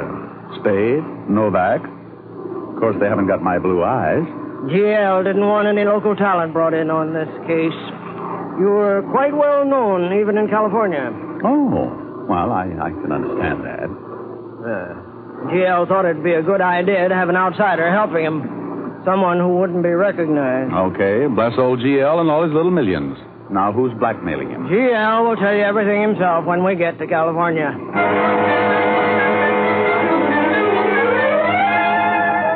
Fred Kane and I played gin for the next couple of hours, and we didn't talk any more about GL Harvey and his blackmail trouble. By 8:30, we were somewhere over Kansas, and I was getting sleepy, so I turned in. Around 6 the next morning, we landed in Burbank. I stepped out to get my first look at beautiful, wonderful, sunny California. We'll have to run for it. GL will have a car waiting. A car? I'm surprised at GL. I thought sure he'd meet us with his private life raft. The car was waiting all right, complete with chauffeur, footman, and dinghy. We plowed our way through 6 inches of early morning dew and headed for the Beverly Hills Hotel where I was supposed to stay.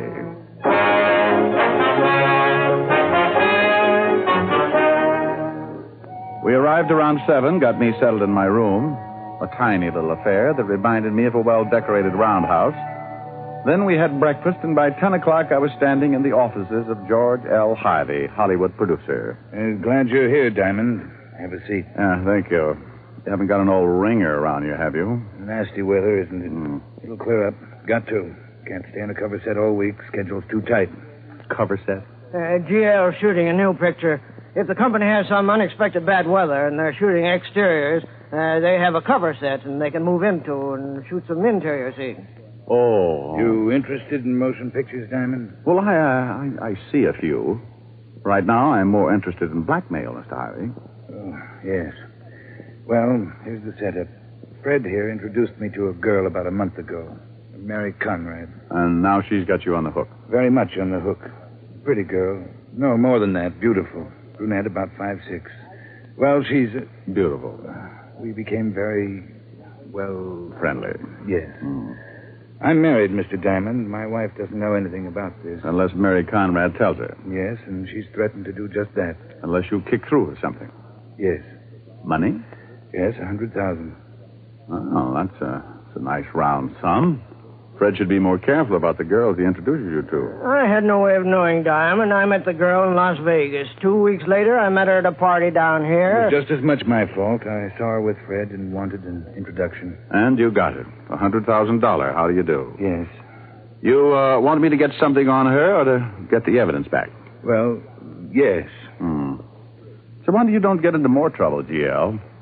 You just don't know how to say no. It was pretty obvious that I'd have to meet the blackmailer, so a party was arranged by Fred Kane at GL's beach house, and without GL's presence, so I could get acquainted with the beautiful Mary Conrad. GL gave me a $200 retainer and blushed a little when I kissed him on both cheeks. Then Fred Kane sailed me back to the Beverly Hills, where he rented a car for me and told me how to get to the beach home. By 8 o'clock that evening, I was driving down the coast highway on the way to Malibu. I couldn't get over it. The rain had stopped. There was a big yellow moon sitting up in a cloudless sky, and a warm breeze was blowing in off the Pacific. I even put the top down. Hello, Diamond. Come on in. Hey, what's with this weather? 1 minute it's pouring, and the next time it comes out like a travel folder. We're just getting into the rainy season. It'll probably stay clear like this for at least a week. Oh. Give me your hat, and I'll take you in and introduce you to the guests. Oh, that's what? A New York gumshoe out looking for a blackmailer? Yeah, that's right. You're an agent. Agent? I don't know anything about agents. You like money, don't you? That's my name, spelled backwards. Then you're an agent. It was a small little party. That is, of course, if you compared it to Ebbets Field during a World Series. GL's house was in the middle of what was known as Malibu Colony. That's a bunch of houses built right out on the sand and surrounded by money. Fred took me around and introduced me as an agent from New York and an old friend. I met everything from producers, writers, and directors to several well-known motion picture stars, one of which had her French poodle with her. And this is Michelle, Mr. Diamond. Say hello to Mr. Diamond, Michelle. Oops, sorry. Great Dane. And on until finally we got around to my objective for the evening. And believe me, I'd enlist 3 times a week just to go after that kind of an objective.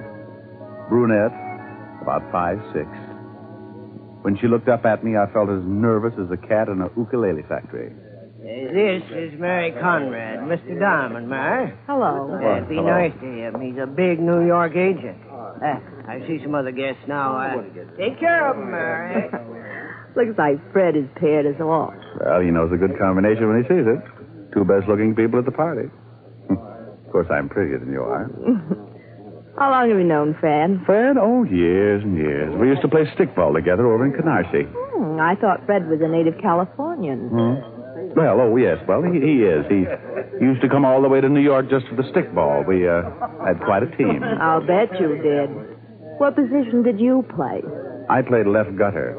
That's the dirty side of the street. Oh. How about a drink, huh? She showed me where the bar was, and we sat down and got acquainted. Then she showed me where the ocean was, and we took off our shoes and walked out on the sand. Then we sat down and really got acquainted. It's nicer out here. I don't like parties much. Oh, I like this one. Compliment? Naturally. Thank you. How long are you going to be in California? Oh, I don't know. It depends. Business? Yeah. You're not having much fun, are you? Oh, sure. I'm having a ball. You're lonesome, aren't you? Like 50 miles of dirt road. Let's leave the party. All right. Where to? Well, my car's here, and it wouldn't be good to be seen leaving together. I'll go first, and you follow in about 5 minutes. You can pick me up at my house. Score for Diamond. She gave me her address and told me how to get there. Then we walked back to the party, and she left. I gave the high sign to Kane, and in 5 minutes I followed. Mary Conrad's house was on the outskirts of Beverly Hills, south of Pico. There was a long, low, black sedan, the type a chauffeur usually drives, parked in front of the house. The same car that had picked me up at the airport that morning. And it belonged to G.L. Harvey. Before I could get parked, the door to the little house flew open, and old G.L. himself came barreling out like a squirrel with his tail on fire. G.L.! Mr. Harvey! Hey! Mr. Harvey!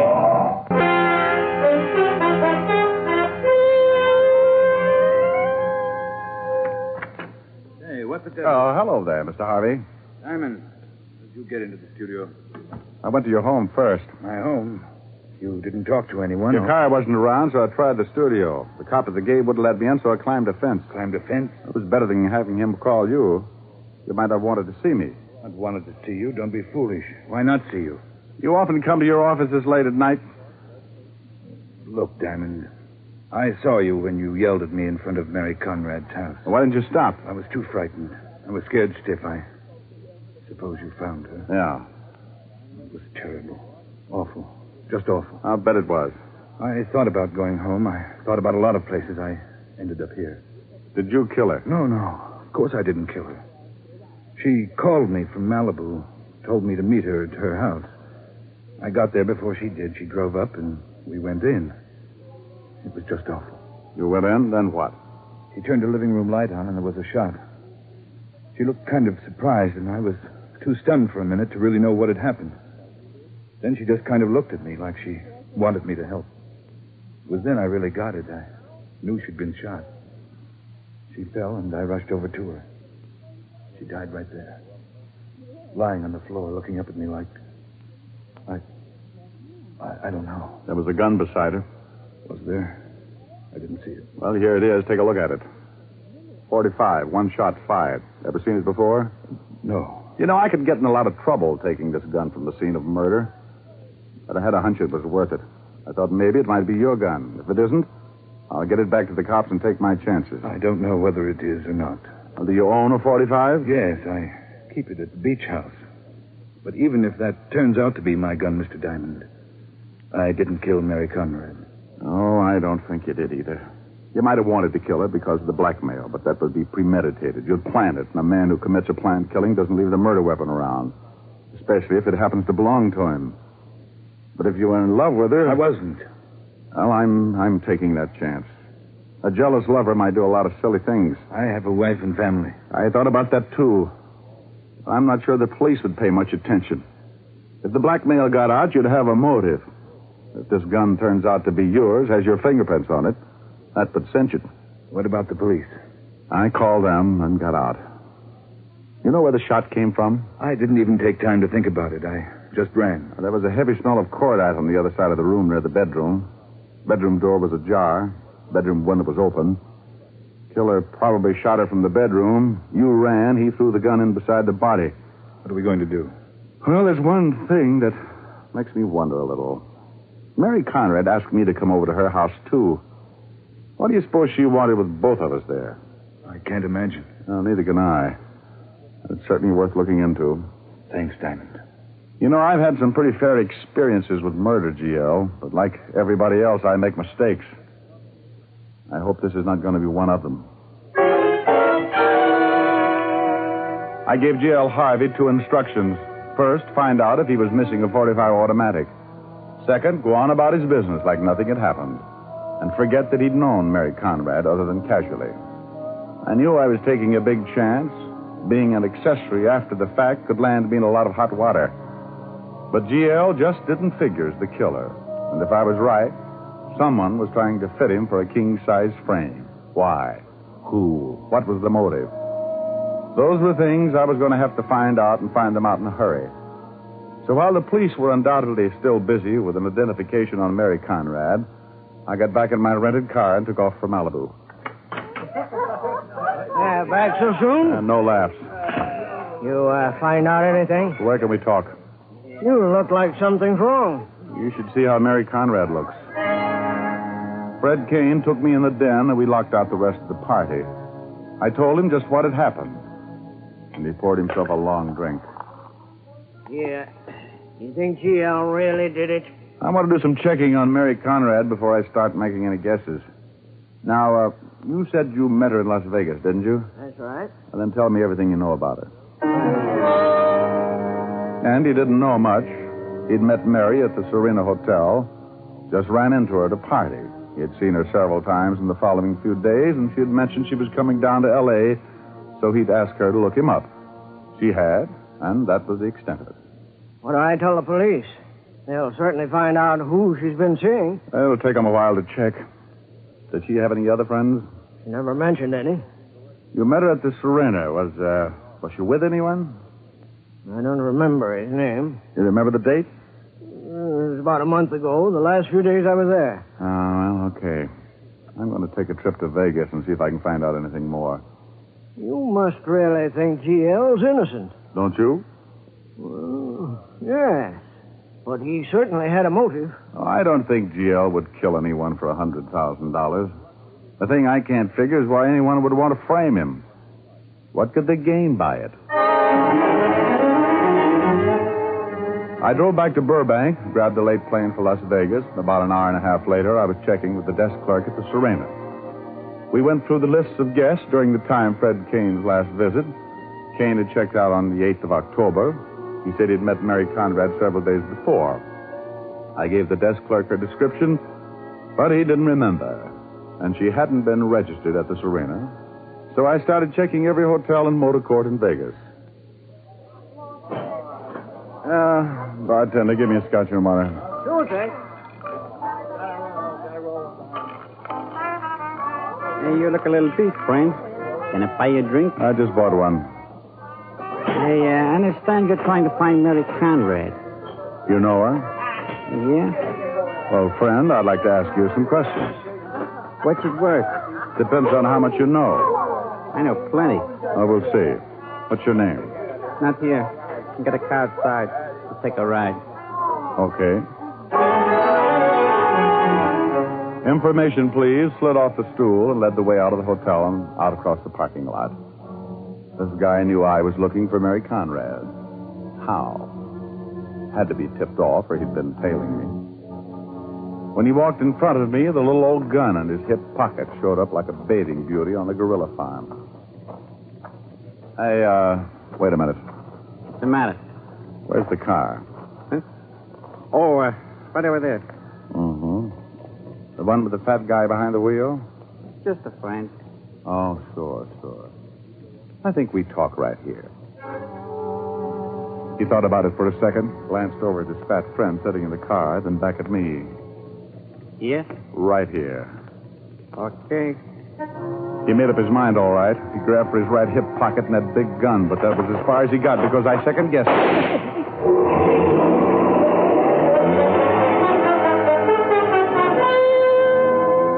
His friend took off, staying behind a line of parked cars until he was clear of the parking lot and far enough away so I couldn't get in a good shot.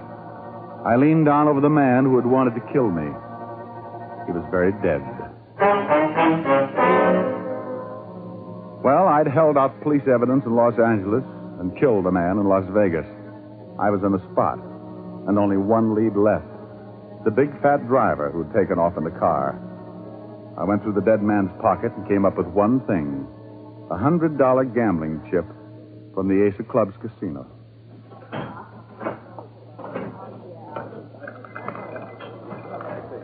How about using that car of yours? Huh? Don't turn around, or you'll get mixed up with a lot of bullets. What do you want? A talk. Keep looking straight ahead like nothing was happening. I'll kill you if you try anything, I promise you that. What is this? Who are you? I just shot a friend of yours in the Serena parking lot. I've been in my office all night. Oh, sure. Start walking for the door. You'll never get away with this, Diamond. I thought you didn't know me. Start walking. I own this place, Diamond. My boys are all over the joint. Well, yell for them once and you have a dirty old hole in your pretty coat. Look, you and me can discuss this without getting rough. Out the door. And smile.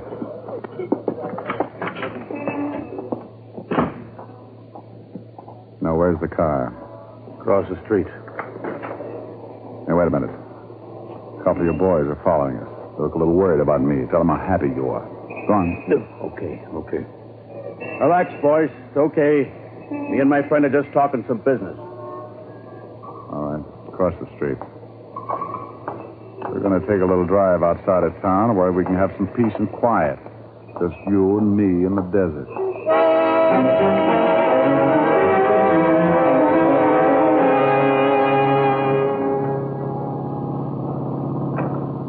That's good enough.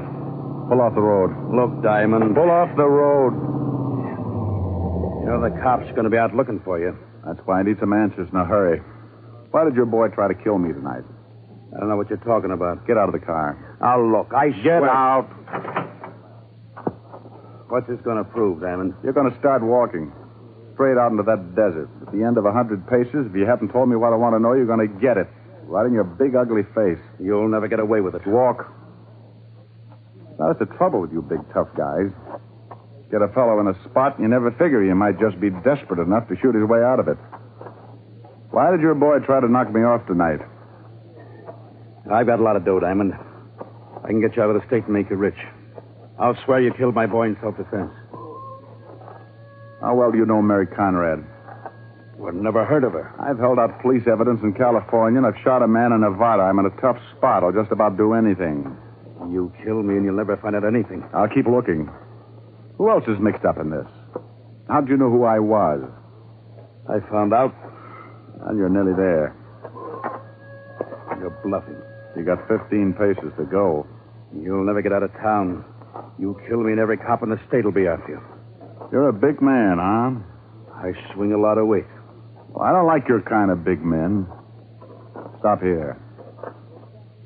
How about it? Gonna tell me how you're mixed up in this? Now, wait a minute. This is getting ridiculous. It's a matter of opinion. You gonna tell me? Wait. You must be nuts. Supposing I did know something. I tell you, you tell the cops. Maybe I knocked off somebody. I get the gas chamber. Then it shouldn't make any difference to you. This will be a lot quicker. What do you want to know? Who's Mary Conrad? My girl. Her real name's Mary Langley. Who killed her? Fred Kane. The guy who works for Jill Harvey. Why? Kane owed me a lot of dough. Couldn't pay it. Jill Harvey was to go to the gas chamber for killing someone. Kane had become head of the Harvey Productions. Why wouldn't Harvey's wife take over?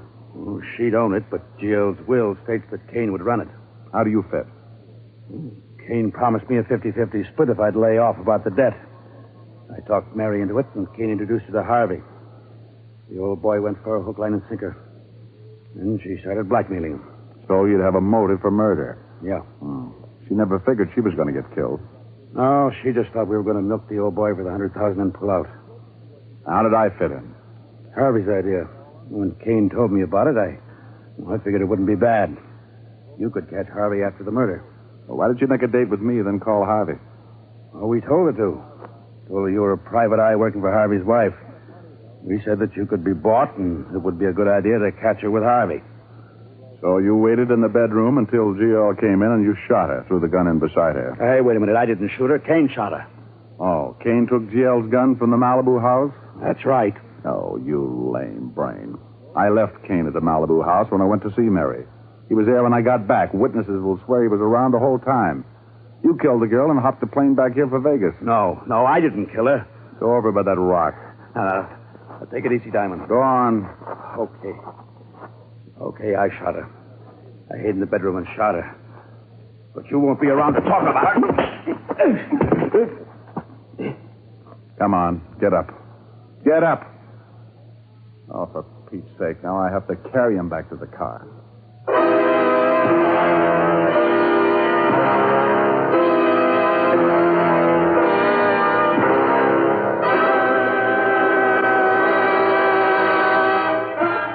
Richard Diamond, private detective, come to you through the worldwide facilities of the United States Armed Forces Radio and Television Service.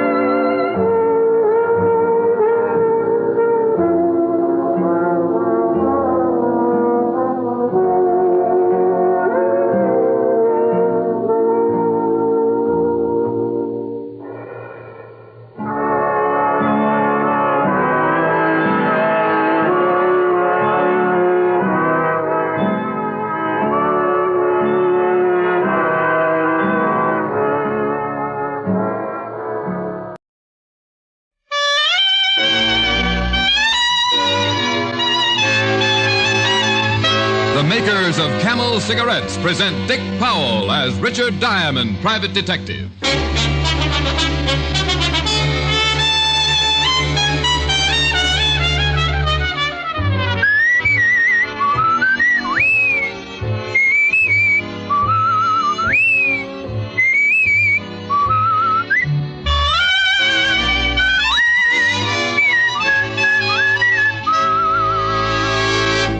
The proof of cigarette mildness is in the smoking. Steady smoking. Make your own 30-day Camel test, the thorough test of mildness. Smoke only Camels for 30 days. Enjoy Camel's rich, full flavor. See how mild Camels are, how well they agree with your throat, pack after pack, week after week. You'll soon see why, after all the mildness tests, Camel is by far America's most popular cigarette.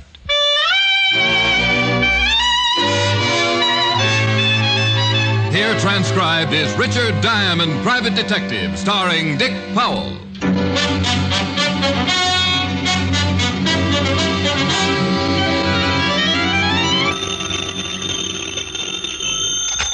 Diamond Detective Agency.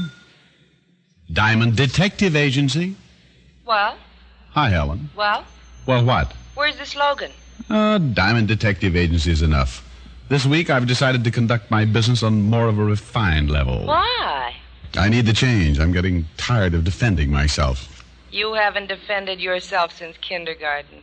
Are you forgetting the other night in your study? Rick. Now, don't give me that sweet innocence. I should have been decorated for that campaign. Weren't you? Helen. Now, you hang up, and I'm going to call you right back. Hang up? And when you answer, I expect to hear the old Richard Diamond slogan and all. Yes, Miss Asher. Bye. Oh, women. Slogan.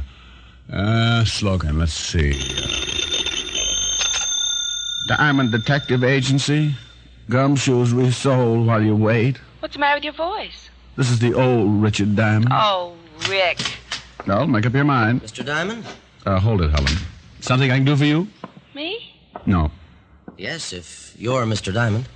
Client? I think so, dear. I haven't seen the subpoena yet. Well, I'll talk to you later. Good luck. Bye. Bye. Well, get it over with. Hire me or serve me. I beg your pardon? Just trying to second-guess you. Have a seat. Thank you. My name is Stevens. Arthur Stevens. What can I do for you, Mr. Stevens? A great deal. I charge a great deal for a great deal. I'm prepared to pay you handsomely. How handsomely and for what? $500 for a quick trip to Florida. Well, that's easy. Now, what's going to make it tough? Lucius Timken. Is that a man? Yes. He'll try and stop you. How? Kill you if necessary. Well, that statement just cost you another $250. I anticipated that. $750 then? What do I have to do? Pick up something for me. How old is she? No, this is an object, a very rare object. Blonde or brunette? This is an antique. You're turning into a good straight man. It's a rare European art object worth a considerable fortune. Anything else you'd like to know? The $750 should compensate for your inquisitiveness. Why can't you just go get it? Lucius Timken. He anticipates my arrival. Why did you pick me? Reputation? I've heard I can trust you. All right, Mr. Stevens. How much of a down payment will keep you trusting me until I get back? Let's say $250. Let's say $350, and we can trust each other. It's a bargain. Only if I live long enough to spend it.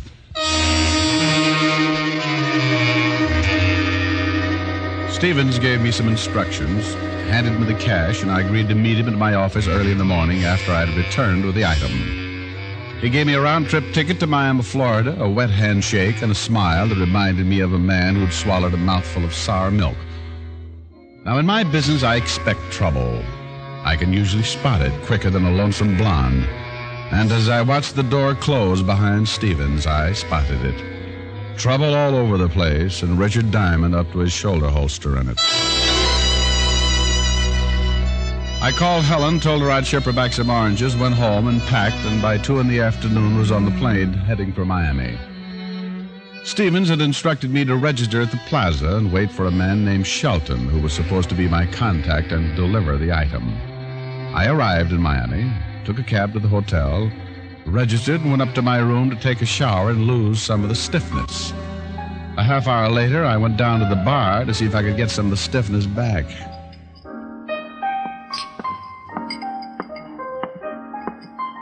Is this seat taken? Not a bed. Climb up. Thank you. Nice and cool in here. Yeah? Can I buy you something to go with it? Thank you. A martini. A bartender. A martini for the lady.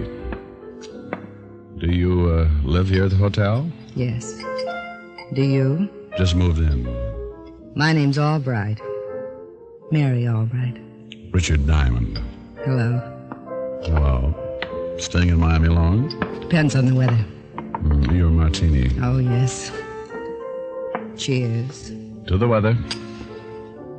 Oh, what kind of weather are we drinking to anyway? Sun, rain, any kind of weather as long as there's something to do. Then let's drink to something to do. What do you do, Mr. Diamond? Oh, start by asking attractive blondes to call me Rick. All right, Rick. What do you do? Oh, make a few bucks. Work when I have to. Enjoy a cool drink in a bar with a girl named Mary. Mary? Not a bit. Have you made the trip yet? Once. Didn't like the weather. Why don't you buy me dinner, Rick? Oh, sorry you said that. Another date? Business. Then I've got to get right back to New York. Well, it was a nice idea. The nicest. Well, I got to be going. Nice meeting you, Rick. Goodbye, Mary. Rick? Yeah? What's the weather like in New York? Cold when I left. If you ever fly up, give me a call. I'll do that.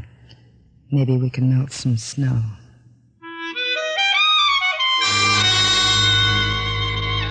She could have melted an ice floe in the Arctic.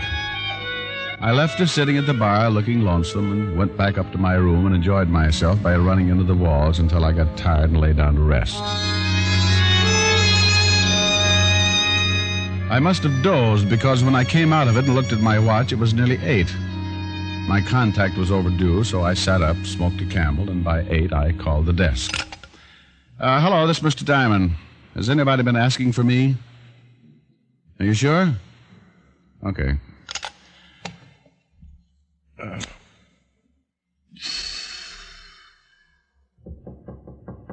Oh, it's about time.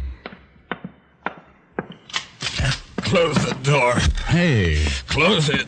Look, friend, you better... Listen. Go to La Granada. Look, you're hurt. La Granada. Hey. Oh, why does everybody pick my room to die in?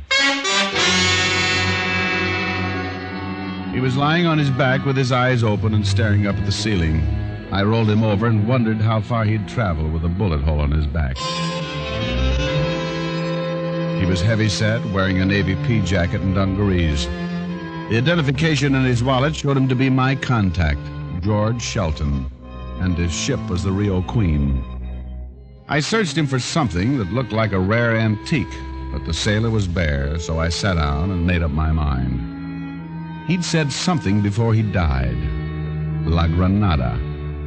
I thought about the rest of the money I was going to be out if I didn't bring the antique back to Stevens and called the police. In 10 minutes, Lieutenant Breek of Miami Homicide was looking at my license.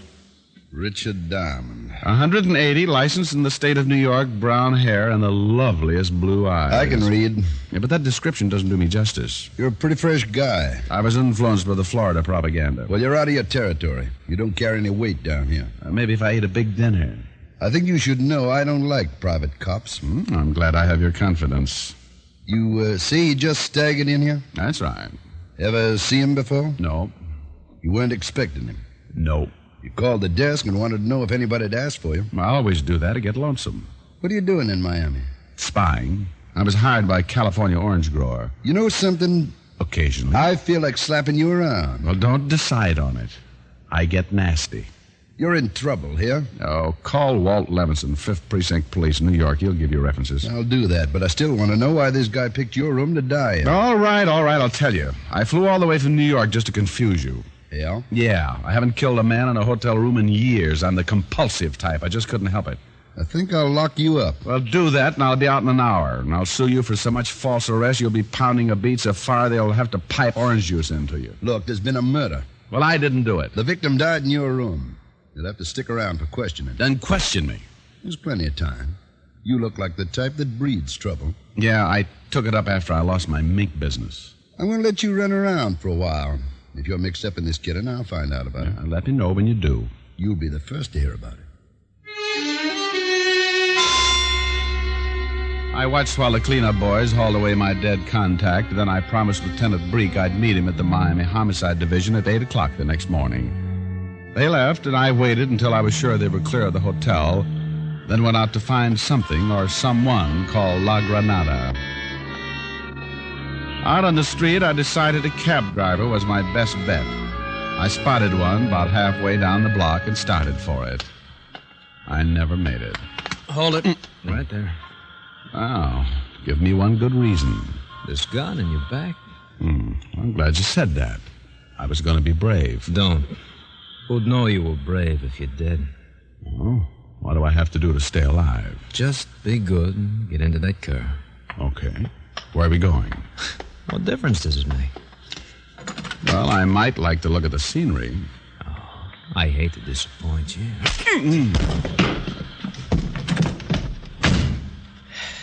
See, Mr. Diamond? Doesn't make any difference now, does it?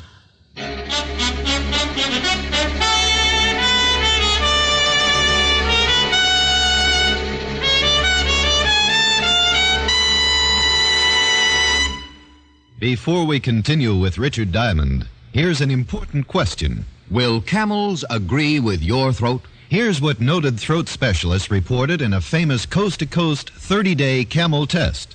Hundreds of men and women, people in different climates, people with normal throats, smoked only Camels for 30 days. The specialists made weekly examinations of their throats, 2,470 examinations in all, and reported not one single case of throat irritation due to smoking Camels. Will Camels agree with your throat? Make your own 30-day Camel test, the sensible, thorough cigarette test. Enjoy Camel's rich, full flavor for 30 days. See how mild Camels are, pack after pack. How well they agree with your throat, week in and week out. You'll make Camels your steady smoke. For mildness, for flavor, for constant smoking enjoyment. How mild, how mild can a cigarette be? Make the Camel 30-day test and you'll see. Smoke Camels and see. And now back to Richard Diamond, Private Detective, starring Dick Powell.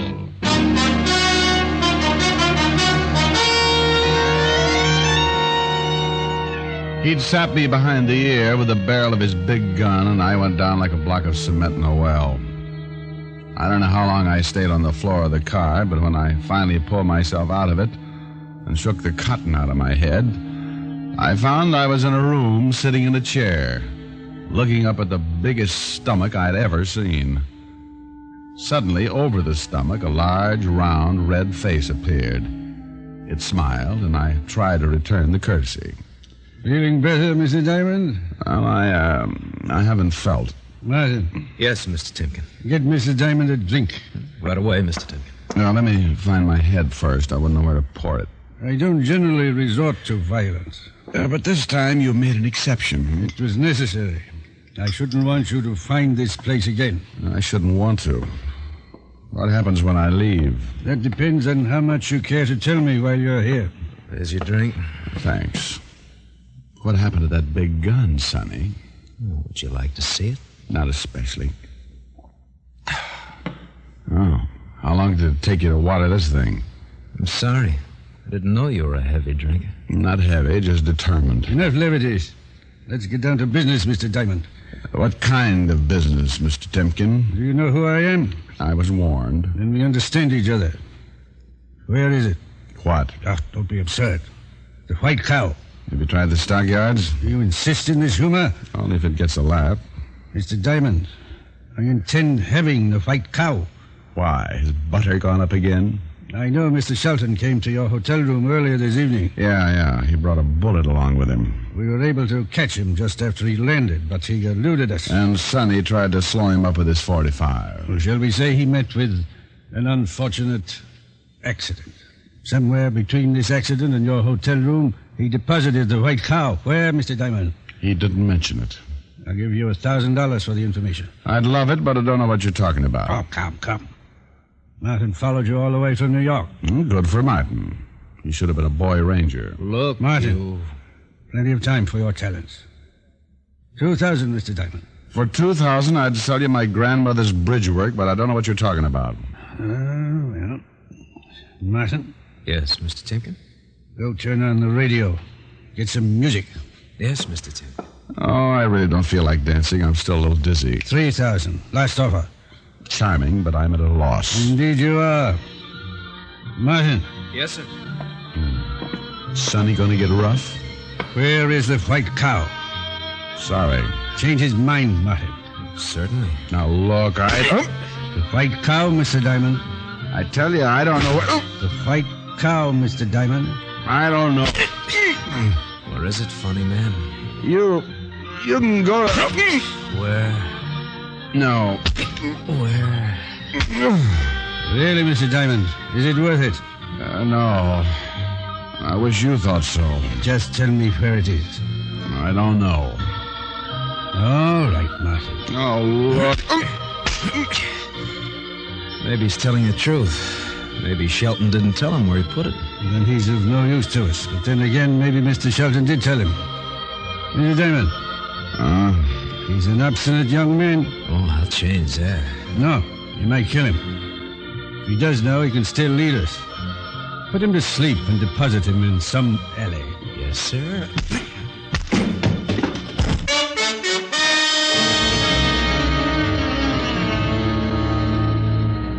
It was like taking a ride on a loose rocket. There was a burst of fireworks, and everything seemed to drop out from under me. This time I went up, turning round and round and trying to hang on. Then the lights were gone, and I was sailing through the darkness, wishing I was someone else. Finally, the rocket slowed down and started to fall, and I slipped and went off on my own. Just a poor, tired, beaten-up little private detective looking for someplace to land. When I came out of it, I found myself sitting in an alley. I thought about all my aches and the money Timken had offered me. I pulled myself up and thought about the miserable $7.50 I was getting from Stevens. Then I staggered out in the street and thought about going to some quiet rest home and turning myself in for an idiot. I spotted a cab and hailed it. Take me to the... Oh, good evening, Miss Albright. You don't have an old quart of plasma on you, do you? What in the world happened? Oh, nothing in the world. I was jumped by 3 saucers. Let me help you in. I'm afraid you'll have to. I was just on my way to the hotel. Go ahead, driver. Oh, convenient. I had the driver pull over when I saw you. What in heaven's name happened? Oh, I was just washing dishes. Honest I was. It's those new garbage disposals. Well, if you don't want to tell me. Let's take the swelling out of my head first. I'll get you right up to your room. No. Let's use your room. I don't want to explain this to Lieutenant Breek. Lieutenant Breek? Narrow-minded cop. Would never believe the story about the disposal. Put your head on my shoulder. Which one? This one. I mean, which head?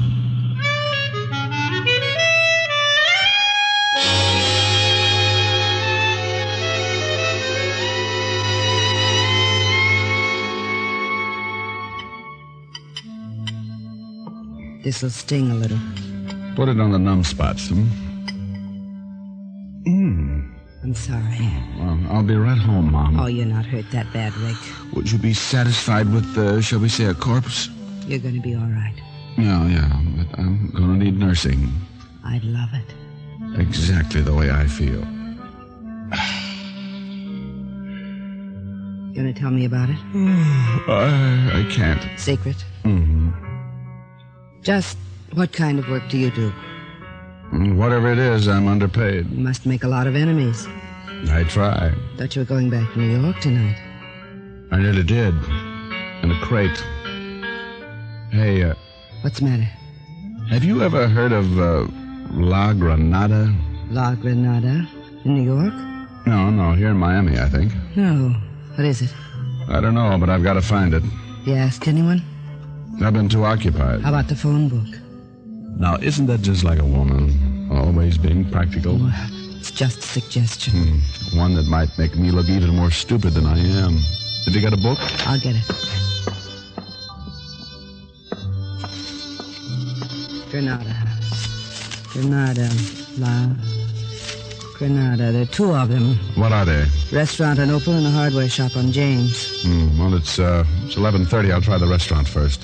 Can I go? Sorry, no. You've got to stick around with the iodine. I might be back for a nightcap. The two Granadas in the phone book didn't seem like a place the dear Mr. Shelton would leave an antique, but I went up to my room, put on a clean shirt, and went downstairs to grab a cab. As I started to crawl in, a large arm shoved its way in front of me. Lieutenant Breek was on the other end. You've been busy. Idle hands, you know the old saying, Lieutenant. Where to now? To blow up the city hall. Want to come along and hold the bomb? Look, Diamond, I'm keeping score. I've been checking on the guy who died in your room. He got off the Rio Queen all right, but not when he docked. Some guy named Sampson picked him up in a small boat about 5 miles out. Evidently, he didn't like customs. Evidently. It's an old habit of his, I found out. 2 previous arrests for smuggling. What does Sampson have to say about it? Nothing. He's too dead to say anything. Uh-huh. Well, it's nice talking to you informally like this, Lieutenant. Now give me a parking ticket or let me get in a cab. Got a date? Yeah. You ought to check up on the people you've been keeping company with. Another beating like that and we'll have to put you in brine. Yeah, think how horrible I'd look. Then you could tell everybody I was your twin. I got out of the cab a half block from the La Granada restaurant and did everything but walk backwards to look like I wasn't going there. I looked the place over and went in. It was just closing, and a little balding man with an accent walked over to me. I'm sorry, but the kitchen is closed, senor. That's all right. I'm looking for the White Cow. Perdoni? The White Cow. I don't believe... A man named Shelton left it here for me. Shelton, White Cow? Shelton's a seaman off the Rio Queen. The Rio Queen? Yeah, he told me he left the White Cow here. Well, senor, you can look around, but you can bet me we got no White Cow. It's an antique. Okay. What? The White Cow, a very rare antique. You, been in a fight, huh, senor? Yeah, now. You got hit on the head pretty hard, huh? You haven't got it. Oh, sure. You have? Sure. We got a White Cow and a Blue Cow right out in the kitchen. We're going to have both of them for breakfast. Okay. Only I don't think I could show them to you. They don't like strangers. So that took care of the first bet. As I walked out of the restaurant, I made up my mind. If the hardware shop didn't pay off, I was going to get back to New York and hibernate for the winter. The La Granada hardware shop was all the way on the other side of Miami, on a dark street that looked like the inside of a coffin. Evidently, nobody was interested in buying any hardware at midnight because it was closed. I banged on the front door for about 10 minutes, and then, as I was just about to give up, I saw a light, and the door opened a crack. Yeah? Shelton sent me. Beat it.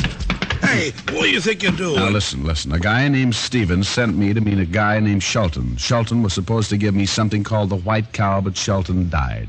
What? Yeah, and while he was doing it, he said La Granada. Now, if this is the place, say so. I'm running out of nerves. Bill's dead? Oh, you know him.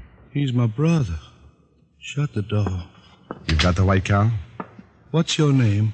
Diamond. Yeah. Bill said you'd be by. He led me to the back of the shop, and I watched while he reached into a bin of 10-penny nails. He fished around and pulled out a small, square-shaped object wrapped in oilskin. As he turned to hand it to me, he froze. Don't move. Who's this guy? Oh, his name's Martin. He likes to beat guys up. I'm not going to beat you up this time, Diamond, but you shouldn't have lied to Mr. Timken. We're going to have to kill you for it. This is probably the guy who killed your brother. Yeah. Give me the package. Sure. Toss it. Stay right there. You killed Bill, huh? You didn't tell him enough about me, Diamond. Now you're going to get yours, funny man. Wow. Well, Miss Albright, You do everything well, don't you? I try. Take the package over here, Rick. Mr. Diamond. Oh, now you're mad. You don't resent it, do you? No. Kick it over here. Thanks. Oh, now I see. Pick me up in the bar, wait outside that alley.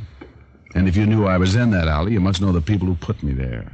Mr. Timken and I are old friends. He's not going to like you killing Sonny. Won't make a bit of difference to him. Oh? You kill him, too? Yes.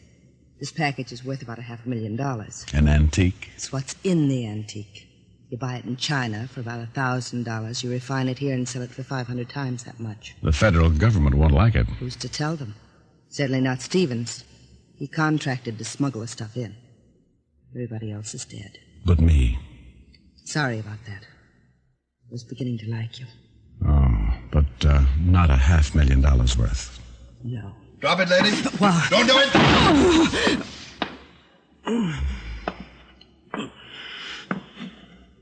Looks like Grand Central. I'm glad nobody locks doors around here. How did you find me? Told you I was keeping score. You better get an ambulance, Lieutenant. Wish she hadn't tried to shoot. Here. Lean on me, dear. It's the least I can do. The gun will probably be the one that killed this Timken guy. Get the ambulance, will you? Yeah. Rick. Yeah. Looks like nobody gets anything. I got $350 in the beating. I guess I come out on top. Sorry. Won't be able to come to New York. So am I, Mary. There's going to be a lot of snow this year.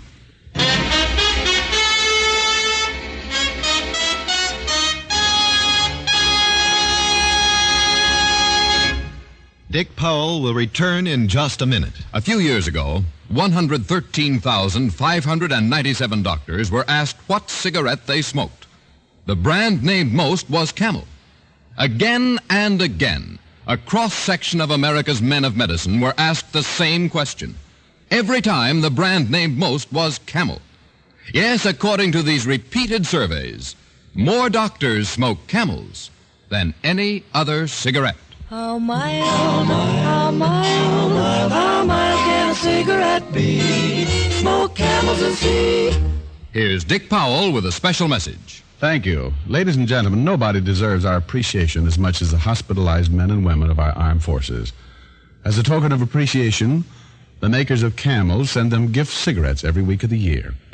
This week's Camels go to veterans hospitals, Fort Meade, South Dakota, and Washington, D.C., U.S. Army Station Hospital, Fort Hood, Texas, U.S. Naval Hospital, Yokosuka, Japan. Now until next week, enjoy Camels. I always do.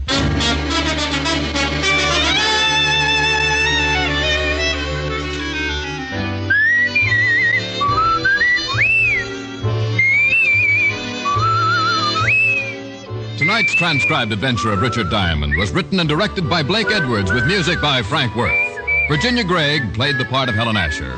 Others in the cast were Sidney Miller, Ted DeCorsia, Tony Barrett, Alan Reed, Herb Butterfield, and Tony Michaels. Be sure to listen to another great Camel show, Vaughn Monroe and the Camel Caravan, every Saturday night. Men, pack your pipes with Prince Albert, America's largest selling smoking tobacco. PA's choice tobacco is crimp cut for smooth, even burning, and specially treated to ensure against tongue bite. The bite's out and the pleasure's in. The bite is out and the pleasure's in when you smoke Prince Albert. It's specially treated not to bite your tongue. The bite is out and the pleasure's in.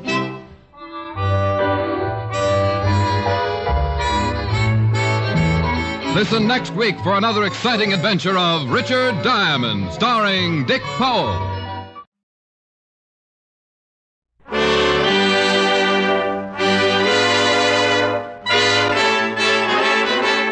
The makers of Camel cigarettes present Dick Powell as Richard Diamond, private detective.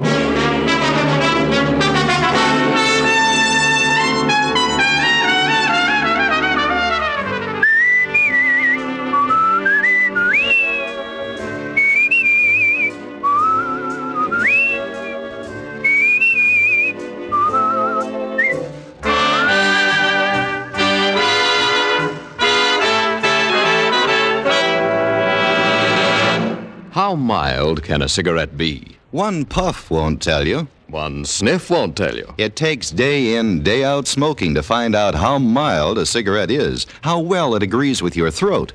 Make the sensible cigarette test, the thorough test. Smoke only Camels for 30 days and see just how mild a cigarette can be.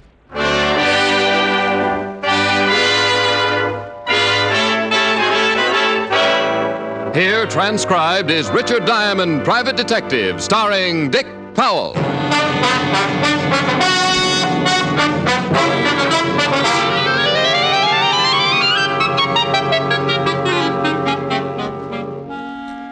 It was about 2 o'clock in the afternoon. It was cold out, and it had been raining. When it got a little warmer, it would probably snow. The whole city was covered with a heavy sheet of ice, and the steam heat in my office gurgled and clouded up the windows. I was feeling pretty good. I was warm. I'd had one client in the past week, and my bank account was on its way to recovery, and a good breakfast in the drugstore downstairs had made me comfortable and drowsy. I put my feet up on the desk, leaned back in my chair, and closed my eyes. Mr. Diamond? Mr. Diamond? I must have been napping and didn't know it. I hadn't heard the door open, but there he stood, framed in the door, resting his weight on the jamb, and looking across the room at me with tired eyes. Mr. Diamond? Yes, what can I do for you? My name is Abel Gunther. I want to hire you. All right, Mr. Gunther. I charge $100 a day in expenses. I don't think I can pay it. I can pay you some, but I don't think I can pay you that much. Well, that's my fee for you or a Rockefeller. I got expenses. I see. Well, I'll keep looking. I need help. Perhaps you could recommend someone? You'll pardon me for saying so, but you don't look too well, Mr. Gunther. I'm pretty sick, Mr. Diamond. Maybe you'd better sit down and tell me what your problem is. I can't afford the money. That's all right. Tell me about it anyway. I think I had better sit down. Yes, you better. What's wrong? You got the flu or something? No. I'm afraid it's a little more serious. Would you really like to hear my story? I think I really would. I'm a farmer, Mr. Diamond. My home is Haiti, near Saint-Nazaire. Haiti? Yes, the West Indies. I was born there, raised there. My parents died when I was 13. I have a wife. She's there now, and she's the main reason I have come here seeking help. My wife is dying, Mr. Diamond. I must get help quickly before it is too late. I have a farm. He kept talking, telling me about his life on Haiti. He told me about his farm, a fairly good-sized farm by his description. He told me how in the past 2 years things began to go wrong on his farm. And soon all the farms in the area were also having trouble. The cane fields would burn every year. Then it was the cattle. One by one, they became sick. Then my wife, and now me. And you don't know what's wrong with either of you, huh? Yes and no. My Christian religion fights it, but my life on Haiti has taught me deep respect for it. Respect for what? Voodoo, Mr. Diamond. Oh, I know just what you're thinking. But a doctor in Haiti has examined my wife and can find nothing wrong. Well, I don't particularly believe in anything like that, Mr. Gunther. But if you do, why have you come to me? I said I have a healthy respect for it. I don't entirely believe it, but some of the things I've seen make it difficult to disbelieve. I came to you because I suspect a possibility of something more. Immediately after my wife was taken ill, I received an offer for my farm, a very low offer from a Saint-Nazaire banker. I investigated, found it had been made in the interests of one Arthur Cotswold. Arthur Cotswold? Haiti's biggest planter. Oh. How about the other farmers? They received offers like mine. Being the oldest farmer, the rest looked to me for guidance. I told them to wait. Then I came here to hire someone to look into the matter. Would you like some water? No. No, thank you. I'm all right. Anyone else become ill besides you and your wife? Yes. Several others. I have $368 in my ticket home. The money is yours if you will go to Haiti and investigate. Have you been to a doctor here in New York? No. Mr. Diamond, here's directions how to get to my farm. My servant, Little Chiva, is there. No one knows I came. Mr. Gunther. Mr. Gunther!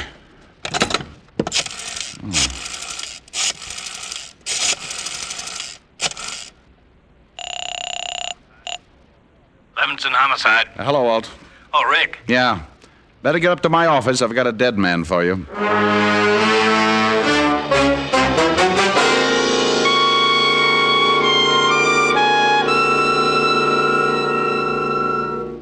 Are you kidding? That's what Gunther told me. Voodoo? Voodoo smoodoo. That's what the man said. Steady, boy. Oh, stop it, Walt. You know I don't believe it. But you're going down to Haiti. Well, somebody's got to tell the wife. The local authorities can do that.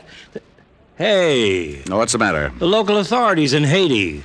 Why didn't Gunther go to them if he thought there was something phony about the setup? You want an opinion? If you can strain one out. Well, Gunther probably didn't go to the Haiti authorities because he knew they'd think just what you're thinking. Okay, so I'm crazy. Well, Gunther died in my office. He came a long way for help, and the poor guy wanted to give me his last $368. So I'm going to Haiti. I'll send you a zombie.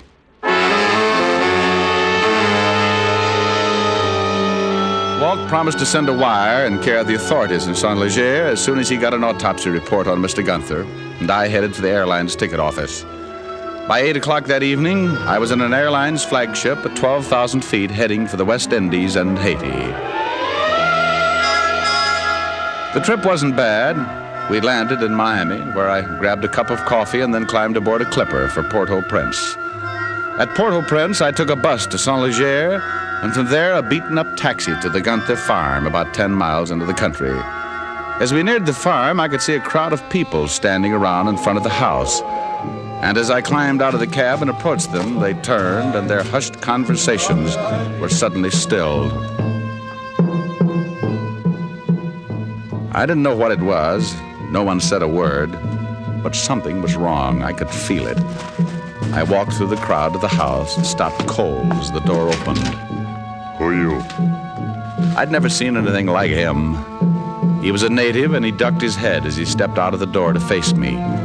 He was a good 7 feet tall, or maybe more, and must have weighed close to 300. He stood on his bare feet, his long, muscled arms hanging loosely at his sides, and looked at me with dark, shining eyes. Me, Little Chiva. Who are you?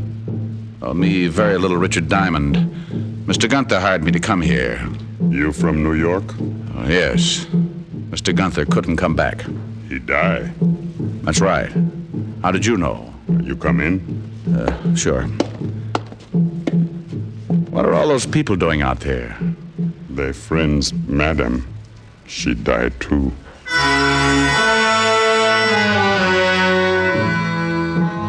Little Chiva led the way into the bedroom where Mrs. Gunther lay on the bed, covered with a fresh white sheet, her eyes closed in death, her face drawn and tired.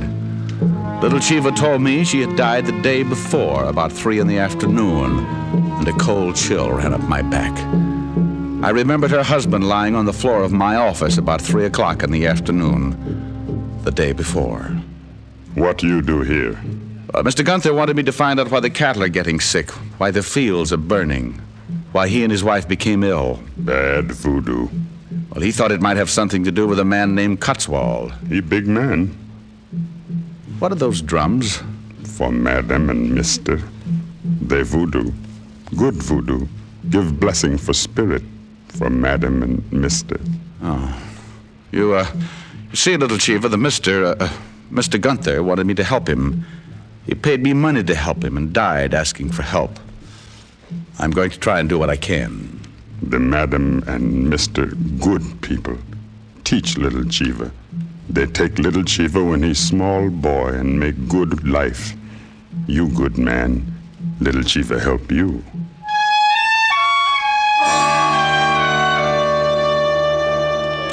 Right then, I inherited Little Chiva. And if there was going to be any trouble, the giant servant would certainly help to make up the difference.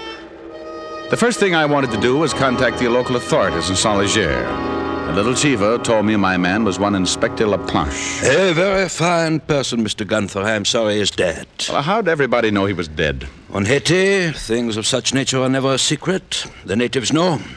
Voodoo? Being a stranger to Haiti, Mr. Diamond, I expect you to be a skeptic.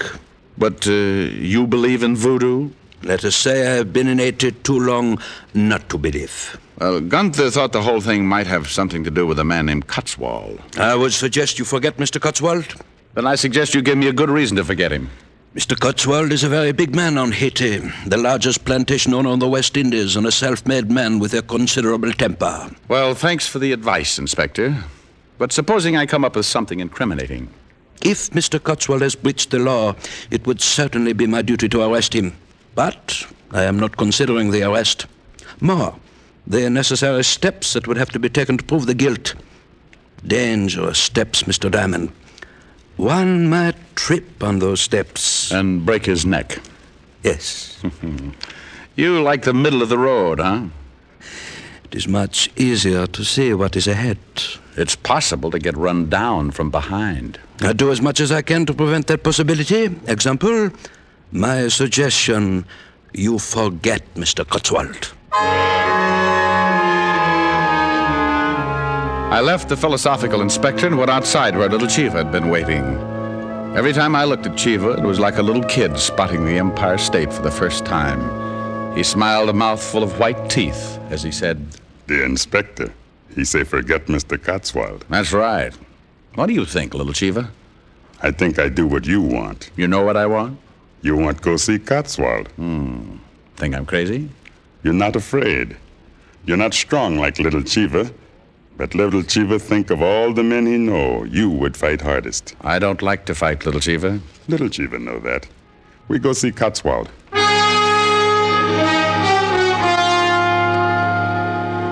Little Chiva led the way up a long, narrow road surrounded on both sides by high sugarcane fields. Somewhere from not too far away, I heard the drums start again. Little Chiva stopped, looked off to the north. He began moving his shoulders, slowly, keeping time to the steady rhythm of the drums. He began to sing softly. Oh, hey, say Papa Nuki Papase.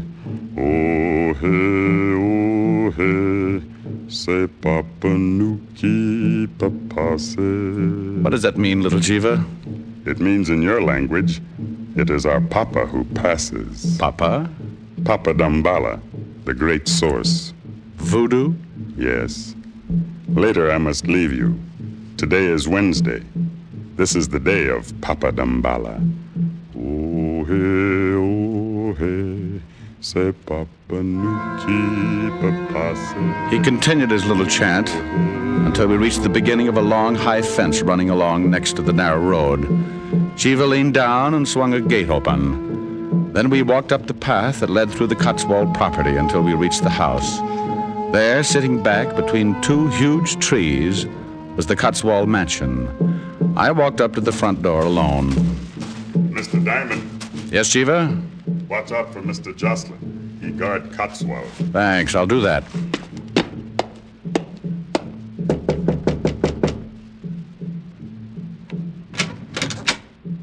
What do you want? I want to see Cotswold. You do, eh? What are you doing here, Little Chiva? I wait for Mister. Found himself a new governor, what? You must be that fellow Diamond. I must be. Well, come in. Mr. Cotswold's been expecting you. He introduced himself as Jocelyn and led the way into a large paneled study. And I met the big man himself, Arthur Cotswold. The drums stopped. Today is Wednesday. It belongs to the great god Damballa. So I understand. Most days of the week are significant in voodoo. Will you have a drink, Mr. Diamond? No, thank you. Jocelyn, mix me a gin and tonic. Yes, Mr. Cotswold. Thursday and Saturday belong to Uzile Frida, the goddess of love. I'll have to remember that. I know why you are here, Mr. Diamond. I'm glad you do. For some reason, Gunther and the rest of the miserable farmers think I'm responsible for their trouble. Of course you're not. I simply tried to help them. With their cattle sick and their crops gone, I had my banker make them an offer. Have any of your cattle taken sick? None. Pretty strange. Haiti is a strange land. Now, you're not going to start talking voodoo. You're a stranger, Mr. Diamond. There are many things that you would not understand, and I would certainly not try and convert you. Well, I appreciate your interest, but I intend to find out why Gunther and his wife died. This point I would most certainly give you advice on.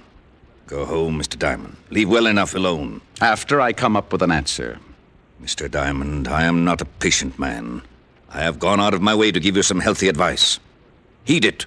For your sake, heed it. Well, thanks. I'll let you know what I find out. You persist in this investigation? I always persist. In fact, I'm the persistentist.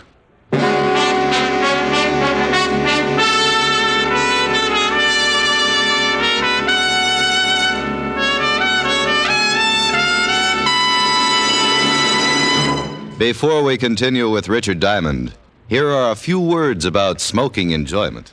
The things we look for most in a cigarette are mildness and flavor. You'll find both of these things in Camels, day after day and pack after pack. No other cigarette has Camel's rich, full flavor, the flavor of costly tobaccos properly aged and expertly blended. And no other cigarette gives you this proof of mildness. In a coast-to-coast test of hundreds of people who smoked only Camels for 30 days, noted throat specialists reported not one single case of throat irritation due to smoking Camels. Make your own 30-day Camel test. Not just a puff, not just a sniff, but normal smoking for about a month. You'll enjoy every puff, and you'll know without question how mild Camels are, how well they agree with your throat. Yes, and you'll see why. More people smoke Camels than any other cigarette. How mild, how mild, how mild, how mild, how mild can a cigarette be?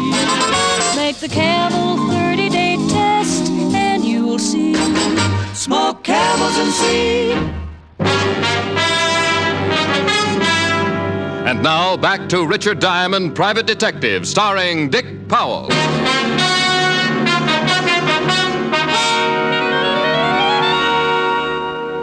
I left Arthur Cotswold cooling his fit with a gin and tonic, went back to Chiva, and he led me back to town. On the way, I got an idea. When we arrived in town, I sent Little Chiva back to the Gunther farm. Then I went in to talk to Inspector LaPlanche. The inspector had received a wire from one Lieutenant Walt Levinson, 5th Precinct, New York Police. Well, I had no idea the New York police were interested in this affair. They're always interested when someone drops dead. Now, here's something pretty interesting, Inspector. Mr. Gunther died of a disease known as brucellosis, commonly known in cattle as Bang's disease. Ever heard of it? I am not a medical man, Mr. Diamond. Well, it's undulant fever. Both Gunther and his wife probably caught it from their sick cattle. What do you intend to do? Well, I think those cattle were infected deliberately, and the cane fields burned purposely. If the cattle were infected deliberately, there must be some of the brucellosis still around, and I'm going to find it. Maybe at Mr. Cotswold's. I think you better issue a search warrant and come with me. Mr. Diamond, the middle of the road, remember? I think you'd better forget the middle of the road, Inspector. Unless you want me to get in touch with the authorities and have you held as a material witness in a murder case. I will issue the warrant. I kind of thought you would. I will issue it, but you certainly do not think it will be enough to get you into the Cotswold house? No, but it'll make it legal. I sent Little Chiva back to collect some of his friends. They're going to help us get in that house, Inspector. I will have no part of violence. Oh, they won't even be with us. It would be easy to search the Cotswold place if Cotswold was out fighting a fire. Fire? Just a harmless fire, Inspector. But far enough away so that Cotswold will think it's his cane fields. Oh, well, then I will certainly issue the warrant, Mr. Diamond. As long as we are going to do everything open and above board, I will certainly issue it. Welcome back to the gutter, Inspector. The view isn't much, but you can't miss where you're going. Let's go get Little Chiva.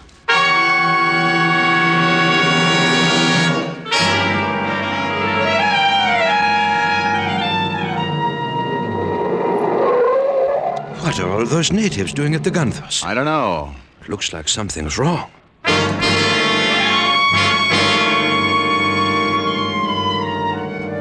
We piled out of the car and pushed our way through the crowd of natives. Inside the house, we found what was wrong. Lying in the middle of the room was Little Chiva. He was almost dead when I knelt beside him. I talked to friends. They light fire for you. Thanks, Chiva. Now, Dambalowedo take me. He's been stabbed. Nearly cut him in two. They got him from behind. Never would have faced him. You stay. You see, waitele non tete yamort. See what? It is a ritual. It means taking the spirit from the head of the dead. He wants you to see it. You stay. You believe voodoo. All right, Chiva. I'll stay. Now, who did this to you? not see. And back. He's dead.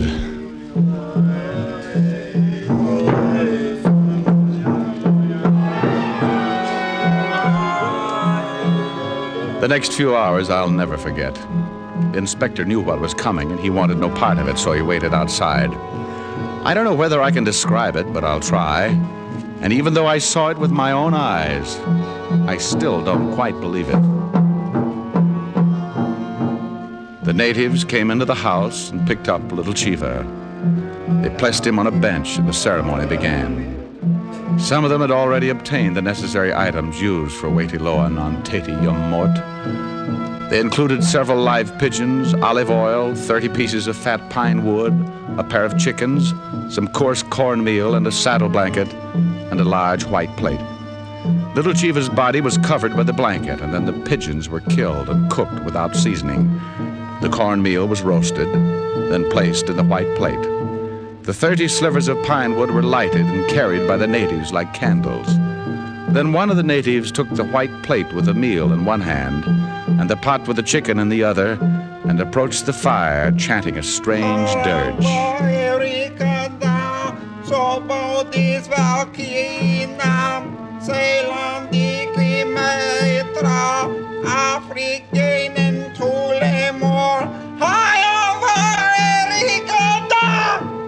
I nearly ran out with the screaming memes. As he finished the last line of the chant, the dead body of Little Chiva sat straight up with straining eyes, bowed its head, and fell back.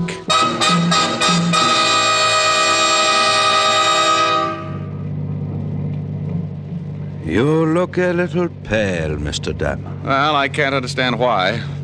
Probably because my blood's hiding in my feet. What do you think of voodoo now? Well, let's forget it, shall we? I haven't got the money for a good rest home. Yeah. We are close to the Cotswold house. Good.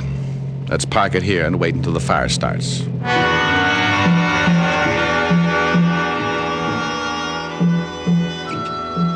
The inspector and I sat in the car and waited while the moon climbed up over the clouds and the drums in the distance tangled my nerves into complete knots. After about an hour of waiting, a dull glow to the south started the expected commotion in the Cotswold household, and we climbed out of the car. Fire, Mr. Cotswold! The cane field! Fire! Get the servants! Get every man out there to fight that fire! It had worked. The inspector and I stayed to the shadows until the last man went running out of the house. Then we went in. We worked as fast as we could. We took the place apart. Then I must say, the timid inspector had really gotten out of the middle of the road. He tore the place apart like he'd spent most of his time on a wrecking crew. I have not found a thing. Oh, the house is clean. There's a barn. Then let's go. We went out of the house and headed for the barn about 50 yards away. The drums were louder now, and the dull glow of the fire had nearly vanished. It was obvious that the inspector and I had to work fast. He took one end of the barn, and I took the other. We worked toward each other. Just about the time I was ready to give the whole thing up. Diamond! Diamond! Inspector, you find something? This hypodermic for cattle. That's not enough. This bottle hidden under this box? Well, it's more like it. Let's get it back to town and have it analyzed. That won't be necessary, Mr. Diamond. Cotswold.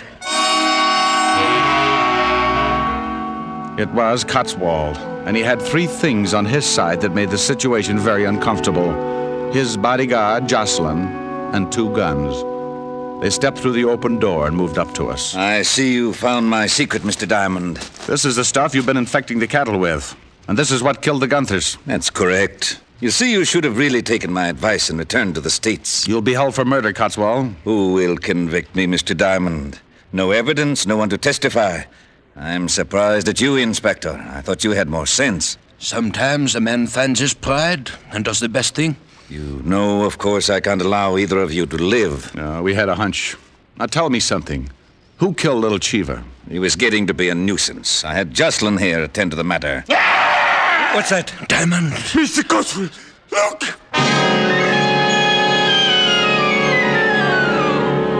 Well, now I want to tell you, I'd seen a lot that day, but that was just a little too much. The howl had come from the open door, and standing in it, framed against the yellow moon... It's him! It's Little Chiva! No! No! But there he was, and he looked even bigger as he shuffled toward the 2 men, his arms swinging at his sides like 2 giant sledgehammers. He was going all the way.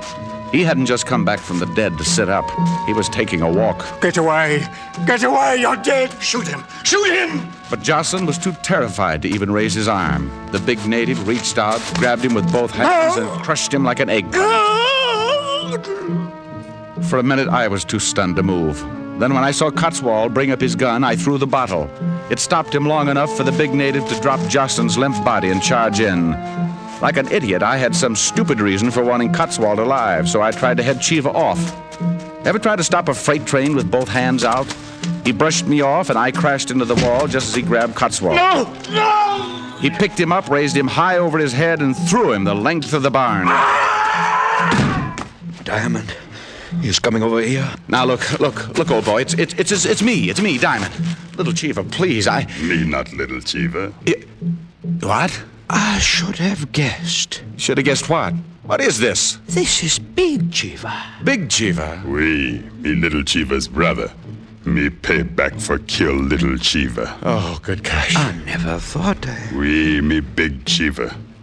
Come, I take you back to Gunther house. Little Chiva say you good man. I be your servant. Well, if you don't mind, I just think I'll head back for the States and lie in a warm tub of mud for the next 6 months. Tell me something, Big Chiva. What do you want? You don't have a big brother, do you?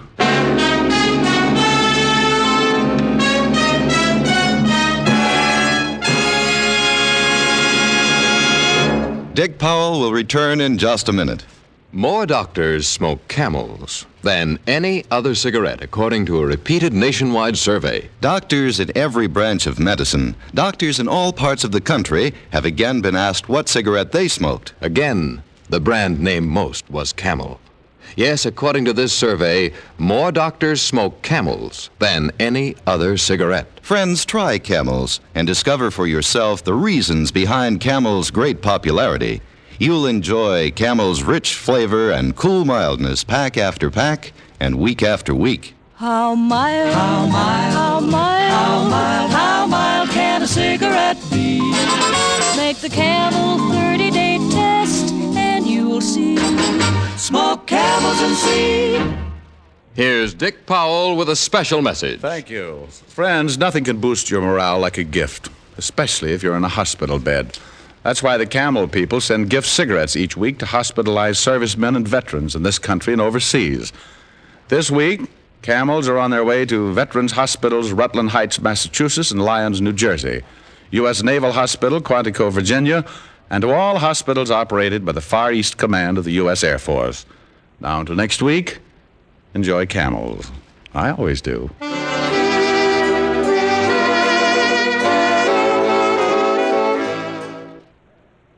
Men, has your pipe got your tongue? Well, switch to Prince Albert, the National Joy Smoke. PA's Choice Tobacco is specially treated to ensure against tongue bite. Yes, and it's crimp cut, too, for smooth, burning, and cool smoking. Get Prince Albert, rich, flavorful, and with a delightful natural fragrance. It's America's largest-selling smoking tobacco. Listen next week for another exciting transcribed adventure of Richard Diamond, starring Dick Powell. This is your FBI. The official broadcast from the files of the FBI follows immediately. Stay tuned. This program came to you from Hollywood. This is the American Broadcasting Company.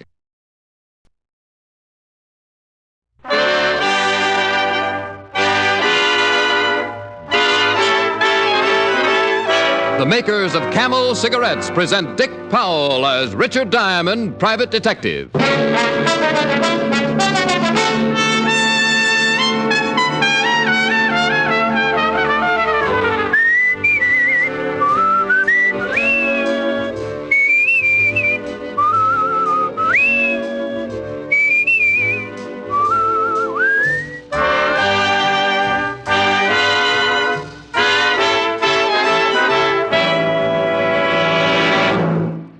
What cigarette do you smoke, Doctor? Again, this question has been asked of doctors in every branch of medicine. And again, the brand name most was Camel. Yes, according to this repeated nationwide survey, more doctors smoke Camels than any other cigarette.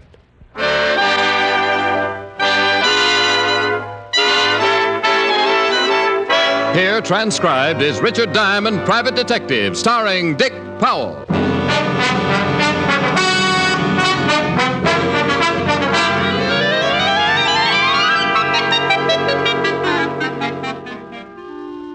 Being a private detective is like ordering stew in a cheap restaurant. You never know what you're getting until it's too late. It was that way the other morning. I was sitting in my office practicing curtain speeches to my creditors when she came in. She was wearing a casual item that must have caused a sharp dip at the mink population. When she reached my desk, she stopped and her perfume kept moving.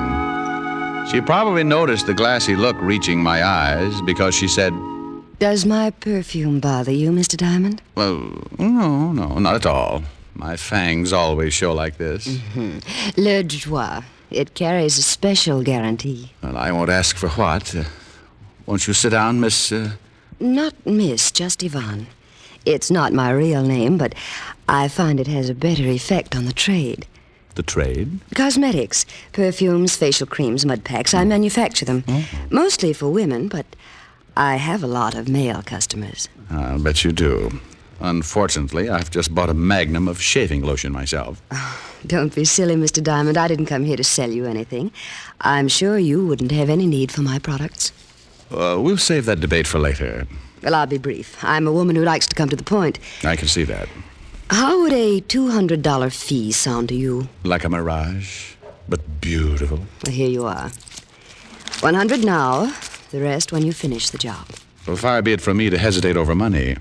Especially that nice, luxurious shade of green. But don't you think that... Of course. You want to know what you have to do. It would help. It's very simple. This afternoon, the Ile-de-France docks in New York. On the ship will be a man named Bouchon. One of your customers? Or is this social? Monsieur Bouchon has developed a wonderful new face cream. He's arranged for me to have the exclusive American rights. Well, that's fine. Where do I come in? Your job starts at 7 tonight. All you do is pick up the sample from Monsieur Bouchon at his hotel and bring it to me. Oh, I see. Do you mind if I look at your legs? Why, no. But I thought we were talking business. We are. Mm-hmm. Well, you've got nice legs, Yvonne. They take me where I want to go. What keeps them from taking you to Bouchon's hotel? You mean pick up the sample myself? I was sure you'd ask that. Well, I did. You don't know the cosmetic industry, Mr. Diamond. My competitors would do anything to get hold of that face cream. They know you expect Bouchon? Only one of them. A ruthless man. Does he have a name or just a disposition? Robert Mockler. He owns the Venus Beauty Enterprises. And you think he might follow you, take the sample away before you can start to manufacture? So you're paying me $200 to protect it? Oh, Mr. Diamond, I'm going to like you. You're so understanding. $100 bills make me that way. I'll expect you tonight around 7:30. My job's over when I deliver the sample to you, is that it? Yes. But don't make any plans for the rest of the evening. There's a new perfume I want to try out.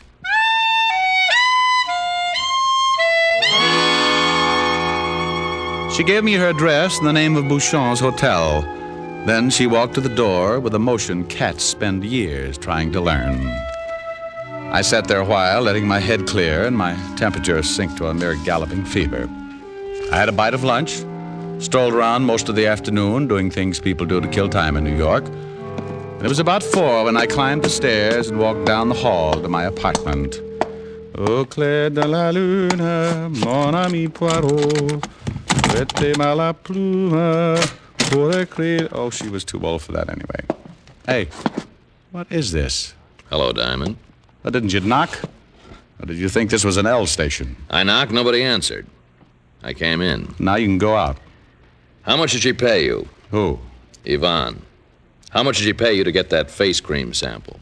I'll bet a mud pack to a permanent your name's Mockler. Yeah. Venus Beauty Enterprises. I'll double what she paid you. You want that face cream pretty bad, huh? Bring it to me, huh, Diamond? Are you that interested in cosmetics? It's a business. Do I get that sample? No. Be nice, Diamond. So I can be nice. Well, it'll be a strain for both of us. Triple. I'll give you 3 times what she paid. And a bonus on the side. Why don't you get it yourself? Think I'd be here if I knew where Bouchon was? That door, Mr. Mockler, leads to the hall. Use it. I ask you to be nice. Once. The second time, I don't ask. You hurt me. Ow. Ow, you take your hands off me. I'm just being nice. You dirty. Get up. And then get out. All right, Diamond. I'm leaving. You take a hint nicely. I won't forget this. I wouldn't want you to. You just lost yourself a chunk of cash, Diamond. I'm not a very good businessman. It's a habit with me. Well, it's too bad. Might have helped pay the bill. What bill? The undertaker. Funerals run high these days. He stomped to the door, his face twisted with some private rage that had just become public, and left. When face cream got to be that important, it was time for Richard Diamond to start investigating the cosmetic business. I took a shower, dressed neatly in my most continental fashion, and taxied off to visit Monsieur Bouchon. He was staying at a small hotel in the East 70s, one of those places where the doorman is dressed like an admiral in the Swiss Navy. I ignored the doorman and waded through miles of plush carpet until I found Bouchon's suite. I pushed the buzzer, and when the door opened, I was standing in front of the biggest female this side of a Ringling Brothers tent. You want something, gentlemen? Monsieur Bouchon, is he in? Who you been, gentlemen? Richard Diamond. Come in. What's the matter? Is my tie on crooked? Please. Well, the way you're looking at me, maybe my nose is shiny. It's better when you've been really Richard Diamond. Because, gentlemen, if you know Ben Richard Diamond, they been break your bones. One bone by one bone. You see, gentlemen?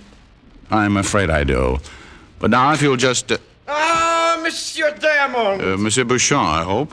Name of punctuality, Monsieur Diamond. Exactly on time. I kiss you on one cheek. I kissed you on cheek number 2. We can stop it right there. Let me regard you. Ah, oui. It is as Yvonne say you will be. So young, so handsome, so viril. I feel like a midget next to your watchdog here. Watchdog? Je ne comprends pas.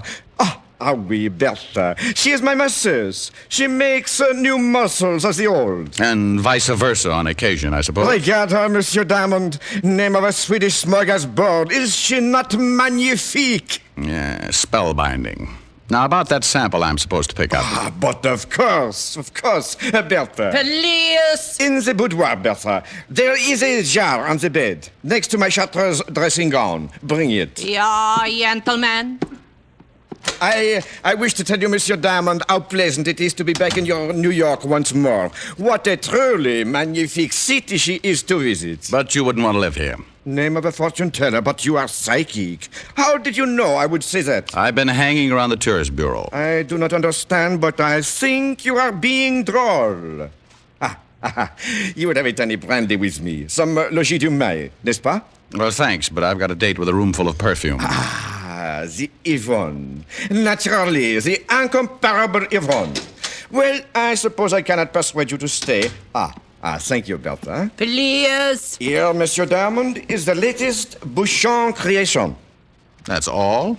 Just this jar? I have worked so hard on this sample. Oui. How I have labored. You will take good care of it, yes? Well, for $200, I'd tuck it in bed and sing it a lullaby. But no. You must not do that. You must make haste and place the sample in the hands of the lovely Yvonne. Any message to go with it? The sample. She will be message enough. Okay, I'll be seeing you. Of a certainty you will, Monsieur Diamond. Of a certainty. I looked back on my way out of the suite. Monsieur Bouchon had an atomizer in each hand, spraying the room with cologne. The expression on his face reminded me of the python who had just swallowed his week's supply of rabbit on the hoof. I snowshoed my way down to the street and started to look for a taxi. I didn't have to look far. Hey, Mac! Huh? Over here, Mac! You looking for a hack? That's right. Hop in. 53 East. Sit down and be nice, Mr. Diamond, or I'll blow your head off. Well, you leave me a limited choice, Mr. Muckler. That's better. Fine work, Willie. Yeah, pretty neat, huh, Mr. Muckler? I'll answer that, Willie. It was neat. Now, I'd like to... Diamond. I thought you were going to be nice. I'll take that gun. Well, you might give me a gold star for trying. We're fixing your gold star right now. My place, Willie.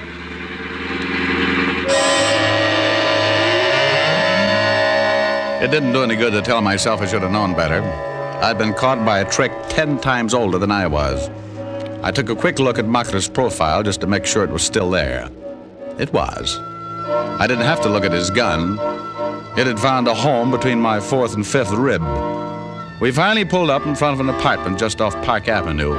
Mockler herded me across a foyer that might have been cheerful in McKinley's day. He pushed me toward the elevator. All right, get in.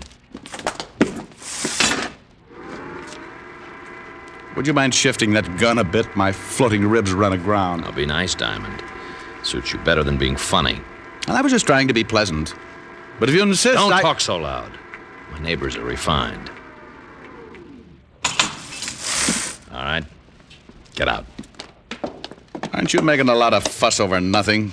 After all, it's only a jar of face cream. You'd be surprised. No kidding. Any drugstore. Shut up.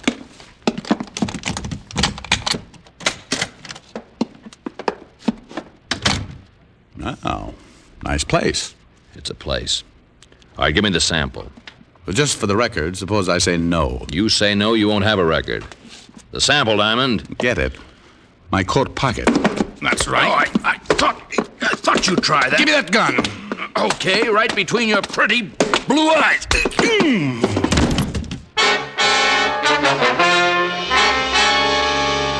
His gun caught me a glancing blow on the forehead, and I went down. I couldn't have been out for more than a few seconds, because when I came to, Mockler was still in the room.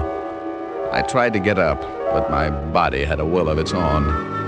At the moment, what it wanted most was to rest comfortably on the rug. Mockler didn't notice me. He was too busy trying to get the top off the jar. When he finally did...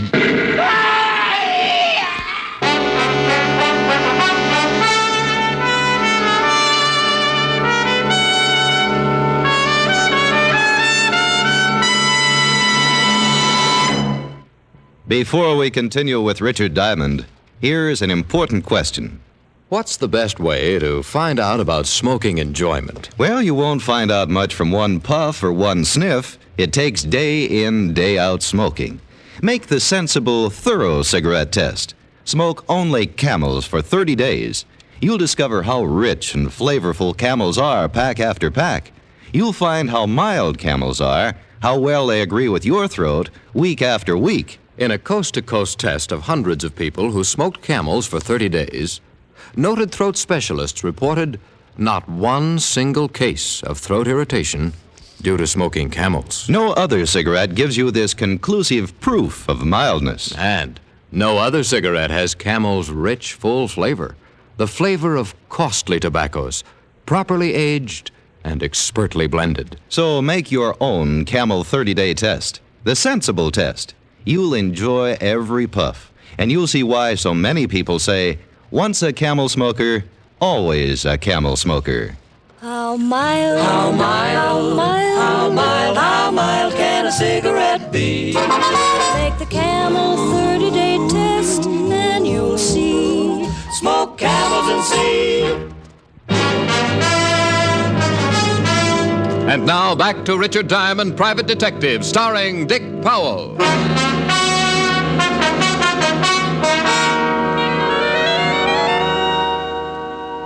Rick. Rick, come on, boy. Wake up. Oh. Wow, did they say nice things about me, Walt? Who? The preacher. The one who read my funeral service. Oh. This is a hospital, and you're not dead. Oh. You mean I've got to go all through that again? Why you're not dead is something I'll never know. What happened? You tell me, Walt. Well, we got a call an hour ago to come to the apartment of a guy named Mockler. There'd been an explosion. You were stretched out on what was left of the floor. Oh, that potent face cream. Face cream? You sure you're awake, Rick? I'm awake, Al. What about Mockler? Well, he was around the apartment. I might say all around. Oh, so it was a booby trap. Booby trap? What's this all about? Walt, are those my pants on the chair? Well, what's left of them? Throw them over, will you? Now, wait a minute, Rick. Aren't you going to tell me what's going on? Sure. A Frenchman named Bouchon was trying to blow up a girl named Yvonne with a jar of face cream. That face cream again. Maybe you better stay here a while, huh? Look, Walt, nothing makes sense yet. That's the first sensible thing you've said since you woke up. Give me time to ask a few people some questions. How would it be if I asked him? You wouldn't get the same answers. All right, Rick. We'll give it a try. I'll call you as soon as I've made a visit. Don't wait too long. There's a murder rap crying for a head to fall on.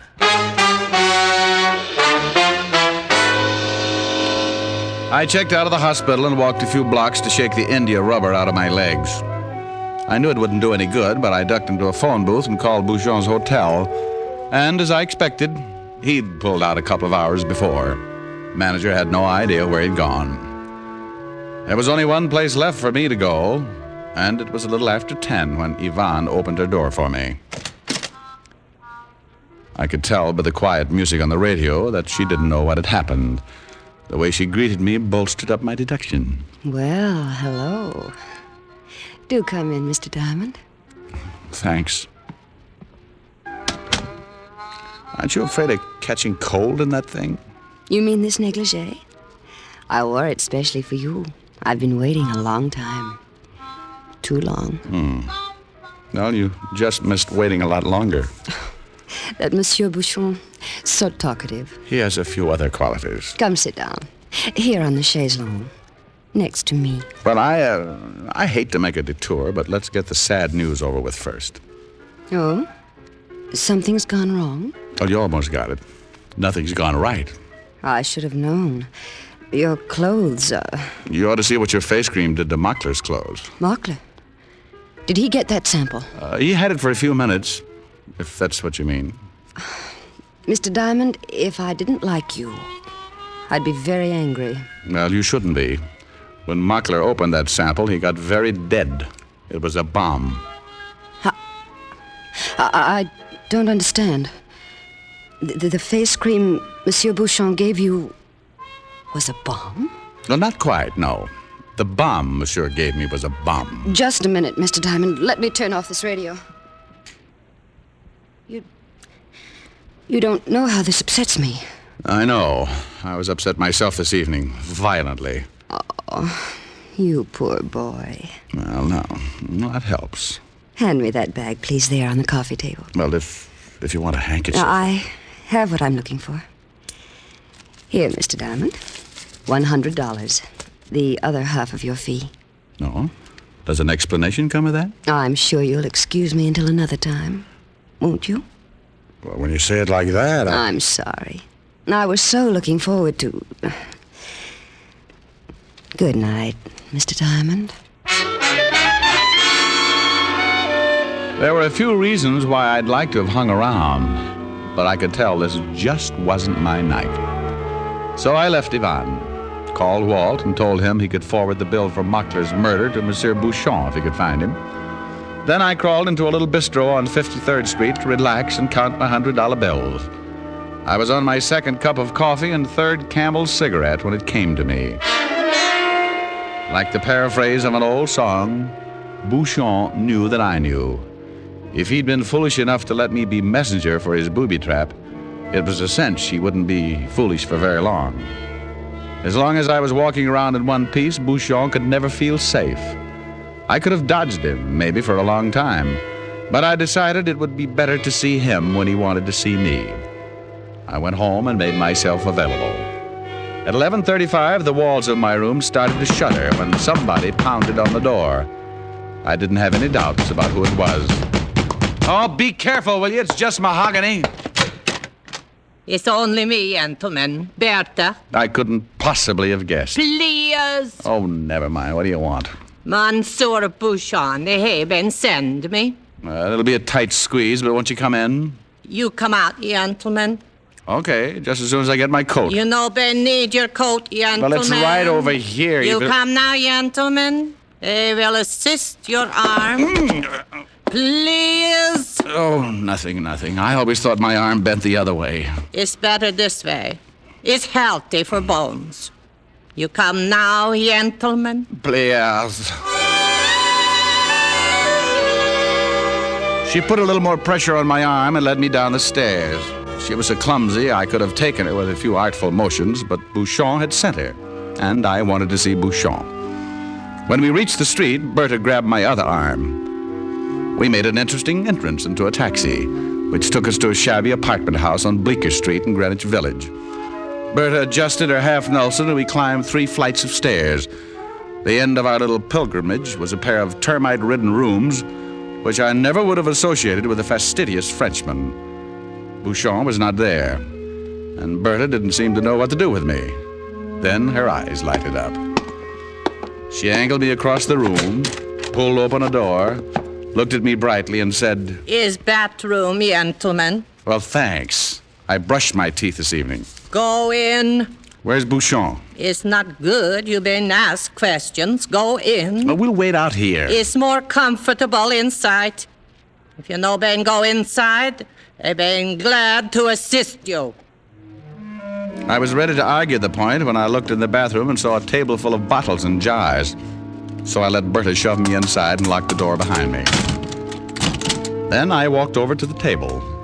Next to a bottle labeled Valley of Indecision Cologne stood a jar, exactly like the booby trap Bouchon had given me earlier in the evening. I picked it up, decided that forever was a long time to live, and opened it. This time it really was face cream. I poked my fingers around in the jar to see what made it so wonderful. When I pulled them out, things suddenly became a lot clearer. Because just under the top layer of face cream was buried the biggest blue sapphire I had ever seen. I wiped it off and slipped it into my pocket just about the time the outer door opened. Bertha? It was Bouchon, and he didn't waste time starting in on Bertha. Bertha, where is this diamond? You have not brought him. Ben, bring him. But I do not see him. Ben, bring him. Lord, where is he? Where is he? Lock him in the bathroom. In the bathroom? Oh, mon Dieu, mon Dieu. Unlock the door. Get the key. I had to do something, and I had to do it fast. I looked around. Then in the bathtub, I saw what I wanted. One of those rubber hoses with a shower attachment that can be pointed in any direction. I turned on the hot water full blast and waited. Monsieur Diamond! Monsieur Bouchon? Mon Dieu, the steam I cannot see! Here I am. I am scalded! You have burnt me! Give me that gun! Oh, mon Dieu! That's right. Now stand back. Gentlemen! All right, Bertha, turn off that water. I am scalded! Now, you'll live. Oh, that was some face cream. Mon Dieu! The sapphire! You have taken it! You won't need it, Bouchon. They'd just take it away from you before they put you in the chair.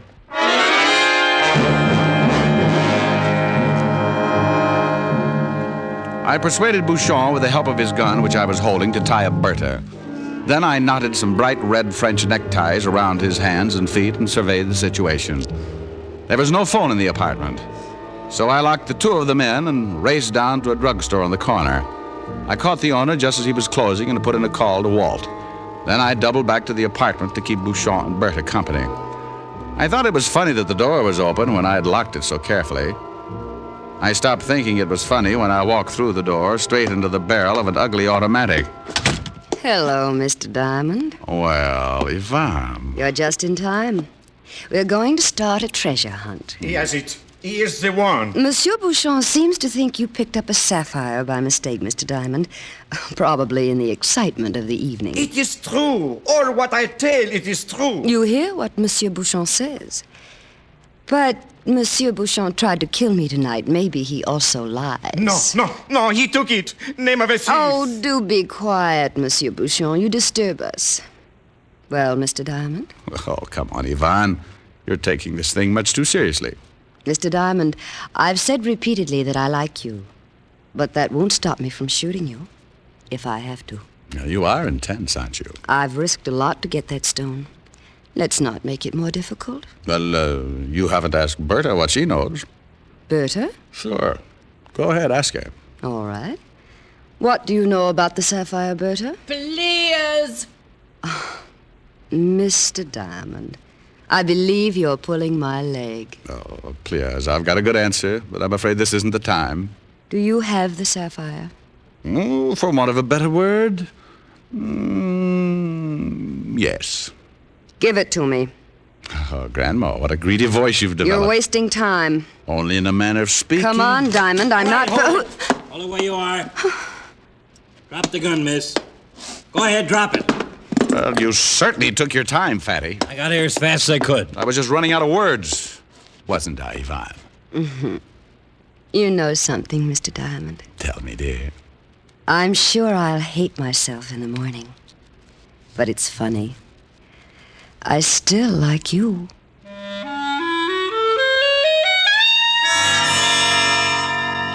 Well, when we got onto it, the whole thing was really pretty simple. Yvon and Bouchon were running a fancy smuggling racket under a cosmetics cover.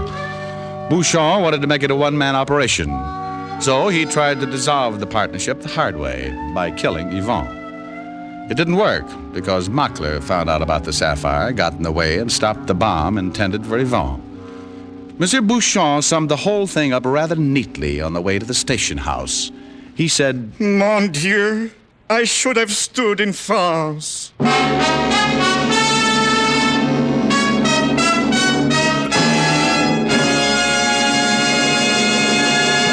Dick Powell will return in just a minute. More people smoke Camels than any other cigarette. Yes, more people smoke Camels than any other cigarette. Among the millions of Camel smokers are many stars whose throats are their fortunes. Stars like Reza Stevens, Patrice Munsell, Mario Lanza. Great singers who insist on mildness in their cigarette and find it in Camels. Friends, make the sensible cigarette test. Smoke only Camels for 30 days and see how mild, how flavorful, how thoroughly enjoyable a cigarette can be. How mild, how mild, how mild, how mild can a cigarette be? Make the Camel 30-day test and you'll see. Smoke Camels and see. Here's Dick Powell with a special message. Thank you. Ladies and gentlemen, if you've ever spent any length of time in a hospital bed, you know how a gift can cheer you up. Every week, the Camel people send gift cigarettes to our hospitalized veterans and servicemen, both in this country and overseas. This week's free Camels go to Veterans Hospitals, Downey, Illinois, and Indianapolis, Indiana, Army and Navy General Hospital, Hot Springs, Arkansas, U.S. Naval Hospital Ship, Constellation. Now, until next week, enjoy Camels. I always do.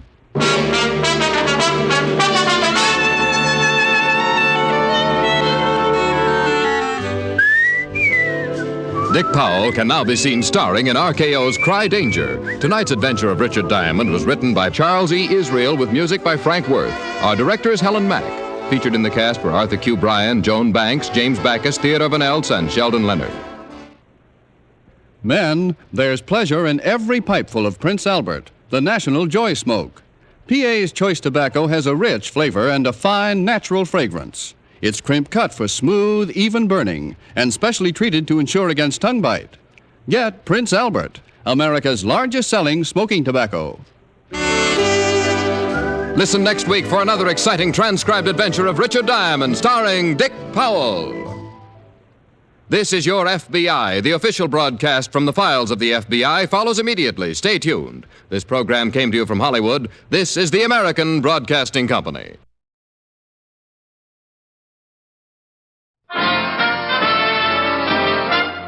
Listen while the makers of Rexall drug products and 10,000 independent Rexall family druggists bring you Dick Powell as Richard Diamond, private detective.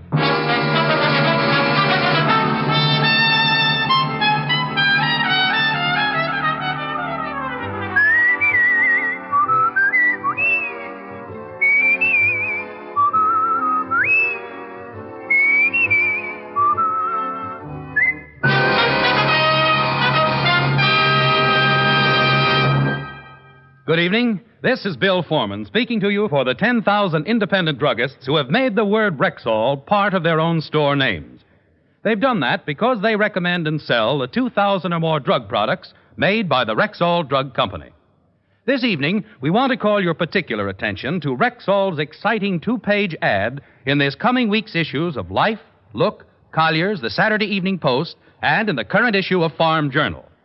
One page is devoted to 10 great new health aids, developed and perfected in Rexall's world-famous laboratories, and now available at Rexall drugstores everywhere. The other page features 10 headline bargains, available all during the month of July, plus 53 additional values in Rexall money-back guaranteed products. So remember, for new and better health aids, for timely household bargains, be sure to check Rexall's sensational two-page spread in this coming week's issues of Life, Look, Collier's, the Saturday Evening Post, and the Current Farm Journal. Good health to all from Rexall. Now, your Rexall family druggist brings you a transcribed half hour with Richard Diamond, Private Detective, starring Dick Powell.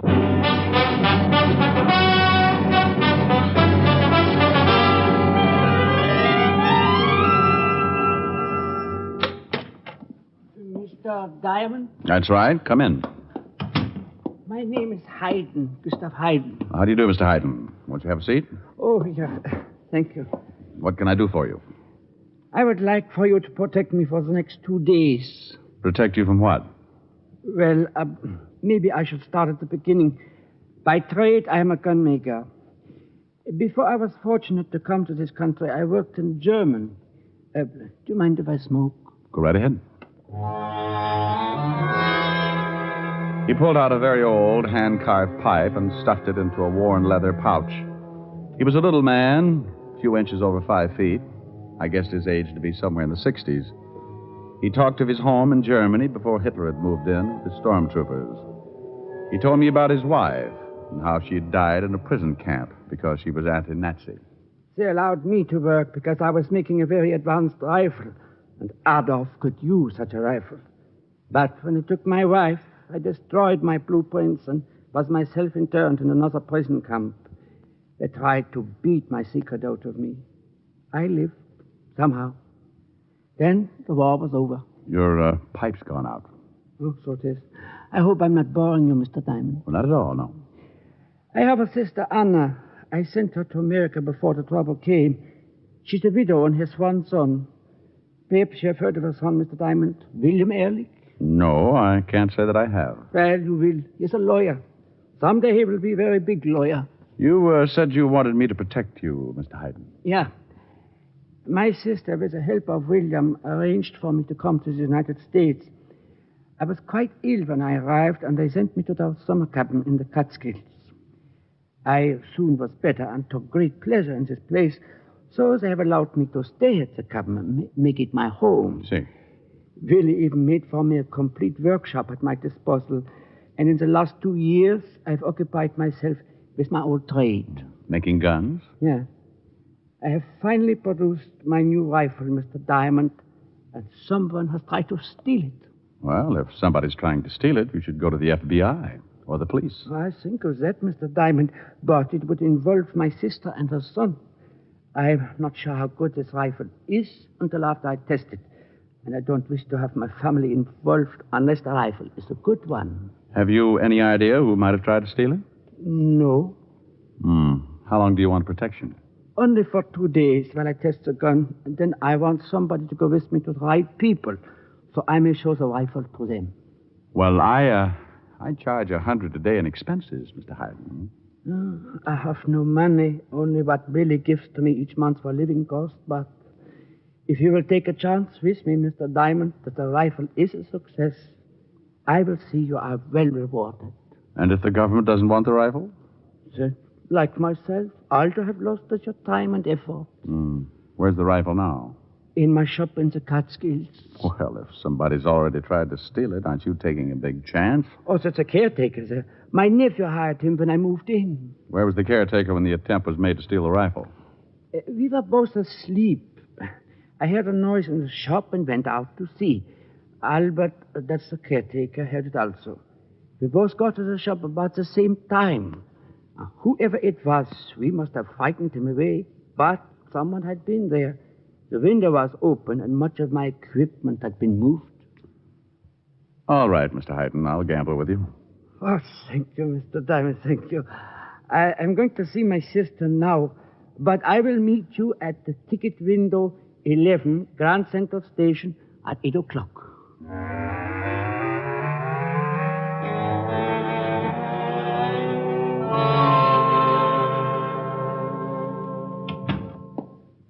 Well, look what just walked in. Hello, Sergeant Otis. You're looking exceptionally well this afternoon. Had a haircut, didn't you? Yeah, how's it look? Doesn't it confuse your barber working on 2 heads at once? No. No. Hello, Walt. Well, good afternoon, Mr. Diamond. Why don't you do me a favor, Fatty? Rick, I've thought of everything. There's no way I can get rid of Otis and make it look like suicide. Then do me another favor. All right. Check on a man named Gustav Haydn, German citizen. Been in this country for a couple of years. What's it all about? Confidential. Like to tell you, but I can't. Okay, I'll see what I can find out for you. Thanks. I've got to take a little trip tonight around 8. I'll be at home if you come up with anything.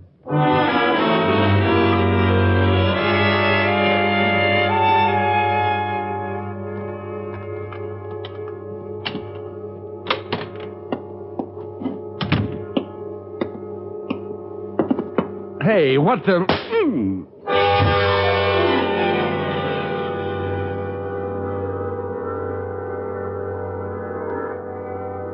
That's Diamond, all right. Pick him up and drag him over to the bed. Sure. Okay. Put him up on the bed. The heavy son of a gun. Wake him up. Come on. Come on, wake up. Here's one. Hey, he's coming around. Yeah, he's with us. Okay. Now, don't try to get up or we'll have to belt you again. Oh, what's this all about? We want the plans. Oh, you do, huh? And we're going to get them. I guess I'm in a hole. I don't give you the plans, you work me over. Believe me, I hate to mention it, but I haven't got them. Take off your coat, Max. Sure. Go over and turn on that radio. Right. Now, look, I told you Yeah, that... I know. You don't have the plans. I don't even know what you're talking about. And remember, friends, there's a federal excise tax to pay on all television. Get some music. So buy now and... Turn it up. Okay, come here. You want me to take over? Yeah. I'll keep the gun on him. No. Oh, why, you jerk. Lie down. Go on. Work on these ribs. Okay. Leg. You better tell us. Oh, you knuckleheads. I can't tell you if I don't know. Oh, he's sure stubborn. Hold it. Not a noise out of you, Diamond. Blue eyes, come on, open up. Who is it, Diamond? It's my brother-in-law. Come on, Diamond, get out of the sack. I got something for If you. you don't want him to get hurt, get rid of him. But he's got something for me. Well, get it and tell him to beat it. Go on over to the door, but don't let him in. I'll be right behind you. Okay. Well, it's about time. Say, what's with you? Look, I thought you... Walt, tell Marge and the kids I can't come over. I'm busy. What? Look... And about the fur coat, tell her I couldn't get it for under $4.18. Huh? $4.18, and I don't want to get stuck with it. Oh. Yeah, sure. I'll tell her. You said you had something for me? It'll keep. I'll give it to you when you got more time. Sorry, but you know how it is. Business. Sure. Tell Marge I'm sorry. I couldn't come over. I'll tell her. See you soon. Hey. Yeah? What kind of a coat you buy for $418? A beaver. A beaver? Well, I could have gotten it for you for half. Forget it. Over on the bed, Diamond. Look, I swear I don't know about plans or anything else. We got a lot of time. Maybe after a little while you'll remember. Move. All right. Now, let's see. Where was I? Oh, yeah. Come on, Diamond. The plans the little guy gave you. Sorry, I wish I could help. We know the guy came to your office an hour ago. If he didn't give you the plans, he told you where they are. I had one customer in the office today. Yeah, and what did he want? Max? Look. It wasn't anything about plans. What was it? Again, Max.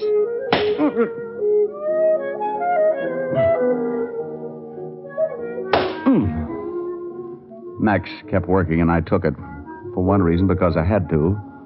For another, I knew Walt had gotten a 418 tip. In police code, that meant a slugging. It was sooner than I expected. I looked over at the open window at the back of the room, and there was Walt, looking in from the fire escape. Come on, Diamond. I'm getting tired. And I feel rested, huh? Okay. Drop the gun. Hey, look out! Rick? Okay. Here. Get this guy off me, Walt. Yeah. Oh, thanks. Well, this one's had it. You got both of them. This one tried, and the other went for his. They're both dead. Oh, turn off that radio, will you? Okay. Why were they working you over? Well, they wanted something I didn't have. Something they thought my client gave me this afternoon. Gustav Hayden? Yeah. You find out anything about him? Well, nothing incriminating. Got a whole background on him here. I'll read it on the way down to Grand Central. Hayden didn't want the law in on this, but with 2 men dead, as far as I'm concerned, that puts it right in your lap.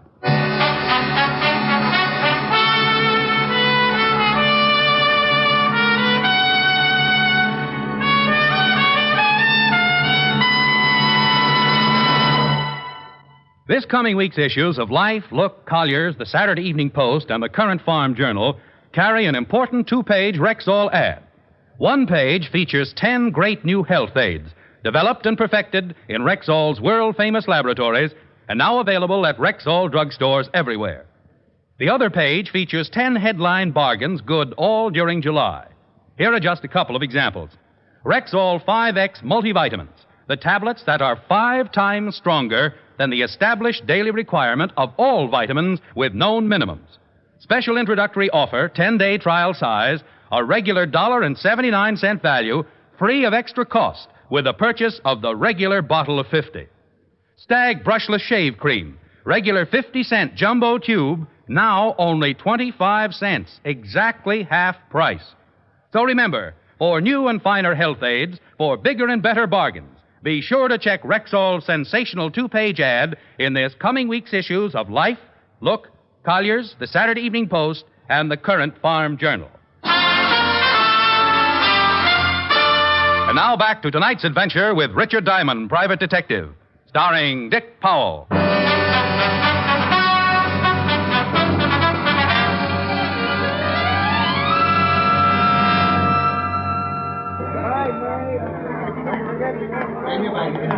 Well, this is it, Walt. I was supposed to meet him here with the ticket window. Oh, where is he?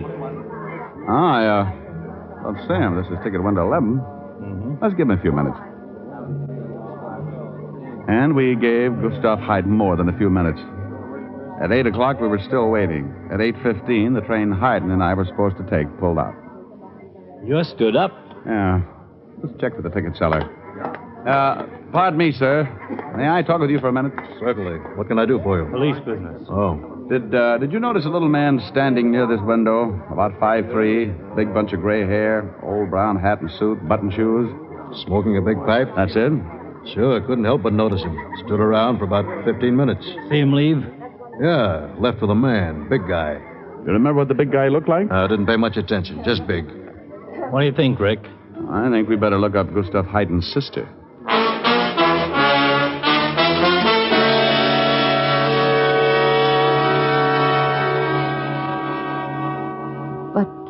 What is this all about, Lieutenant?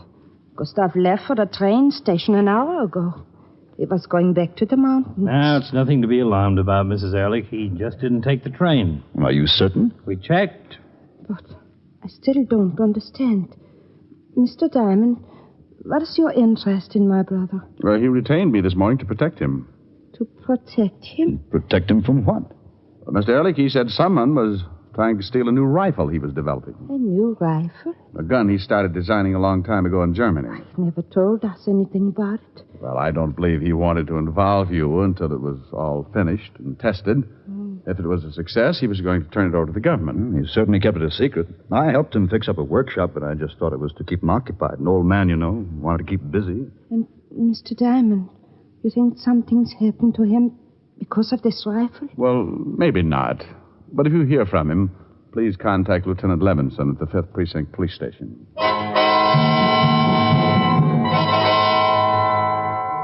Anna Ehrlich gave us the location of the mountain cabin where Hayden was living, and we left. Walt went back to the station, put out a description on the missing gunsmith, and I caught the next train for the Catskills. It was morning when I climbed off the train and hired an old car to take me the 5 miles back into the woods. 20 minutes of bumpy road, and I arrived at the cabin to be met by the caretaker. Thanks, driver.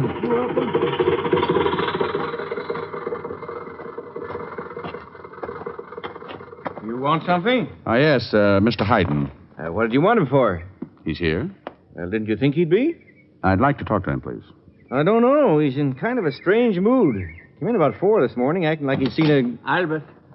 Yeah, Mr. Hayden. Show the gentleman in. Yes, sir. That will be all, Albert. Yes, sir. Well, Mr. Diamond, what are you doing here? I saw your sister. You talked with my sister? That's right. Your face is bruised. 2 men beat me up. Mr. Diamond, I did not meet you at the station because I changed my mind. I'm so sorry you made this long trip, but I have no need for your service. No? What changed your mind? I decided not to go on. Who was the man you left the station with, the big man? The ticket agent saw you. Oh, he must have made a mistake. This is police business now, Mr. Hayden. Please leave. I can't. I want to know what this is all about. Please, I can't tell you. I'd like to see your rifle, Mr. Hayden. Mr. Diamond, I don't care what has happened. I cannot allow it. Mr. Hayden, you might as well cooperate. If I leave here, I'll leave with you. Oh, no. You don't know what that would mean. Look, the 2 men who beat me up are dead. There's a dragnet out for you. Now, if you want me to help, maybe I can do you some good. It's up to you. I must think. Okay. But while you're thinking, I'd like to see that rifle. Of course. I keep it locked in this closet. All that's left is to test it. Beautiful. I'd like to fire it. I have decided to tell you everything, Mr. Diamond. And I'm glad. You were right about the big man I was leaving the station with. He warned me to forget my dealings with you and not to call in the police. Then he drove me here and demanded the rifle and the plans. I told him the rifle was not nearly finished, but I gave him a set of blueprints and he left. Then they've got the plans? They have some plans. I expected something like this, and I drew up several sets of blueprints that will be no good to anyone. But I don't know what to do now. My sister and her son are in danger. The first thing we've got to do is get hold of Lieutenant Levinson and tell him I found you. He'll give your family an armed guard if necessary. But we don't know who these men are, who they're working for. You can't guard my sister and nephew forever. That's a matter for the FBI. We've got 2 dead bodies to identify. They might give us a lead. Somebody just drove up. We can see from this window. You know the car? Well, it looks like Willy's car. Oh, it is your nephew. Oh, why did he come here? Willy! Oh, Uncle Gustav, we've been worried sick. We couldn't wait to hear from Mr. Diamond, so I drove up. Mother's beside herself. Oh, sorry, Willy. I should have notified Mr. you. Diamond said you left the station with a man. We'll tell you all about it on the way back, Alec. I've got to put in a call to the lieutenant and tell him to call off the dogs. The telephone is in the other room, Mr. Diamond. Thanks. I'm sorry to make all this trouble, Willy. I couldn't do anything else. What's this all about? Mr. Diamond mentioned something about a new rifle. I was going to tell you, but I wanted to wait until I was certain of its performance. But you certainly should have told me. I could have helped. So to that, but if the Hello? rifle was no good, it would harm your career. Hello, operator. Uncle Gustav, you think that would have made... Operator. What have to me, after all you and Anna have done for me? Oh, Mr. Diamond. Hey, the phone's dead. What? We've never had any trouble with it before. That's what I was afraid of. Where's that caretaker? He was here a moment ago. Albert! Albert! Yes, sir. The phone's dead, Albert. Well, it was working all right a little while ago. I called the store and ordered some groceries. Come on, you're going to show us those phone lines.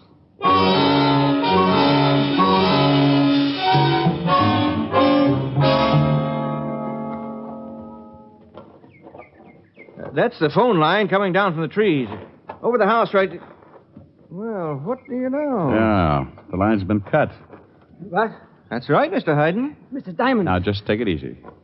Mr. Ehrlich, we're all going to pile in your car and get out of here. Wait. Don't you see what this can mean? My sister's alone back in New York. You can't reach the police to give us the necessary protection. Well, we certainly can't stay here. We must. I can't take a chance on my sister's life.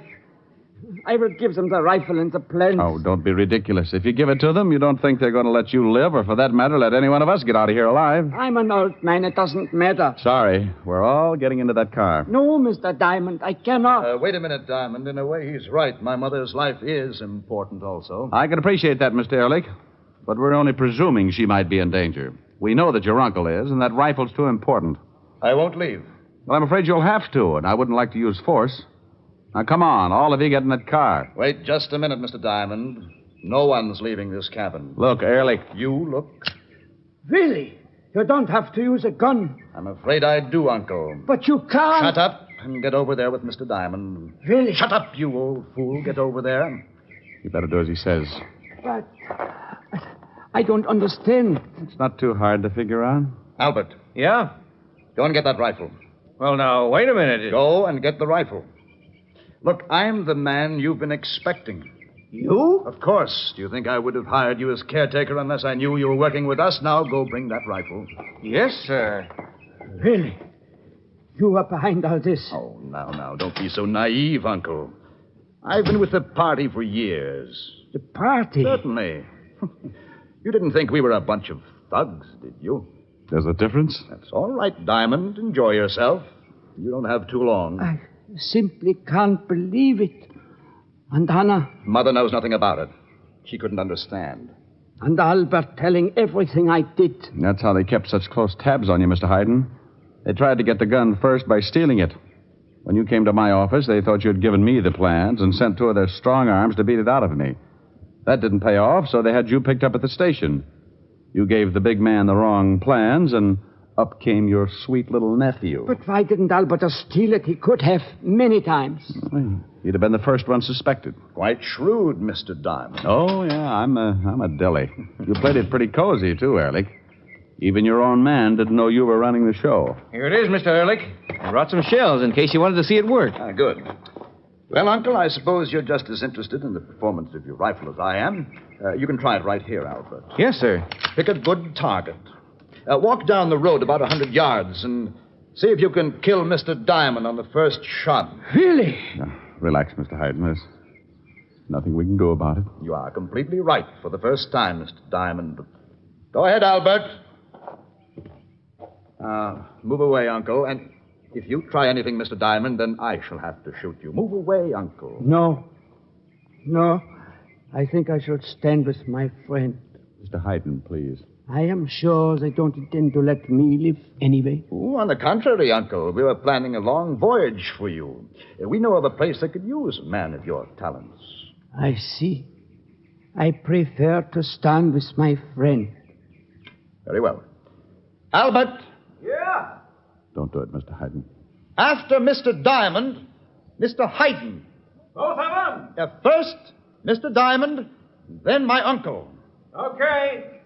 It's good enough. No, move farther down. I want my uncle to see how good his gun really is.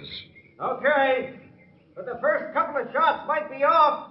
This thing hasn't been zeroed in yet. Mr. Hayden, please get out of the way. Is it all right if I smoke my pipe? Oh, certainly. There's nothing like a good pipe and good tobacco. Did you ever see Germany before the war, Mr. Diamond? No. In the spring, beautiful. I used to take long walks and smoke my pipe. I can't complain. I have some wonderful memories. Did you ever see Hell's Kitchen in the middle of the summer? No. Stinks. It's okay. Well, Mr. Diamond? Get it over with. That's fine. All right, Albert. I hope to talk with you again, Mr. Diamond. Someplace. You're a nice guy, Gus. Mr. Diamond. Is he dead? Oh, I don't know. I'm still too scared to find out. You're scared? I didn't know whether I could hit him or not. You've made a fine rifle, Mr. Hayden. Mr. Diamond, he shot Willie. He wasn't even trying to hit you. Oh, I think I'd better sit down. But I don't understand. Oh, wait until good old Albert gets back here. I think you'll find out he's more than a caretaker, bless his little heart.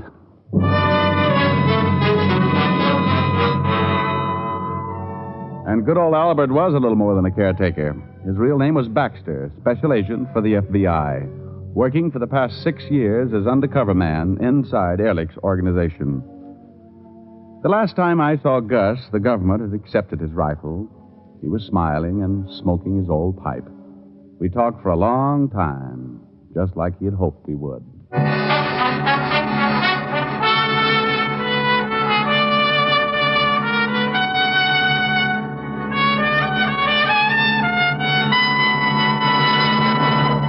this time of year, no woman wants to spend endless hours caring for her skin and makeup.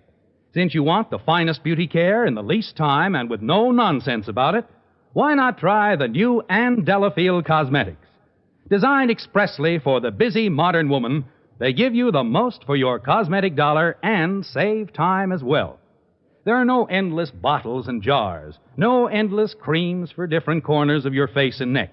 Just one fine cream, the Ann Delafield All-Purpose Deep Cream.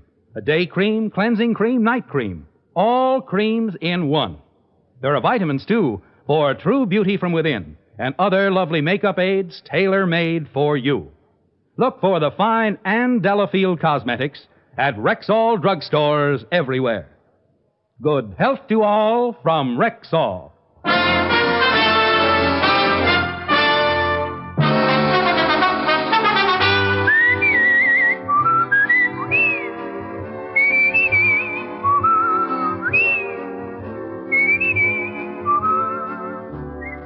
Richard Diamond, Private Detective, stars Dick Powell in the title role and was written by Blake Edwards with music composed and conducted by Frank Worth.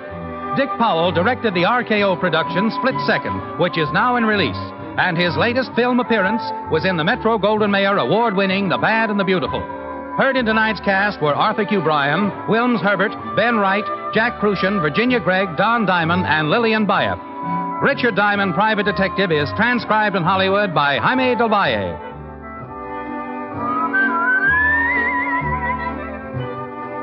This is Bill Foreman inviting you to be with us next Sunday at this time when Rexall Drug Products again bring you Dick Powell as Richard Diamond, Private Detective.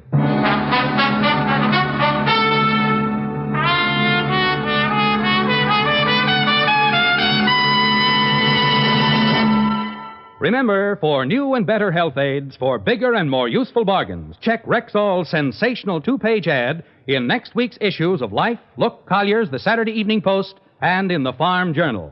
You can know better health. You can save money.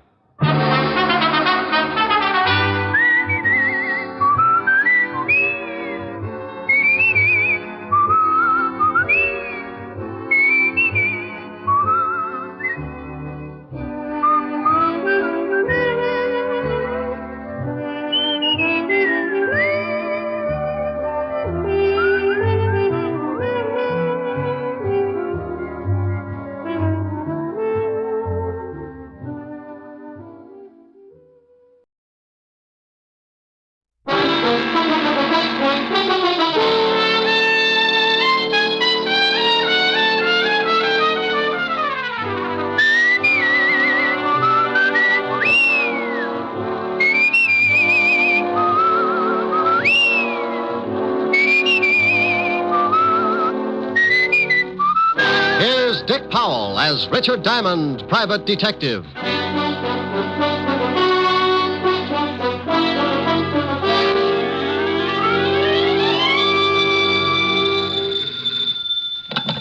Diamond Detective Agency, handy hints on homicide. Oh, no. Oh, yes. Just pick a victim. All right. Got it? Yes? 6 of spades. Oh. Hello, Helen. Hi.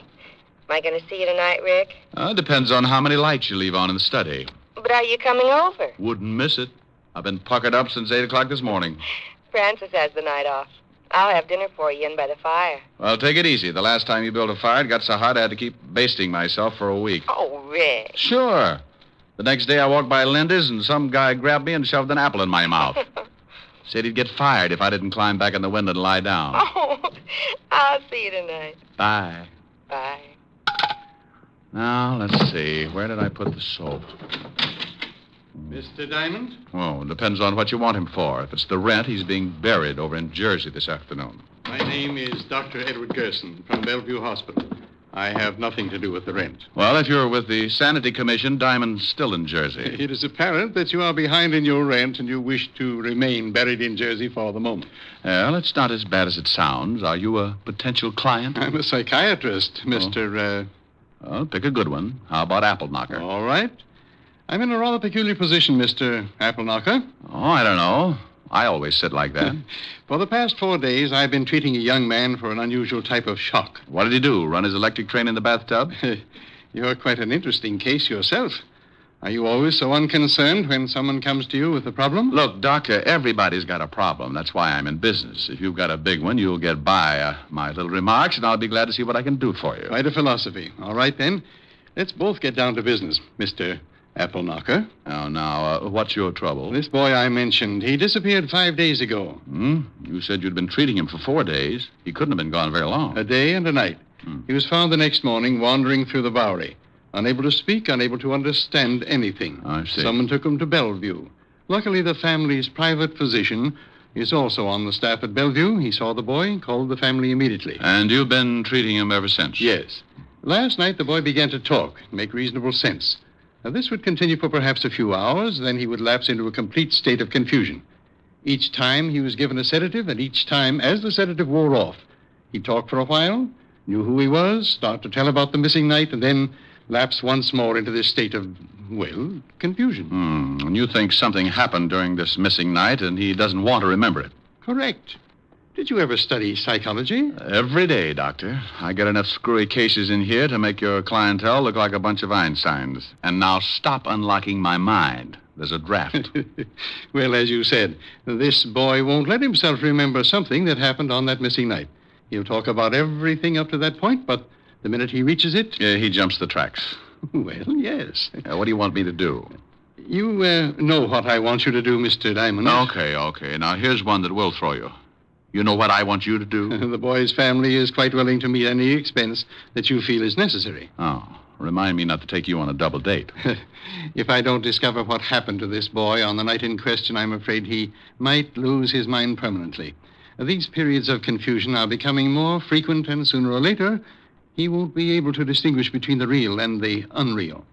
I'm going to put him under narcosynthesis this evening, and I'd like you to be present. All right, Doctor. What's the boy's name? William Carter. Be at Bellevue at 8 o'clock and ask for me. The boy's family will be there also, and you can tell them about your fee. Now, just give me a quick answer and leave my motives alone. Is his family wealthy? Quite. And I'll see you at 8 o'clock, Dr. Gerson. You would have anyway. Goodbye, Mr. Apple Knocker.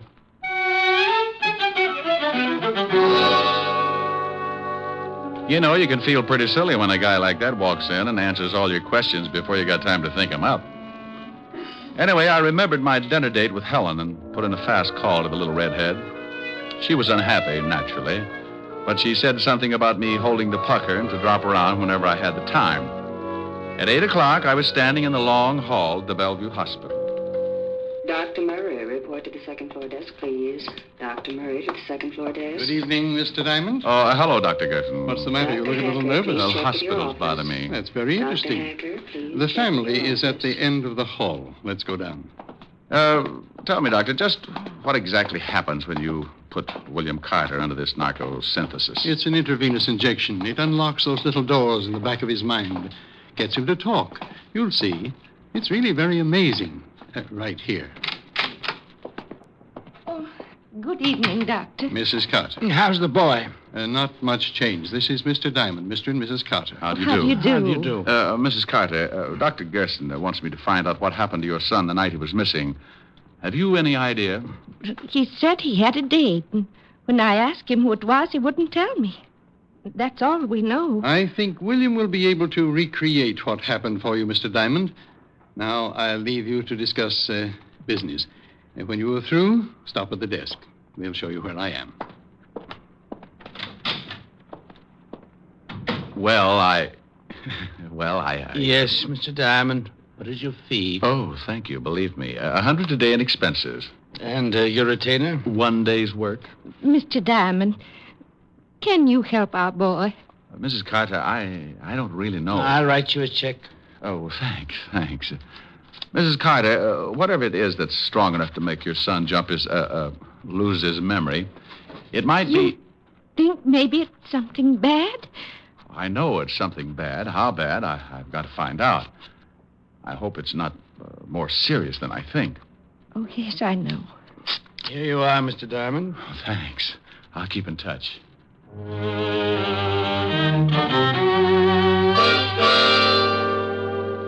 I left the Carters with that lousy feeling in my stomach. I looked at the check. $200. For what? Maybe a down payment on a man's sanity. maybe not. William Carter could have done a lot of things that missing night. Maybe that $200 was going to be a mortgage on murder. I went down to the desk, and an intern showed me downstairs to a small room with one desk lamp in the corner.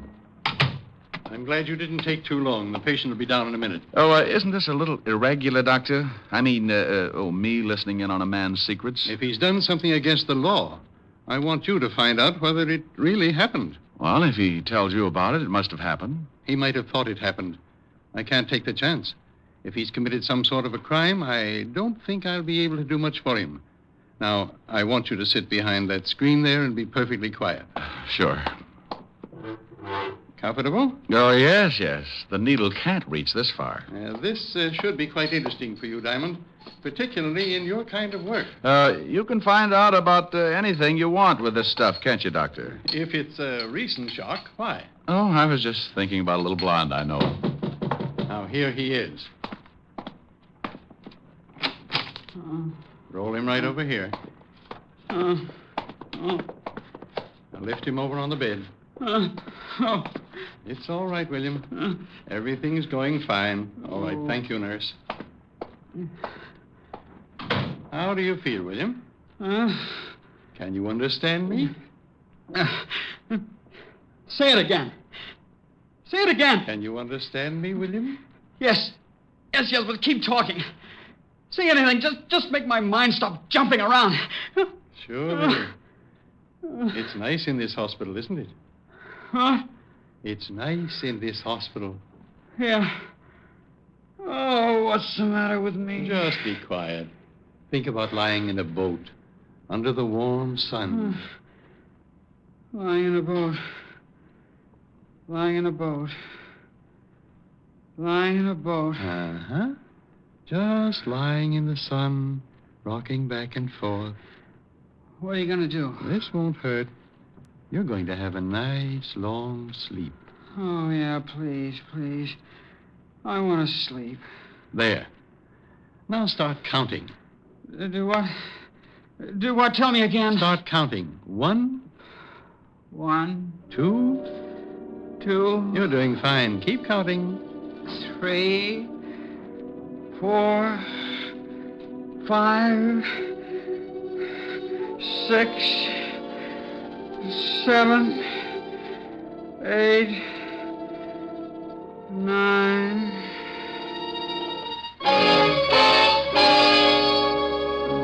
I sat behind the screen and listened to the doctor begin.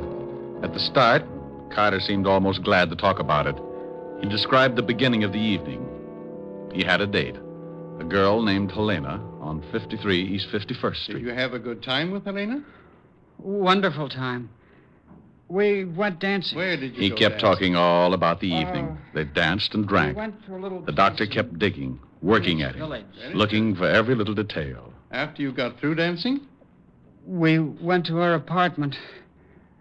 We had some more drinks. Pretty strong ones. Who made them?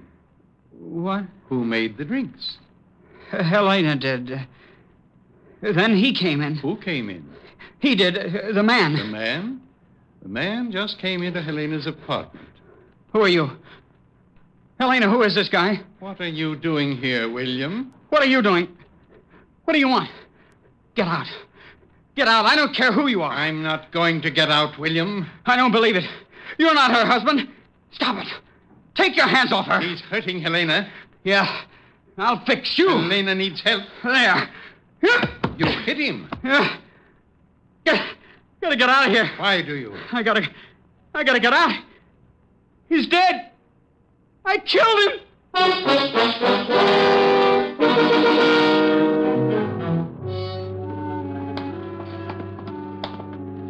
Well, Diamond, did you hear enough?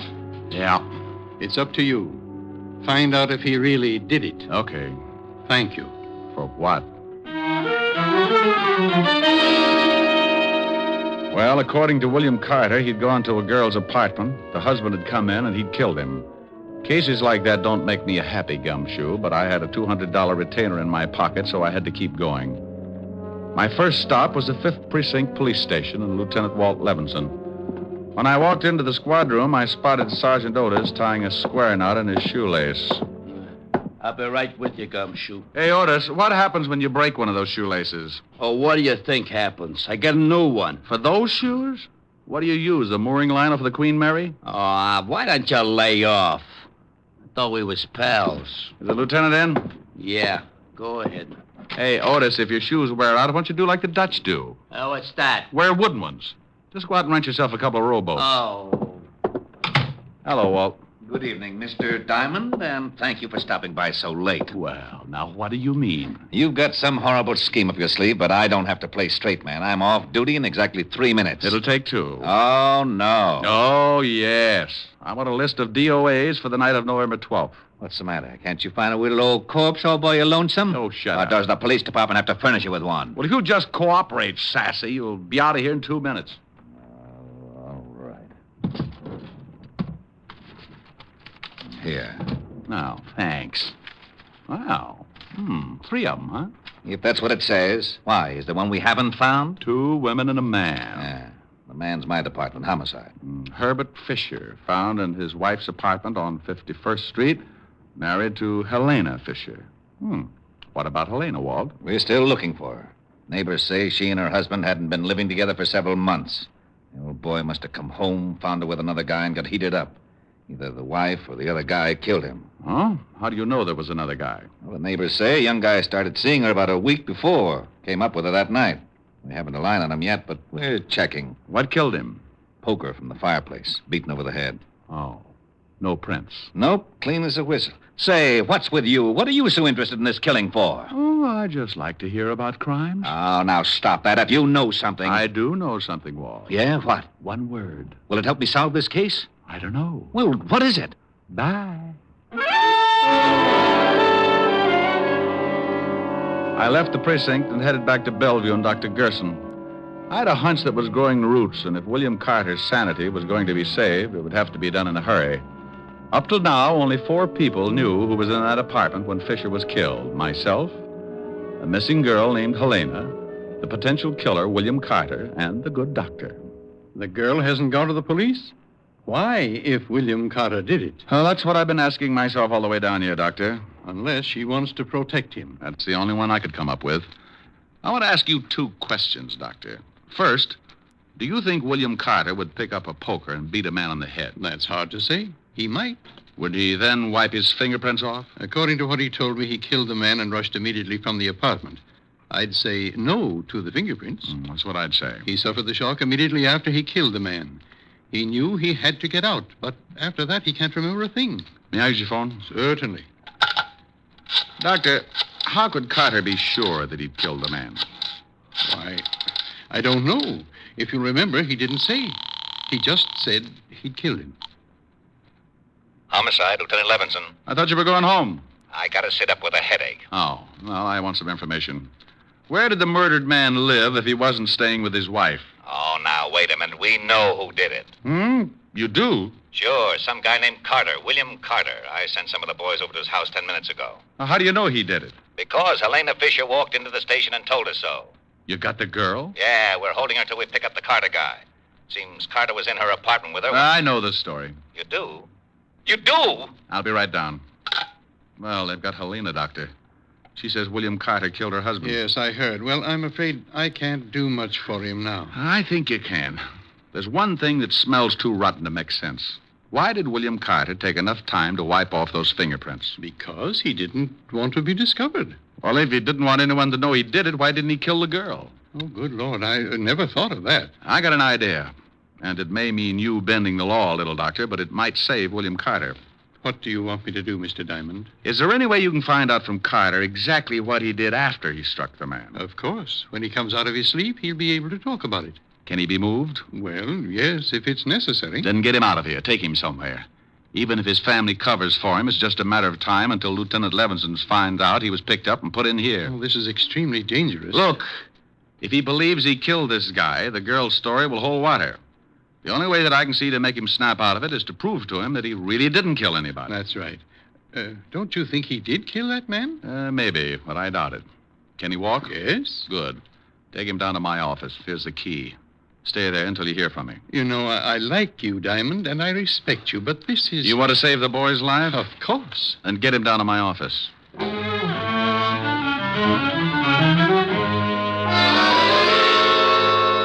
I left the hospital and grabbed a cab back to the 5th Precinct.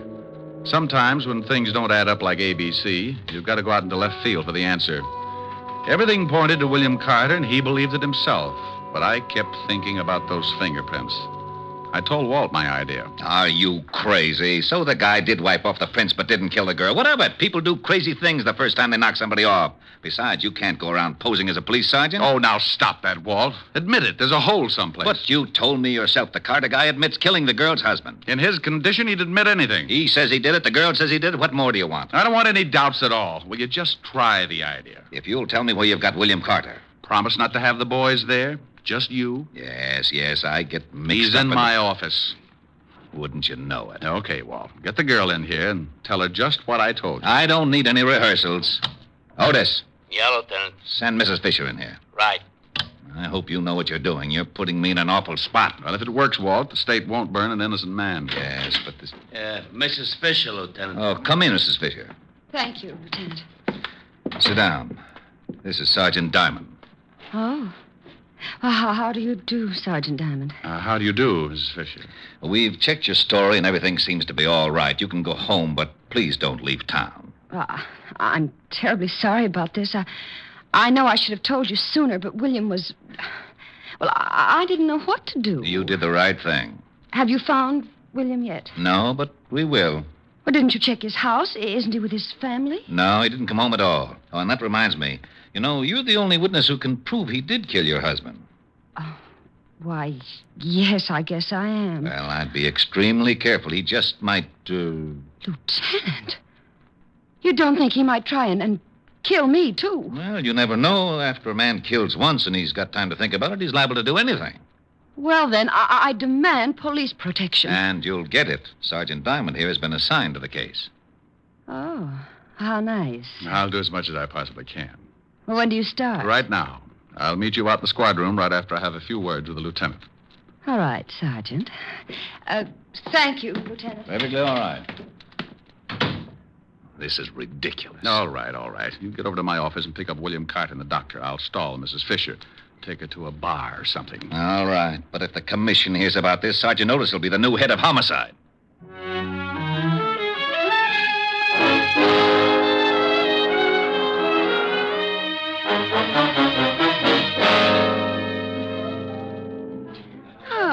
This is nice, Sergeant Diamond. Do you always guard people like this? Just the pretty ones. Oh, thank you. If you really think William might try to harm me, you'll have to stick pretty close, won't you? Mm-hmm. Do you mind? Not at all. What time is it? 11:30. Getting tired? Yes, a little. It's been a hard day. I'll bet it has. What if William comes to my place in the middle of the night? Where will you be? Watching the front door, baby. He won't get in. Watching the door from inside or outside? Outside, baby. Sorry. Yes, so am I.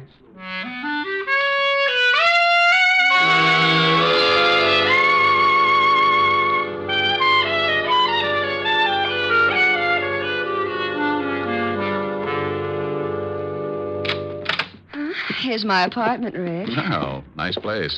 I don't like it very much since... Look, couldn't I stay in a hotel? Oh, no. Too many ways for a killer to get in. But do you really think William might try and get me? What's he hiding out for? Well, he could be scared. All the more reason. Men like that don't hide out for a week if they're going to give themselves up. And if William isn't going to give himself up, he'll probably try to get rid of the one person who knows he did the killing. But William isn't like that. He wouldn't... Wouldn't what? I was just going to say he wouldn't kill anybody. But he did. He knows he did. Yes. Oh, I'm going out in front and check the building. I'll be back. Oh, do you have to go? That's a good idea. You just take it easy. But William has a key. Oh, well, then you better give me one, too. I'll be right out in front. Oh, all right, here. Don't be too long, Rick. I can't stand this place long if I'm alone. Sure, baby.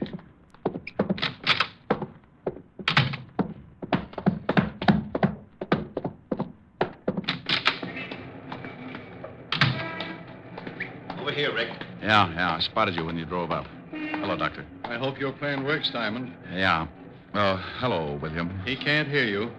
I put him into a deep sleep. He'll only answer my voice. There's only one way that we can get him into that apartment. Well, let's go. Mrs. Fisher is scared stiff. William? Yes? Get out of the car. Come on, Walter. You got to be there to hear it. If we solve this one, I'll never tell anyone how. Let's go. Come with me, William. Now, William, remember, you are to go up to Helena's apartment and go in. Here's the key, Doctor. Do you understand, William? I am to go up to Helena's apartment and go in. Here's the key. Use the key to let yourself in. The key to let myself in. When you're in, close the door and stand in front of it. And that's all.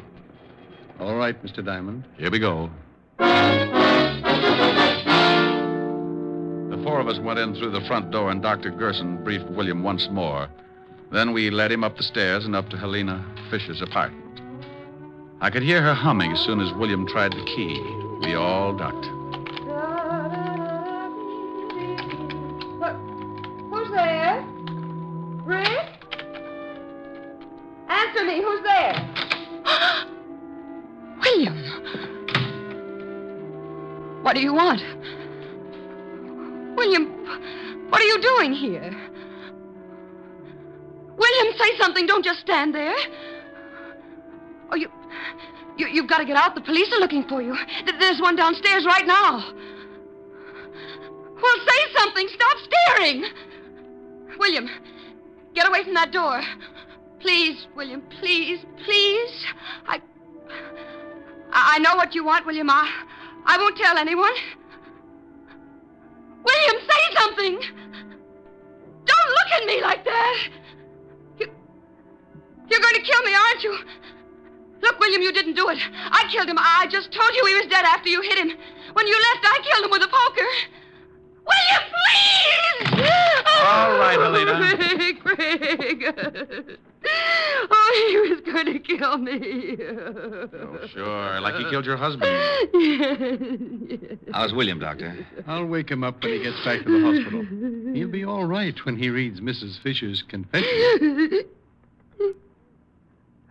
Rick? What's going on here? You better go along with the lieutenant, baby. Why? We heard your whole confession from outside the door. What? Why, I just said he was going to kill me. Also, we found some of your fingerprints on the poker. You're crazy. I wiped them all. She's all yours, Walt. Let's go, Mrs. Fisher. You tricked me. You tricked me into saying that. Come on, lady. I don't want to get rough. I'll kill you, too. I think you can take her along now, Lieutenant. Holy cow.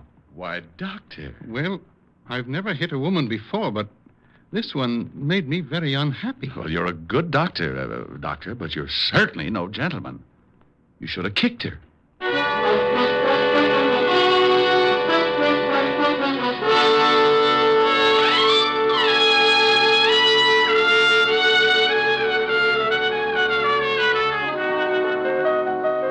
Rick, what kept you out so late? It's after midnight. Oh, I had to stick around and watch Otis turn into a pumpkin. Now that's Cinderella. Yeah.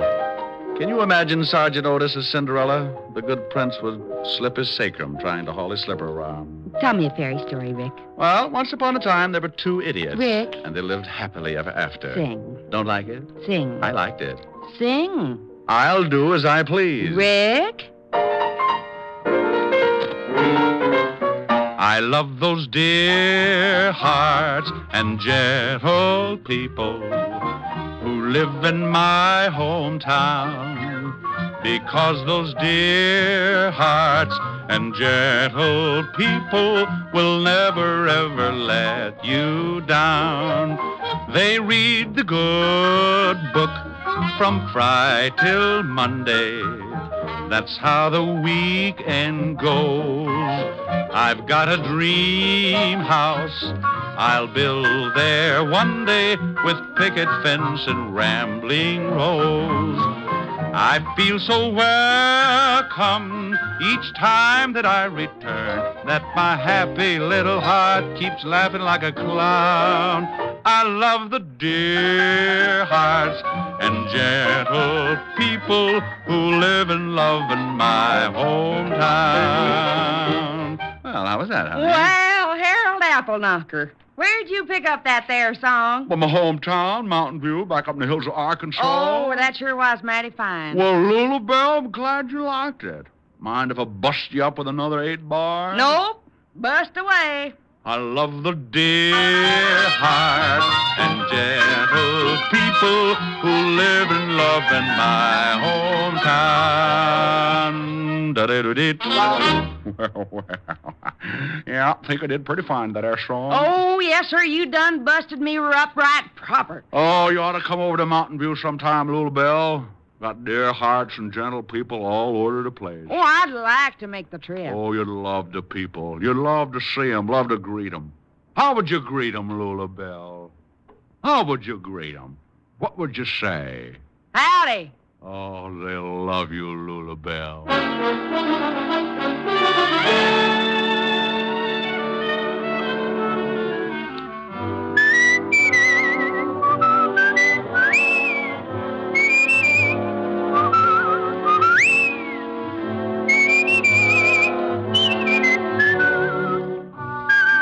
You have just heard Richard Diamond, Private Detective, starring Dick Powell.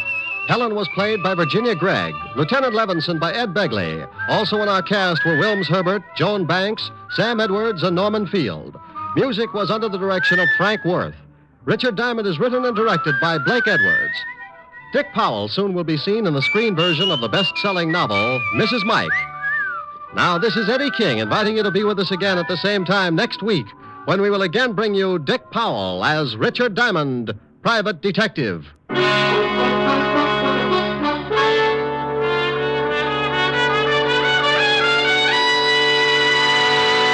What's on NBC Sunday? There's a full evening of great entertainment in store for you tomorrow on NBC. You'll hear rib-tickling comedy on the Phil Harris-Alice Faye Show. And for mystery, there's Sam Spade's latest caper. Tomorrow, Sam meets a Mr. Tom Turkey. For the very best radio fare, always tuned to NBC. Coming up, it's Brian Donlevy and Hollywood Star Theater on NBC.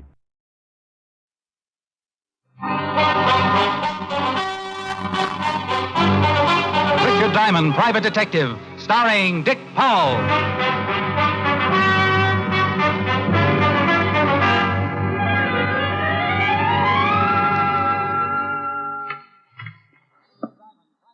Diamond? Yeah? What's the matter? You got to do something for me. Hey, you're hurt. Yeah. Hey, now take it easy. Sit down. Oh, no, you got to listen to me. You're bleeding all over the place. I'll call the doctor. No, please wait. But look, I've been knifed bad. I don't think I've got much time. Here, take this. They're right behind me. I'm going to call the doctor. No, listen. Key west. Get envelope to the... Oh. Hey, you. Oh, no. The man, whoever he was, had toppled over on his face and was very dead. He handed me a plain white envelope, sealed with no address on it. I went over to my desk to put in the called homicide when I heard someone moving around in the hall. I turned and saw the shadow of a man silhouetted against the glass section of my office door. I grabbed a pen and hurriedly scribbled the address of Lieutenant Walter Levinson, 5th Precinct Homicide, on the envelope, stuck a stamp on it, then headed for the hallway. I was about to open the door when the shadow was joined by another one. They opened it for me. Excuse me, gentlemen. Wait a minute. We want to ask you Later. I got to mail a letter. Hey, stop him! Don't let him mail that thing! They were both big men and could run. I beat them to the mail chute by a split second and dropped the envelope. They made a dive for it, and when they missed, they forgot it and started concentrating on me.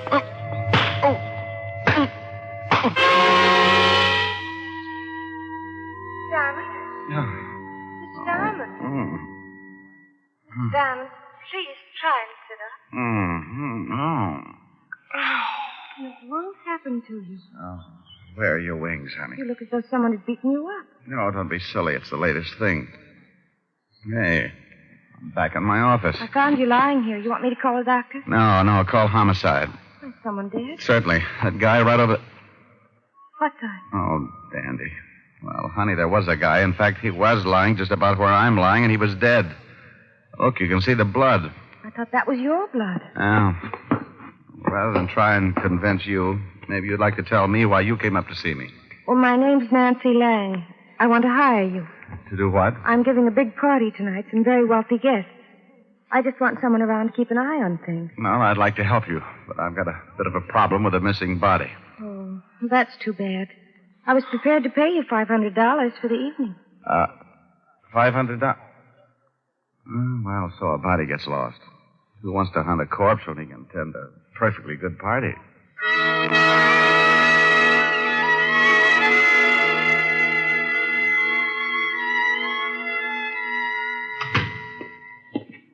Well, good afternoon, Sergeant Otis. Oh, how are you, Diamond? Still breathing. Why don't you try it sometime? Oh, go jump in the lake. Only if you'll lend me one of your shoes to paddle around in. No.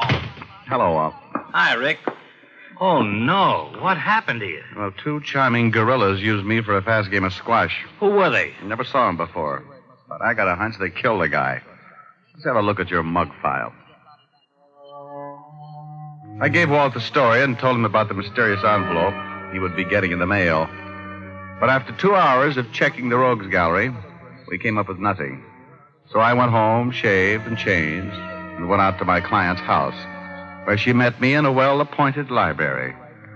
Her appointments were, Mr. Diamond, right on time. You look much better. Well, I tried to wear something that wouldn't clash with my bruises. I'd like you to meet Senor Gallardo. Gallardo? An old friend, a very wealthy politician from South America. This is Mr. Diamond, Mr. Gallardo. How do you do, sir? How are you, Mr. Gallardo? Mr. Diamond is a private detective. He's here to guard the wealth. How very interesting. Kind of an official watchdog, Mr. Gallardo. Well, there will certainly be enough to guard. Miss Lang's guest list is made up of some very wealthy and prominent personalities. In fact, I am very flattered to be among them. I've seen you before. Very possibly. Have you ever been to South America? A couple of times, but that's not it. My home is in Bogota. No. Well, it doesn't matter. I'll think of it. If you'll excuse us, Mr. Gallardo, I want to show Mr. Diamond around the house and grounds. Certainly, certainly. A pleasure meeting you, Mr. Diamond.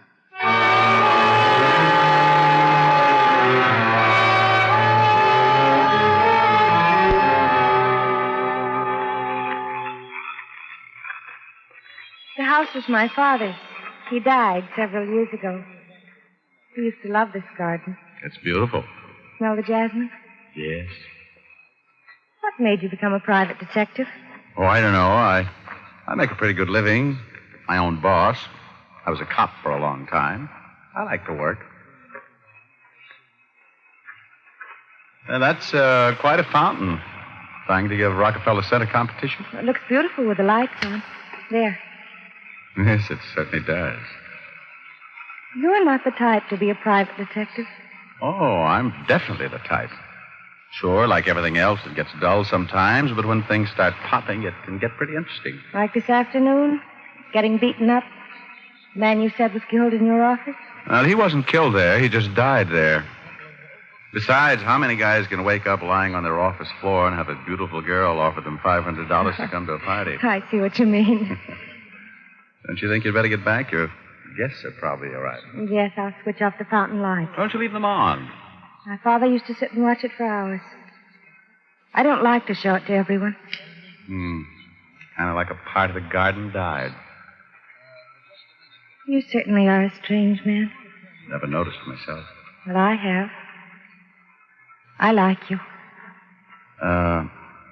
Where did you meet Mr. Gallardo? In South America. He was a good friend of my father's. Wealthy politician. That's right. Mr. Diamond. It's Rick. Rick? Yeah. Oh. I think we'd better go back to the party.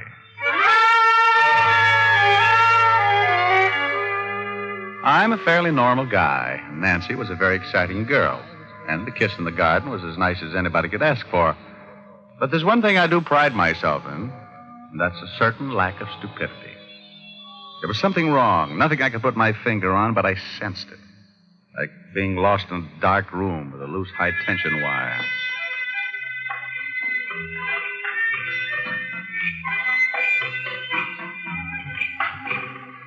I circulated around, and nothing out of the ordinary happened.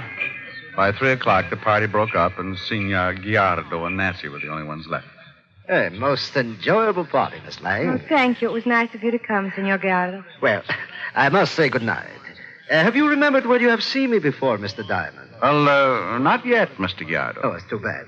Thank you again for a charming evening, Miss Lang. Good night, Mr. Diamond. Good night. Good night. Oh, I'm exhausted. A little beat myself. You want some coffee? Love it.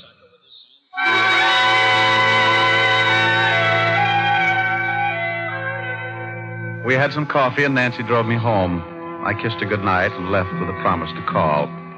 As I reached my floor, I could hear my phone ringing. I opened the door and stumbled into the biggest mess I'd seen in a long time. My room was a wreck. Someone had torn it to pieces. Yeah? Diamond? It's 3:45 in the morning. What do you want, Fatty? We fished a body out of the river about an hour ago. Died from a knife wound in the back. Did he fit the description of the guy who died in my office? This one didn't fit any description. Someone was very careful to fix his face so we couldn't identify him. Check his fingerprints? You're playing around with some pretty gory individuals. They amputated his fingers. Oh. Somebody's given my room a good going over. Really took it apart. It's an odds-on bet they were after that envelope. Now, when you get it tomorrow morning, give me a call. It might tell us everything we want to know. Okay. Walt, you ever heard of a man named Guiardo? South American, supposed to be mixed up in politics? No, why? Nothing. I met him at the party tonight, and I... What's the racket? You met this guy at a party and what? Dick, what's the matter? Rick! Who is this? This is Lieutenant Levinson. Who is this? Mr. Diamond is unconscious. What? And if you ever want to see him alive again, listen carefully. Okay, go ahead. From Mr. Diamond's conversation, I understand you are to receive the envelope. When you do, go directly to the Staten Island ferry. Ride on it, all day if necessary. A man will meet you and pick up the envelope. Be alone. Do not notify the police, or Mr. Diamond will surely die.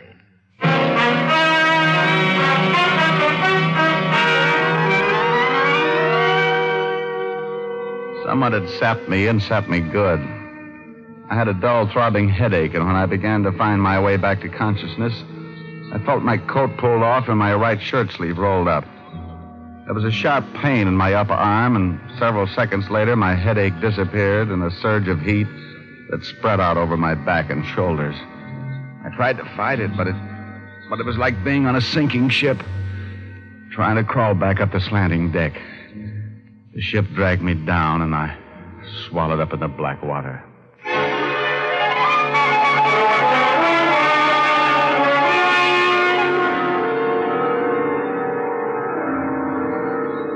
The next thing I remembered was a blinding circle of light overhead, like the sun if you were looking at it through a sheet of wrinkled cellophane. I shut my eyes, and I could hear voices, far off, hollow, not making much sense. The light hurt my eyes, but I couldn't seem to shut it out. So I tried to relax and wait, give the drug time to wear off.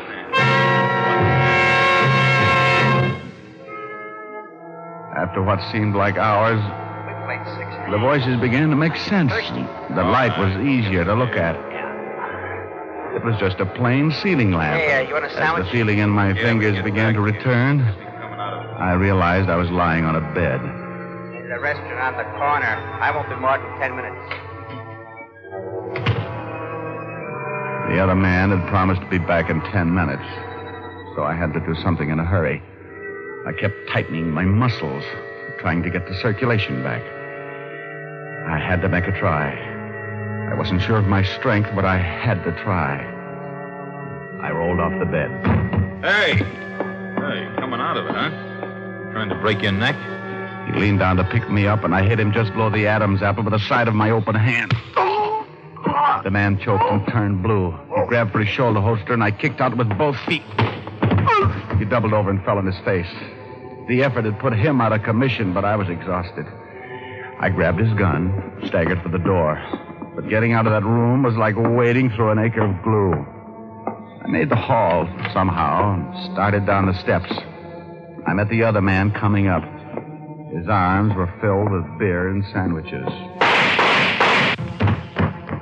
I shot him right through his dinner.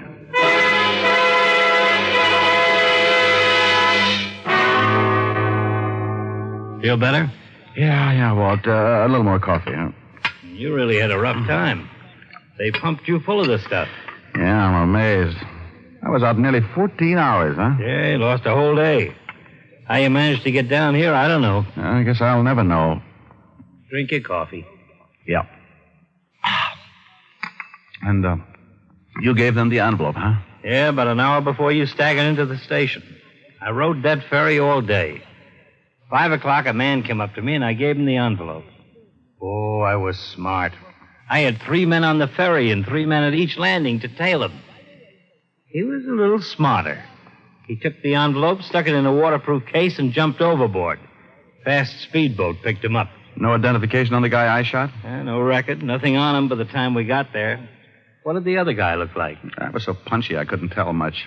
You'll have a sore throat for a long time. But they were the ones who beat you up yesterday at your office. They were. When you feel like it, I want you to take a look at that guy we dragged out of the river. See if you recognize his clothes or anything. He just might be the one who died in your office. All right. Now, what was in that envelope? Well, I had a photostat made before I took it to the ferry. Looks like part of a map. Here. So this is what's caused all the trouble. Boy, it must be worth a lot. Can you make anything out of it? Water, section of land, and here's a longitude reading, but, no latitude reading. Probably on the other half. I wouldn't doubt it. Well, I've got a hunch about this. I want you to send Otis over to pick up Nancy Lang, then take me over to the newspaper office and help me look at the files for something on a man named Gallardo.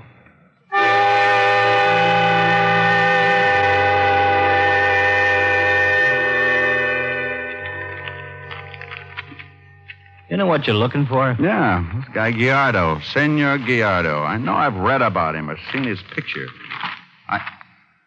Hey, Walt. You find something? Yeah, here he is. But his real name isn't Gallardo, it's Ortiz. Yeah, look at those headlines. Julio Ortiz assassinated.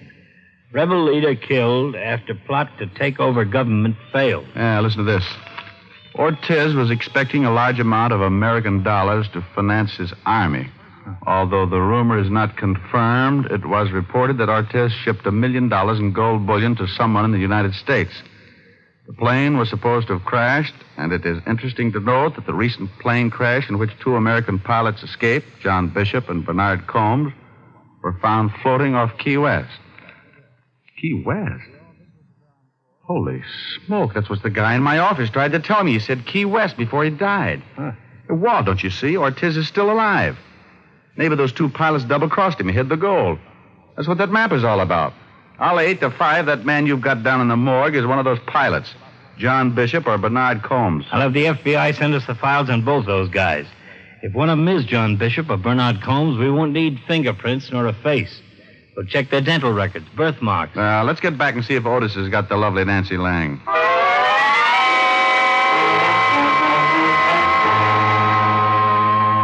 That's right, Lieutenant. She ain't in town. She's gone on a vacation, a butler said. Did he say where? No, he said he didn't know. He said this Miss Lang left town about 4 o'clock this afternoon. And I'll bet she's with Ortiz. Walt, when you talk to the FBI about those 2 pilots, have them check Nancy Lang, too. I'm going to Key West. Send any information to the chief of police there.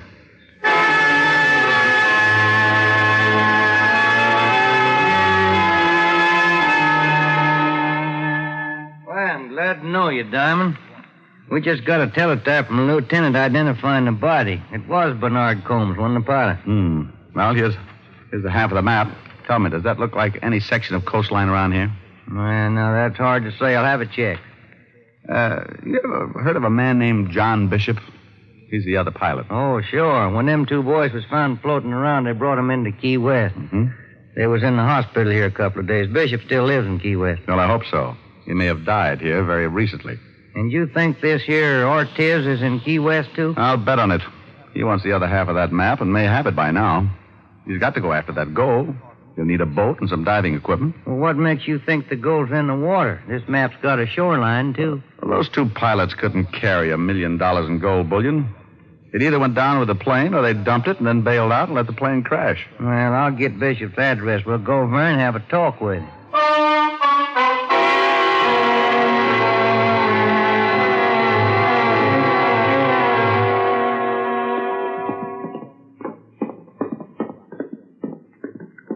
He's on the next floor. Oh, I hope you're right. Well, that's where he's been living.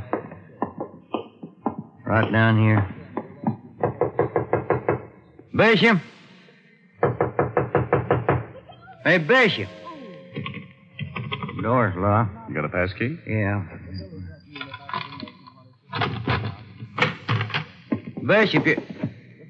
Lord have mercy. Yeah. Is that Bishop? Yeah, that's him. Boy, he sure is dead.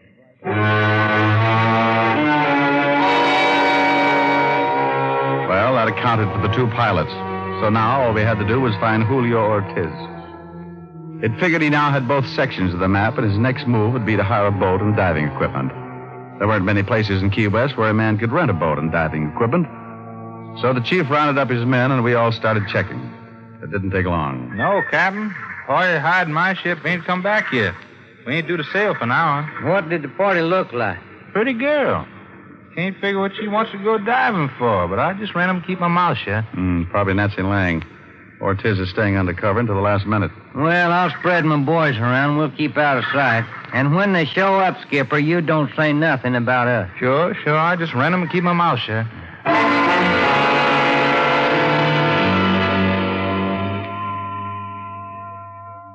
About ready for that boat to sail. Well, they'll wait till the last minute. Just imagine $1 million in gold, just like a pirate story. Not enough killings mixed up with it to be one. Hey, hold it. Is that them? Yeah, that's Nancy Lang. But Ortiz isn't with her. Who are them two fellas? I've never seen them before. Some of Ortiz's men. They're probably checking to see if everything's clear before Ortiz comes aboard. We got as close to the schooner as we could and waited. The two men walked over and checked the diving equipment while Nancy Lang went below. We kept waiting, and still Julio Ortiz didn't show. Hey, they started engine. I don't see Ortiz anywhere. They're casting off. We better take him. Yep. We're gonna have to jump. Look out for that one. He's got a gun. I got him jumped. The other guy's running forward. Stop, you! He's going over. Well, my man will pick him, huh? Yeah, I'm going below. What? Hello, Nancy. How did you find him? Where's Ortiz? I don't know who you're talking about. Is this the girl? Nancy Lang, meet Key West Chief of Police. How do you do? Where's Ortiz? She says she doesn't know who he is. Okay, young lady, I'm going to hold you for the New York authority. Hold me for what? Murder. John Bishop and Bernard Combs, and we can make it stick. It might go easier on you if you tell us where Ortiz is at. I still don't know any Ortiz. Gallardo, the man I met at your party. That's ridiculous. Now, look, we know all about the gold. You don't have a chance of raising it, and eventually we'll get Ortiz. Yeah, we're back at the dock. If you don't help us, Nancy, it's pretty sure you'll get life for complicity. And if I do help? I can't promise a thing, but it will make a difference with the court. Julio's waiting 10 miles down the coast. We were to pick him up, then go out and raise the gold. He has the map? Yes. I'll tell the skipper to shove off again. We'll sail that 10 miles and grab Ortiz. What's your connection with Ortiz, Nancy? He's my husband. A dozen police officers came aboard and hid below decks. The skipper put out to sea and sailed parallel to the coast. Nancy told me all about her husband and his history as a rebel leader in South America. I was stranded in South America with a show that folded. I married Ortiz. After the gold was lost, he faked assassination and came to the United States. We located the two pilots. My husband was suspicious, so I played up to the one who came to your office. I got him drunk one night, and he told me about the gold and his half of the map. We've gone to 10 miles. I'm glad it's over with. I see a man standing on the beach. Mr. Diamond, Yes? I was supposed to lure you into that garden. Figured. What I said at the fountain. I really... Oh, forget it. Yeah. No sense in making it any tougher.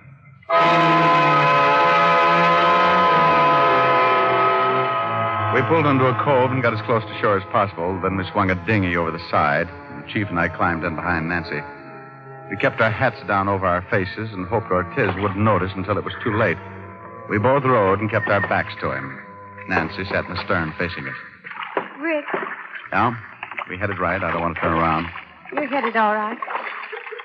Rick, my husband has always been good to me. Well, I'm glad he was good to somebody. He sure made a mess out of a couple of guys I can think of. But he was good to me. Hey, we're nearly there. Hello, darling. Hello. Julio? Yes? The police are with me. Why, you stupid little... He's running for it. Stay with the girl. Let him go. My men will pick him up. I got a score to settle. Ortiz, stop. Okay. Well, that makes the assassination permanent.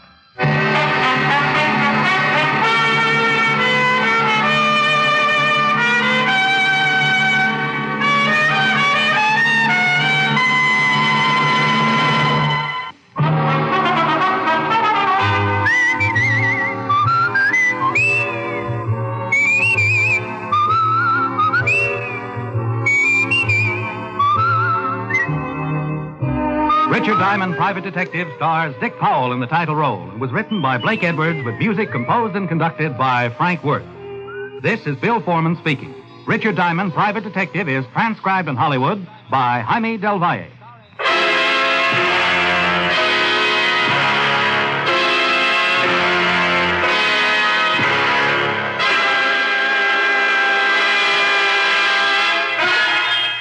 This is the United States Armed Forces Radio and Television Service.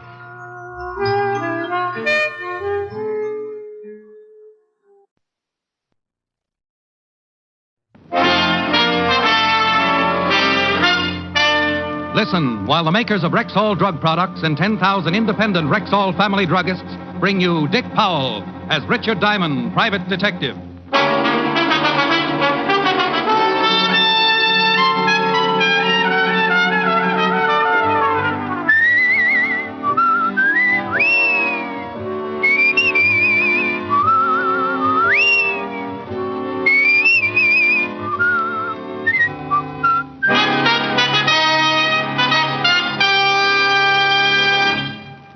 Good evening. This is your Rexall family druggist, speaking to you for the 10,000 independent druggists who have made the word Rexall part of our own store names and put the orange and blue Rexall sign on our windows. We've done that because we recommend and sell the 2,000 or more drug products made by the Rexall Drug Company.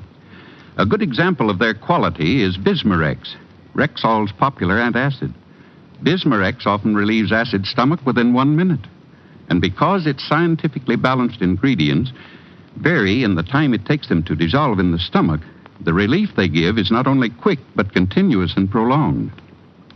Quality like that of Bismarex is what we family druggists are talking about when we tell you you can depend on any drug product that bears the name Rexall. Good health to all from Rexall. Now your Rexall family druggist brings you another exciting half hour with Richard Diamond, Private Detective, starring Dick Powell.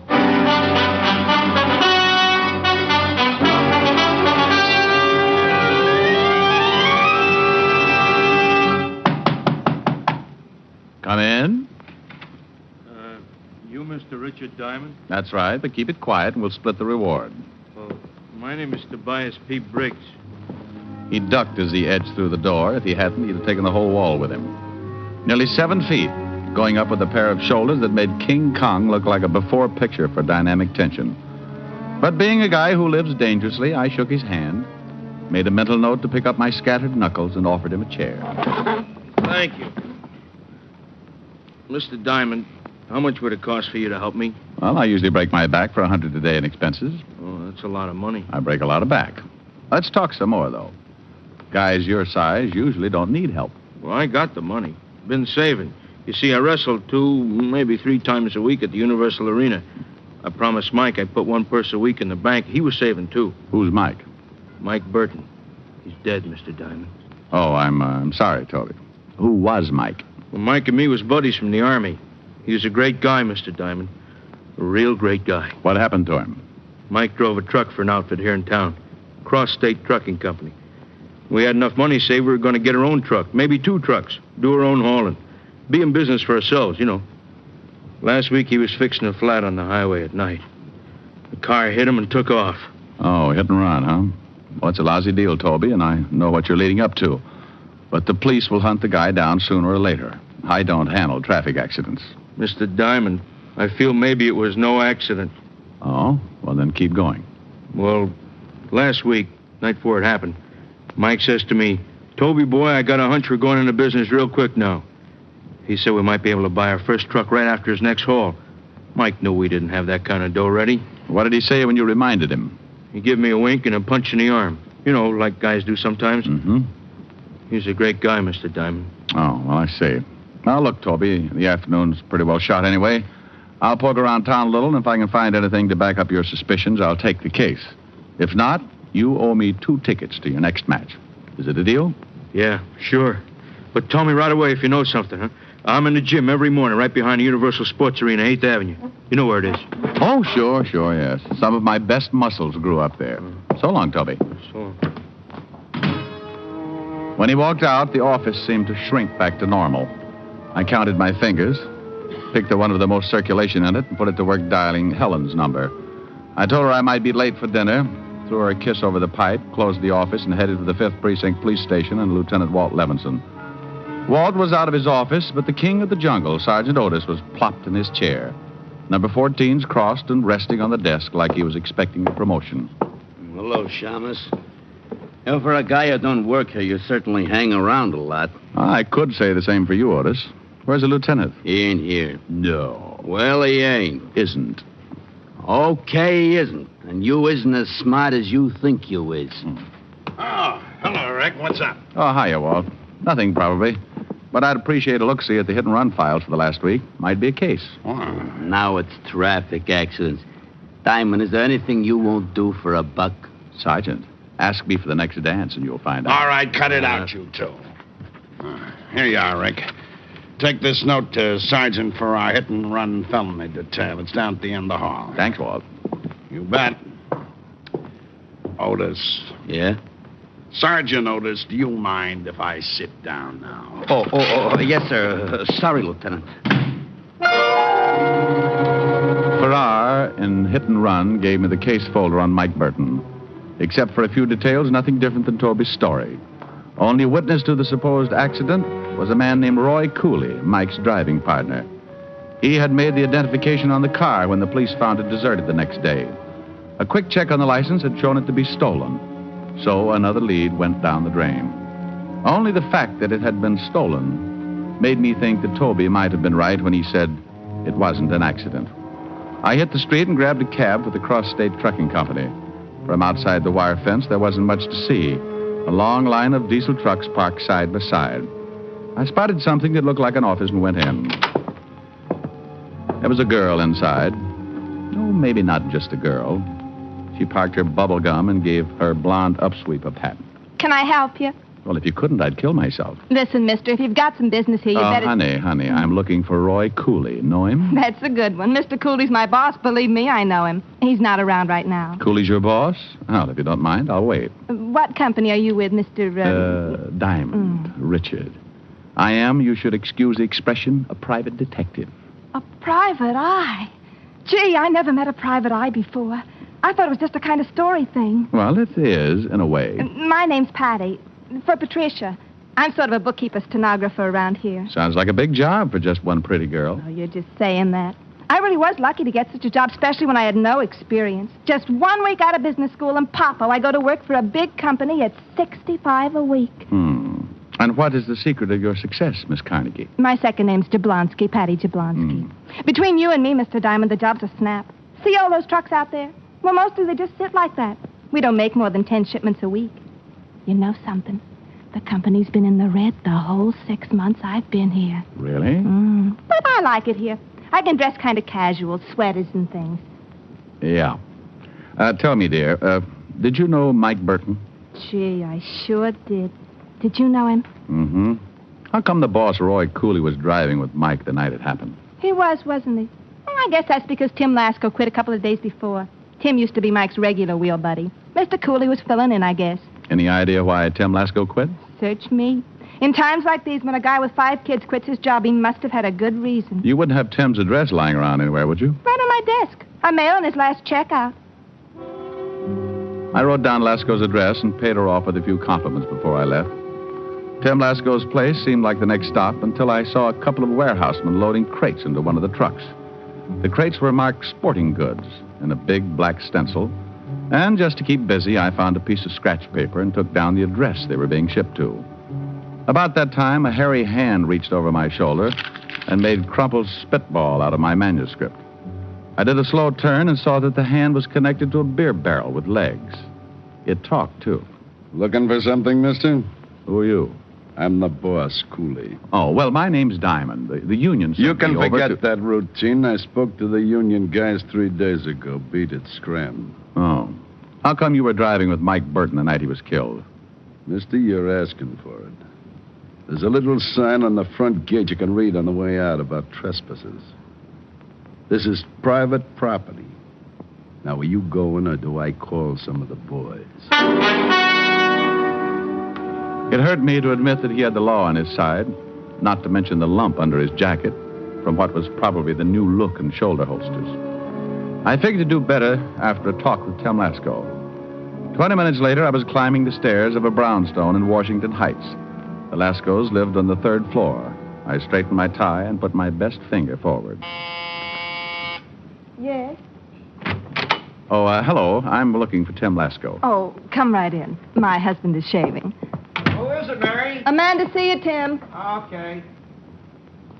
All right. Excuse me. Call me shaving. Sit down. Thank you. Tim, you used to ride with Mike Burton, didn't you? Hey, who are you? What do you want here? Well, I'm a private detective. Name's Diamond. Now, Mr. Diamond, or whoever you are, I don't know nothing. Nothing you hear. Leave my family and me alone. Will you go away? Please, go away. Why did you quit the cross-state trucking outfit? Honest, Diamond, I don't know nothing. Look, I've been a truck driver 15 years. I didn't like Cooley's outfit. Most of the work is at night. Too many long hauls out west. I didn't like the job. Tim. Won't buy it. Diamond, try to understand, will you? I got 5 kids. Give me a break, will you?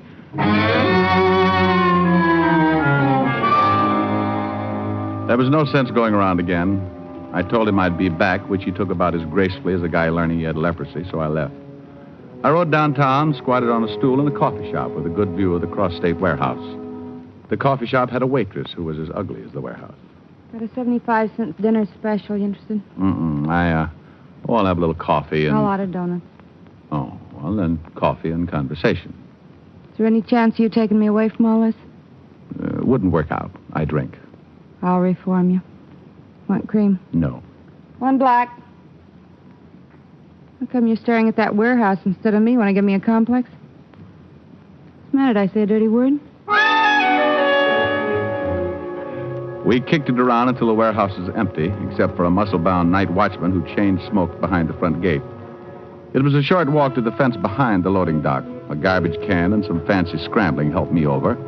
And then I squirreled under the line of trucks until I reached the one they'd loaded that afternoon. The crates were nailed tight, and it took a lot of scratching and pulling before I wedged one open. About then, I heard 3 pairs of feet echoing down the loading platform. I ducked out of the truck, but that half-open crate must have missed me after all the time we'd spent together because it spilled over and turned loose a shower of baseball bats. I grabbed one since it seemed like a good idea and snuggled up against the huge tires under the truck. Who's there? Hey, Red, you let anyone in? Not me, boy. Whoever you are, Buster, you better come out with your hands up. We got guns. Okay, Red, you and Harry stay out in front of the trucks. I'll go coax our visitor out.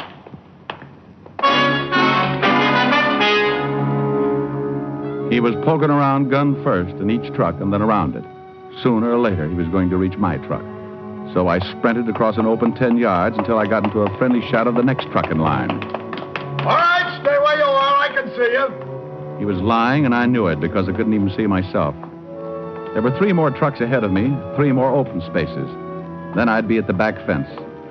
I closed my mouth so my teeth wouldn't shine like a beaver at a dentist convention and moved.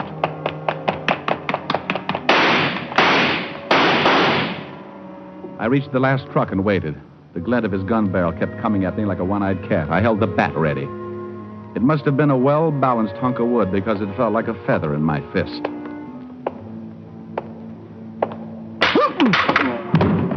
The bat cracked wide open like an overboiled hot dog, but it stretched coolly out. I didn't wait for the others to find out what happened, but I took off over that back fence like a kangaroo with his tail on fire. Once I made the street, I caught a cruising cab and relaxed until my breath caught up with me. The broken bat handle was still in my hand. I was about to chalk it up as an inferior bat until a closer look changed my mind. The inside of the bat was as hollow as a politician's promise, and it wasn't for ventilation. It was there to hide something that had to be hidden.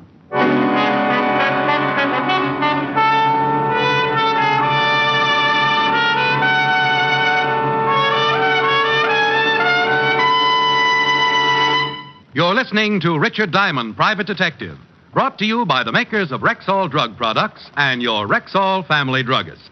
And here he is. A lot of people think that during the summer they don't need to worry about the dangers of vitamin deficiency.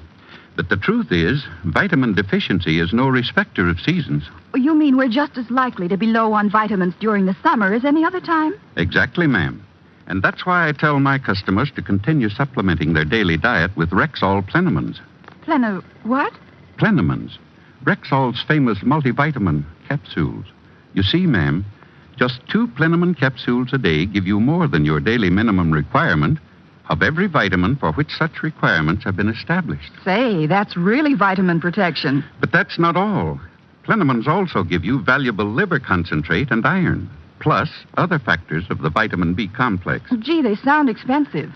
On the contrary, Plenamins cost you only pennies a day. But most important, Plenamins wear the Rexall label, and you can depend on any drug product that bears the name Rexall.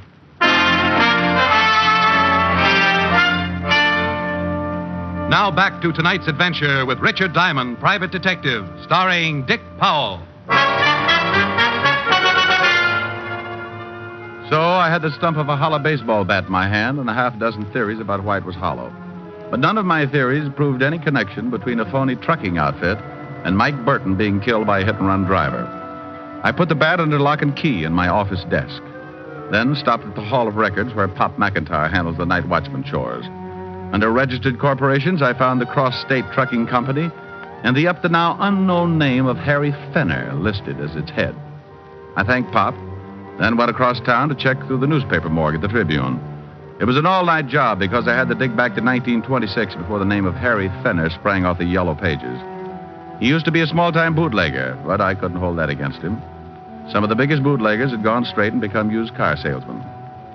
I had breakfast before dropping in at the Universal Gym to see Toby.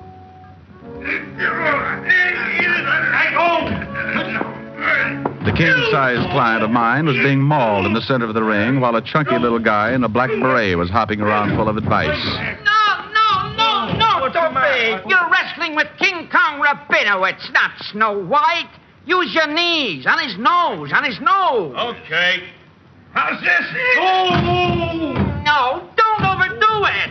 You hide his face from the television camera too long. What's the good if no one sees him suffer? Hey, Toby. Oh, hiya, Mr. Diamond. Ziggy will be back in a minute. I know you're busy, Toby, so I won't waste time. You found out something about Mike, didn't you? I was right, huh? Well, let's just say that I'm taking the case. Toby, now think hard. Did Mike ever say anything about baseball bats? Anything? Baseball bat. Yeah? Sunday before Mike was killed. Yeah, he said something kind of funny. He said maybe he'd hit a home run pretty soon, and Mike never played baseball. Oh. Toby, when you get through here, meet me in my office. I'll tell you what I've got, and we can take it from there. Okay. See you soon.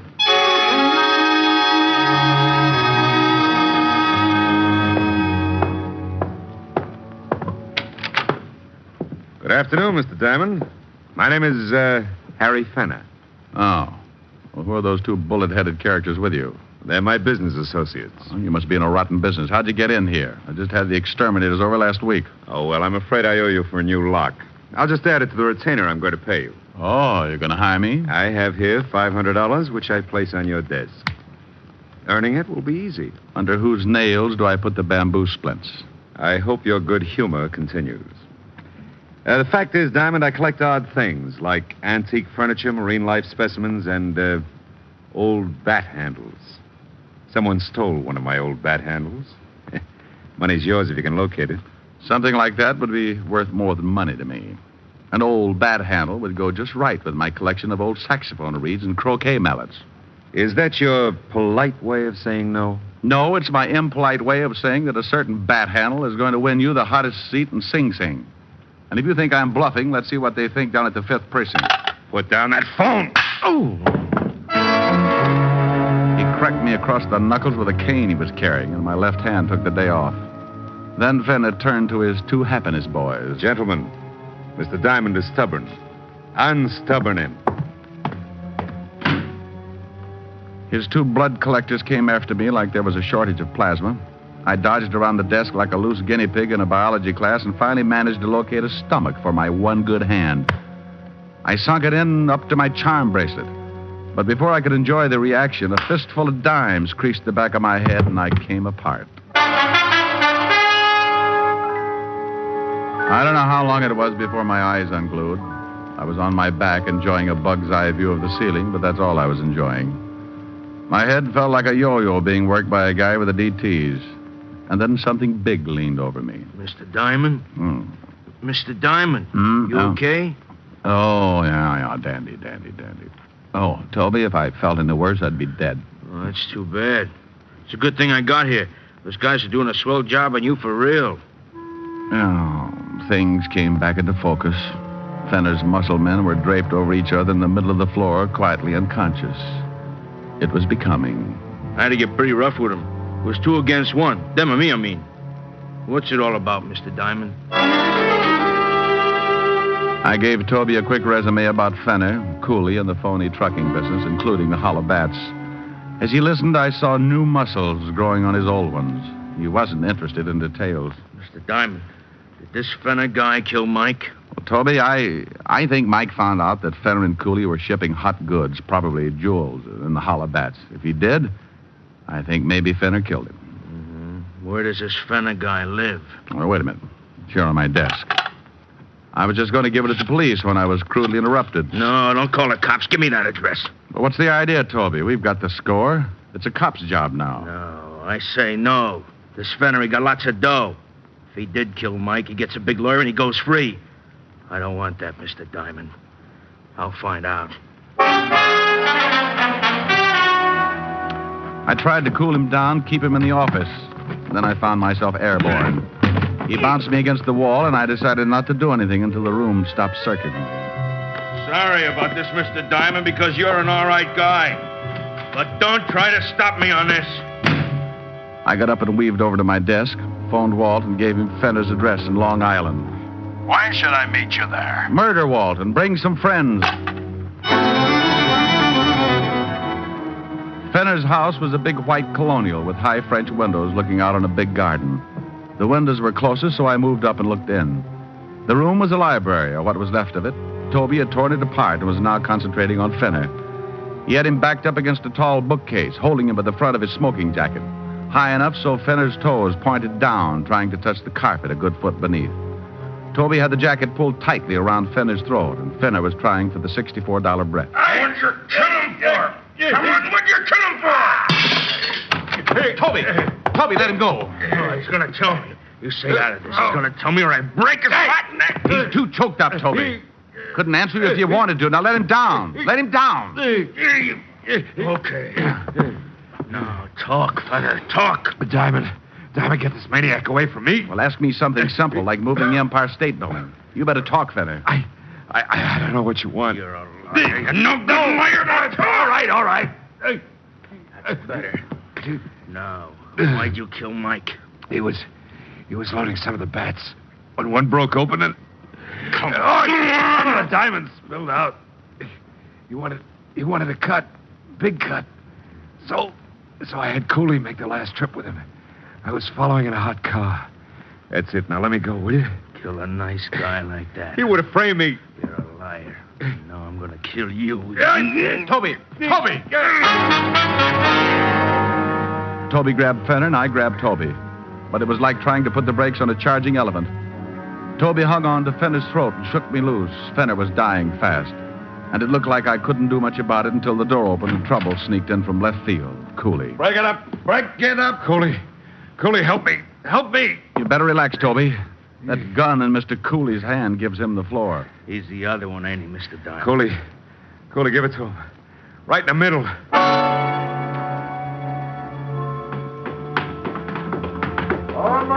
And then I heard the heavenly sound of flat feet. Cooley half turned for a moment, but it was enough for me to push Toby behind a couch and dive in after him. Quick!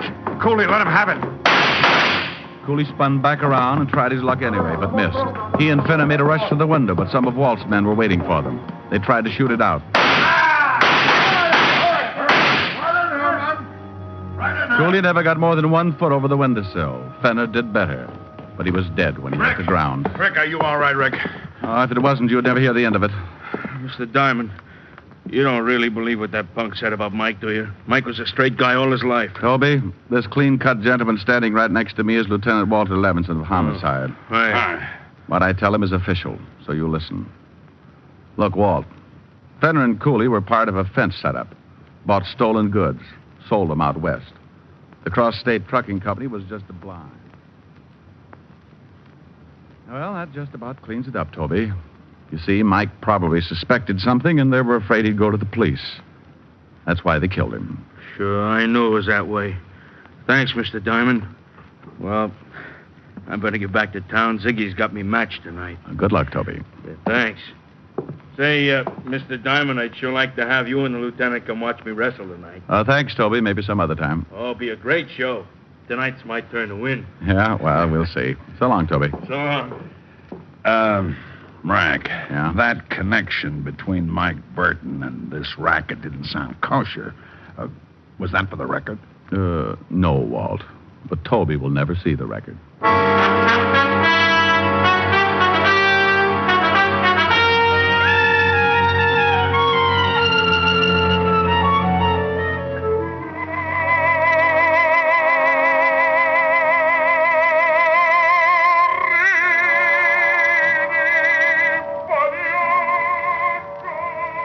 Helen, honey, please.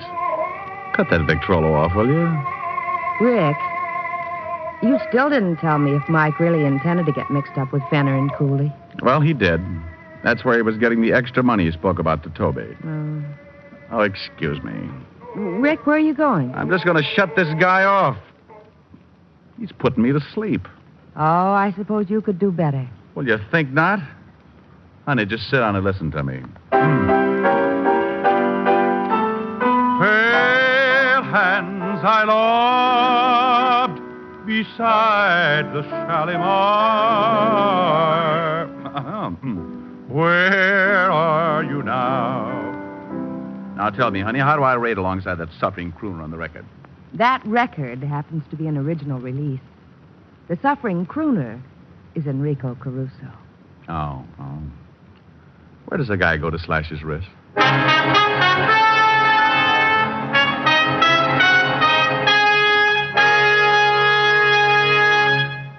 Dick Powell will be back in just a moment. And now, once more, here's your Rexall family druggist. No faster-acting aspirin made. That's Rexall aspirin. Yes, when taken with water, the 5 full grains of pure aspirin contained in every Rexall aspirin tablet are ready to go to work for you even before they reach your stomach. So next time you have a headache, remember Rexall aspirin. There's no faster-acting aspirin made. Ask for Rexall aspirin at Rexall drugstores everywhere. And remember, you can depend on any drug product that bears the name Rexall. Good health to all from Rexall.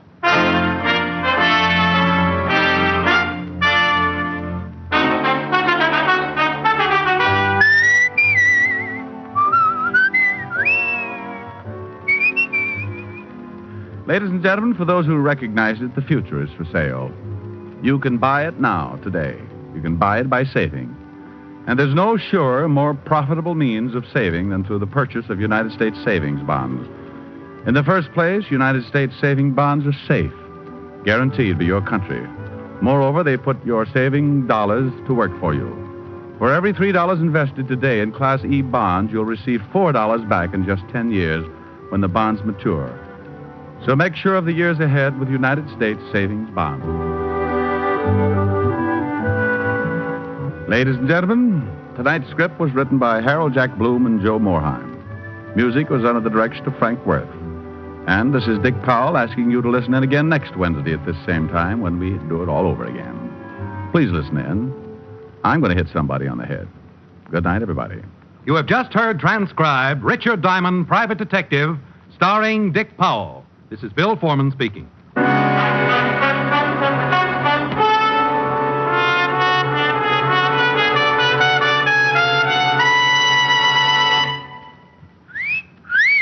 Hiya, beautiful. Get lost, Bristlepuss.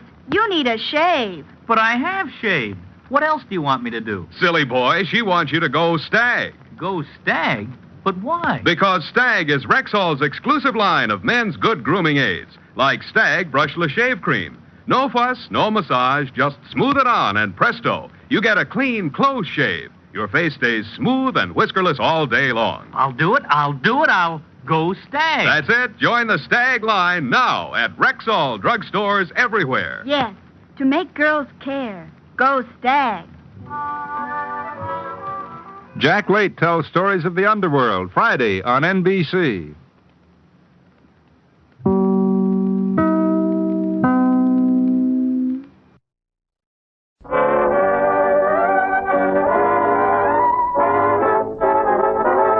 The makers of Camel Cigarettes present Dick Powell as Richard Diamond, Private Detective.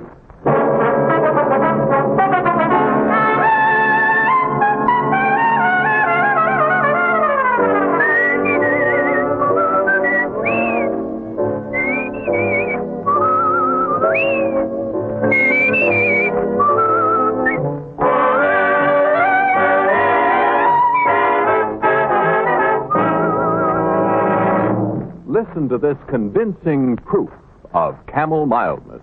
Hundreds of men and women from coast to coast smoked only Camels for 30 days.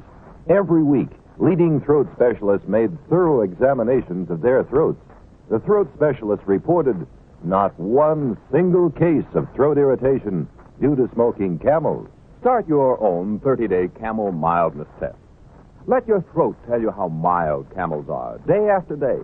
Then you'll know why Camel is by far America's most popular cigarette.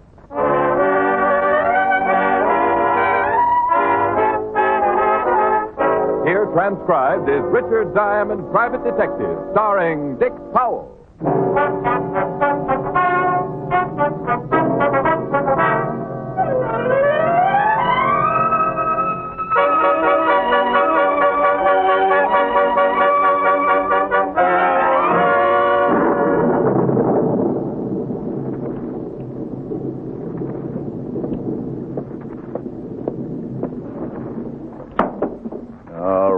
Cats and dogs. A busy day for the Humane Society.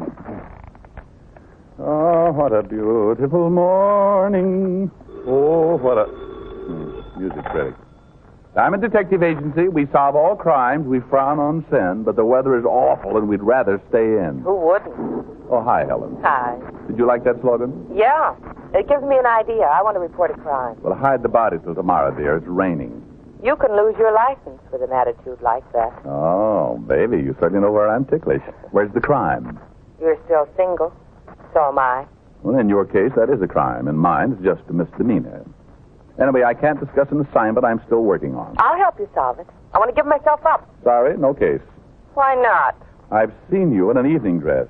Nobody could pin anything on you. Would it interest you to know the piano tuner is here and very good looking? Pulling wires will get you nowhere. Is my picture still on the piano? The one where I look like a tough detective? No, I threw it in the fireplace. I love to sit by the fire and dream of you. Besides... Oh, did it thunder down there? Yeah. Small world, isn't it? I've got to hang up, dear. Got work to do. Well, come over tonight. You can try the piano and my patience. What work have you got to do? Have to fill my lighter and dry my shoes. What are you talking about? Well, I smashed my car up in a collision and had to walk to work. Work, he said, smiling through his tears. Where's your car now? In Larson's garage. You need a rich wife who can give you a chauffeur. Hang up, doll. You're getting too near my price.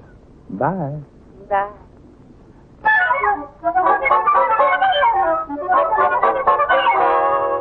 I looked at the door, hoping a wealthy client with an easy case would walk in. When that Connecticut car with a lemon-headed driver folded my fenders an hour before, I knew I was in for a repair job that would spring my bill clip. So I called the garage to see whether I should start saving up for it or just jump out of the window. Larson's garage. Larson? Diamond speaking. How does it look? Looks like you're going to be a pedestrian for about 3 weeks, Mr. Diamond.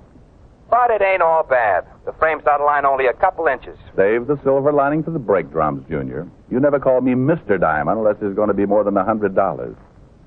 How much, roughly? Oh, I'd say $250. I said roughly, not brutally. Anyway, why are you calling me up, Diamond? Didn't your guy tell you? My guy? Yeah, the big boy you sent over to get your stuff out of the car. Wait a minute. Did he say I sent him... Hang up, Diamond. Stop talking and hang up. Have a chair, friend. Be with you in a moment. Larson, was this guy of mine a thick-set, moronic-looking oaf with a greasy hat and a broken nose? The next one is through your ears, Diamond. Hang up. I'll talk to you later, Larson. I just heard a report that requires my attention. Do you realize, friend, that you made a big hole in my wastebasket? Now, suppose I wanted to fill it with water to wash my hair. How could I... Shut up! Where is it? I said, where is it? Talk! You told me to shut up. You can't have it both ways. Friend, I've had a bad morning. My car is smashed up, and my feet are wet, and things look bad in Egypt. As the old song says, I love a charade, but not this much. Don't play cozy. The stuff in your car. Oh. Well, now, let me think. There was a box of cleansing tissues in the glove compartment, some golf clubs in the trunk, probably some hairpins down behind the seat. I've told that girl 100 times. After the wreck. After the wreck. Everybody was throwing stuff back in the car. We want the brown envelope. Brown envelope? Friend, I never saw it. No. Scout's honor. See, I'll cross my hide Keep and... your hands down.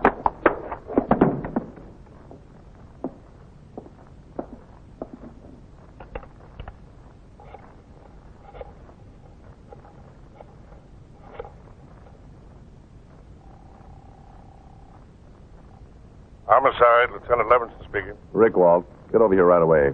I'm busy. You better get over here. I've done it again. There's a dead man in my office. What? Just get over here and bring me a new wastebasket.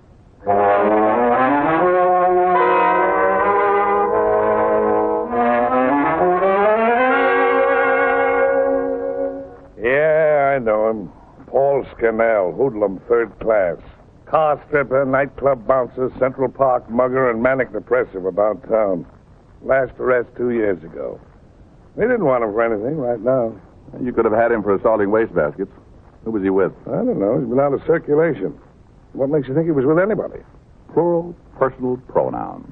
He said, we want the envelope. You and your education. You hadn't been a little faster than he was, you'd be getting your doctor's degree right now. Incidentally, were you expecting something? Only the usual things, death and taxes. 2 men with whiskers. Why? Wearing your clavicle gun in the office, out of character. Comfort-loving type. A shrewd observation, Walter. And it was. Normally, I'd have shucked the gun the minute I got in the office. When my car got hit, the pistol was knocked out of the clip under the dash, so I stuck it in my shoulder holster. There were 6 police officers and 1,300 helpful citizens on the scene, and I didn't want to linger for extra questions. I told Walt about Scannell going through my car at Larson's garage. He looked thoughtful, and when Walt looks thoughtful, he's thinking. The police force could use a lot of Levinsons. Brown envelope with murder in it. Rick, there's more of this than a traffic brawl. What did you bring here from the scene? Just my wet feet and my briefcase.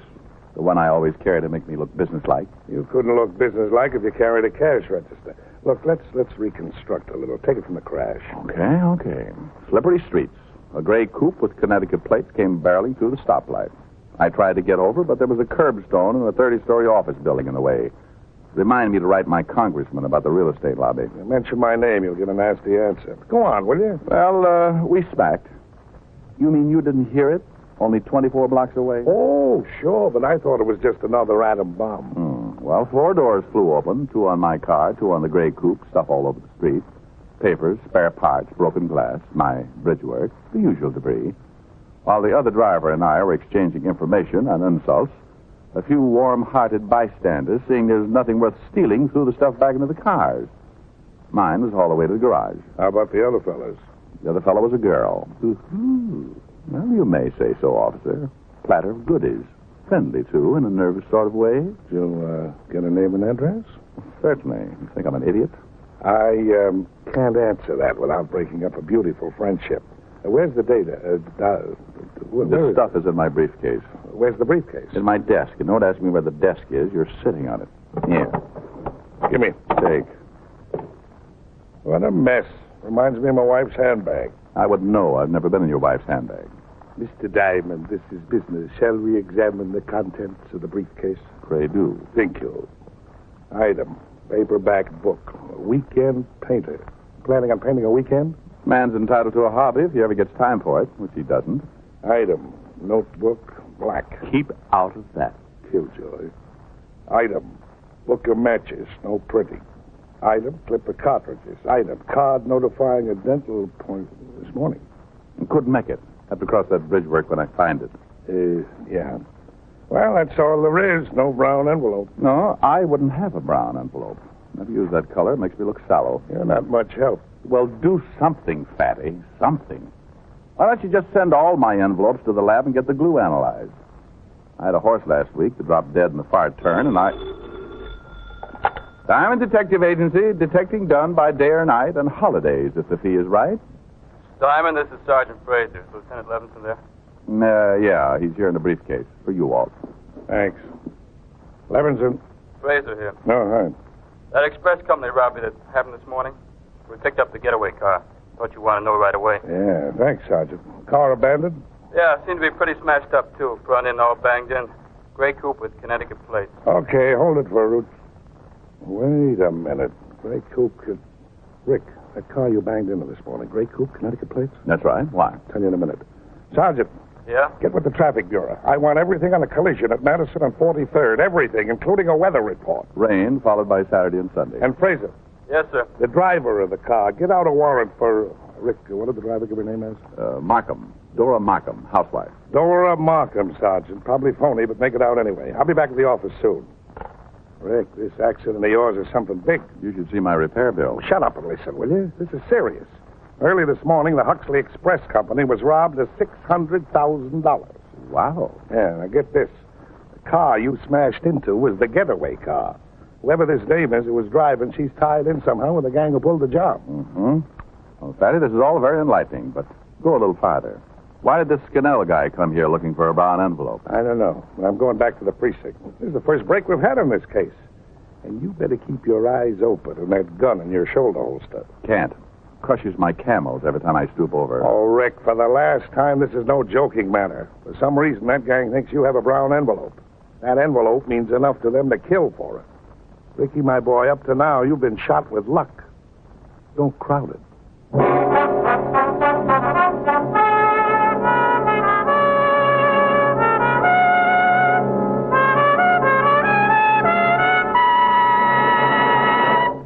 Before we continue with Richard Diamond, here are a few words about smoking enjoyment. Here's the one sensible test of cigarette mildness. Smoke only Camels for 30 days. Pack after pack, you'll enjoy the full, rich flavor that's found only in Camels. And through steady smoking, the only sensible way to judge a cigarette. You'll see for yourself how mild Camels are, how well Camels agree with your throat. In a test supervised by noted throat specialists, hundreds of men and women from coast to coast smoked only Camels for 30 days. The throat specialists made more than 2,000 careful weekly examinations of the throats of these smokers, and they reported not one single case of throat irritation due to smoking Camels. That's conclusive proof of Camel's mildness. Start tonight to make your own Camel 30-day mildness test. Make Camels your steady smoke, and you'll discover just why Camel is America's most popular cigarette by billions. How mild, how mild, how mild can a cigarette be? Smoke Camels and see. And now, back to Richard Diamond, Private Detective, starring Dick Powell.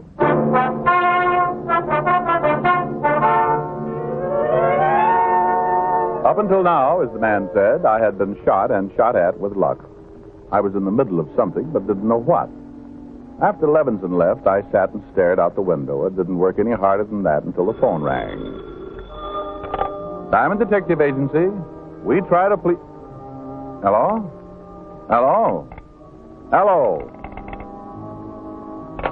Oh, well, maybe it was the wrong number. Or maybe it was somebody wanting to be sure I was here.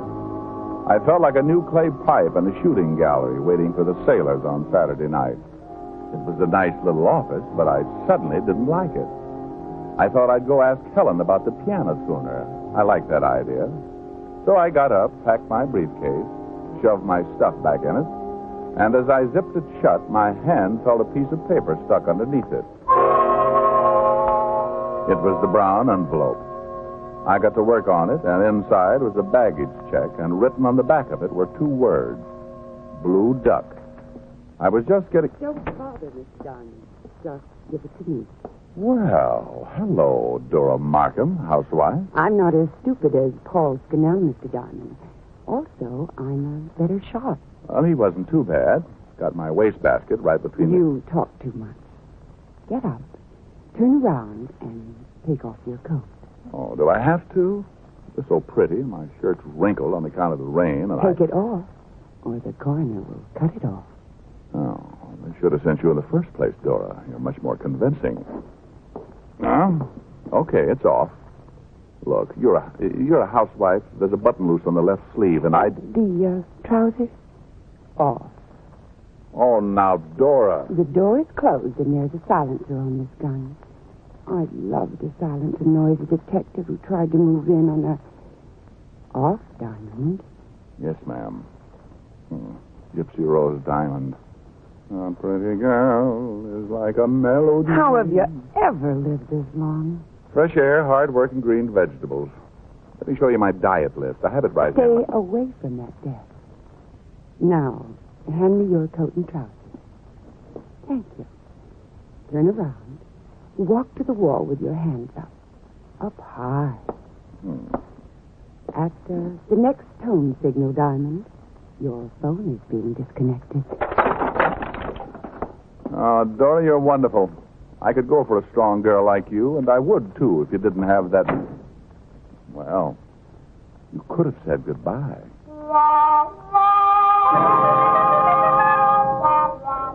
Richard Diamond, detective, with no pants. A private eye welcoming his privacy. I looked for the brown envelope. Gone with my wardrobe. I looked at the telephone. Alexander Graham Bell couldn't have fixed it with Don Amici handing in the pliers. I peered out into the corridor. No one in sight. Not even an insurance agent or a typewriter salesman. This alone was making history. I wondered if I could trot through the streets to the 5th Precinct pretending to be a cross-country runner. No. Not in blue silk shorts. I sat down and waited. And waited. And waited. I tried telepathy. Helen, I thought, come and get me and bring me a pair of trousers. Helen, I concentrated. It's Rick. The rain must have done something to Helen's antenna, so I concentrated on Walt. Walt, I thought. And Walt walked in. Well, you're a more sensitive type than I thought, Walt. Did you bring me some trousers? Some trousers? What's coming off here?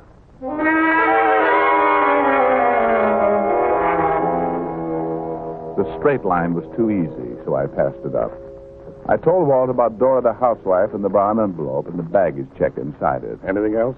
Yeah, 2 words written on the back of the check. Said, Blue Duck. About that time, Dora interrupted me with her old clothes campaign. Blue Duck. Never heard that before. Blue Duck. Well, there used to be a Blue Duck nightclub in the West 20s, a real hog wallow. Closed up a year ago for selling to minors. Keep talking. All right. But I'll be ad-libbing in a minute.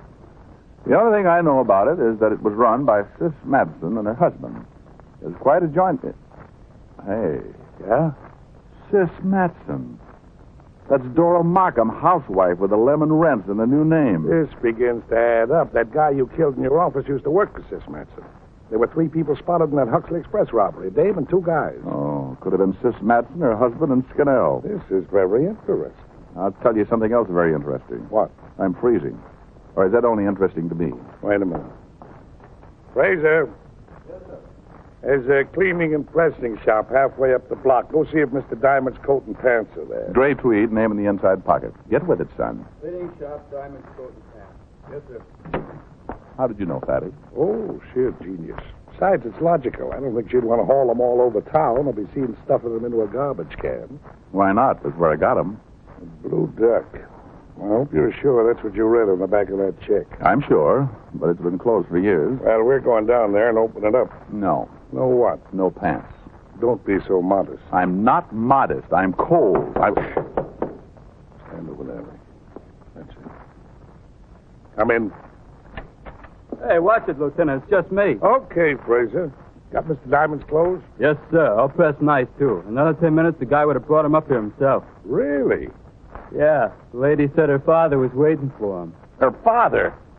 Walt, give me a gun. This gang will stoop to anything.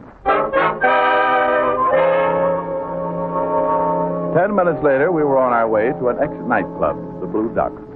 I sat in front of Levinson's car, trying not to wrinkle my well-pressed trousers. We pulled up half a block from the one-time nightclub. Where are all the cars? I thought this would be a bigger party. This place isn't a Blue Duck, it's a dead duck. Maybe it's a bigger party than it looks. Where are you looking? For a bright cop, Fatty, you're a little dull. But everything points to this little bistro, so we'll just... I know. Take a gander at the duck. Gander at the duck. I heard it the first time. Tell me, Walt, this $600,000, is there a reward? A reward? Why, you... Keep your voice down, officer, while you tell me who put you onto the Blue Duck and Sis Madsen. Who got shot at, stripped, humiliated, wrecked? Who split 50-50 with the police pension fund? You should have brought your briefcase. You are a businessman. Come on. Dead duck, all right. I don't think this joint was ever alive. Maybe they went to a movie. After all, a housewife is entitled to a little recreation, and I don't... No way. This place has been closed for years. Nobody here. We want to look around a little. There ain't nobody here, I told you. We'll come in anyway. Walt, get the old guy to turn on some lights. Ain't no lights. Must be some lights, Pop. How do you get your reading done? I spend my time minding my own business, Sonny. Not a bad idea for you either. You don't mean you think I'm Snoopy? Nothing to see here. Now get out. We're police officers, Pop. Now find the lights and stop talking so much. What do you want anyway? Lights. Didn't you hear what the man said? All right. Here's the switch. Place looks like it was never open. What'd you expect, dancing girls? You're pretty fresh, you know it. I got half a mind to run you in. Now, hold it, Walt. You don't want him. You said it. Who pays you, Pop? I don't know. They mail it to me. Yeah, sure. What's under those stairs? Tables and chairs. What's on the second floor? Nothing. Used to be the office. Well, I'd like to take a look at it. Come on, Walt. Okay. Come on, Pop. I'll stay here. You'll come with us. It's bad for my heart climbing up and down stairs. You don't think maybe there's somebody in the office, do you, Pop? The place is empty, I tell you. Come on. Keep up with us, Pop. Are you scared of your heart? No. Scared of anything else? No. Well, I am. Hold it. What, Walt? I heard something. Rat. Maybe. Walt, get out. Rats, huh? Yeah, I guess that fits. Who's upstairs, Pop? I don't know. I told you. They're going to get him, whoever it is. You might as well start talking. I don't want no trouble. Now, look, you... Walt, start firing up toward that landing. Keep him busy. I'll try to get beside the staircase. Yeah. For Pete's sake, shoot high. You figure it's Sis Madsen and her husband? Yeah. Now start firing. High toward the landing.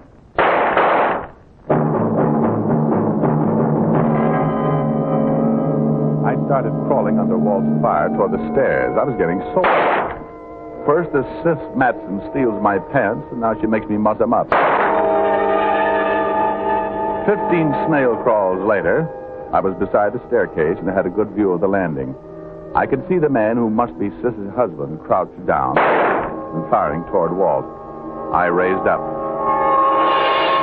Matson, drop it. Okay, pal. Good shot, Rick. Yeah, but not good enough. All right, Matson, stop shooting. Drop the gun. You've had it. Come on down here. That's a good boy.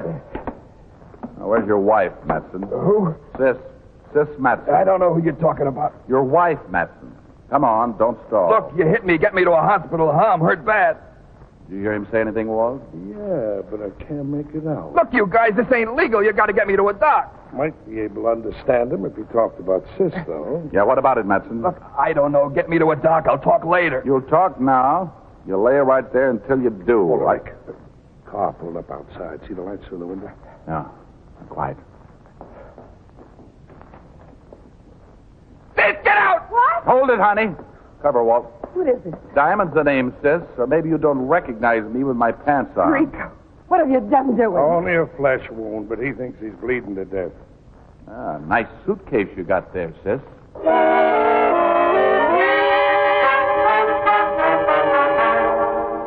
And it was.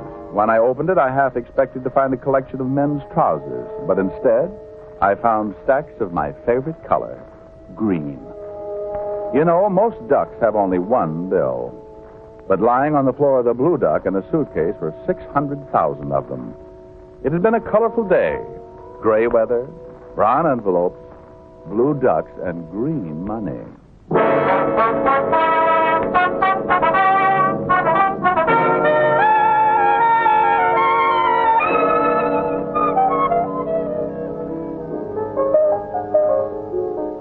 Rick, Yes, Ellen?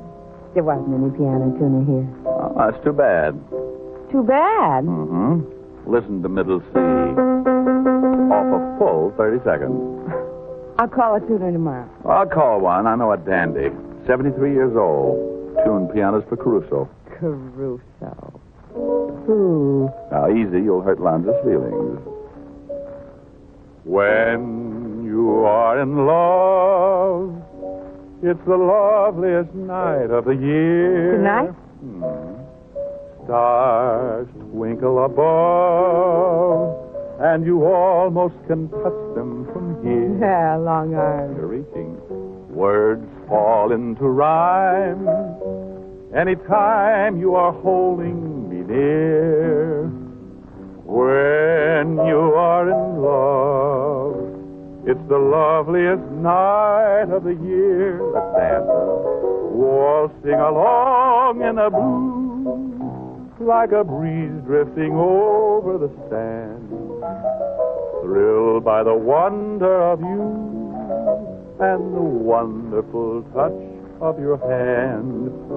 And my heart starts to beat like a child when a birthday is near. So kiss me, my sweet. Is that an invitation? Oh, it's the loveliest night of the year. Like it? Yeah. What are you staring at? You? Flattering to me when you show up with your clothes so well pressed. I think I'll kiss you. Well, goody. You need a woman like me, Rick? There is no woman like you, Helen. I know it. But you better grab me while I'm available.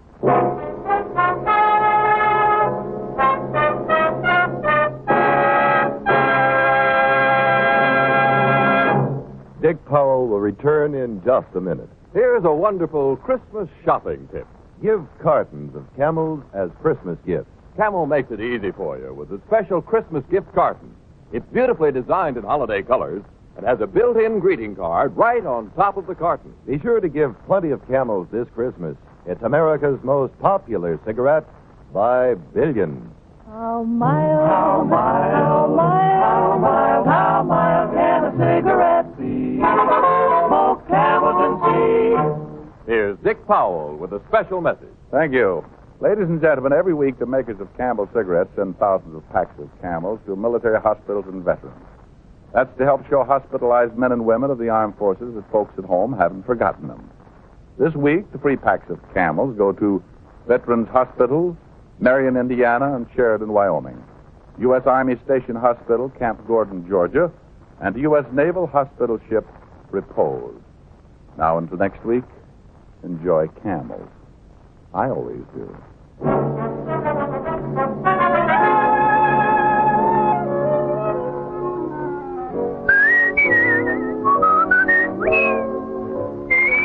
Dick Powell can now be seen starring in the Universal International film You Never Can Tell. Tonight's transcribed adventure of Richard Diamond was written by Dick Quentin, with music by Frank Worth. Our director was Nat Wolfe. Virginia Gregg played the part of Helen Asher, and Alan Reed was Lieutenant Levinson. Others in the cast were Kay Stewart, Herb Butterfield, Herb Ellis, and Bob O'Connor.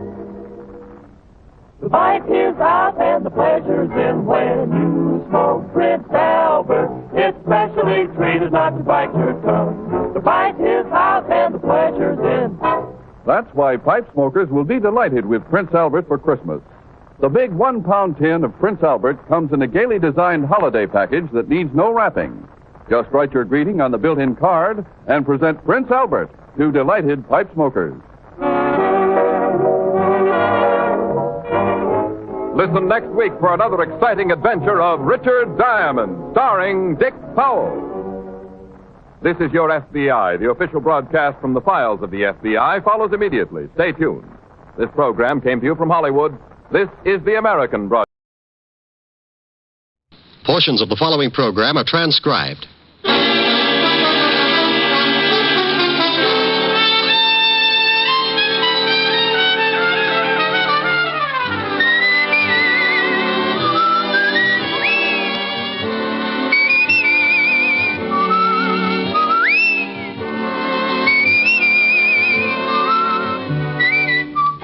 The National Broadcasting Company presents Dick Powell as Richard Diamond, private detective.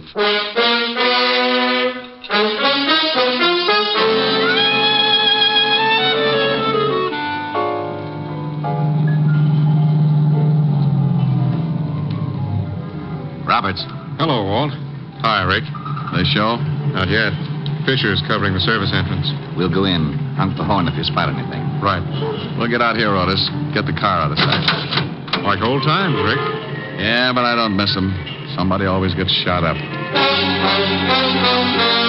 Here's another exciting half hour with Richard Diamond, private detective, starring Dick Powell.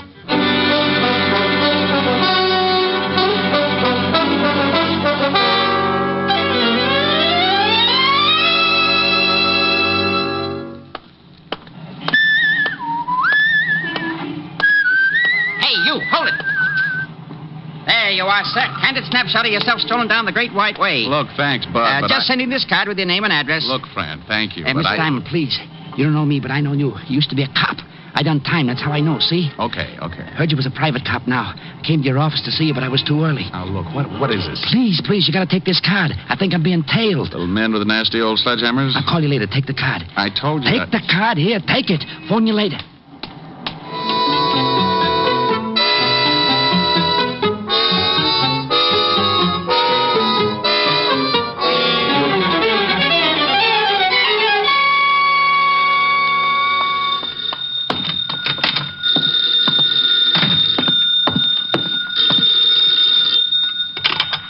Diamond Detective Agency. Mary had a little lamb. She hit it with a stick. She could have gotten 20 years. Instead, she came to Rick. Oh, are you really that good? Well, I got the inside on who knocked off Cock Robin. Well, good for you. Hi, Helen. Hi. Did you just get in? Yeah. Kind of late, isn't it? Oh, well, I don't know. Work late on a case? Half a case. Alone? The funniest thing happened to me on the way to the office. Alone?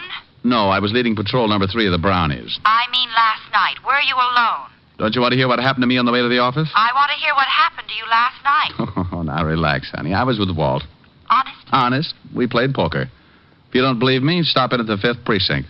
Walt's hired a voodoo witch doctor to shrink his head back to normal. Well, all right. Now what happened to you on the way to the office? Oh. Well, the darndest thing. Some little guy comes out of the crowd and snaps my picture. Snaps your picture? Yeah, you know, one of those sidewalk photographers. Then he creeps up to me and gives me a card like he was passing a pound of radium and tells me to hang on to it until he calls. Said he was being tailed. Well, who was he? Who knows? He knew me all right. Well, what's on the card? Nothing much. Got it right here. Just a place for your name and address. Well, you're supposed to send it in and get your picture back. That's right. Hey, wait a minute. What's the matter? Well, there's something stuck in the middle of the card. Didn't see it before. Well, Rick, hurry up. Find out what it is. Oh. Hey. Well, stop with the mystery. What is it? Oh, it's a negative. Small negative. Oh, we couldn't have developed your picture that quickly. No, it's too small to make out what it is. Hold it up to the light. Honey, I am. Just looks like a bunch of people on the street. Oh, why don't you have a print made of it? I got a better idea. Why don't you hang up the little old phone and give my friend the frightened photographer a chance to call? I'll call you later. Brute. That's later, dear. Bye.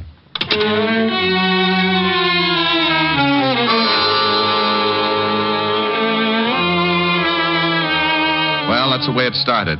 I hung up the phone, turned around in my chair, and held the negative up to the light again. Couldn't see a thing that made it unusual. The more I tried to figure it out, the less sense it made. My better judgment started chuckling, but somewhere down in the middle of my stomach, a little alarm started ringing. I had that lousy feeling again, and no matter how hard I tried to talk myself out of it, I knew something was wrong.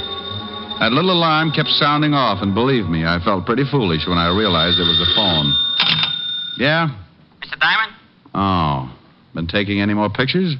How'd you know it was me? Scientific police methods. Hunch, and I recognize your voice. Find the negative in the card? Yeah. What does it mean? Don't want to talk over the phone. Come to 222 Bleecker Street, apartment H. You want me to bring the negative? No. Hide it. If they stop you, don't want to have it on you. If who stops me? They'll kill you, sure, if they find it on you.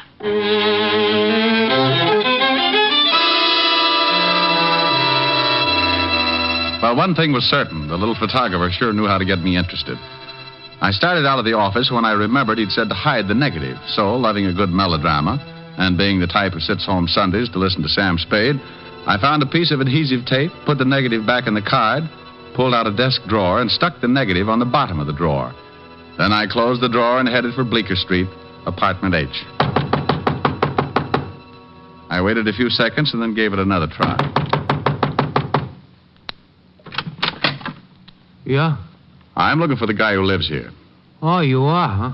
Yeah, short little guy, takes pictures. He does, huh? Well, your name's Einstein, isn't it? Nah. Look, I just want to see the little guy who lives here. Louie! Hey, I found some knishes in the icebox. Oh, that's swell. Somebody out here wants to see George. Some liverweights, too. Huh? Somebody wants to see George. Oh. Well, maybe it's the guy he called. Hiya. You want to see George, huh? I want to see the guy who called me. If his name's George, swell. Shall I let him in? Yeah. Come in. Thanks, Toto. His name's Tony. You called me Einstein before. Funny. George is in the other room, right over there. Thanks. I seen you before. Goody. Used to be a cop. Yeah? Private eye now. Hey, what the... That's George. See the one you want? Name's Diamond, ain't it? Look, dreamy. Is he sleeping one off? No, he's dead. Who killed him? I did? I helped. Okay, you helped. I wouldn't, Chalmers. Yeah, I got a rod in my pocket. Had it on you all the time. Pretty good, huh? He sees a lot of movies. I'll just take your gun, Chalmers. Be careful with the holster. I knitted it myself. Funny. You hungry, Chalmers? Not a bit. You, Tony? Oh, I'm starved. Put him to sleep while we have lunch, huh? Certainly. Hey, now... Louie. Huh? Let's heat them knishes. I like them that way. Yeah. I hope they're potato.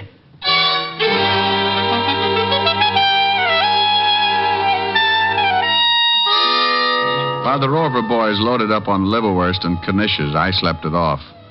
The one with the pug nose and the steel wool complexion, called Tony, had tapped me right behind the ear with his gun and it took me a pint of blood and 15 minutes to find my way back. When I finally rolled myself into a sitting position, I lifted my sore skull and looked up at my two lovely playmates. Hey, Tony. Uh-huh. You got liver waste on your chin. Oh, thank you, Louis. Oh, how you feel, Shamus? Like a lark. He is funny, you know. We want the negative, Shamus. I don't know what you're talking about. While you was napping, we thought of join the part. It ain't here. It ain't? Nah. So we figure, seeing as how George called you, maybe you know something about it. How'd you know George called me? Oh, we heard him just as he was hanging up. He went for a gun, so we knocked him off. Where's the negative? I don't know. Maybe he's got it on him, Louis. Find out, huh? Hold still, Shamus. Here's his wallet, Catch. No, nothing else. Nothing much in the wallet. Hey, here's a bunch of cards. Diamond Detective Agency. Hey, get a load of the fancy printing. Yeah, fancy. And maybe he's got it in his office. How about it, Shamus? Look, you two broken-down comics. Anything in my office, the termites have got dibs on. And I still don't know about a negative. Louis, shall we go over there? Yeah, we gotta find it. What about the Shamus? How long did you put him to sleep before? 15 minutes. Mm-hmm. And 15, about 20 minutes to get to his office. Half an hour to case it, join. 32. This time make it an hour, huh? Hey. Sure that's good for an hour? Oh, sure. But if you're worried, I'll give him another 10 minutes just to be safe.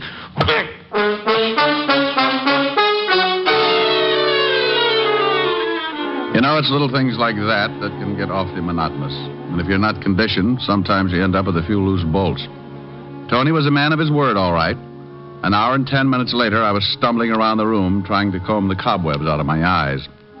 This also can be somewhat of a problem, especially when your eyes have come loose and rolled back in your head someplace. Well, I leaned over, shook my head a couple of times, got the eyes rolling around until I felt them drop into place, then I found my way to the phone.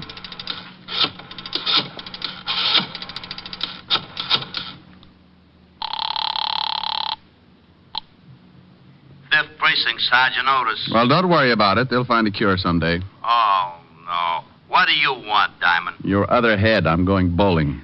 Someday, Shamus, Someday, Sergeant, you're going to find your true niche. And Ringling Brothers will have to find you a mate. Now, put the lieutenant on the phone. Oh, now, what do you want? How's your head? Don't you shout at me. Well, it's your own fault. Who in the world drinks old-fashioned stingers? I do, and I'm sorry. How do you feel? Numb. Now, take some orange juice, Tabasco, and 3 raw eggs. Walt, please. It's great. Makes you sick as a dog. Look, Walt, if my head is the wrong size, it's because it was beaten that way. Oh, no. Have you gotten kicked around again? I got so many Walts, I'd look like an advertisement for Puff Rice. What happened this time? Get over to 222 Bleecker Street, Apartment H. Why? Because I got a little old corpse for you. Oh, not today. Not today, please. Take some orange juice, Tabasco, and 3 raw eggs. Oh. Weak mind, weak stomach. What's the police force coming to?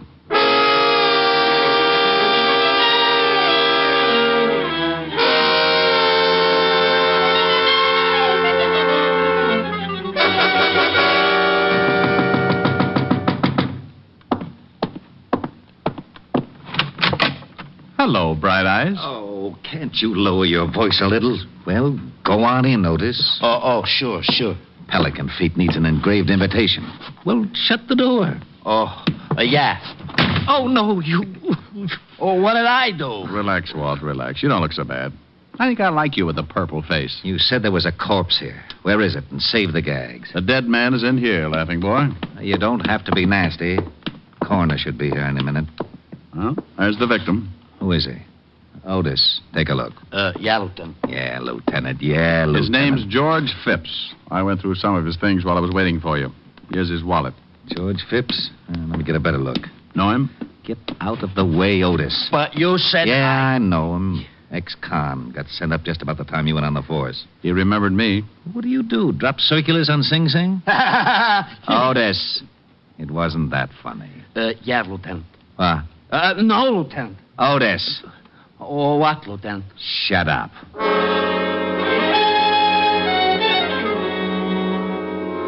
The rest of the boys from Homicide finally arrived, along with the coroner, and I briefed Walt on everything that had happened up to that point.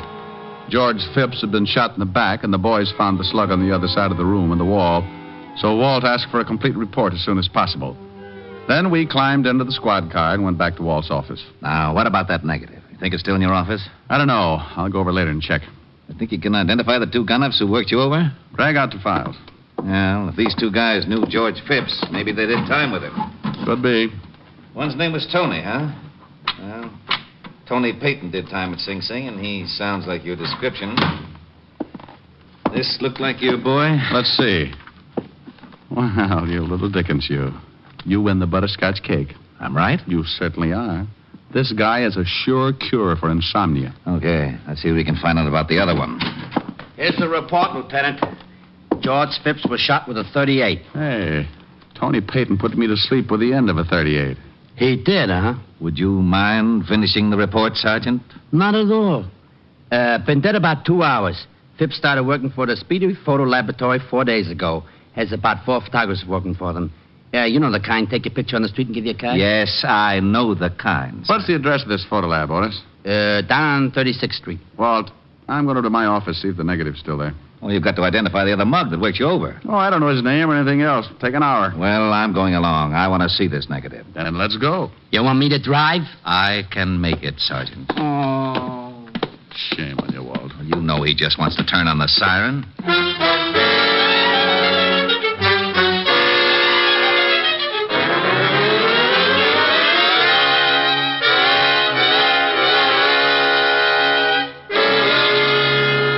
Well, the place is sure a mess. They really did a job in your office. Negative there? No, didn't think it would be. Swell. Now what have we got? Well, I don't know about you, but I've got an idea. You go on back to the station. I'll check with you. Where do you think you're going? To the Speedy Photo Lab. It's not quite 6. Maybe I can get there before the close. And what do you think you're going to find there? The negative's gone. Sure it is, but it was developed there. You think maybe there's a print? No, that picture was probably taken of somebody on the street. They don't print up those things unless somebody sends in the card. Somebody must have, so there's got to be a print. Phipps only worked for them for 4 days, so the picture had to be taken in that time. Yeah. Let me talk to Lieutenant Diamond. Sure, but who's there to show you how? It's for you, Walt. Oh, yeah? Nobody ever says hello. What? Oh, nothing. Yeah, I got something. We just got a report on a stiff in the river. Thought you'd want to go check. Oh, sure. In the river, huh? Yeah. Anything else? No, that's all. Well, good. I'll just go rent a little old rowboat and sail merrily up and down until I find the crowd. What's the address, you hornhead? 682 River Street. Thank you, Sergeant. What's the matter, Walt? I gotta go check on a homicide. Come on. It's on the way to the photo lab. I'll drop you off.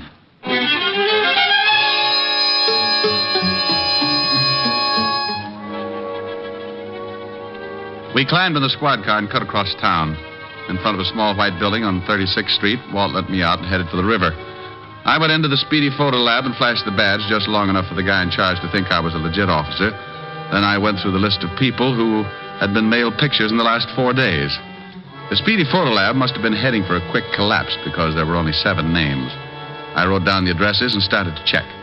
The first 4 were strikeouts, but the 5th was good for all the bases. Yes, what can I do for you? Mr. Andrew Troop? Yes? Did you receive a picture from the Speedy Photo Lab? Why, yes. What's this all about? May I see it? Well, I don't know. Here's the badge. A policeman? No, don't get excited. Everything's all right. Well, I can't help but get excited. A real live policeman. How wonderful. Oh, dandy. You see, I'm an amateur criminologist. I'll send you a magnifying glass. Now, may I see the picture? I'll get it right away. A real policeman. I may break out in a rash.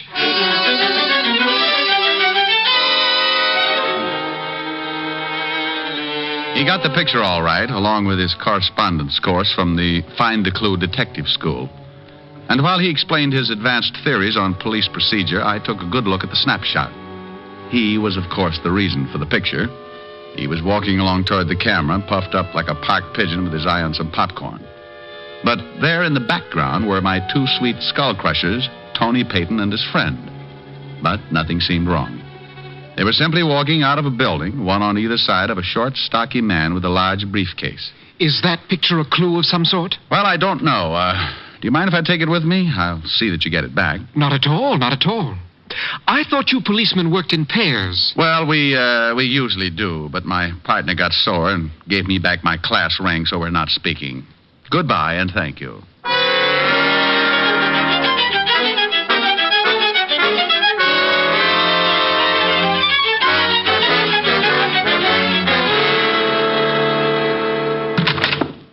I got it, Walt. I don't care what it is, I'll trade you. Otis for whatever you got. Here's the picture. Oh, this is swell. Well, now what's the matter? 2 homicides in one afternoon, that's what's the matter. Hey, who was the guy in the river? Worked for a brokerage firm. Disappeared 4 days ago with $200,000 in negotiable securities. Let's see that picture. All right. Now, here's the guy who the picture was taken of.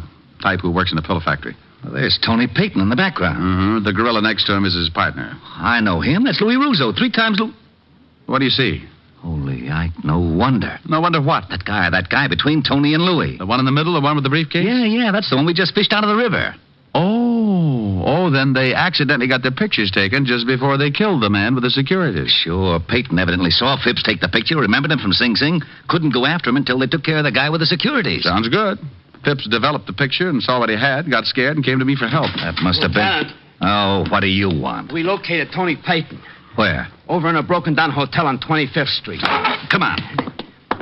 Fisher and Robert showed the clerk Payton's picture, and the clerk said he was registered there under another name with another guy. Fisher and Robert staked out?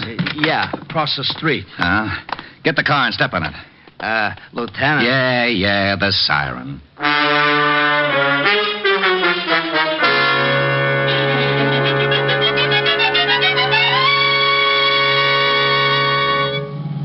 There's Roberts parked up ahead. Pull up by him, Otis. Right. Roberts. Hello, Walt. Hi, Rick. They show? Not yet.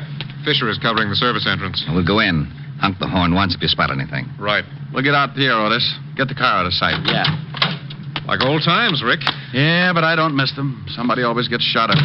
Get going, Otis. Okay. Ready, Walt? Yeah. Let's go.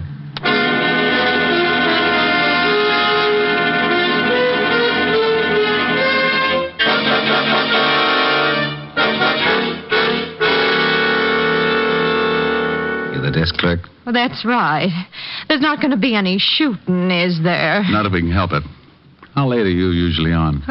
Till midnight.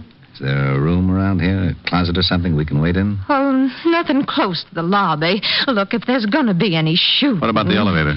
Well, what about it? Can we turn the light off and wait in there? Yeah, I guess so. Good idea. That part of the lobby's dark. Wouldn't see us until they were on top of us. Well, they just live on the 2nd floor. What if they use the stairs? They won't get that far. Come on, Walt. What do you want me to do? What you do every night. Sometimes I play the radio. Okay if I play the radio? All right, but keep it low. I sure hope there isn't going to be any shooting.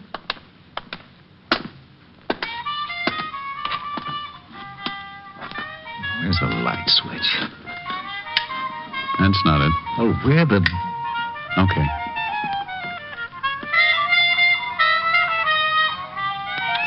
Is there a stool over there?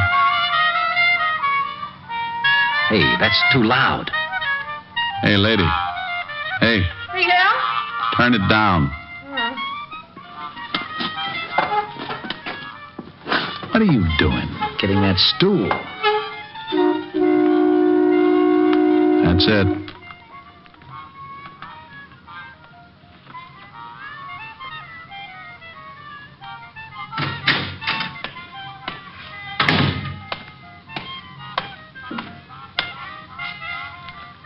Tool, Huh? Oh. Peyton. Oh, you're sure jumpy. Yeah. 211. What's the matter? Something wrong? No. This dump would make me jumpy, too. He's heading for the stairs. When he gets past us.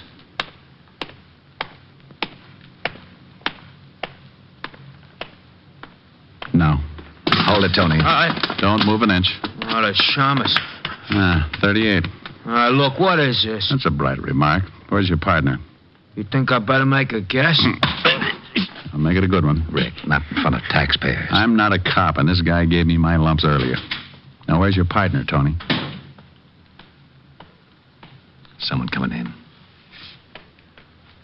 That's Louis. Coppers, Louis Bennett! Watch Tony Walt. I'll go after Louis. Get the wall. He's coming your way, Roberts. He's cutting back your way, Rick. Stop, Louis. Stop. Okay.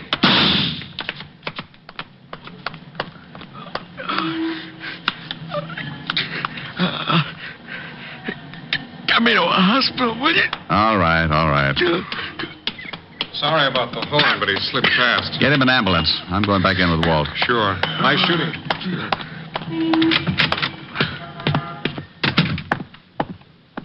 Okay, Rick? Yeah. All right, let's go, Tony. Gee, I didn't think there was going to be any shooting. Well, you never know, do you?